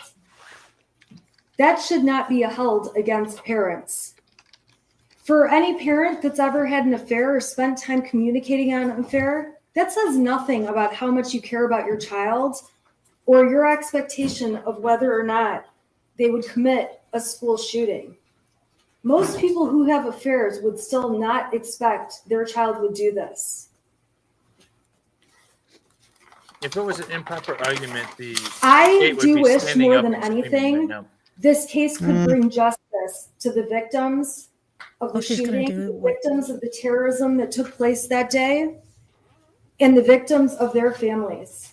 I wish more than anything it really could be a result that would be a Band-Aid to make everyone feel better, but it can't be. Don't do Taylor First Swift. of all, it brings back nothing for the people who have lost. It certainly doesn't bring back any lives. And if anything, this is not justice. This is not how justice works. This case does nothing good, for she the avoided people it. who have already lost everything. Many of the people sitting in this courtroom. And it does nothing to bring back the tragedy and the tragedy that unfolded on November 30th. Don't sing. At this point in time, the prosecution cannot prove that Mrs. Crumbley avoided exercising ordinary care that would have saved lives. The prosecution cannot prove that Mrs. Crumbley was aware there was a danger that existed by her son that required her to exercise reasonable care. They cannot prove that she was grossly negligent and that there was any way she could foresee that this would happen, as awful. I would have as dropped it is. parts of those I'll tests. stipulate it is. At this point in trial, I always have to sit down. Like This an is how aim the small, court rules miss work. small kind of thing. Prosecution gives a closing. They, I give a like, closing, leave out we the have an ordinary, opportunity for like, rebuttal, the and care then I don't get bits, to say because that anything sounds else. like the standard is And I'm a sure hair you can trigger. see from my demeanor in trial, when the prosecution says something that I know I have an argument against, I get anxious. You can see a reaction, and I'm not going to do that. But I am going to tell you that as they argue, I Is it will going like have an hour and a many half? things that I wish I could get up and say, that's not true, and argue against. So what I would ask is that when you go back in the jury room and begin to deliberate, you think about and ask yourselves, what would Shannon Smith have said in response to the rebuttal where they get the last word? I would just ask that you consider that in your deliberations, because I guarantee you I'll have a very hard time sitting here knowing that the prosecution gets the last word when I know the defense would disagree with it. And I am asking each of you to vote that Mrs. Crumbley is not guilty, because she is not guilty. And because a not guilty verdict is the only fair and just result in this case. Thank you. She went just as long as the state, but she felt like half the amount of time. Well, They to be both went fair, about an hour and a half. the state felt like it began before sliced bread was a thing. Oh God, no. Her And shoulder pads have doubled in That's why we get the size. last They're word. And becoming it's a burden sentient. I embrace. It's the burden to prove beyond a reasonable doubt that Jennifer Crumbley is guilty of involuntary manslaughter. It's not a Yeah, burden something's messed up with that one shoulder that I have pad. to prove every single fact about the case. Yeah, it's just sitting beyond right a up on reasonable top. doubt. It's That's not the law. liberating itself. It doesn't She fit. told you That's the law the problem. was. It's not the law. Yeah. The law is act to prove every element beyond a reasonable doubt. It fit her 20 Beyond a pounds. reasonable doubt. Not any doubt. She's a tiny Beyond woman, a though. reasonable doubt. It's like part of a Batman costume. This is what she got up to The recap? defense gets to decide how they present their case. They get to decide that. She gets to stand up and say what she said. But your job is to listen to the facts of the case. Your job is to listen to what the judge tells you the law is. Your job is to tell you to look at the evidence, the people sitting here, not what somebody else wants to have said that they Yeah, said. the jury knows this. But what they Shut up and sit actually down. said. Your job is to consider not what lawyers say about their own life and their own circumstances and their opinion. Your job is to consider the facts and the evidence in this case. I have to address a couple things, and I'm going to be quick. If you There did was choose- absolutely you no liar. evidence at all presented to you that anybody at that meeting told Jennifer Crumbley it was no big deal. There was no evidence of that. There was no evidence at all that Jennifer Crumbley was very surprised by how long the meeting lasted. Jennifer Crumbley didn't say that. That's not into evidence. I don't have to prove, the people do not have to prove that Jennifer Crumbley knew that there was going to be a homicide or a school shooting. As Lieutenant Willis pointed out correctly, if she knew exactly what was going to happen, she'd be charged with murder, ladies and gentlemen. She is not. What? She is charged with involuntary manslaughter. And the elements. Oh. Okay, so this is the thing. So they were questioning the lead detective yesterday, and the lead detective said, or she was asked, she's like, you have no text message that this woman knew that her son planned on shooting up the school that day, correct? And he said, no, if we did, it would have been murder. So That's not the law. the law is known right now. Manslaughter, involuntary manslaughter is I knew and I didn't take reasonable steps to prevent, right?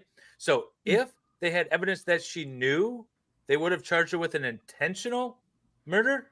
That's ridiculous. But that's what the guy testified to, which makes no sense. And now she's repeating it like it's the truth. Yeah. Like She is this a actually lawyer, should- correct? This should get a caution from the court. And just look at this freeze frame. Look at the judge's face. Oh, yeah. I think the judge is considering, do I have to step in and correct this? Because that's wrong. Yeah. That is. So but I think this is a peek inside. This is leakage, if I may use the failed expert's testimony that the state was trying to get in. This is leakage. This is the state leaking how they charge people. We have enough evidence just under the charge, but we're going to bring that anyways. And then if we have just a little bit more evidence just under the charge, we're going to bring the higher charge. Think of how stupid that is. If they had evidence that she knew, they would have brought murder charges. That's insanity. I got to back that up a touch. Jennifer Crumbley knew that there was going to be a homicide or a school shooting. As Lieutenant Willis pointed out correctly, if she knew exactly what was going to happen, she'd be charged with murder, ladies and gentlemen. She is not. She is charged with involuntary manslaughter. And the elements, you'll get them. I read them to you. The standard and what I have to prove is not that she knew that her son would go shoot up the school and kill 4 kids. Wait, what? I Now? have to prove that she had a legal duty. She negligently performed that legal duty. The jury instructions negligently clearly did say that not she take knew. She had to steps have known. to take care and protect the other children in that school when there was a reasonable foreseeability that ordinary care was required. The smallest of things. The smallest of things. No. No. I That's not the apologize standard. to the law enforcement in this room and any listening. She's inviting the jury basically to engage in jury nullification to Because convict. if you believe that Special Agent Brandon and Lieutenant Willis and the other law enforcement that took the stand Your Honor, here, objection. including Finally, I'm objecting because I'm allowed to argue based on what's in evidence, and Miss McDonald is trying to make me sound like I've done something wrong. And I didn't. My argument was It's not a good argument or a good objection. it's my rebuttal. Yeah. objection, mischaracterizing the law. That's the proper Police objection. officers, you argued about the statements of the police officers. She gets to argue about the statements. The exact quote was, they probably did that to all the witnesses in the case. If you believe that, then you believe that the sheriff's office, Lieutenant Willis, Special Agent Brandon, the ATF, the federal marshals, the Detroit Police Department, anyone who I'll give the evidence ATF check, they that were all probably did something in shady. some sort of conspiracy. That's what you have to believe, and I know that that's not what you're going to find. Look at the evidence, apply the law, and decide what the truth is. Oh, That's is all she I've ever done? asked you to do. That's all the judge is going to ask you to do. Yeah, we're a little behind. She just Nothing here was finished. designed. We're Nothing like here was made up. we stopped a little bit for Joe's And I don't glance, but have to that's okay. convince We're you like of 7 that, minutes. because I know behind. that you're going to use your hearts and your minds and your sense of reason, and you're going to look at the evidence. Yeah, wrong objection. I agree. And the right objection was The first important statement there. Jennifer Crumbley makes about It really was. this gun, her Because son's she gun. she could have argued Was in at the front of the substation jury after the that shooting. she's And this mischaracterizing the is what she statute. said. That's the objection, and you get it out in front of the jury. It was hidden. Yes. Oh my God, yes. It was hidden. That's what she said. It was hidden, ammunition separately. It was hidden in a dresser. It was hidden. That's all she said about it. We're hoping to change that, Natalie. The I'm school's starting to get actions cameras or in Wayne inactions County. do not excuse the culpable behavior by defendant. Ladies and gentlemen, he literally drew a picture of what he was going to do. Objection, Drew use of the word a picture. literally. It says, "Help me." It has the drawing of the gun that she And brought none of the up, other people saw it. posted and bragged about. Blood everywhere. The thoughts won't stop. The world is dead. He drew her a picture. And the trained school counselor God. didn't Pretty see it. egregious in unique circumstances. And in fact, it is absolutely not true that we have to worry that we'll all be sitting here. We agree on one thing. Her testimony I hope the is jury's not evidence. Jennifer Crumbley's testimony is evidence, and you should consider it. And when you consider it, I'm confident that you will agree it is not consistent at all. It wasn't even consistent from her direct examination to her cross-examination. She acknowledged sitting here when Mr. Keys asked her about, "Where's his phone? You said you took the phone." You heard what she said. We took his gun away. We took his gun away. I don't have to prove flight beyond a reasonable doubt. I already told you that. You can infer consciousness of mind. And what does that mean? You run, you delete text messages, and you lie because you know she knew she did something wrong. The question We're scared of getting it wrong for the about why prosecutor. Jennifer Crumbley didn't take one of these small actions, secure the gun, find out where the gun is. Why haven't you looms taken out your large shoulder pads? in this It's just work. 2 snips with the thread thing. There is no one it looms larger for than the victims and the family members of those kids who were killed on that day. We don't have to prove why. But remember what she said. I wouldn't change a thing. Just hours ago, she said, I wouldn't change a thing.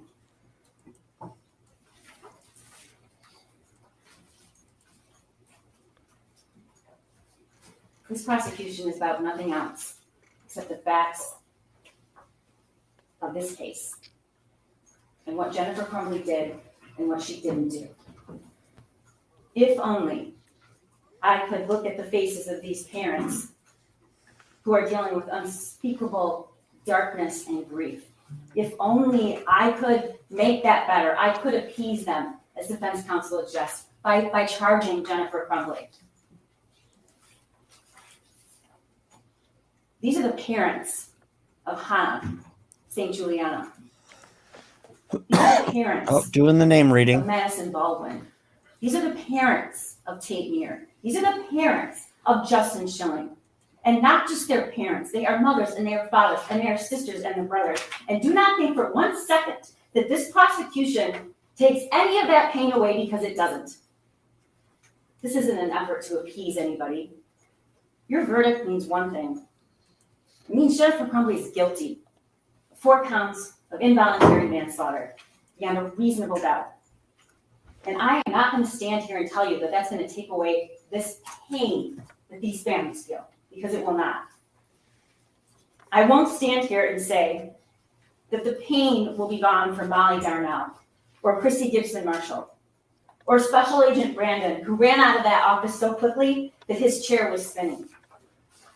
Or Ed Wogrowski, who viewed the surveillance video to identify the path of the shooter, and it was burned in his brain forever. Or for Lieutenant Tim Willis, who answered the call to lead, and maybe the biggest ask of his entire career, but one he did not back away from. Emotion, therefore convict. Don't render this verdict for the hundreds of kids in that school. It will not appease them. Nothing will. But you are now called upon. You are called upon. You are called upon to do your part as jurors, to keep the oath that you took, to be Doesn't sound fair, to genuine. be honest, to be impartial. No, You because are she's the ultimate disingenuous fact here. finder. It sounds She like is, in a fact, Trudeau asking speech. them to do exactly what she's saying she's Of the not. truth.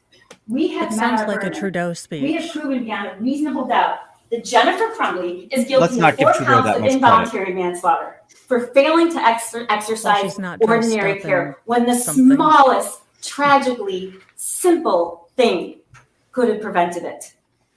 Prove it. It could have saved Hannah. Take the exact same scenario and prove that that specific thing. Hence why her Could have expert prevented was it. denied. It could have saved Madison. Oh, are you showing the It could have pictures and saved you're gonna Kate. cry? And it could have saved Justin. And she sat here and she said she wouldn't do one thing different. And You said lastly, that. I'm gonna address the question I know that on the minds of a lot of people in this courtroom and a lot of people listening. Yes, I have kids. I'm gonna say, but I know they're all asking and they want to say. Oh. When she took the stand and she testified about her own loss, and she was asked the question, "You lost everything." Yeah, that was bad. She said yes. That's a bad question. Don't give She people. hasn't lost everything, ladies and gentlemen. Don't give the Was state that on something. direct? Her son Yes. is still alive. Oh, Jesus. Find her guilty of 4 counts of involuntary manslaughter. Thank you. All right. Yeah, this is the wrong I case have for a the family defense come to back play the Monday. sympathy card. But you know that, right? You knew that before I said it. You guys have been so terrific. You've been on time. I have not heard, I still have 5 alternates, right? Because no one, as far as I know, has violated any rule, has read a newspaper, has. Ace, I see the gifted membership. I'll grab Has those in a talked to second. anyone who talked to someone else who repeated it to the court. We appreciate that. You know how hard it is. I'm gonna ask you to come back Monday. Ooh. All right. But I Good. wanna I'm glad they instruct you that didn't during the send her time, in. Send do them not in read, late listen Friday to, or night. watch any news reports about the case. Under the law, the evidence you I mean, consider they to might have got a decide the case quick acquittal. must meet certain standards. For example, witnesses must swear to tell the truth. The lawyers I think must be quick able to stuff is usually cross-examine bad. them. Because news reports do not have to meet these standards, they could give you incorrect or misleading information that might unfairly favor one side. So to be Now fair they're to going to both go check sides, out you TikTok. must follow this instruction. Do not go on social media. Do not post on Facebook. Do not read Facebook. Do not I do just don't like the research. idea of Do sending the not jury back in discuss there the case Friday with night. anyone. Deliberate. I'm going to ask you to Start. come back on Monday. You'll all come into the courtroom. Can you come back at 9 o'clock on Monday? I'm going to give you instructions. After I give you the instructions, 5 of you will be drawn by lot, but you will still be sequestered in a separate jury room. So you'll still be required to be here. All right, do you have any questions about the schedule? Did you all order lunch for Monday? All right. No questions about the schedule. We have come this far. Please follow my instructions. It's very important to both sides. We appreciate you. Have a good weekend and stay healthy. They're all going to go Right? open their TikToks immediately. Well, 'cause they were told to. I know they really were. I think I said this before. I'm going to have all the jurors come back on Monday morning. The captain graciously volunteered to have deputies here late into the evening, but it is late enough that would be very difficult. So I didn't think the at 9 judge would o'clock keep on him late. Monday morning, I'm going to instruct the jury. I'm going to have the 12 jurors deliberate, but I'm also going to sequester the 5 alternates. All right, any questions Stacy, about sorry. that? No, thank you, Judge. Thank you. Well, we're So, still going to go can for a you- few can because you- we can have you someone in the courtroom that hopefully will jump back on panel and let us know I'm what gonna the check jury's this out. reaction might have been Thank you. Have a good to the weekend. closing arguments. They were in for the cross. They said, Ian, what are your thoughts on this? Our person in the courtroom said that the jury seemed to not be paying attention during cross-examination of the defendant. Excellent. That's what I was thinking too. I'm like, they've already made their mind up. They don't. If they're leaning towards guilt, then they're paying attention to the cross. If they're Yeah, leaning absolutely. towards innocent, then they're not paying attention to the cross. If they're not paying attention to the cross, it means that the prosecution has lost them, and the jury's not even interested in the prosecution getting them back. That was so. my thought. I think that's I mean, here's the problem with evaluating lawyer performance, because I know there's a lot of people going, hey, you know, that cross was great, it resonated with me, etc. And I'm not telling you guys that you're wrong. I'm just telling you that I'm looking at this from a lawyerly perspective, and I'm seeing this as defense's case should be wrapped up. And so it's their case to accidentally blow a hole in. And what you're telling me about the cross-examination really fits with that. I think the defense has much better evidence on their side. I think they've got a lot in their favor. They've got several counselors, all of whom, and like, I'll give the defense lawyer credit. She got from all of these counselors, you didn't see anything. You didn't do anything. If you thought there was going to be a mass shooting, you'd have done something, right? And they said, no, we didn't. Yeah, we so, didn't see that.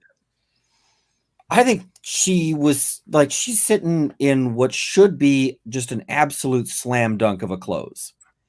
That's how she should be rolling in. She should be rolling in like a freight train, and especially avoiding F-ups.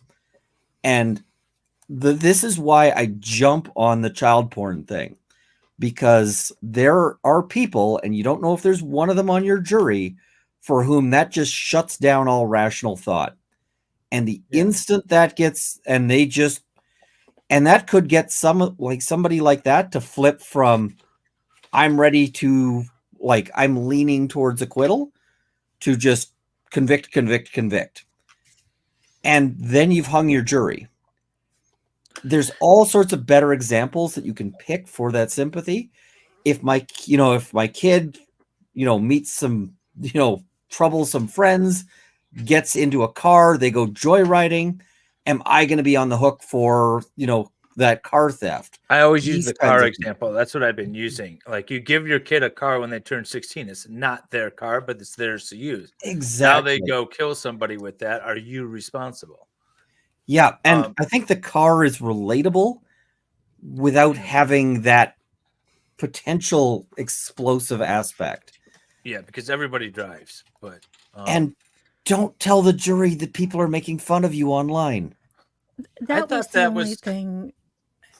Go ahead. 10% less of that, maybe a little tighter on the mom thing. That's the only thing. It's the end of a long day. That I was worried that she was going to.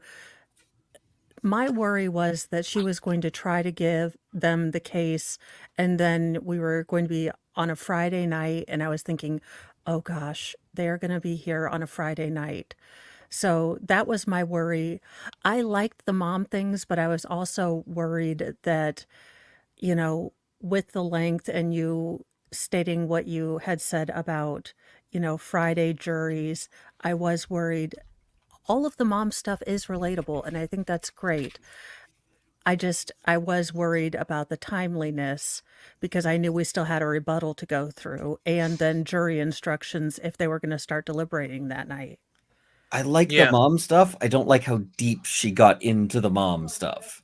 Valhalla waits, like my chat is split. Like, half of them found it endearing, and the other half didn't like it, and that's fine. And that's the thing that you always sort of weigh when you're doing attorney sort of analysis, when you're thinking of this whole situation like an attorney. So, like, one of the things that I would try to avoid is anything that could be used against your client in closing, such as, if you're going to ask your client if you would do anything different, you should better have prepped your client so she doesn't say, no, I wouldn't have done anything differently. Yeah. That was just that the was way a it came failure to out. prep. That was a failure to prep. That was a bad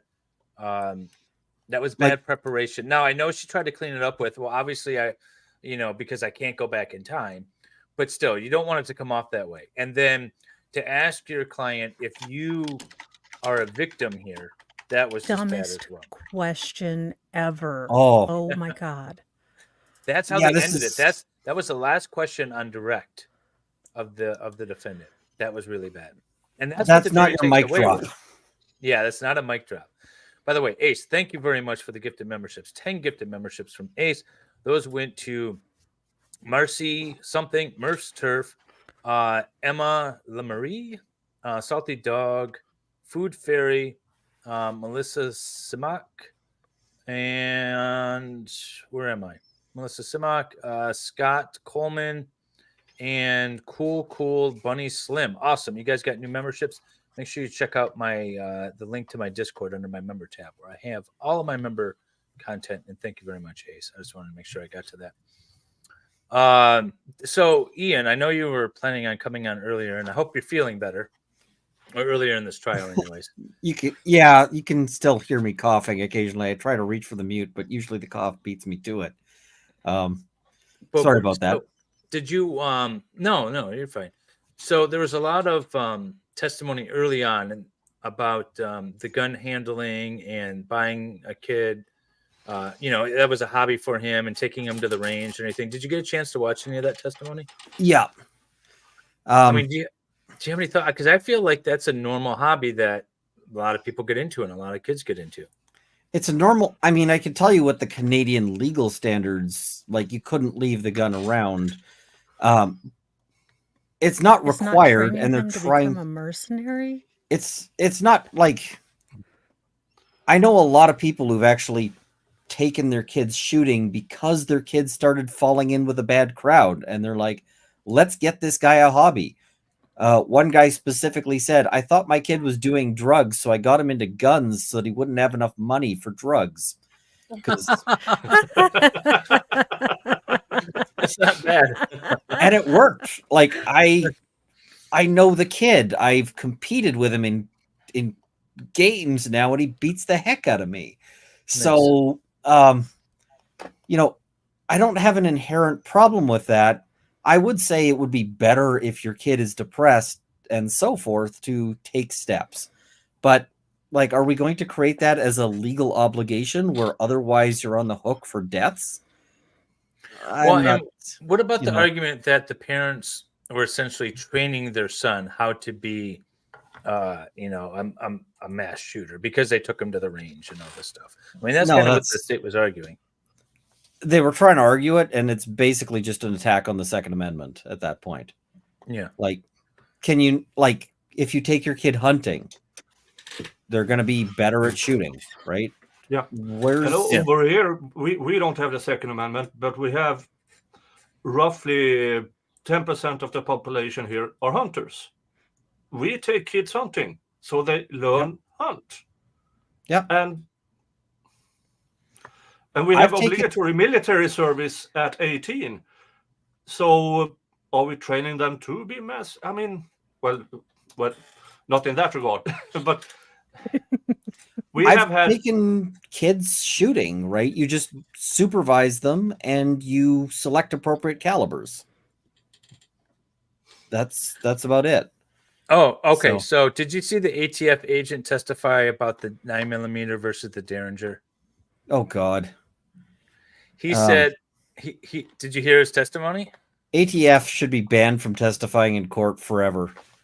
Like, just as a blanket rule, all ATF agents are not allowed to testify ever for any reason.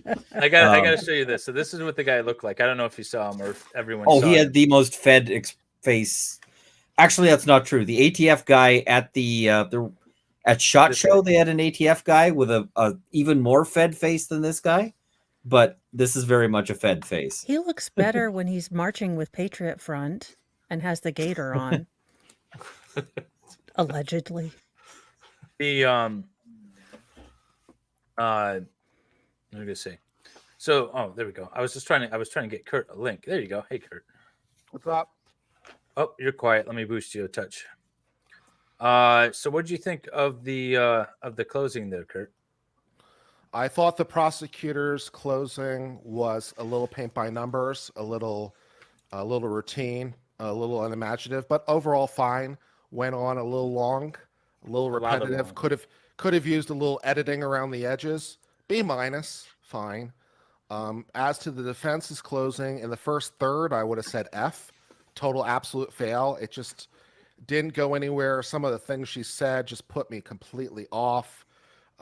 How she started on the idea of reasonable doubt seemed off to me completely. But I didn't like that either. Yeah, those examples just didn't seem on point. They didn't really seem on I point. will say I didn't like her. Yeah, I didn't like how she was talking about reasonable doubt in the standards. I didn't like that at all. She needed So in the a civil I'm like, demonstrative. don't muddy the waters. She needed a demonstrative if she was going to talk about it at all, because what you want to say is like there's all these different little standards, and look, way up there is where reasonable doubt is, or something. So to complete my thought, in the second 2/3 of the defense's close, I thought she got better and better. I thought of a lot of her examples were pretty good. I was a little bit dubious on the way she brought her own family into it, especially things she said relating to her own family, like, I don't like to spend time with my children, and I would prefer not to be at the steak park, and I prefer to watch the Kardashians. And my kid's an oopsie baby. Implicitly, I have a favorite child, and some of these things seemed a little questionable in the way that they went about it. But I did like the idea that, her text messages could also be seen out of context as, things that would be comparable, which seemed like a reasonable point. And that her house might also be messy, which seemed like a reasonable point. So in the second 2/3, she got better. So overall, I guess I'd give the same score in the end, although I'm open to debate because I'm a lot less sure about that. So I'll say B-. And then the prosecution's rebuttal was yelly and screamy, and I don't like being yelled at. Yeah, no, none at all. Yeah. Haley Wolf reminded me that I was talking about the ATF guy. So what he said the Derringer, the only reason you would purchase a Derringer, a 22 Derringer, is for target practice. But the 9mm, that's to kill people. That's essentially that's idiotic. Yeah, that's what I thought. Tons and tons of target practice is done with 9mm, and also a 22 Derringer is a crap gun for target practice. That's what I was thinking. Because tiny short barrels, and one barrel over the other, which means you've got height over bore issues in terms of your shot versus follow-up shot, and you've got 2 rounds in it. You know how much fun it is doing target practice with a gun you got to break open each time? Especially because a lot of those Derringers don't actually have great extractors. So it's often you break open the gun, you dig the 22, brass out with your fingernails, you put new ones in. This is not a lot of, why do people buy Derringers? Well, because you can stuff them in a pocket and shoot them at distances of gun to torso. Like, they were literally designed for gamblers, and especially for women. Is the design of these guns was something you could have in your purse, such that somebody who's grabbing you could just put it up into their stomach and fire 2 rounds. And that, now most Derringers weren't chambered in 22, but were typically you're talking about small, light, they're pocket pistols for that purpose. And I mean, there's all sorts of things you could have said about the Derringer versus the 9mm without bullshitting. And this is the problem I have with ATF when they start testifying about guns, is that so many of them are bullshitters. They'll tell you all sorts of things that just I've got an entire video where I mock an ATF expert and his testimony and how it's complete horseshit, because so often that is the case. They just make stuff up. The guy was testifying that a pump action shotgun is better than an AR because you might have to be carrying a baby and a cell phone, and and I'm like, okay, wait, great. What? It's ridiculous. He says the AR is unsuitable for home defense because you might have to be carrying a child or an elderly person, and you might have to be calling 911, and so therefore you can't handle a rifle. And so he says, instead, pump action shotgun, because apparently you can carry the baby and the old person and the cell phone and also pump the shotgun more easily than just hold it. I'm going, I got a stupid aneurysm. yeah. And this is the kind of testimony we see from ATF agents. So, they need to stop letting them testify about guns. I know that they're like the ATF, and this should theoretically be what they're good at, but really they should just be disbanded and ordered to open a convenience store, because the ATF would be an excellent convenience store, and it's not the greatest for law enforcement. I would shop there. By the way, Christy, if you're in chat or if you're listening to us, the same link works. Christy was in the courtroom today, so I'm curious to hear what she has to say. She listened to, or she was there to watch the jury during the cross-examination of the defendant, and said that basically the jury wasn't paying attention at all during cross, which I feel like is a good sign. I think that's a great sign. What I was saying for the defense's closing, for the defense's closing, is overall I liked it. I think it resonated with real people. I think tying it in, a little jokey thing. In fact, when she mentioned the TikTok thing, I heard it, I think was a juror, and maybe Christy will be able to tell us. I think there was a juror that laughed, or a couple of jurors that were laughing. So I think that's good to kind of break the ice, get into it, and things like that. Yeah, maybe 10% less of talking about her. But I think what she was really trying to do is set it up so that the jury could see themselves in Jennifer and not want to be in that same position, and understand that the position that she was in does not amount to a crime. Or when she compared herself with Jennifer, giving the jury the option to see at her instead of Jennifer because of the bias that is natural against Jennifer. She gave the jury the option of looking at her because she has a messy home. She drinks a bottle of wine. She yells at her That works husband. better if you don't lead in with, I know you guys can hate me, because she did have that whole speech. Yeah. Yeah. Like, you guys can look at the TikToks that are laughing at me online. And, on TikTok, they're saying I pronounced this word wrong. I'm like, she mentioned that she's being made fun of like 3 or 4 times. Well, it's pronounced, and I was like, Cash A. Apparently, she hasn't learned how to pronounce it, despite the fact that she's been told. No. She got several emails that said she was pronouncing it right, so she's good with it. Okay. Wendy, thank you for the 9-month member chat. No, it was fun. I feel like that's how a Canadian would say it. Am I right? Cash A? No. I mean, there is another word that is cachet, but it's not spelled the same, and it's a different meaning entirely than what she's talking about. I think the entire world knows that it's cash, but I'm not going to hold that against her. I think it could resonate with some people. I don't know, her little ditziness and stuff. Overall, I thought you see. Definitely not something I would ever do. Definitely not a style I'd ever do. I did like that she printed out everything, though. I like that. Yeah. And where she showed like how much evidence the prosecutor was using by comparison. I thought that was a nice visual aid. That's because she watched my stream of the preliminary examination, because that's what I told her to do. I said, I hope she brings that stack in front of the jury. The tower, that was beautiful. That was brilliant. That I was like, yes, do more of this and less of the other. And this has been my real complaint with the defense lawyer, is she has moments where she does really, really well. And there's I watched one cross and I was like, oh yeah, she's been clowning. She's going to screw this up.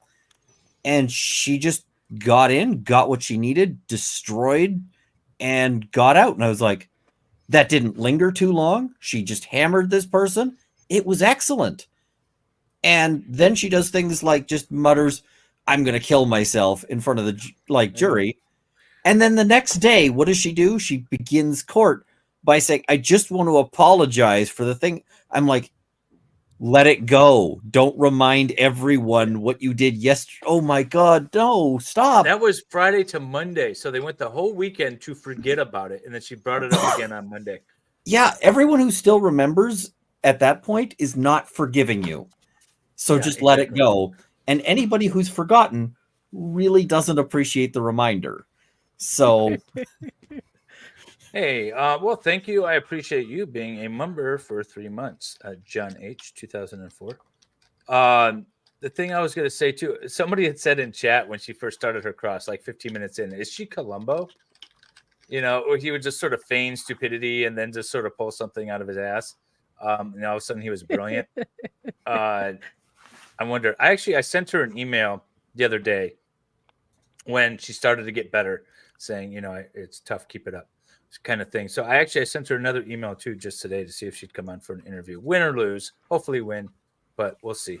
I think she's actually done, on balance, she's done well. Like I think my feeling is she should be pulling out of this with an acquittal, but there are moments that just made me go, ooh. I don't know, man. I don't know.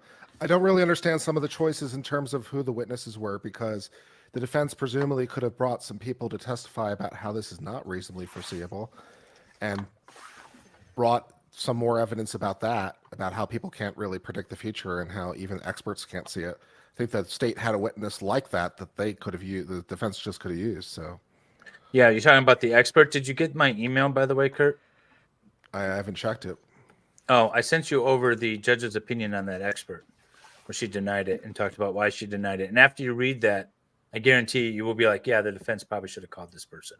Yeah, exactly. I mean, without even reading it, it's like, So for those who don't know, the state tried to present an expert on a pathway to violence. The expert was supposedly going to testify that there's always a pathway towards this breaking point. And if you look, the kids will sort of tip the cards as to what their plans are before they do this. And that's called leakage. And if you see it, then you have an opportunity to intervene.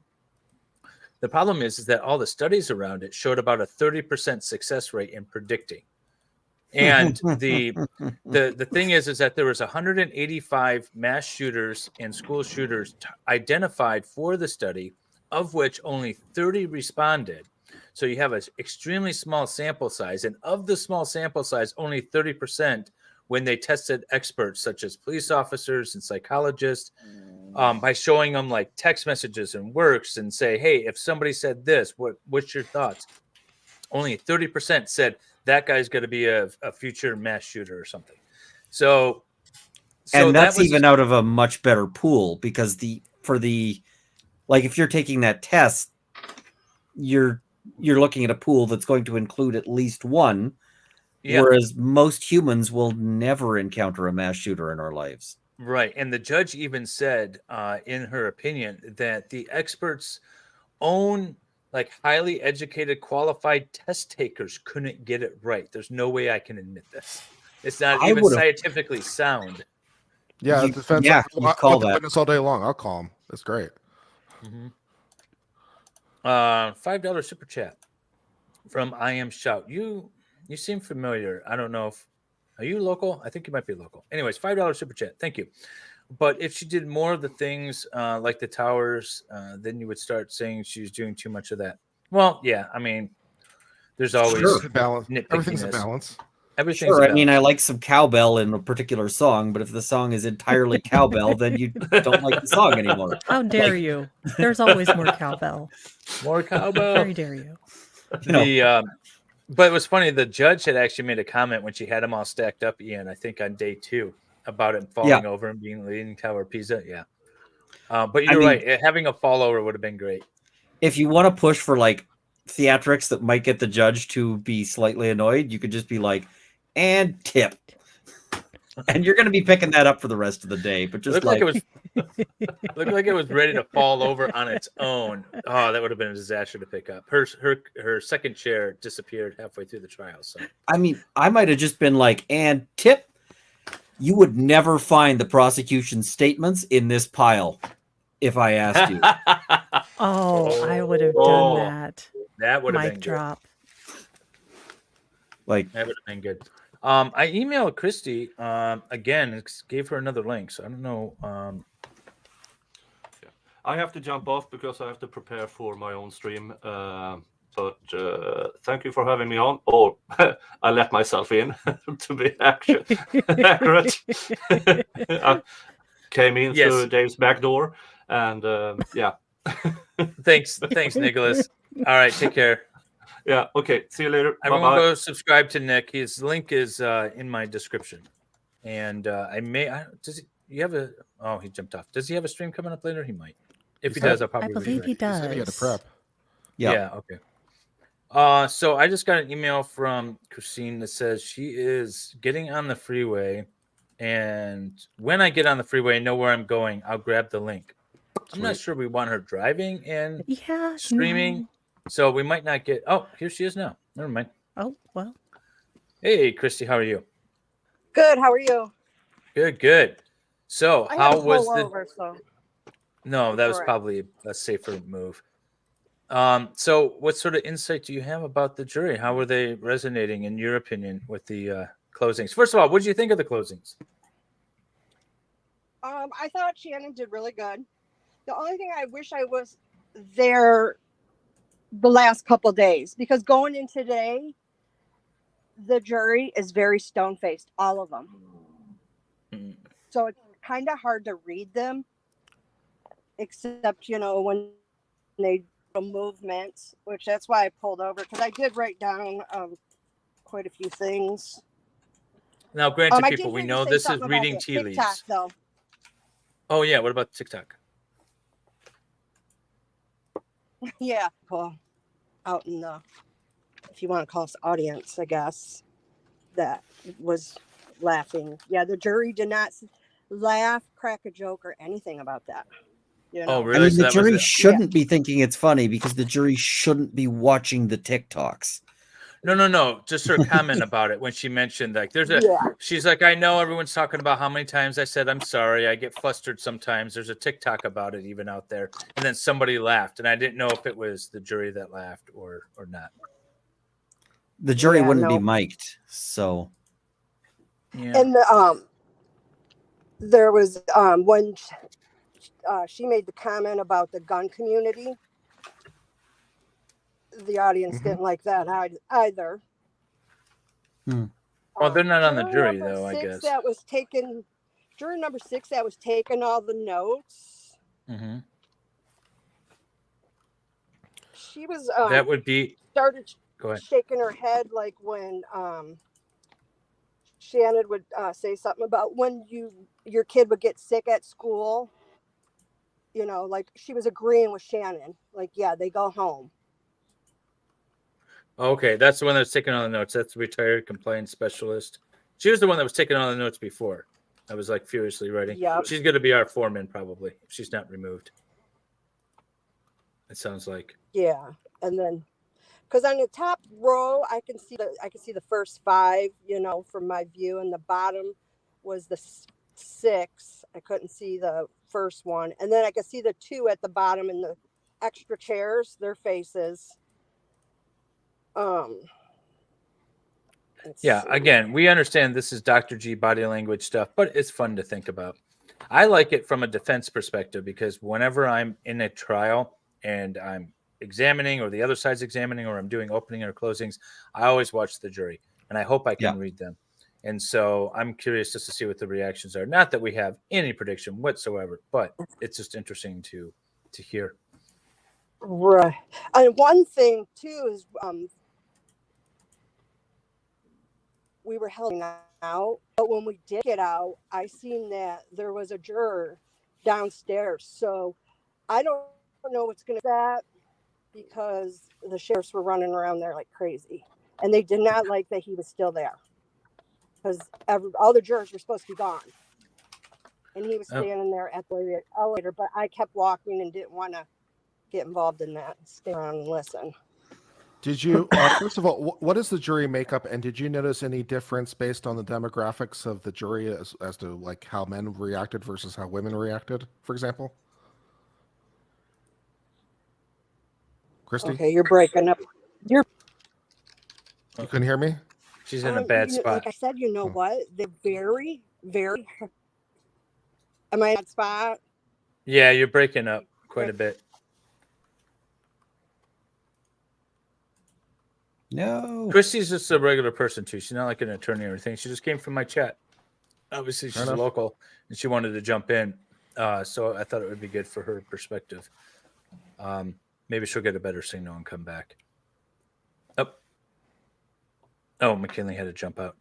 Well, while we're waiting on that, Brandon did give 20 memberships, and he does this because he knows. Wait, where is it? Where's Brandon's gifted membership? There it is. Because he knows I hate reading these freaking names, but I do it every time. Thank you, Brandon, for the 20 gifted memberships. Now let me just pull up the names. You're going to have to give up that habit. Somebody's eventually going to donate 100, and you're just going to be here all day. I know. Sassy Pants, Nunya Bites, Sadie, rather. Sadie. Oh, Sadie Beecham, maybe. Hatch. Oh, God. Rex Socks. Okay, we're good with that one. Zero Suits, Tay Marie, Christy, Danielle. Oh, Christy, who is on, just got gifted a membership. GB, Goober, David Nielsen, Gwen Dolly SS, I guess. DK Killen Spree, that's a fun name. JL Lins, Das Boots. Oh, Das Boots has been around. Pete, Dumbbeard, all got gifted memberships. Thank you very much for those 20 gifted memberships, Brandon. It's always a good supporter of the channel. David, can you hear me now? Yeah, now we got you. Okay. Yeah, so I was asking earlier if you could tell me if the men were reacting differently to the women on the jury that you could see. No, because they were all, like I said, stone-faced. But I did write down that jurors 6, 8, 14, and 15 were the most, like, listening the most, where everybody was getting agitated. But those 4 were really in tune with both. You said 6, Karen 8, and 14, Shannon. and what? 6, 8, 14, and 15. How were the 2 that were closest to the witness stand? How were they responding? I got them down too. I just seen that too. Yeah, and the 2 in the front I wrote. So Were they those were the 6 that were paying. They weren't just fidgeting and just, I don't know. But that, like I said, that juror number 11, the one that was bending over, I think that's the one that I said was, or was it 10? Where's this? Juror number 10. He looked like he was very bored. Even after lunch, he still had his head down and, his hands on his chin. He was just not with it. He's the younger guy that went target shooting with his dad when he was like 10 or whatever in his childhood. And his best friend's a police officer. I don't know why. That one. Okay. No, so the one 17, juror 17, the one that sits like closest to the witness, she is she's like a mixed bag for me. Her son or her husband is very anti-gun, at least according to Vaudier. And she is not. She Okay. actually has a gun for her own personal protection, but when she thinks of this case, she gets she feels rage. And I don't know why, if it's because of the shooting or because of the charges. It wasn't really clear. So I was wondering how she responded. She's the one that sits closest to the prosecutor's table up there by the jury. Yeah, I didn't see them taking notes or anything. But like juror number 14, I got down, she wrote down when Shannon wrote about the messages that the prosecution didn't tell them about. Yeah, the stack, the big stack. Yeah, that they could go look at those 2 messages. So 14 wrote that down. I don't know if that's what he was writing down, to go look at those messages, like not to forget to look at those 2 messages or whatever that Shannon told him to go look at. He described himself as fair to a fault. So, Kurt, you were wondering what the demographics are? Please. There are 10 women, 7 men, Sorry about all that, white, Kurt. except for 1 black man. Most of them are parents.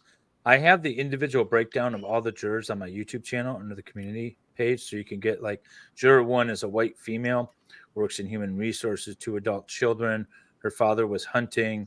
I gave up watching the news 6 years ago, so she's pretty. I don't trust anyone who says, I don't even do social media news or anything, but that's what she says.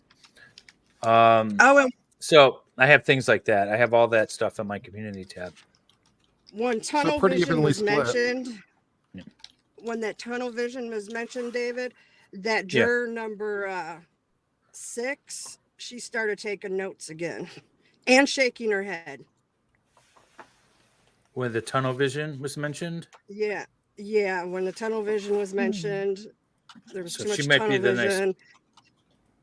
I don't So know. I don't That's know weird. how she's going. It's like 1 minute, she's All right, so let me ask you gonna this. go As a way. Midwestern female that could very easily have been on the jury, and we're going to say represents the jury for the purposes of this conversation, how did the closing arguments resonate with you? Did you find the state's compelling? Did you find the defense compelling? Did you find both?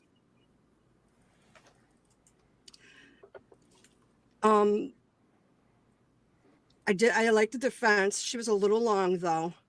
I just didn't, prosecution, I didn't like her rebuttal. And I don't think that the jury cared for it too much either. Nobody But- liked that rebuttal. Nobody likes being yelled at. So, Yeah, yeah. I feel Helen like everyone Lovejoy kinda doesn't turned out. have a lot of friends. It's the one thing we've all agreed on is just that that rebuttal was awful. No, rebuttal was bad. Yeah, but like I Um, said, I don't know how they're gonna. I wish I was there a couple days ago to see how they were then to today, because there's nothing really I can base it on. my 'Cause thought like I was said, they were is stone cold. No, it's interesting that they really were so no stone cold, yet emotions. the defense decided that closing up shop early was the way to go, leaving a couple of witnesses hanging. Hat Fibers, they didn't select the alternatives yet. They will do that Monday. They'll give jury instructions, select the alternatives, Monday. the alternates rather. The alternates will go into a separate room and get to sit there and twiddle their thumbs while the rest of the jury does the work. Which seems Right. odd to me. And That's she's very and the unusual. judge is, yeah, she's demanding on keeping them 5 though too. So I don't know. Yeah. What did you think about the whole TikTok reference and everything at the beginning, where the defense counsel was sort of trying to, I guess, well, she was talking about herself a lot. I mean, was there a sense going on? Well, I think she's upset about what people are saying about her, for one. Because like in the beginning, I think everybody was thinking the same. I think she was too quiet, and for a defense attorney, I thought she should be more, I don't know. I think she's not liking what she's seeing on TikTok. That's obvious. But Okay. I All don't right. know. Oh, cool. It's hard to All right. say. Yeah. So Monday morning, we have the jury's going to get, I don't know, should I go live just to listen to the jury get instructions? I will. I'll go live. And then She said at 9 o'clock. everyone's to be back at 8:30. Are you going, Christy? Are you going to go? Yeah. I mean, Yeah, I you will gotta go Monday. Yeah. okay. And then they're just going to go in the back. And then when we get a verdict, we'll go live again with the verdict, I guess. I think that's probably the best way to go. Yes, I will. I could ask a clarification I'm curious on to the see law. too. What was I think that? there's a delay. Kurt, what were you going to say? I said I could use a clarification on the law because I was under apparently the mistaken impression that they needed recklessness or gross negligence, but in both closings they talked about ordinary negligence.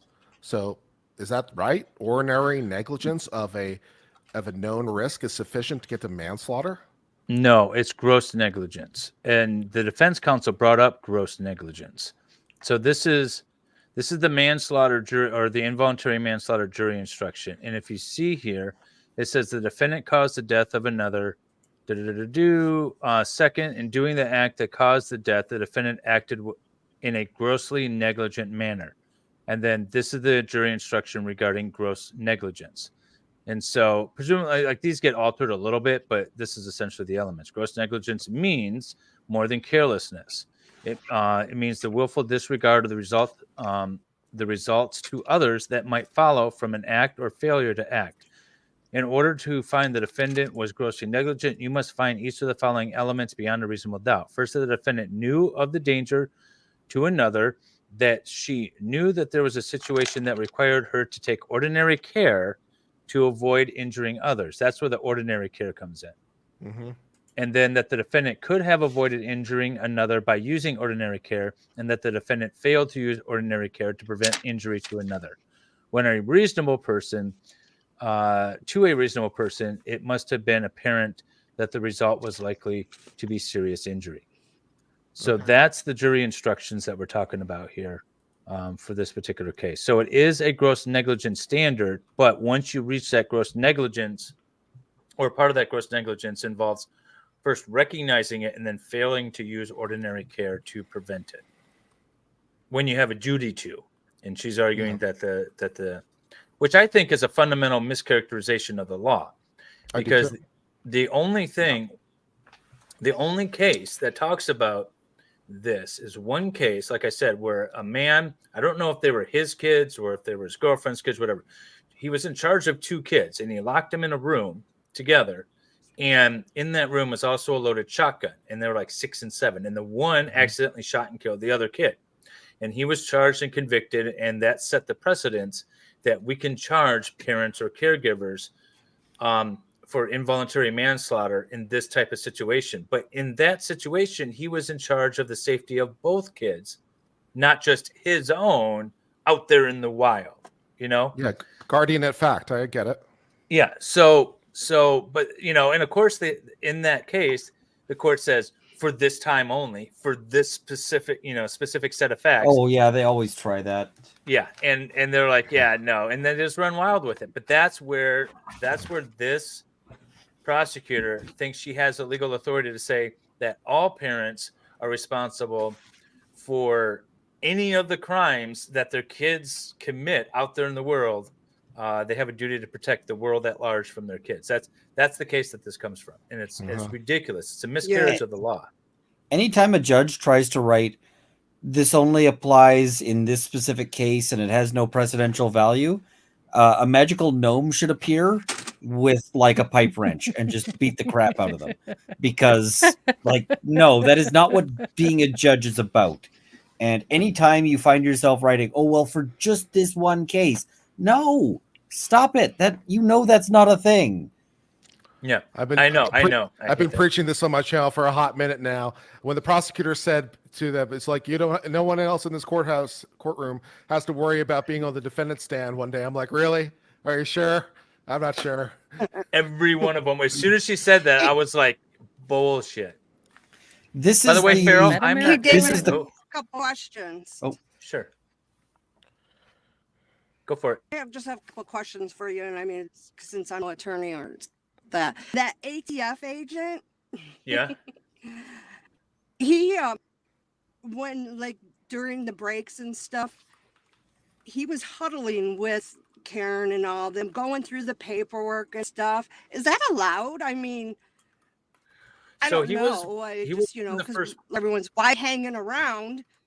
Sure. I don't know how much he was in the courtroom before he testified because I wasn't keeping an eye out for him. I did see him after he testified.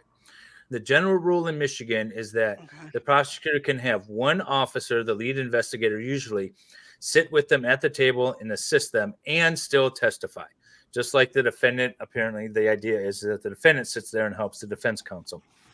Yeah, I don't see that as equivalent. But. I know, I don't either, but that's a justification for it.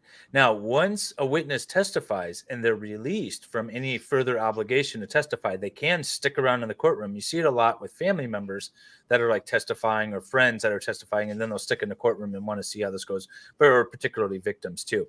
So he might have been released and just sort of stuck around and was like, oh, I'll help, and just stayed there because he thought it was cool and exciting. As the judge said, he was in high school not that many years ago, I think the judge said, or like he's recently out of high school too, or something about the ATF agent. I don't know what the offhand comment was, but it was great. Right. But it might have been one of those things. Yeah, because he was just going through the paperwork. Yeah. Yeah, I mean, the state's not going to turn their nose up at an investigator. Yeah, to help him. And then one more thing is the prosecutor. I mean, she's followed constantly by an undercover cop. Why is that? I mean, I don't know. Do you know? Is there a reason to that, or? Was it the lead investigator? Or it might just been her investigator. Normally, she just walks around. No, it was a plain clothes. It was a plain clothes cop, but you could see he had a badge on. I don't know. I was just. I mean, I saw her during jury selection. I saw her just walking around with Matt. Just the two of them. So I would have no idea. She usually doesn't walk around with an entourage. Okay, maybe it was just because of this case. I don't know. I just didn't know if. Yeah, he was just allowed to stick around after he testified. No verdict watch. Court is done for today. Yes. Yeah. I was surprised to see that your chat was voting so heavily for not guilty because I think this jury. My perception is that they were likely to vote guilty. I just thought that the defense's direct of the defendant was such a disaster area, and she said so many things that were unpalatable. The horror show of the event itself, coupled with the fact that people don't recognize that hindsight is hindsight. Of course you should have recognized this. The fact that the defense didn't really bring up a witness who could have said, no, you can't predict this. The fact that, the mother bought the bullets with the sheet and everything else. I feel like, especially in light, of course, of the Court of Appeals providing me this wonderful, wonderful law I have to apply, I really thought that the defense was going to have to completely knock this out of the park to win. So the fact that you're more white-pilled over here is interesting than me. Well, I mean, I could be poll. wrong. I've been wrong before, but that's where I'm leaning. I'm doing a poll right now. Just see, do you think the jury will convict, despite your personal thoughts on the case? Do you think the jury will convict? I think there's always a chance that the jury's going to convict. First of all, so you always take like 10% off the bottom. That is what it is. You could walk Kurt into that courtroom right now, and there's a chance the jury would convict.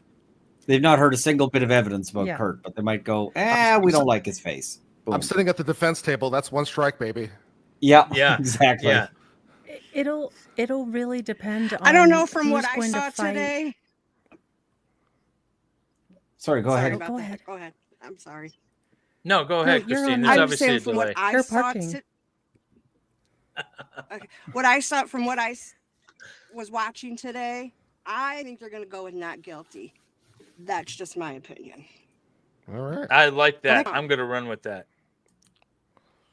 I look forward to being surprised then.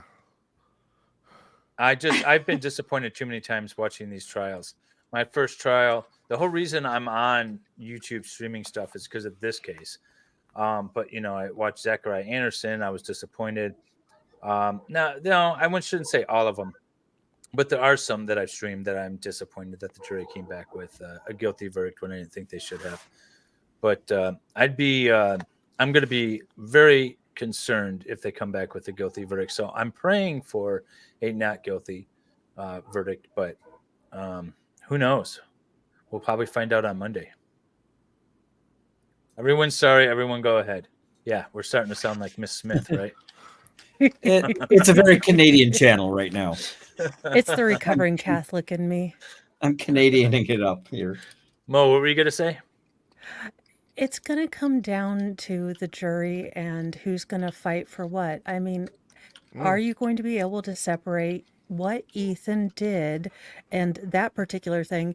And I'm sorry, but the state prosecutor swung those victims around like a sword and a shield. She used them like a Malton Bailey to attack Jennifer, or just whatever her name is. Look, I'm terrible with names, and it's Jennifer terrible. Crumbley. Yeah, Jennifer. She used them to attack this woman, and I found it to be the most gross thing. Like, hey, do you remember that shooting? Hey, remember that horrible thing? They did the same thing with Scott Peterson down in Florida. It was gross when they did it in Florida. It was gross here. We all remember how terrible that was. Not a one of us thinks that, it was a great thing that he did or anything.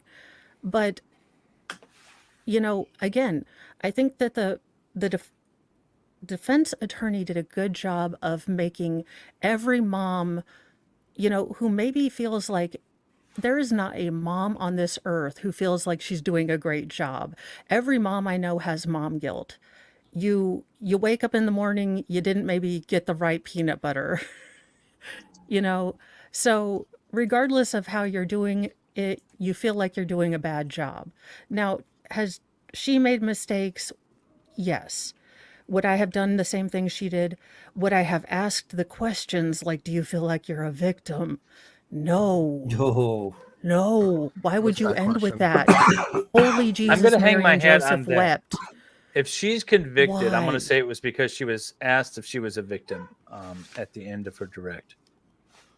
Well, now you're not getting that interview. I've been quite clear on my criticisms. She cleaned of that Miss up Smith. with the clothes. She cleaned it up, and I'm sorry, the prosecution was so gross how she used those those children and the family's victimhood to just, swing here, hit her with that, hit her with that. We know what happened. The This is name not that. repetition Yeah, every single time she was brought something up was the name repetition. We get it. We get it it. got I'm surprised gross. she didn't.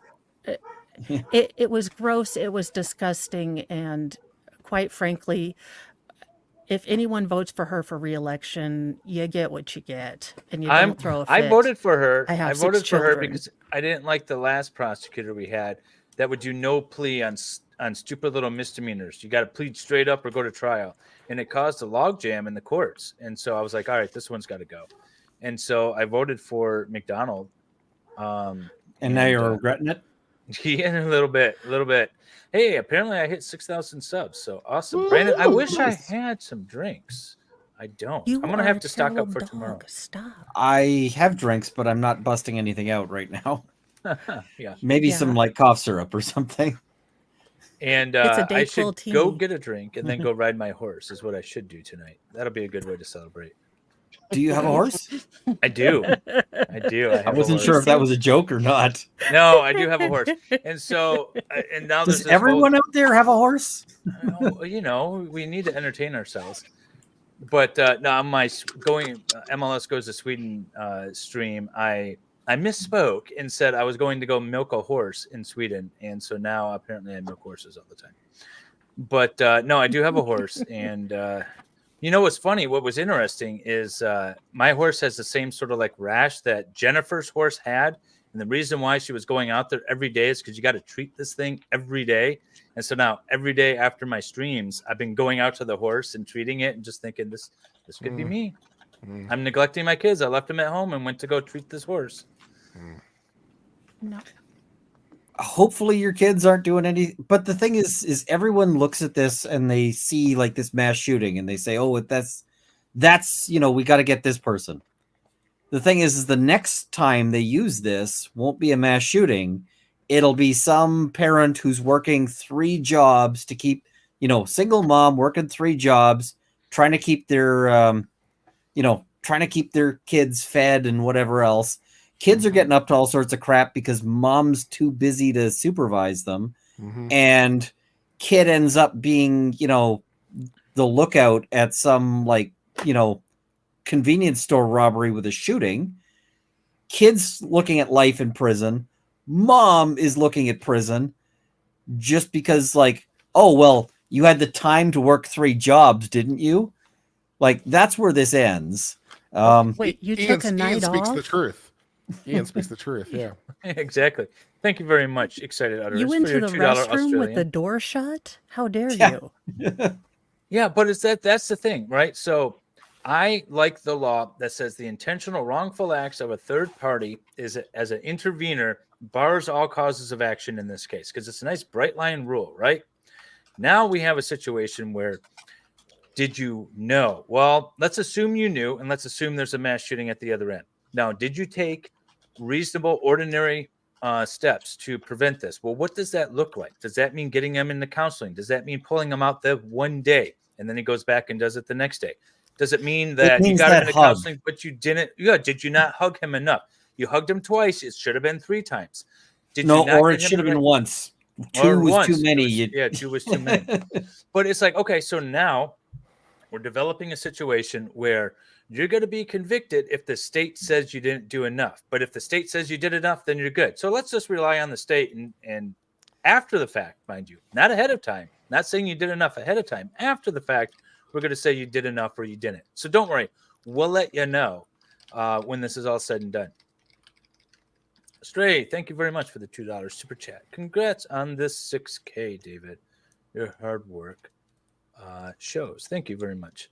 But I mean, that's the biggest problem I have with this case is just the precedent's going to be set. And like Ian said, it's going to be applied to all the cases. All the cases that they want to apply it to. If there's a issue that the state wants to solve, rather than going after the perpetrators of that issue, they're going to start going after your family. That sounds scary. They're start going to go after the family. That sounds very North Korean, I think. Well, and what you'll see is cases where it's like, well, the actual offender was acquitted, but we think we could take another shot at mom. Yeah. Especially in situations where mom got helpful. So let's talk about our convenience store robbery. You know, they end up being unable to prove that, you know, Junior was there at the convenience store robbery. Junior wore a mask. But mom says, Junior told me he was going to the convenience store and didn't say what he was about. And I was kind of worried because he's been kind of sketchy. They'll get mom, even if they don't. Yeah, he was hanging out with the wrong crowd. Yeah, he was Yeah. starting to hang out with the wrong crowd, and I was concerned. So, but you didn't do anything to intervene. And when you knew he was going to the party store, you knew the wrong crowd sometimes hangs out at that party store, and now all of a sudden mom's guilty. Yep, that's where this is going to go. It's going to go to all those different little areas, and for everyone who's like, well, it was a mass shooter, those parents should be held accountable. Just understand where this is going. And Well, it's going to be a mass shooter because it involves gang violence. Then it's just going to be a shooter. Then it's just going to be drugs. Then it's just going to be. Then it's just going to be. Well, and it's going to be one of like the mass. Like this is a rant I'll go on when you see the things about like how many mass shootings are happening in the States. Yeah. Most of the stats on that are bullshit, in the sense that most of them are not things that you would think of as a mass shooting. For example, look at it and you'll have things like dude is at a party, somebody flips him off, he gets upset, goes to his car, gets his handgun, comes back and shoots dude who mouthed him off. And then the bullet goes through that dude and hits another dude. And they'll say that's a mass shooting. And it's like, the guy fired one gunshot. Well, it's a mass shooting? No, it's just some. Here's the thing, though, is that's how the media will portray it. But according to the FBI, a mass shooting requires 4 deaths. So if there is a gang-related drive-by that results in 20 people being shot, but 0 deaths, it's not a mass shooting.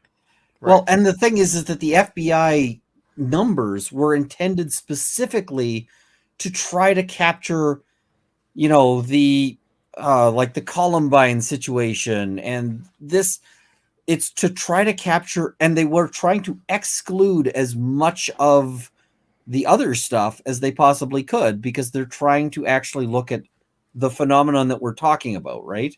But the media doesn't use the same no, they use metrics. different numbers depending on what's convenient. And sometimes you'll see them play fast and loose, where they'll say the FBI defines a mass shooting as 4 or more deaths. And then this other database says that there's like 10,000 mass shootings in the US. And it's like, well, that doesn't mean that there's actually been 40,000 shooting deaths, because that other database uses a very different system that says a mass shooting is like more than 1 injury. Right. And sometimes those injuries are like one person got shot and then 2 other people were injured fleeing the building. Okay. So, you know, mass shooting because there was more than 1 injury. Here's another one for you as long as we're on it, because in many states, death caused by a controlled substance is murder. Sometimes it's like murder 3. But like if someone deals in a controlled substance and someone dies from it, that's murder in some jurisdictions. So mom knows that kid's running with the wrong crowd, the wrong gangs. Maybe knows that he's a user. Maybe knows that he's into some stuff, right? Kid is actually dealing in that he gave a drug one time to somebody. Some person dies. It's murder. So now we got mom with knowingly being involved in murder because she didn't do enough to stop it. Yeah. Did you ever think that he might be using fentanyl? Well, no, but you bought a naloxone kit, didn't you? So you were aware of the risk of, you know, that this could kill somebody. Off you go to jail. You didn't give enough hugs to stop him from liking fentanyl. Like, yes, because every 15-year-old boy likes long walks on the beach and Hallmark movies with his mom. I mean, that's obviously right. Baker with the $50 Danish reduce, $6K. Now commit to a verdict watch so people Don't call you weak for not sitting here rambling on for hours about nothing like some of us airheads. Yes, thank you, Baker. I will consider it. I will consider it. You know, I might hand it off to you, though. You can do the verdict watch, and then I'll just come in when we actually get a verdict. Monica with the $9.99 super chat. Congratulations on 6 Cray. Thank you very much. And Brandon, let's go, of course, always coming in. If you don't use this overly generous donation to buy Prosecco, I'm watching Baker's verdict watch. Thank you. I will buy some Prosecco with your $5 super chat, Brandon. Thank you very much. Yeah, no, I see this as a very, very slippery slope. And that's why and I hate that term, slippery slope, because everyone throws it around as much as people throw around mass shootings. Yeah. But that's why we're trying to give you examples of how this is going to be used in the future if this happens. The scary thing is that even if this is an acquittal, it's not going to stop James's trial from going forward in March, and it's not going to stop them from trying it the next time. It's not going to stop the prosecutor in your county from trying it against someone there for something. So do you think that they call do you think they call Crumbley as a witness in James's trial? Jennifer, I would plead fifth. I would plead the fifth. How does she plead the fifth? She's already been tried. Well, she's acquitted. If she's They're acquitted, not married anymore. It doesn't No, that they're married. negate spousal? Well, she But if admitted she's to acquitted, an she can't be affair, retried, and- right? she can't be retried for those specific acts involving that. But I wouldn't put it past the state to try to charge her with something else. I don't know if they can, because ancillarily. in many states you can't charge for anything related to the same criminal transaction. So you shouldn't be able to bring any charges. Either she's acquitted or she's convicted, and either way, I'm not sure how they can say, like, how she can say that she still has a Fifth Amendment interest in that. Well, if she's convicted, she has a Fifth Amendment interest because she has the appeal. The same reason that Ethan was able to invoke the Fifth fair Amendment, enough. because he's appealing the sentence. Yeah. But if she's acquitted, then it's over. It's done.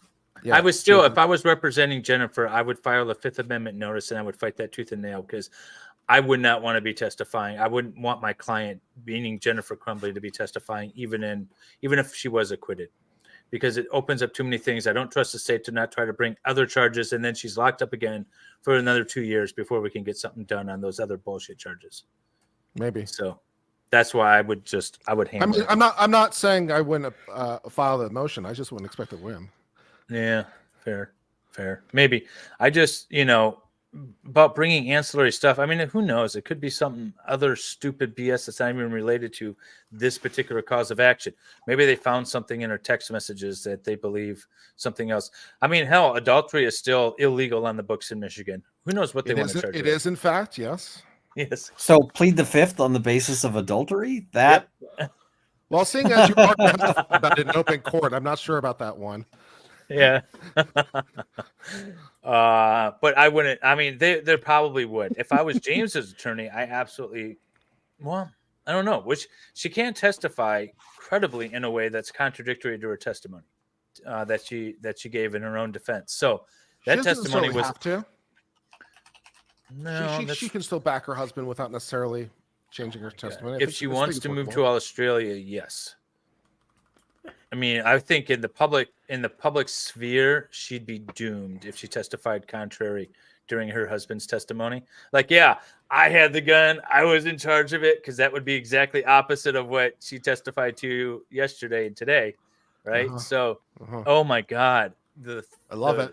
The blowback. I mean, nothing legally that they could do. Well, theoretically, you could charge her with perjury if you can prove it, but that's hard. Yeah.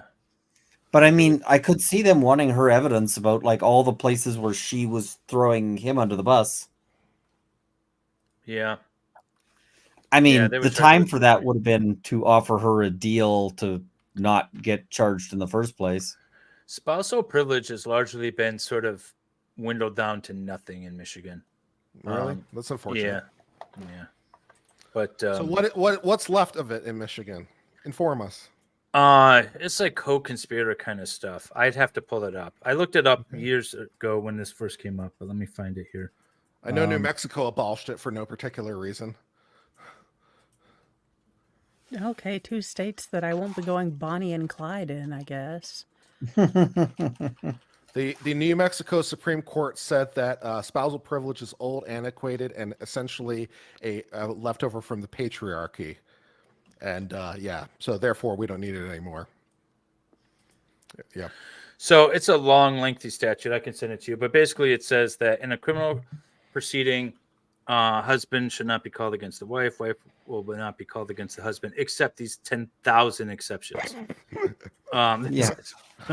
That's basically what it is. In Let's see. Canada, we had an issue. There was a case not that long ago as to whether or not a wife could testify against her husband when the wife was the victim, like in domestic violence cases. So obviously the court ruled that was, that was allowed. Well, here we go. We got it on C. We got it on 3C. In a prosecution for a crime committed against a child of either or both, or a criminal against an individual who is under a crime against someone who is under the age of 18. There you go. There you go. They got it in. Yeah. In a cause of action, it grows. There's so many freaking exceptions. This goes like for pages, these exceptions. So that's why, and obviously divorces and bigamy is one. That's an exception. Let's see. Desertion or abandonment in the case in which the husband and wife is a party to the record of suit, action proceeding, and title, separate property. There's a bunch of exceptions here. So, yeah, I mean, I think they'd be able to get it in on this one. But, yeah, I mean, basically, children, we're not going to allow you to do spousal immunity. And so that would be 3C. And then she's only left with the 5th. I mean, I would try both, say spousal privilege, and let the state argue about why it should still be admitted. Make them work for it if they're gonna do it. Fair. But I definitely wouldn't volunteer that for Jennifer. Although her attorney seemed to volunteer a lot for Jennifer. Okay. I mean, at this point, I'd just be inclined to be like, screw it. You put us through all this. You're going to have to push this rock uphill. Kurt, did you watch the cross-examination of this morning? Sure. Of Jennifer? Yeah. I would say about 2/3 of the cross-examination focused on the adultery and the what the hell else was the other thing that she opened the door to? God, I can't remember now. My brain's fried. I did appreciate the mention of adult friend finder. That was nice. Yeah, right. Okay, but let's assume that was a large portion of it, right? So let's assume that that's out because they didn't open the door. Let's assume the defense did their job and didn't open the door. And then also let's assume that they didn't open the door to not the journal, but the was it the Facebook or something? I can't remember what the hell it was. They opened the door to. I mean, that basically took away The text 2/3 of his messages cross. between her and the lawyers, because weren't they that's what it arguing was. about Yeah. lawyer-client privileges? But then at the end, apparently the defense lawyer's like, no, never mind, we don't care. Because after all that, they got to the end and it's like, so counsel, do you have any objections? No, we're good. All right. So as a lay tuber trademark associated but not affiliated with LawTube, how did she open the door to getting these particular messages, and what was so wrong about these messages? I mean, it seems I don't like they think the were messages doing the should have right. been allowed. No, I don't think so, So either. I don't think weren't so they either. working together to try to get them in safely to the police? I guess I didn't understand the kabuki theater state of the was- 400 cops, surrounding the The state cop was saying that style. they were running, and they made a big to-do about it in the media. I remember when this was happening, and the attorney was working to try to get them to walk in on a warrant, which is professional courtesy in Michigan, although it's not law or anything. So they Apparently don't have not, to because the follow that. prosecutor's like, we never heard of such thing. We never do it. Yeah, Okay, bullshit. We do it all the time. All Anyways, right, yeah. I just um, didn't know if that was like something new that they just started out like, oh, well, maybe it was a new program they just started where you would walk your client in. they really wanted to say like she knew she was guilty. That's why she was running. And if she was lying about why she was at the art studio and in fact didn't have the communications with her attorney, or in fact wasn't sleeping or whatever, they wanted to catch her in a lie about that because that would attack her credibility. So that's why they were going after it. And they say that she Okay. opened the door because she testified that on the advice of my counsel, I was hanging out there waiting to turn myself in. And they said, well, we have text messages which seem to indicate that you weren't sleeping and that you were in fact texting your attorney. So we want to see those. What I thought the judge was going to do was redact all the content and just allow the date and the times to be admitted, showing that she was actively texting people. I wouldn't have even allowed that with regards to solicitor-client communication. Yeah, no, I mean, I would have agree just with said, any of sorry, it, this but- is sacred. You don't get to impeach on this. Yeah. That's what solicitor-client privilege is about. Yeah, but You know- the judge made the analysis that you can't use your shield as a sword, right? Meaning you can't use your privilege to go attack people with. You can't say, look, I was talking to my counsel and that's why I wasn't running and that's why I was just sitting there waiting to turn myself in, and then say, but you can't see the messages. You know, that's what the judge got at eventually, is that you were using your shield, that privilege, as a sword to sort of attack the state's position on the case. And that's why she opened the door and allowed it in. So that was the judge's rationale, which I understand the logic, although If she I gets still, convicted, this is going to be one of the grounds of appeal. that the journal entries and the text messages of Ethan with his friend without Ethan being on the stand, those are the other Yeah, two. that was Yeah. the other question I had. The journal. How could they let the journal in when there's Call no Ethan one if you to wanna Kurt, impeach him? answer I this, mean, please. I'm not a lawyer. I didn't understand how you could bring that's like impeaching the Bible. I am a lawyer, or and Tolkien, I don't understand it. or Star Wars. MLS and I had a whole discussion about it yesterday, and neither of us understand it. Not a clue. Not a clue. It's Okay, so well, what as they long said as was, everyone's confused. yeah, no. So hearsay, obviously out of court statement, off of the truth of the matter asserted. There's an exception called present sense impression, which the judge said applied to those journals, at least those segments of the journal, meaning that Ethan was conveying his present sense impressions of the things that he was thinking, which doesn't apply. But he's not even the witness. But if and Ethan isn't testifying, then you can impeach him, right? And then that's yeah, it was all kinds of Also- things. that's not lawful law. Damn it! Also, on just a more strict level, how about just pure relevance? Because how is Ethan's mental state relevant to the mother's mental state without knowledge that she knew of the mental state from reading it? So it's literally irrelevant. How about that? Yeah. Yeah. Well, that Yeah, was the that's big thing, is that they had no squared. proof of that. And I think oh my we God, can admit wait, that his mental state was bad. Yes. Like the We saw the haircut. okay. For the police officer, the detective on the stand, to say, nope, we have no proof that she knew at all that he was planning on doing this. I think that should have been hammered more. And the fact that he said, if we did, it would have been murder, that was coached.